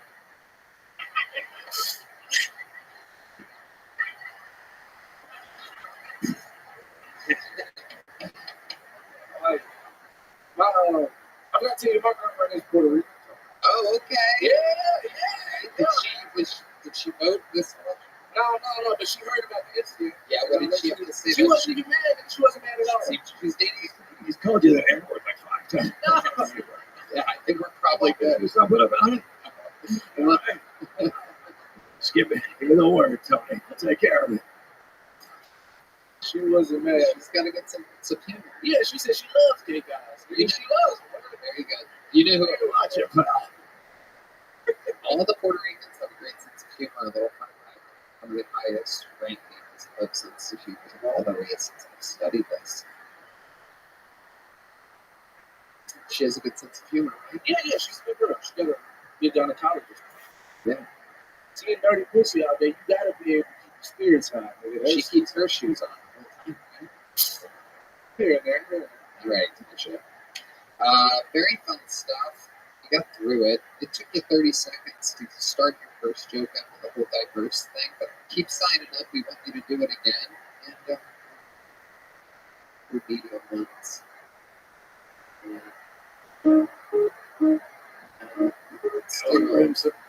We do have delicious watermelon Zippix toothpicks, but they're not just watermelon, they're peppermint watermelon. It's a mix. A perfect nicotine toothpick for a half white, half black comedian. Peppermint watermelon Zippix nicotine toothpicks plus a little joke book. There he goes, ladies and gentlemen, the Kill Tony debut of Tajay.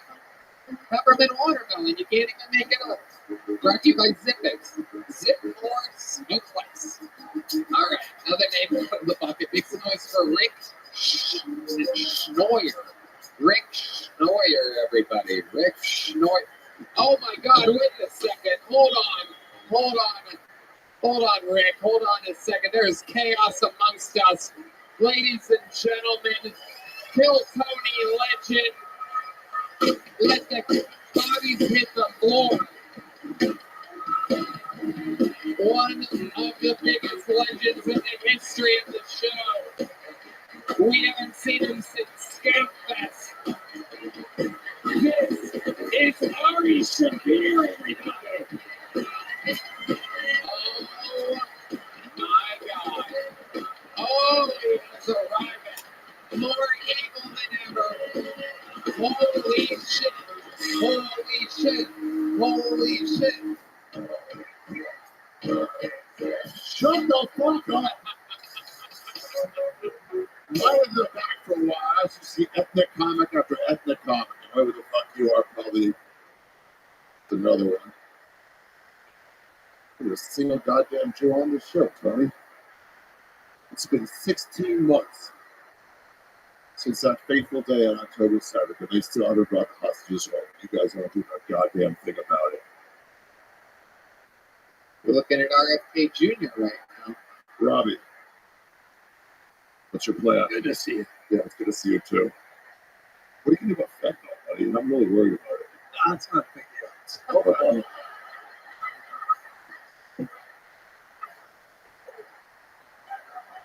sick. I want to party. I'll see you guys later. Thank you very much. You're not gonna hang out, Ari? No, but it's just another fucking 20 or 30 minutes or so. I got shit to do today. What? Today it's 10 p.m., Ari.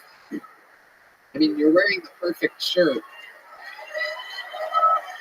Ari Shafir, ladies and gentlemen, joining the fray. We're just about to watch this guy do an uninterrupted 60 seconds. Hey, you ready for it? Oh yeah, stop. I'm sorry to interrupt. It's all good. Ladies and gentlemen, we're going to do it all together. How about one more time for Rick Schnoyer, everybody? Thank you.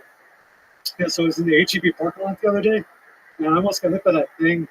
I forget what it's called, but it's kind of like the human centipede, except for shopping carts. Oh, the train shopping carts.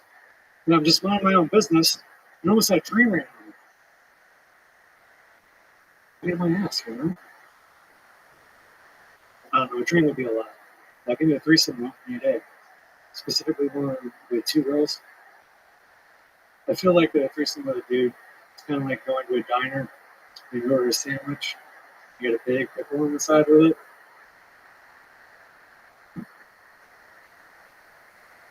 It's like, I didn't ask for the pickle. I don't really want the pickle there. Because now it's going to get his taste all over the thing that I want to eat. All right, thanks everybody. Rick Schnoyer. Hello, Rick. Welcome. Boy, Why did you lead with HEB? Yeah, we know where we are, right? What do you mean by that? By Texas? Yeah, Texas, yeah. I didn't listen to you by the looks of your nose. You're Ari Shafir.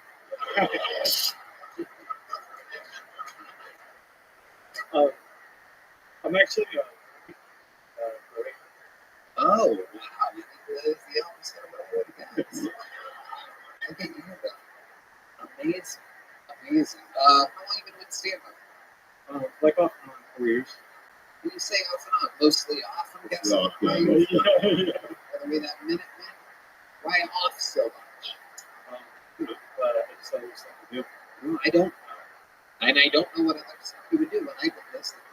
been 7 days a week, absolutely obsessed every single night forever for years. So I don't know. What do you mean by that other stuff you do? Well, I would go to like open mics maybe once a month. So why would you? So what? So You guys like practicing guitar once a month. sure. Okay. So do you love it? Like, why? It's something that I'm pretty That you are very passionate about? What, not committing to something? Your passion is failure? Yeah, I'm looking forward to the I'm kind of confused. I'm trying to understand. Why would you only do it once a month if you're passionate about it? Oh, it was just always like a dream of mine. I really love to go out like hours or something like that. It was the whole thing. You thought you were going to get an hour special just out of nowhere? How do you... No, that was like my goal. That's all. Right? What do you do for work?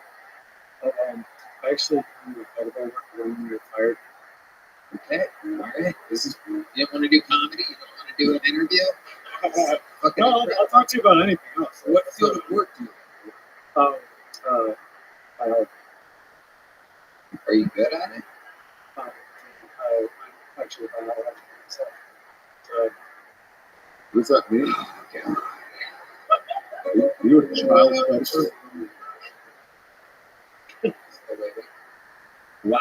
Okay. Can you tell us anything interesting about your entire life before I get you out of here in a record-setting interview? Yeah, sure. So I'm from Pennsylvania originally, but Unbelievable. Amazing.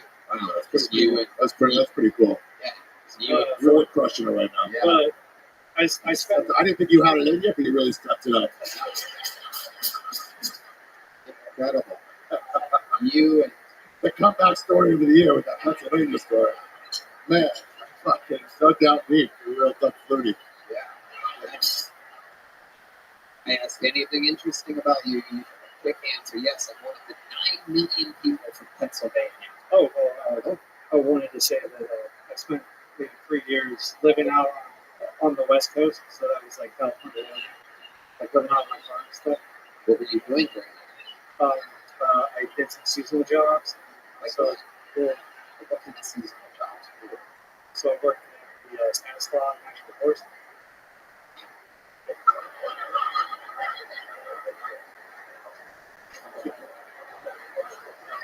What did you do in the National Forest? I just like hiked around. Like, amazing. I gotta tell you, you might be one of truly the most boring fucking human beings that's ever signed up for the show. Absolutely incredible. I wish you the best of luck in the world of biology. Well, you do work in biology. Do you have any questions for RFK Jr.? He's written many, many books. On science. Perhaps biology, you can say. What do you think was the hardest academic school to learn? Can you say that? I don't understand a goddamn word. Oh, In your mouth. I would like to introduce you all, though, to my cricket. These are very good pets. If anybody, they have the most protein pound per pound of any animal. This is little Marilyn Monroe. If you stroke her enough, she squirts. I'm not hurting her. I'm not hurting her. This guy right here. She's all right. She's all right.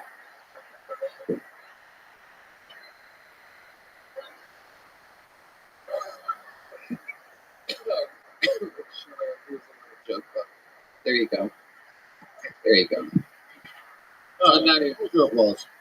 Yeah. I wanted to get a woman out of the bucket, so I pulled until I found a woman. The great RFK Jr. said this has been a sausage fest. I totally agree. Here we go. Some female energies coming our way. This is 60 seconds uninterrupted. And I do believe perhaps the Kill Tony debut of Jamie Lee Simmons, everybody. Here we go.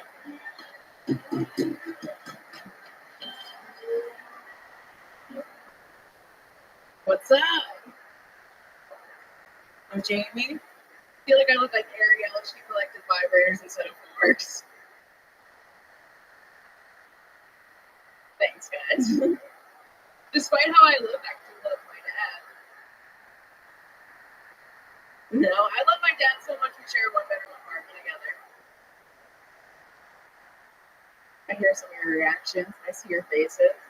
You're like, how did she do that? But my dad, no, that's crazy. Perverts, all of you. No, it's easy. I stay in the master bedroom. My dad stays on the mantle. Yeah, let that sink in. Oh, you guys thought I had red hair and a dad? Come on. No, I have an OnlyFans. R.I.P. He's proud. I would sell my voice just to hear my dad say I love you one last time. All right, thanks, guys. I'm Jamie. Jamie Lee Simmons. Welcome, welcome, Jamie. Thanks for having me. How long have you been with stand-up? 2.5 years. Where at? I started in Boston, then went to Miami, and now I'm here. Boston. Very. What do you do for work? Podcast, right? Yes, I have a podcast, 2 Rows, 1 Blunt. Full time. Full time. Oh. 2 Rows, 1 Blunt. For me, right? Yeah.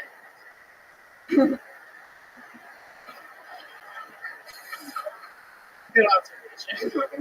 Party here. Take note. I love it, Jamie. How's Austin been treating you? I love it here. It's great. What do you love about Austin? I love the music. I love how nice everybody is. Yeah. It is. Love the dating scene. How's that? It's going great. Yeah, men are actually responding back. It's a good thing. Oh, because in Miami you're ugly. Yeah, I'm a Miami 4. He's not wrong. He's not wrong. I'm the one they don't let in the club. That is so Ari. It's okay. He'll hit on me after the show. It's fine. That is true. He definitely will. Or he'll look at my OnlyFans. I don't know. Is your OnlyFans Jamie at least? No. Oh. Okay. I don't find it. The topless comic. You do comedy topless on your OnlyFans? That's how I started. Yeah, I would do like topless open mic comedy. It was terrible and I was fat. And somehow I made a lot of money doing it. So here we are, living the dream. It's amazing. My dad is proud. It's so cool to think guys would sign up for your OnlyFans and watch you stand up topless. Did anybody not need it?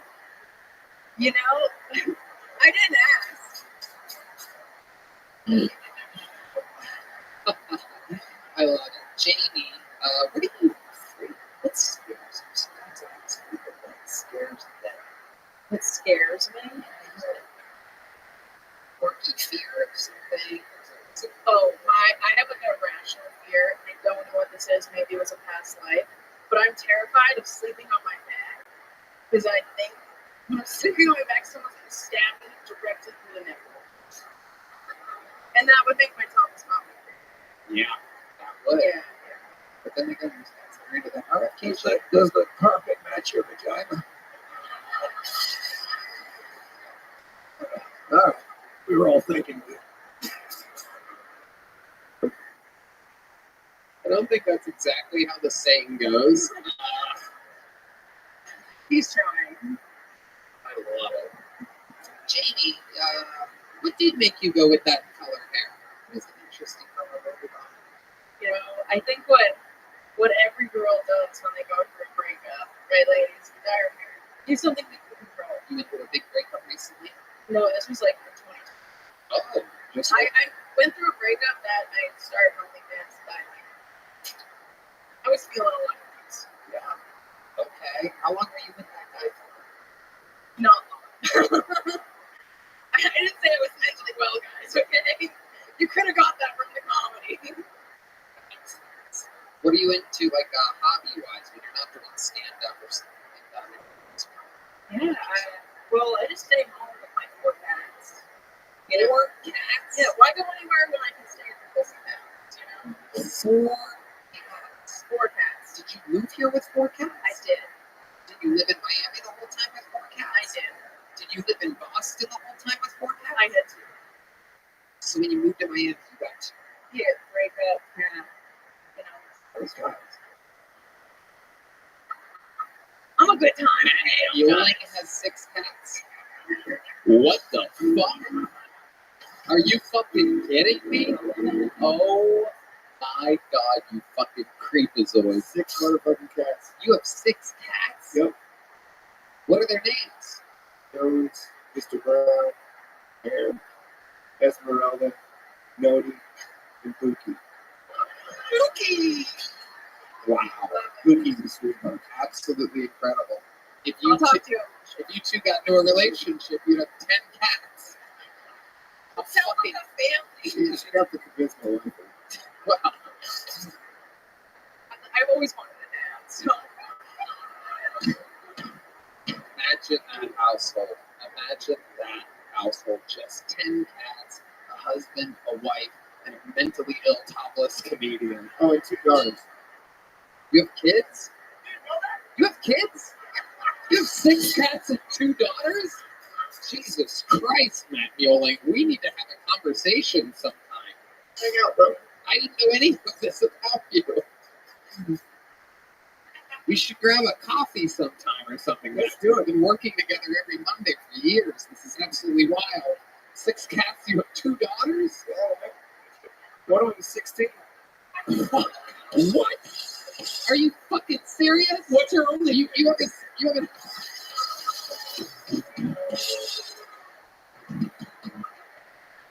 Where's your sound effect? Red man. Where's your victory sound? There it is.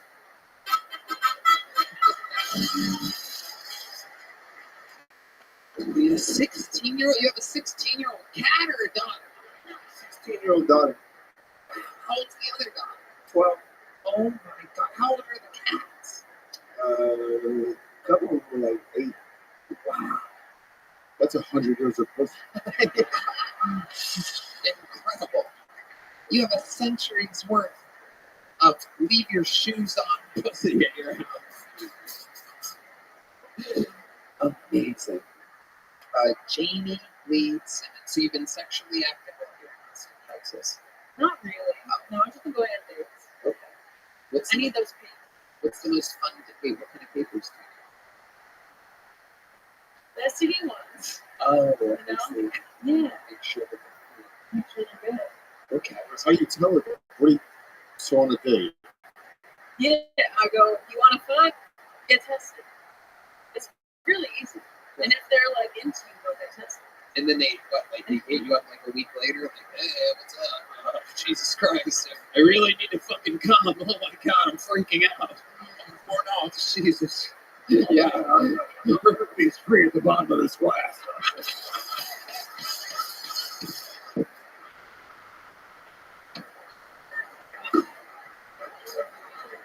Chug.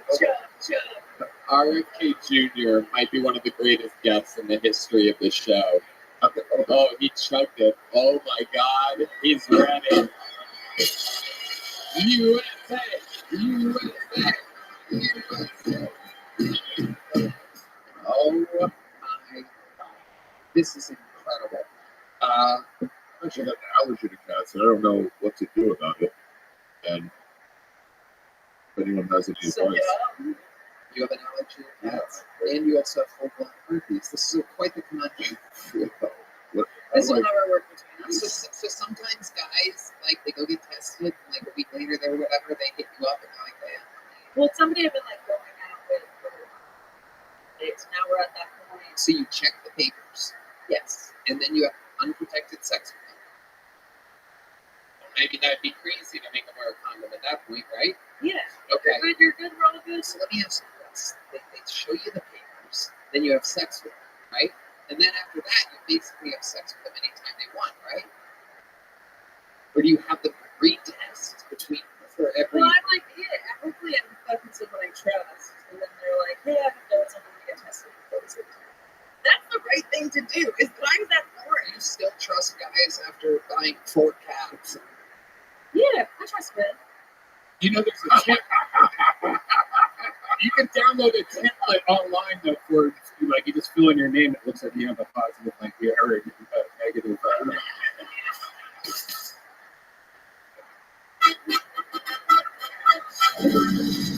Red band.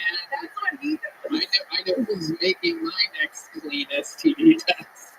I never thought of that. I love it. Jamie Lee Simmons, very funny. Oh, but that's the secret shows. Oh my god. Here you go. Here's the big joke about the great Jamie Lee Simmons has made her Kill Tony debut. Let's get one more bucket pull up here.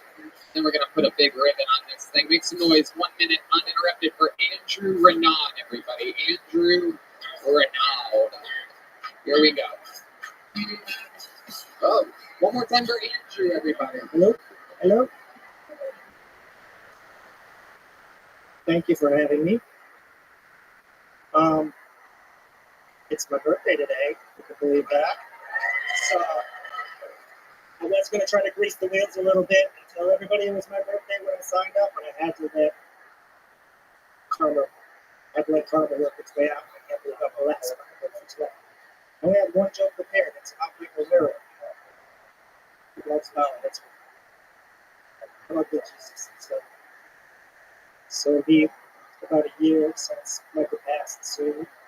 Actually, the first time I ever signed up was on the night that he was supposed to be assisted suicide. That was Halloween 2 years ago, I think. Then he didn't do it. I blame him. Like, this is the joke that I had to do. In honor of Michael Lira's life, I want to take all of his performances and I want to press them to vinyl. And if you want the authentic experience, you just listen to him at 33 speed. It's super long drone. If you want to hear him tell his jokes at a regular cadence, just play it at 78. Okay, well, in honor of Michael Lira, there was a long moment of silence of your, what should have been. There's no way this was going to go well. It's okay. How are you, Andrew? This is your first time doing stand-up? It is. Hell yeah. Yes. How old are you? 51 today. 51 today. Happy birthday, my friend. Hold on. We're pretty much the same age. You look like shit. Yeah, what's been going on? What have you been doing these 51 years? I did a full career in the Navy. Okay. That's where this comes from. So a lot of time in submarines? No, surface ships. I look like old baby. I am old Navy. You do. When you had the hat on, you look like both Curious George and the owner. It is hot here. So It is hot. would you like to put that up on? Sure. It creates a little bit more likability. There you go. Yeah, I know. I come across as a jerk, and that's what I know is going to make this super hard for me. Okay. You're like if somebody pushed Jack Black and Kyle Gass together and took out all the comedy. Okay. What's the funniest thing you think you've ever done? Funniest You thing. ever like the other baby guys? Well, it's a super long story, so Hey, let's save it. Here's a big joke book just because it's your birthday. Congratulations. Yeah. There he goes. Andrew Renaud. I love that you paid tribute to Michael Lira. That's cool. The first ever member of the Kill Tony Hall of Fame, the late, great Michael Lira. We loved him and always will. One of my great best friends. Thank you. There he goes. Michael Renaud, everybody. And now, with that said, it's time to get back to comedy, ladies and gentlemen. And with a show that started with William Montgomery, I think there's only one way to end an episode like this.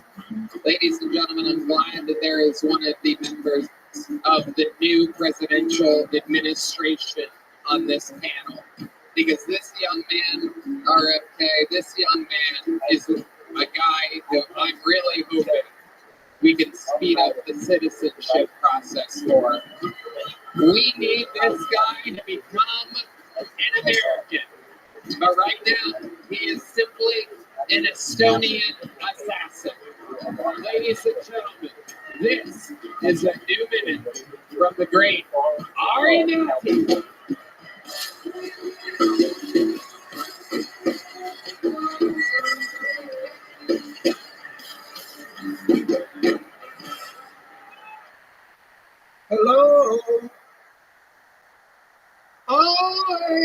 confession to make? I eat ass. I'm tired of hiding it, ladies. Don't hide your asshole. My tongue is going up that ass. If you're a lady with a guy who doesn't eat your ass, what's wrong? A little poo-poo in your mouth? Ooh, a little poo-poo. Hey, boy. I don't give a fuck. I remember when the research came out, we were like, it's official. Squirt this piss. I was at home like, I guess I'm a toilet. I don't give a fuck. Every liquid you ladies make, I want in my mouth as soon as possible. Anybody on their period, save the tampon. I want to make some tea later.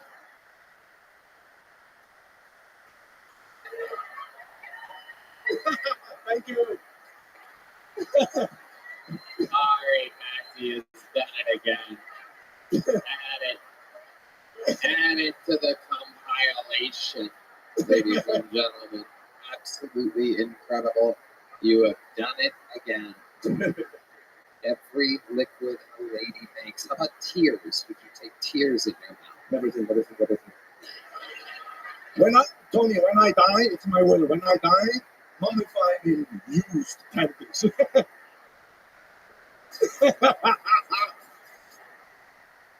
RFK Jr. knows a lot about human liquids and whatnot. What do you think about all this? You, sir, are never getting into this country. And you Doesn't eating ass have some kind of vitamin or nutrients or something? I mean, you pick up a pretty good point there, Tony, but the way he's eating ass, I can tell by, he's doing it all wrong. I noticed you've been squeezing your cricket while saying all this. Marilyn Monroe? You named it Marilyn Monroe? Look at that. Over here is jackass. Little Marilyn Monroe. And when you stroke her, she squirts. That's why I called her Little Marilyn Monroe. My father made a story of my father.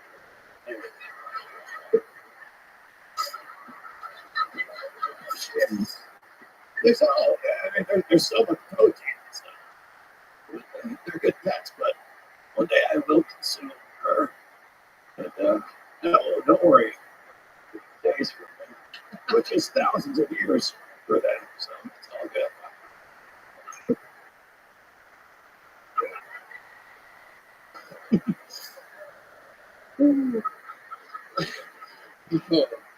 Ari, how's life been? What have you been up to? Amazing. Check out all you people at the race show. Was so nervous before it, but turns out they don't even they don't do. Yeah, they really do. I did the next night. He was in San Diego. You were in Phoenix, Arizona. Yeah, nobody had a fight for myself. Yeah, it was perhaps the dumbest thing that I've ever witnessed in my entire life. I was in San Diego complimenting how great burritos are in San Diego. I don't know what's wrong. I just cannot stay away from trouble lately. I talk about how great the burritos are in San Francisco. At the same time, I also say that the Mexican food overall is better in Texas. And they start booing. I go, I've lived there for 4 years, and I lived here in California for about 20 years. I know what the fuck I'm talking about. They just keep booing based on principle. I tell them, you people have never left San Diego. Your parents live here, you were raised here. They all laughed because that's true. And then one guy in the front goes, this little guy, he's like, excuse me, like this, because it's California. And me and Adam wanted to hear what he had, Dr. Phil wanted to hear what he had to say. And so he goes, actually, the burrito was invented in San Francisco in 1975, which is like the dumbest, gayest thing ever humanly possible. And the crowd was just in a ruckus. There was something about this guy saying San Francisco invented the burrito, me saying that Texas has better Mexican food. All the Latinos were having so much fun. There was one angry, fat white woman, as always, right on cue. Just a simple all of you. This is a woman that eats, right? Consumes, and then has to blather dumb shit out of her face because, there's got to be an opposite reaction. And so she started a fist fight with women around her that were like, "Shut up, bitch! Stop yelling!" She was yelling. She went for a choke instead of hooting. Yeah, that was absolutely insane. Nothing makes any sense anymore. That women have got out of control. Yeah. Yeah. So it's so obvious you haven't hit women in a while. It's unbelievable. It's unbelievable. That the only person that caused any ruckus during my political thing was a fat white woman. I mean, it is just right on cue. Robert, what'd you say about that woman? What'd you fight over there? Yeah. Quiet.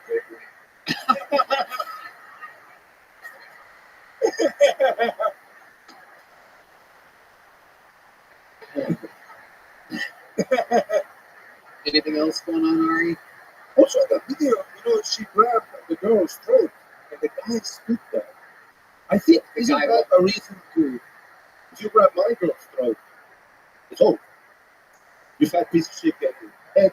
Girl that was being grabbed was also really chill about it. She was super chill, and if you notice, the guy next to her, who's the girl whose neck is getting grabbed, is like laughing and pointing at the lady like that, which leads me to believe that his girl, who literally matched the exact, it was like they were grabbing each other's jugulars, I think that she had training of some kind, and the boyfriend's just like, "You don't want to fucking do this, fat, stupid bitch." Yes. And like they were literally enjoying themselves. It was absolutely incredible. They had a great old time. There was no victim other than the whiny lady out of a head. This red band just signified by that snorting sound effect. Just acknowledging the animal that he was doing an impression of. I was just yawning. Oh. Ari, Maddie, another unbelievable set. That's how you fucking do it. The regulars tonight, absolutely incredible. Future American citizen Ari, Maddie. I gotta tell you guys, for the love of God, KyleDunnigan.com. Get fucking tickets. See this guy on tour. Absolutely destroyed all weekend. This is the plug that RFK Jr. was interested in. He's a big Kyle Dunnigan fan. How loud can this place get for the great RFK Jr.? I mean, wow. I don't know about you guys. I don't know. If it translated to your homes halfway as hard as it made me laugh, I was fucking dying tonight. It was just here, huh? I would venture to say without a doubt he's in the running for guest of the year. Ari should be. He was just muttering in character the whole time off mic. Just going on. It's hysterical. Very hard to host this type of show where I literally just want to fall back in my chair laughing the whole time. I have to somehow keep it together. Ari Shafir, what's going on? You're in town all week, huh? I'm down all week. We just hang out in Austin. Oh, we're gonna have so much fun. It's a cool town. I listened to some good honky tonks today. Yeah. Slide guitar. Yeah. I'm so excited. They got a new special coming out January 14th. Hell yeah, January 14th. What's it called? It's called America's Sweetheart because that's what I am. Oh my goodness, that's adorable. Ari, sure you guys got cubes. Oh my goodness. I'm done with that. Check that out on Netflix. KyleDunnigan.com. He's on tour. You saw it here tonight. Let him know you came with the Kill Tony universe. The Drawing for Brian J. Bub is in. Let's see what Chris Rogers has. Oh my God, is that little baby Tony? Oh my God. Oh my, that's adorable. Wow, that's the cutest thing ever. Look at that. My hairline wasn't that big when I was a baby. But his mustache was. That is adorable. How about a hand for Chris Rogers? Chris Rogers art. Zippix Toothpicks. And again, another big shout out to the amazing people over at Ghost Patch Custom. They make a bunch of stuff. Patches, pins, poker chips, decals, badges, coins. bunch of stuff. Check them out. GhostPatchCustom.com. Send some traffic their way. These amazing I Bombed It, Kill Tony torpedoes are absolutely unbelievable. It's all run by police officers, former police officers, so that's cool. Thank you so much for coming out, everybody. Red Band, Love you guys. we love you. Thank you. Good night, everybody.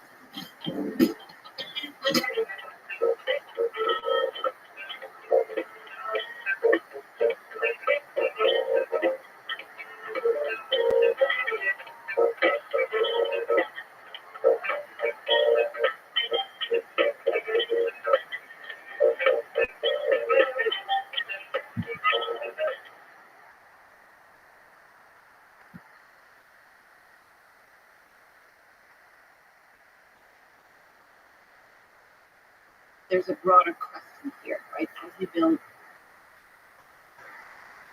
socially and emotionally intelligent machines, what does that mean about our relationship with them, and then more broadly, our relationship with one another, right? Because this machine is going to be programmed to be amazing. And it's actually an AI book. So, and he's done all these experiments that basically show that when you over-optimize, it's like the trade-off is you're less creative, right? And to create true greatness and truly creative solutions to problems, you have to understand it. And I thought that was, and so he generalizes it beyond AI, and he talks about how we apply that in our personal life and how in our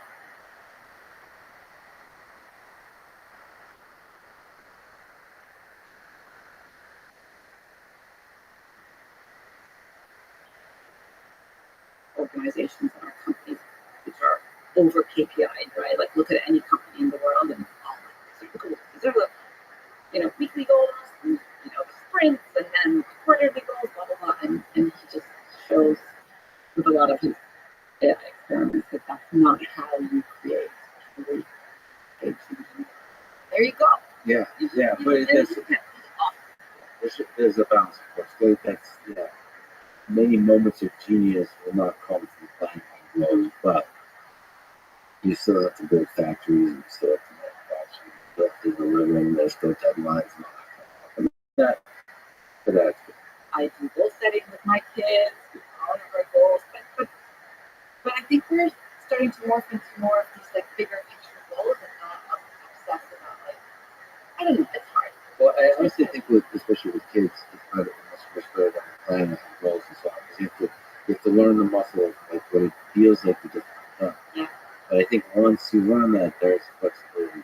Because I spent most of my life with goal setting and so on. So I've got through grades and school. I mean, school, if you want to be successful at school, the kind of stuff in high school and college the kids have to do in terms of managing their time and getting stuff done. It's like, taking 5, 6, 7 classes in college, they're like, that would break the spirit of most humans if they took one of them later. It's like really difficult stuff, especially engineering curriculum. So I think you have to learn that skill, but once you learn it, you can maybe zero, or you can be a bit more on autopilot and use that momentum, and then allow yourself to be lost in the flow of life. Just kind of. But also, I work pretty hard to allow myself to feed the That's really that's a tricky freak to have. Yeah. Because like a lot of people get lost in the rat race, and they also like financially, whenever you get a raise, they'll get like a bigger house. Right. Something like this. I feel very so like you're always proud of these rates. I put a lot of emphasis on living like the long by means always. So there's a lot of things to do whatever on these sides. That's a really, but everyone's decided to make the some people having a lot of responsibilities, like a house they can barely afford, or having kids, the responsibility side of that is really helps them get their shit together. Like, I need to be really focused. And some of the most successful people I know have kids, and kids bring out the best. They make it more productive, right? And that's cool. Accountability. Yeah. Accountability. And almost something to actually live and fight and work for. Like, and it's fascinating to see. Because you would think kids would be a hit on productivity, but they're not. A lot of the successful people, they really, like, they're like an engine of, Right? Efficiency. yeah, Yeah. it's weird. Yeah. And it's beautiful to see, and also social. Speaking of which, what role do you think love plays in the human condition? Love. I think love is yeah, I think it's why we're all here. I think it would be very hard to live life without love in any of its forms, right? Yeah, that's the most beautiful forms that can connect with things. Yeah, I feel like everybody wants to feel loved, right? In one way or another, right? And to love. Yeah, feels and good. to love too, totally. Yeah. Both of it. I'm not even too sure what those brothers. Both of it like that. Give and give love too, yeah. And it is like people talk about Asian depression, but there's some of them whether we one day we'll be able to live close to get some small. I wasn't quite thinking about that one. Close to. Well, you know, like That's always. love, I was thinking about that bit. Okay, that's great. All right. Well, I think we started on love, and this was an incredible conversation. Ron, thank you so much. You're an incredible person. Thank you for everything you're doing in AI, in the space of just caring about humanity, human emotion, with love, and being an inspiration to a huge number of people in robotics, in AI, in science, in the world in general. So thank you for talking to us. Thank you for having me. You know I'm a big fan of your talk. It's been a pleasure. Thanks for listening to this conversation with Rhonda. For this podcast, please check out our sponsors. And now, let me leave you with some words from time. The best, most beautiful things in the world will not be seen or even touched. It must be felt with the heart. Thank you for listening, and hope to see you next time.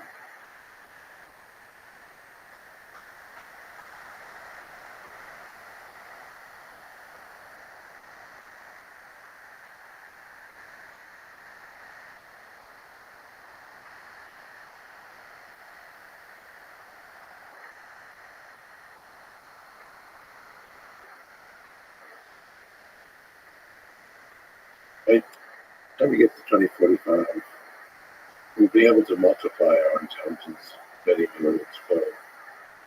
And it's very hard to imagine what that would be like. Following is a conversation with Ray Kurzweil, author, inventor, and futurist, who has an optimistic view of our future as a human civilization, predicting that exponentially improving technologies will take us to a point of singularity, beyond which superintelligent artificial intelligence transform our world in nearly unimaginable ways.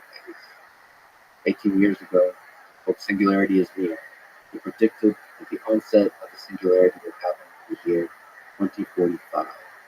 He still holds this prediction and estimate. In fact, he's working on a new book on this topic that will hopefully be out next year. This is the Let's Give Me podcast. To support it, please check out our sponsors in the description. Now, dear friends, there's Ray, there's Mel. In your 2005 book titled The Singularity is Near, you predicted that the singularity will happen in 2045. So now, 18 years later, you still estimate that the singularity will happen in 2045. And maybe first, what is the singularity, the technological singularity, and when will it happen?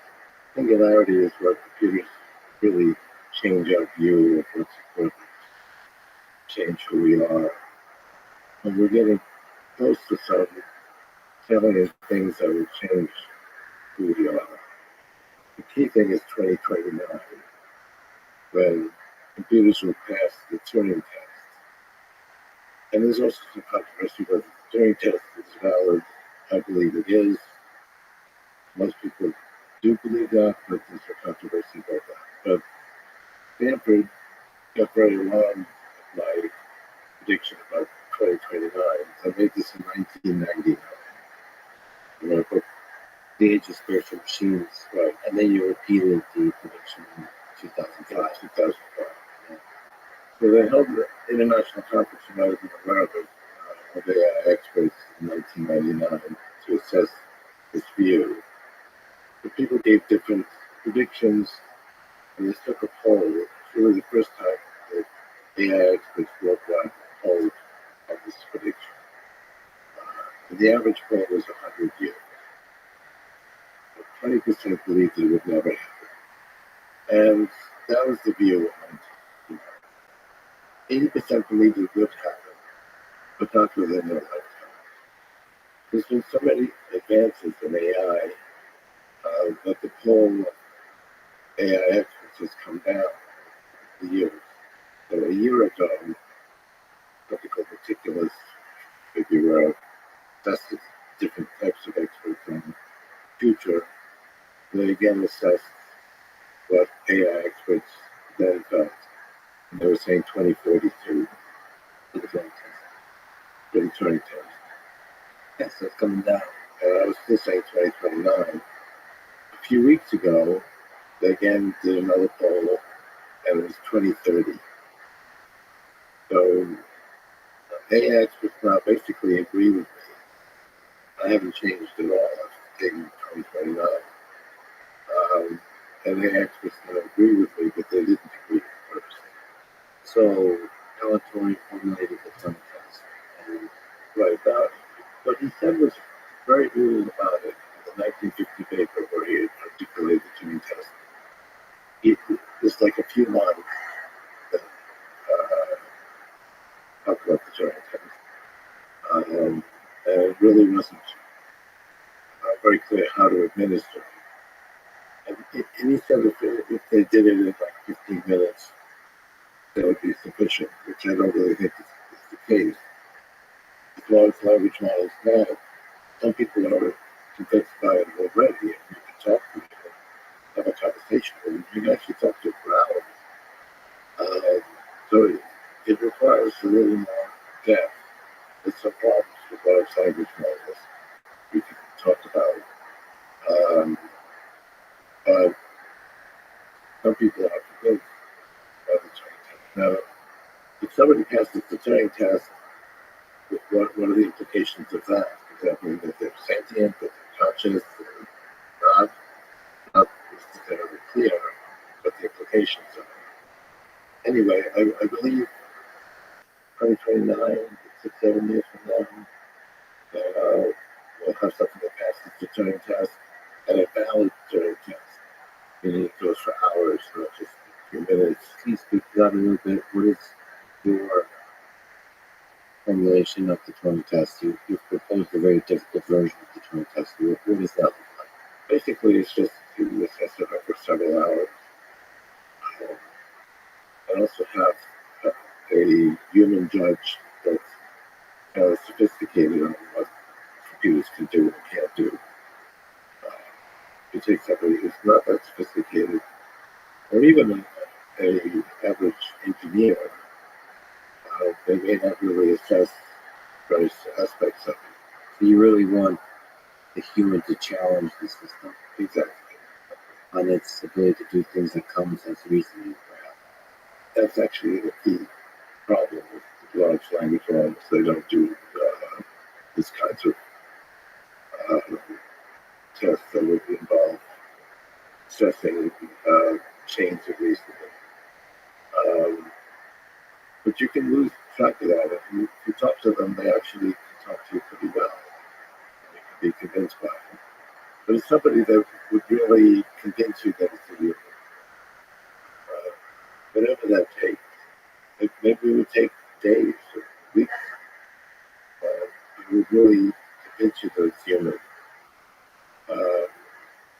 language models can appear that way. You can read conversations and they appear pretty good.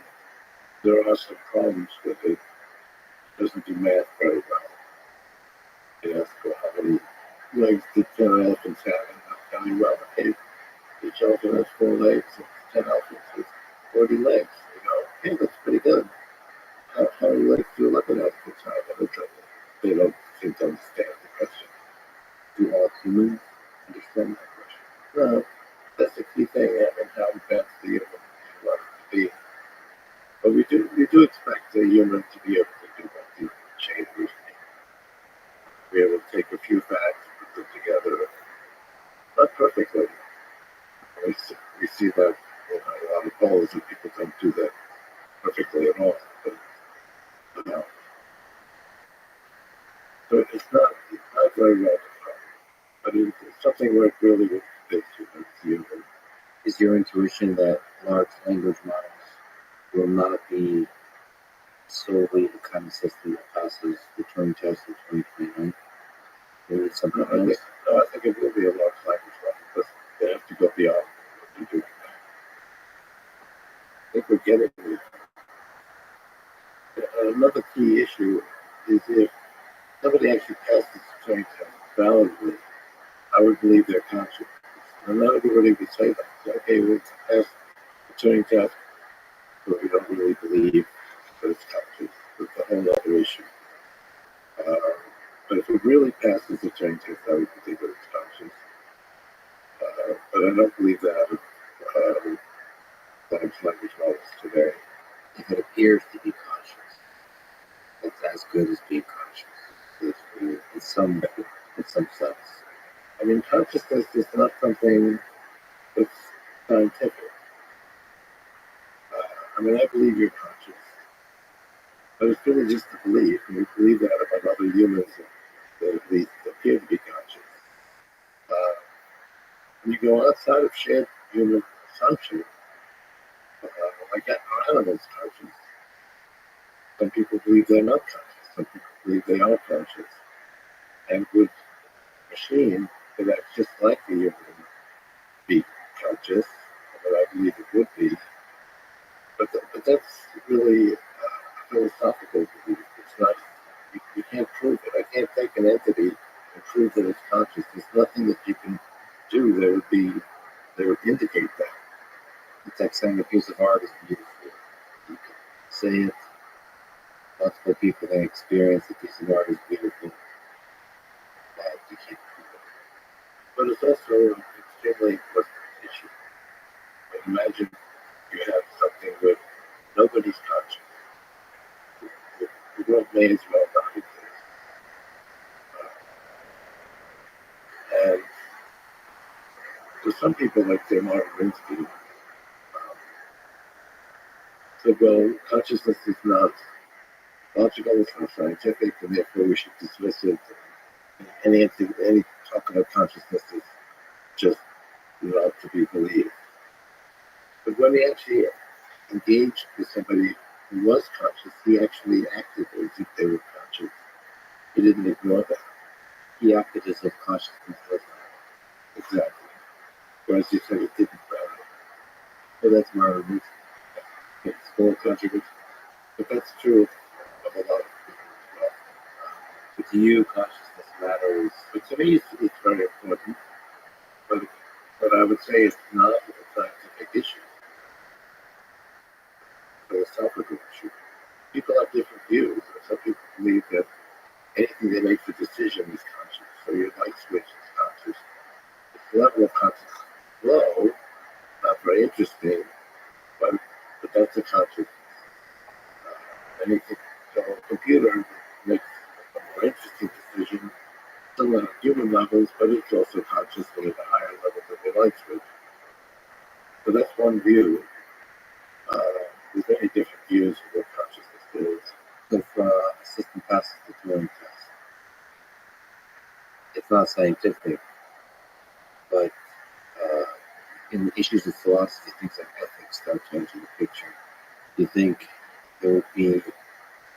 we would start contending as a human species about the ethics of turning off such a machine. Yeah, I mean, that's definitely come up.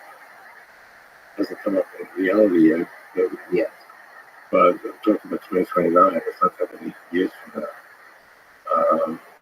So what are our obligations? It has a different. I mean, a computer that's conscious has a little bit different connotations than a human.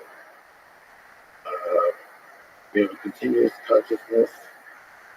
We're in an entity that does not last forever. Actually, a significant portion of humans still exist. They're therefore still conscious. Um, but anybody who is over a certain age doesn't exist anymore. That wouldn't be true of a computer program. You can completely turn it off. A copy of it could be stored, you can recreate it. So it has a different type of validity. You can actually take it back in time. You can eliminate its memory and go over again. I mean, so that's a different kind of connotation that humans do. Or perhaps you can do the same thing with humans. It's just that we don't know how to do that yet. Yeah, it's possible that we figure out all of these things on the machine first. But that doesn't mean the machine isn't conscious. I mean, if you look at the way people react, say, 3CPO or other machines that are conscious in movies, they don't actually present how it's conscious, but we see that they are a machine, and people will believe that they are conscious. And they'll actually worry about it if they get into trouble. So 2029 is going to be the first year when the nature thing happens. Right. And that will shake our civilization to start to consider the role of AI. Yes and no. I mean, this one guy at Google claimed that the machine was conscious. That's just one person. Right. So it starts to happen at scale. Well, that's exactly right. Because most people have not taken that position. I wouldn't take that position. We've used different things like this, and they don't appear to me to be conscious. As we eliminate various problems of these large language models, more and more people will definitely conscious.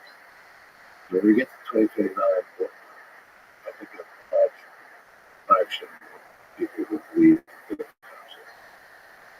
It's not going to happen all at once. I believe it would actually happen gradually. It's already started to happen. And so that takes us one step closer to the singularity. Another step that is in the 2030s, and we can actually connect our neocortex, which is where we do our thinking, to computers. And I mean, just this actually gains a lot to be connected to computers that will amplify its abilities. I mean, if this did not have any connection, it would be pretty stupid. It could not answer any of the questions. If you're just listening to this, by the way, Ray's holding the all-powerful smartphone. So we're going to do that directly from our brain. These are pretty good. These are already have amplified our intelligence.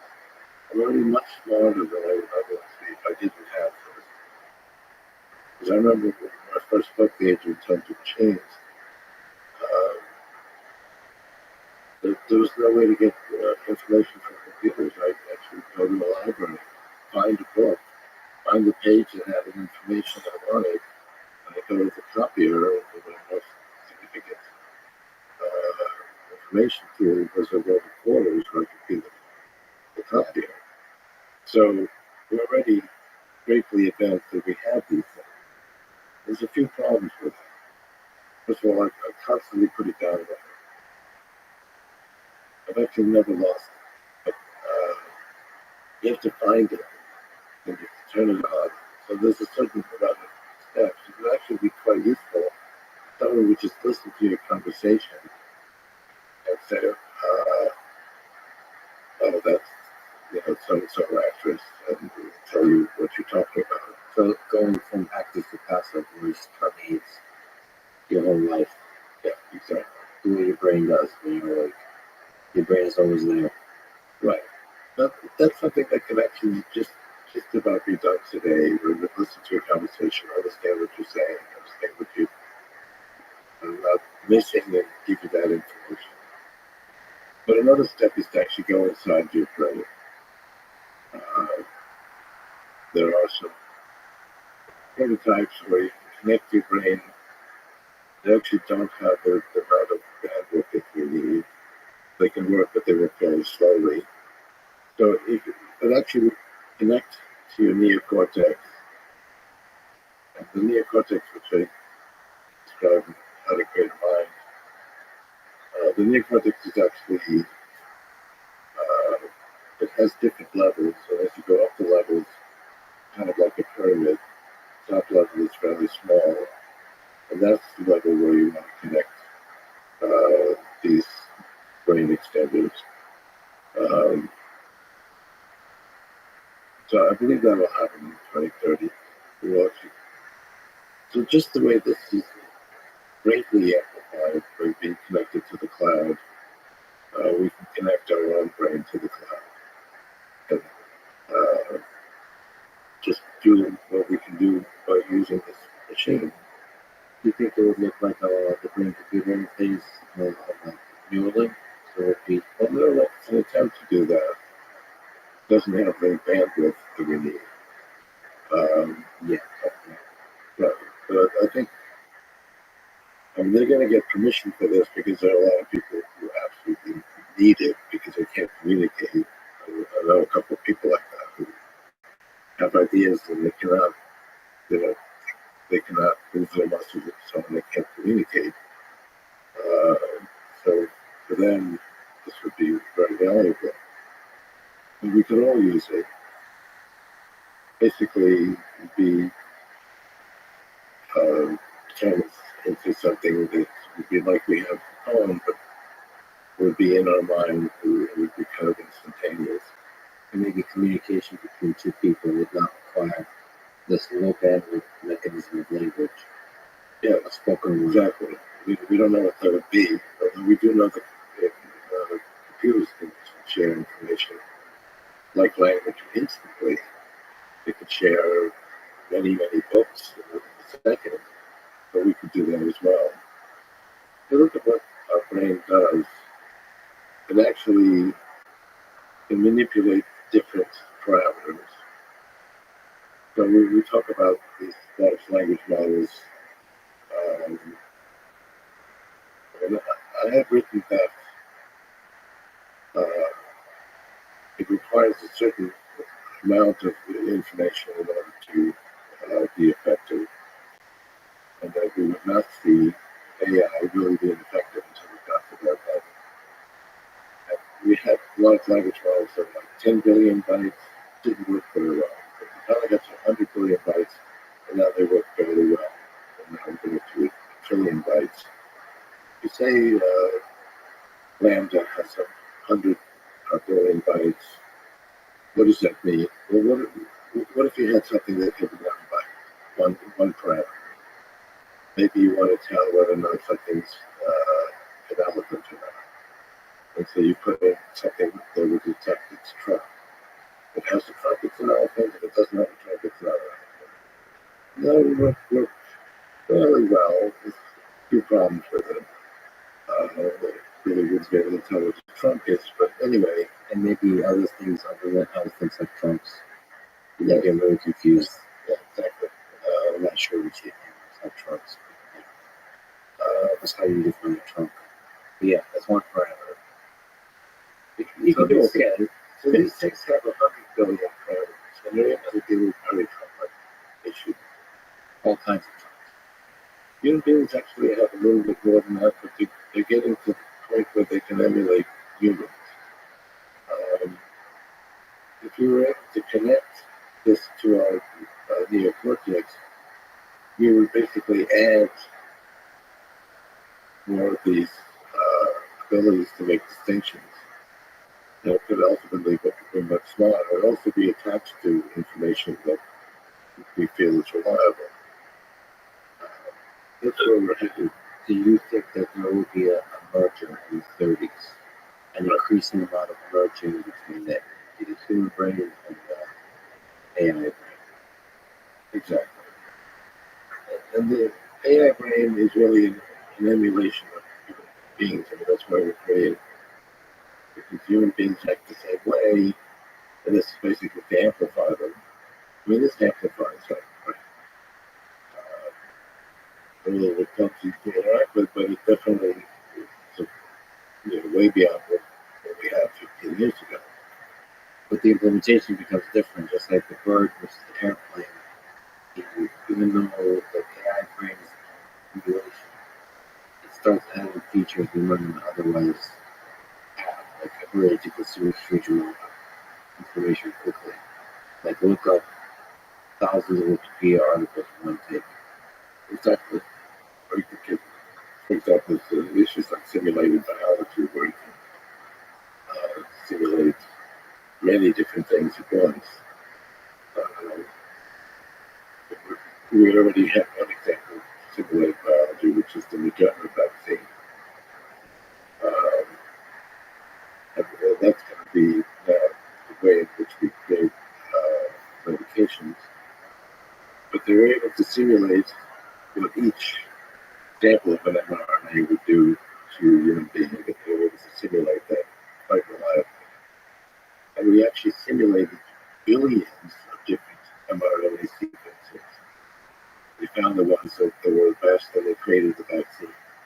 And they did talk about doing it quickly. They did that in 2 days. How long would a human being take to simulate billions of different mRNA sequences? Do it well, but it took many years. They did it in 2 days. And one of the reasons that people did like vaccines is because it was done too quickly. It was done too fast. They actually included the time it took to test it out, which was 10 months. So they figured, okay, it took 10 months to create this. Actually, it took us 2 days. And we also will be able to ultimately do the test in a few days as well. Because we can simulate how the body will respond to it. Yeah, and that's a little bit more complicated because the body has a lot of different elements, and we have to simulate all of that. But that's coming as well. So ultimately, we could create it in a few days and then test it in a few days, and it would be done. And we can do that with every type of medical insufficiency that we have. So curing all diseases, Yeah, improving certain functions of the body, supplements, drugs for recreation, for health, for performance, for productivity. yeah, that's where we're headed. Because I mean, right now we're a very inefficient way of creating this medication. But we've already shown it. The Moderna vaccine is actually the best of the vaccines we've had. And it literally took 2 days to create. And we'll get to the point where we can test it out also quickly. Be impressed by AlphaFold and the solution to the protein folding, which essentially is simulating, modeling this permanent building block of life in its 3D shape. Pretty remarkable that they can actually predict what the 3D shape of these things are. But they did it with the same type of neural net. The one, for example, the code has. So it's all the same. All the same. They did the same thing, just changed the rules of chess. And within a couple of days, it now played a master level of chess greater than any human being. And the same thing that worked for AlphaFold. Which no human had done. I mean, human beings could do, the best humans could maybe do 15, 20% of figuring out what the shape would be. After a few takes, it also would be just about 100%. Do you still think the singularity will happen in 2045? And what does that look like? So once we can amplify our brain computers directly what happened in the 2030s. That's going to keep growing. It's another theme, which is exponential growth of computing power. It's also looking at price performance of computation from 1939 to 2021. Right. So let's start. The very first computer actually created by a German during World War II. And I thought that might be significant, but actually the Germans didn't think computers were significant. They rejected it. The same